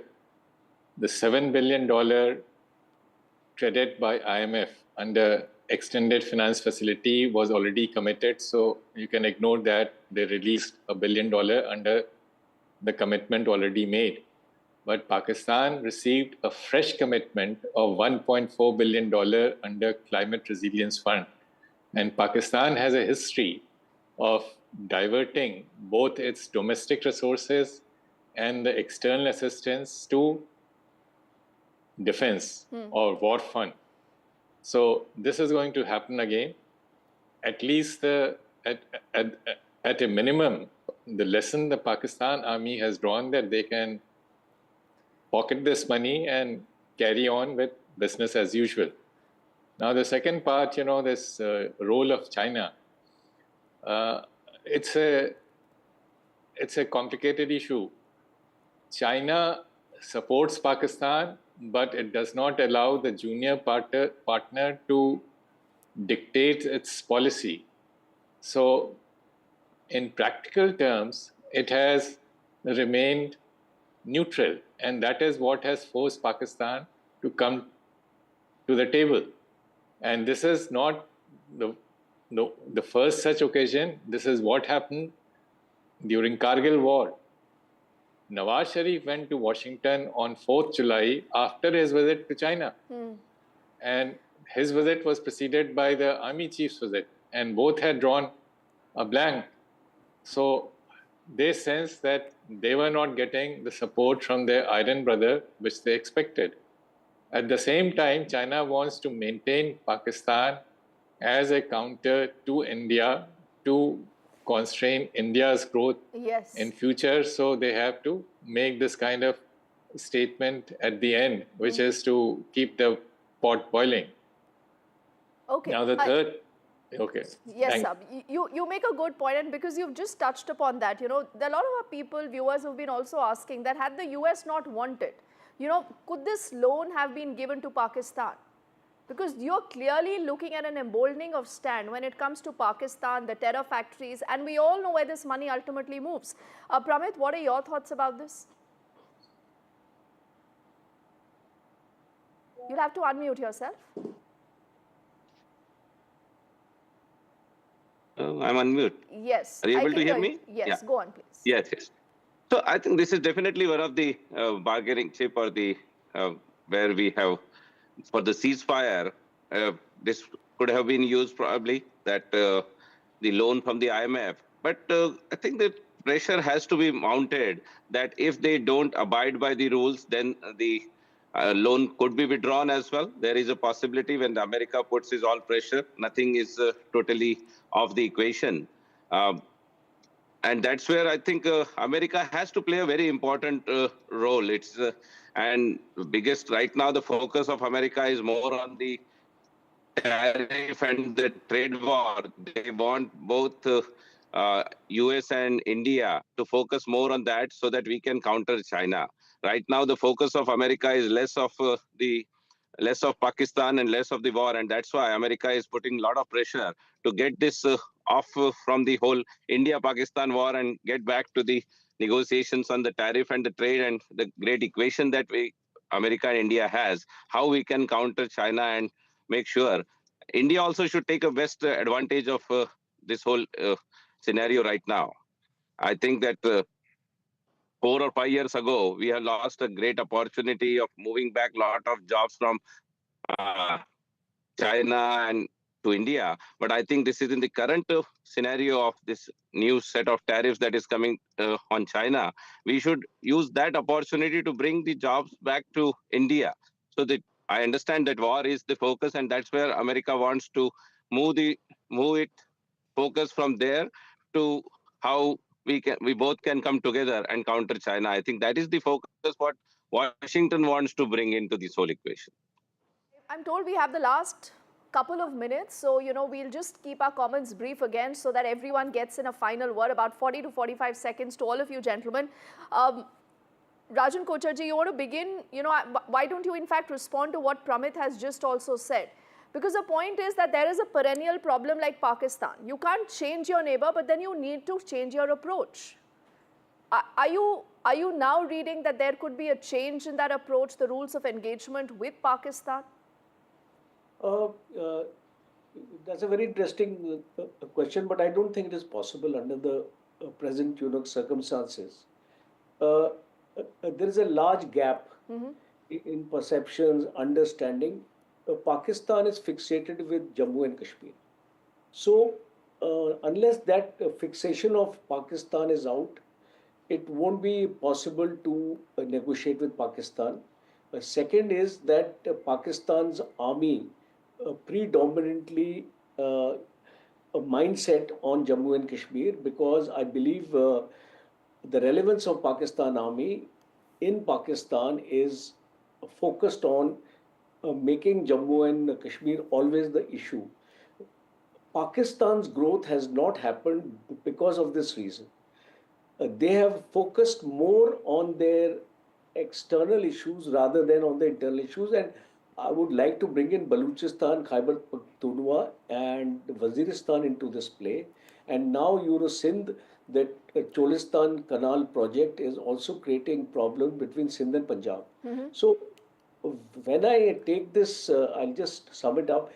When I take this entire thing into the overall picture, Pakistan is also facing a lot of internal problems. Yes.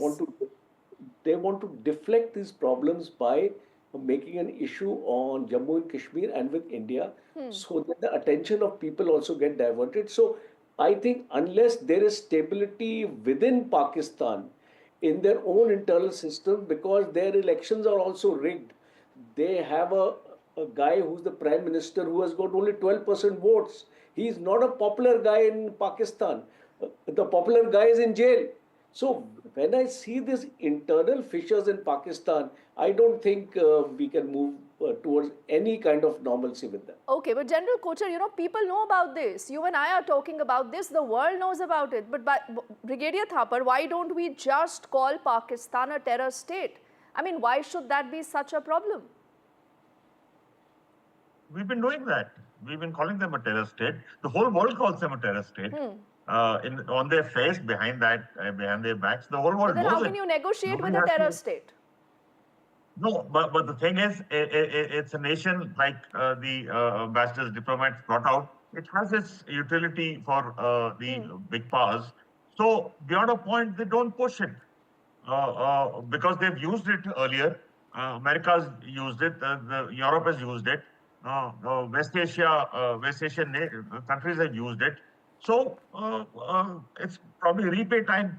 See, I personally feel, if come back to this issue, that it may have been incomplete, but we've sent a message to Pakistan that, listen, you can't get away with this. That is one of the major things we did was we hit Punjab. We hit his heart. It's shaken him up. But how can they hit Punjab? Till POK was fine. Yes. Because contentious between both of us. But when he hit Punjab, it shook him up. It's like, I compare, it's like 26/11, if it happened in Jammu or Lucknow, maybe it would, not that those cities are any different, but it would have made so much of effort. But it happened in the financial capital. Yes, we went into their heartland, and I think that's the problem. We moved away from POK, we moved away from Khyber Pakhtunkhwa, we went into their heartland, the jugular. Gentlemen, I'm told I've completely run out of time, but it's been a fascinating and insightful conversation. I want to thank Pramit, Rajiv Bhatia ji, DP Srivastava ji, also Major General Rajan Kochhar and Brigadier Sandeep Thapar, and also Lisa for joining us. We at NDTV will continue to keep you on top of the story, and we'll see whether Pakistan can ever be trusted. Thank you for watching. Good night.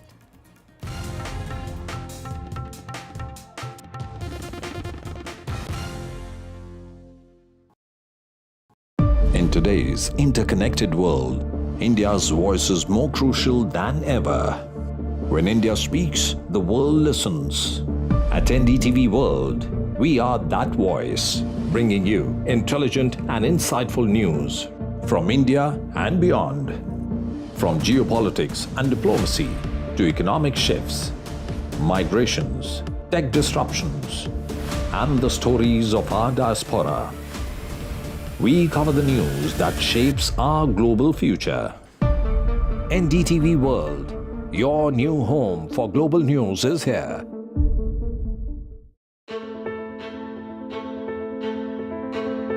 News is not just headlines, it is what impacts you. And news should never be mistaken for noise. What matters is the reality. Accurate, in-depth, and with the right perspective. For over 20 years, I have been a journalist, and never has clarity mattered more than now. At Newsnight, we go beyond the surface. We dissect the details, challenge the narratives, and bring you the unparalleled clarity you deserve in a world clouded by misinformation. We are bold, we are direct. Newsnight, for the news in your interest. Only on NDTV 24/7.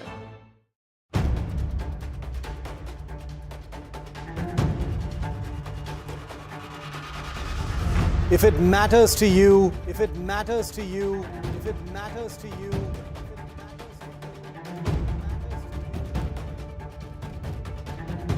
it matters to कदम उठाने के लिए आदेश दे दिए गए हैं. Good evening.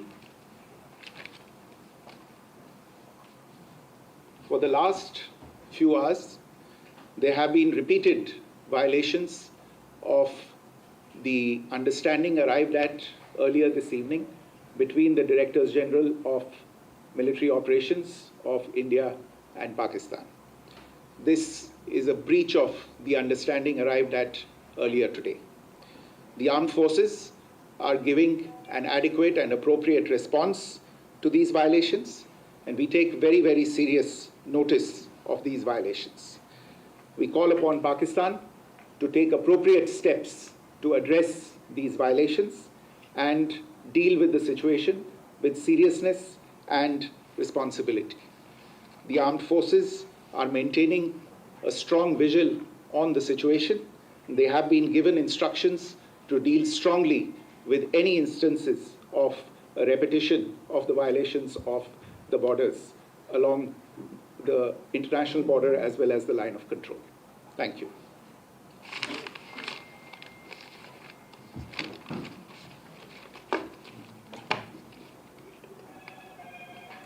Thank you very much.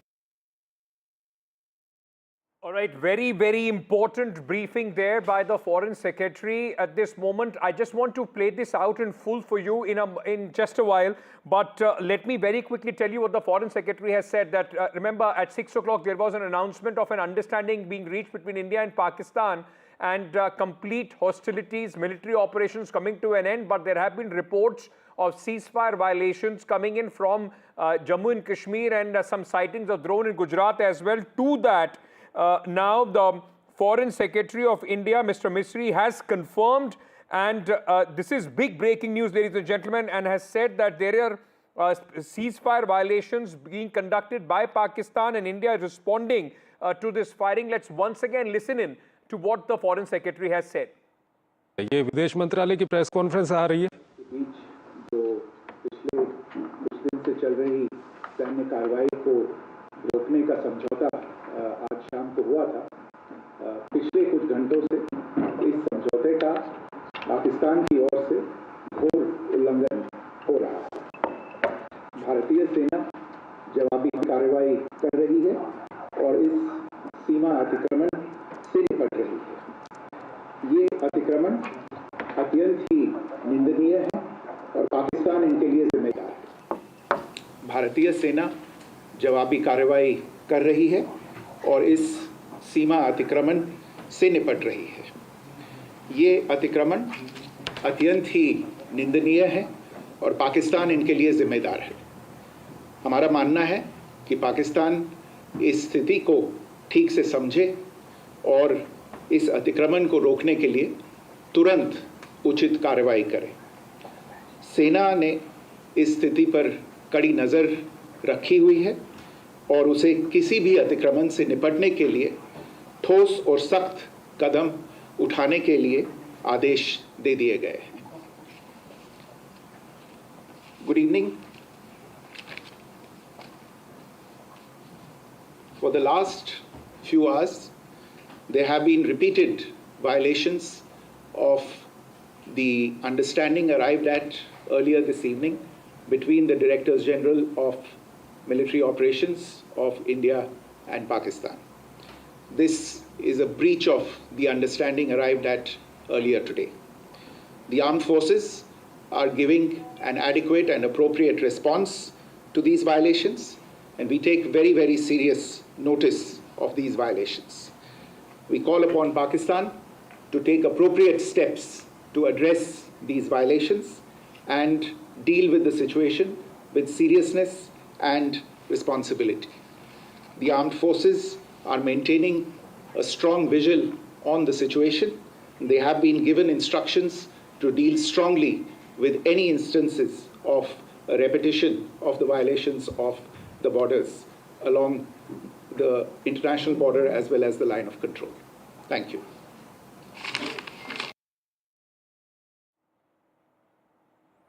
All right, this is very, very important, ladies and gentlemen, what has just happened, because remember, earlier at around 6 p.m. this evening, it was confirmed that India and Pakistan have reached an understanding to cease all hostilities at this moment. It happened after the DGMO of Pakistan called Indian DGMO and requested that some sort of ceasefire violation should take place. Understanding was reached, but since then, there are reports confirming that the Pakistani side has not ceased hostilities. In fact, at this moment, what we can tell you, just a short while back, the Chief Minister of Jammu and Kashmir, Omar Abdullah, had also said that, had slammed Pakistan and said that there have been drone sightings and explosions heard over Srinagar, and what kind of ceasefire is this? Now the Foreign Secretary, Mr. Vikram Misri, has confirmed that there are ceasefire violations which are taking place from the Pakistani side.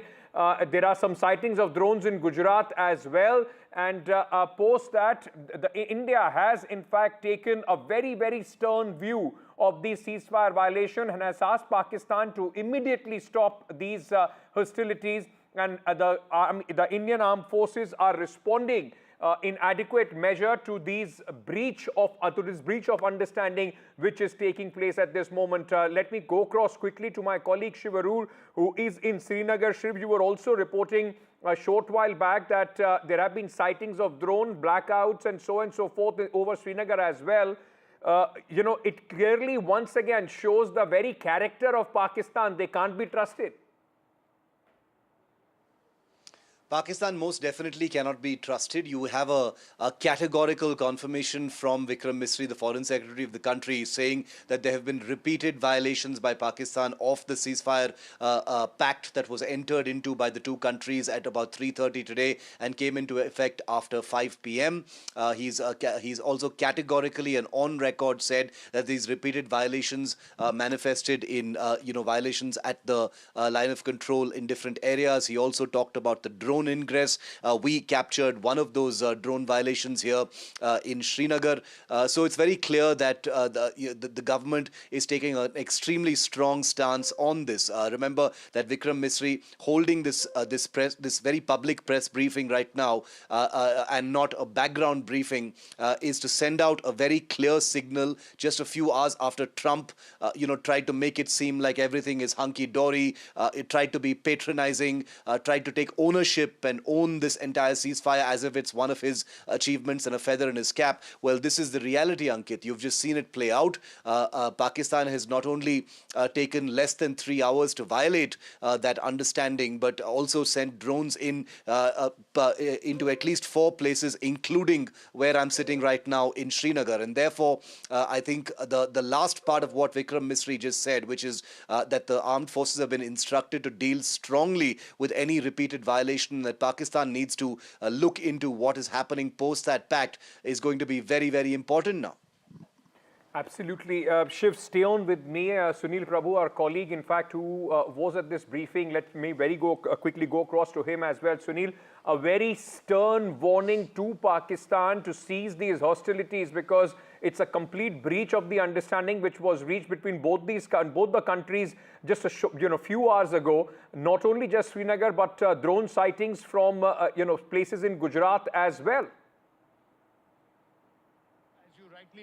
Pointed out, a firm message being sent by India to Pakistan, and very clearly have told the armed forces to respond and retaliate accordingly. But it's a very, very categorical statement from the Ministry of External Affairs. This was, a briefing which was called all of a sudden to really set the record straight after the ceasefire violation. So there has been a lot of tension. But off the record, what we have got from top government sources is that ceasefires rollout does take some time. There will be those odd violations that are taking place.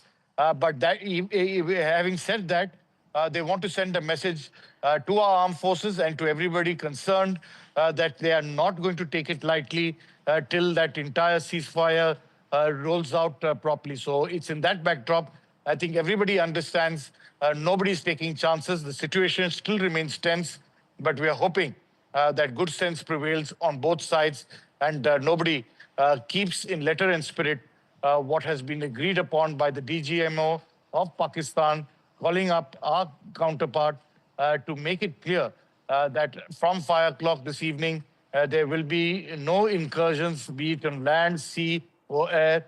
That will be respected once again. So just to repeat, top government sources saying that ceasefire rollouts do take time, but in the meantime, they've asked armed forces not to let off guard and to be still on the alert and to continue to be the state of preparedness.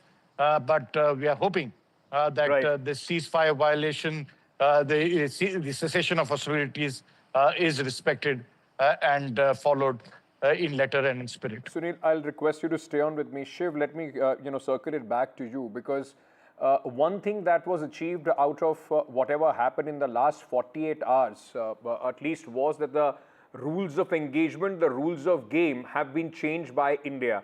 The red line has been, in fact, further pushed in Pakistan, towards Pakistan, Punjab. If you indulge in the activities that you think are normal, then there will be a heavy price to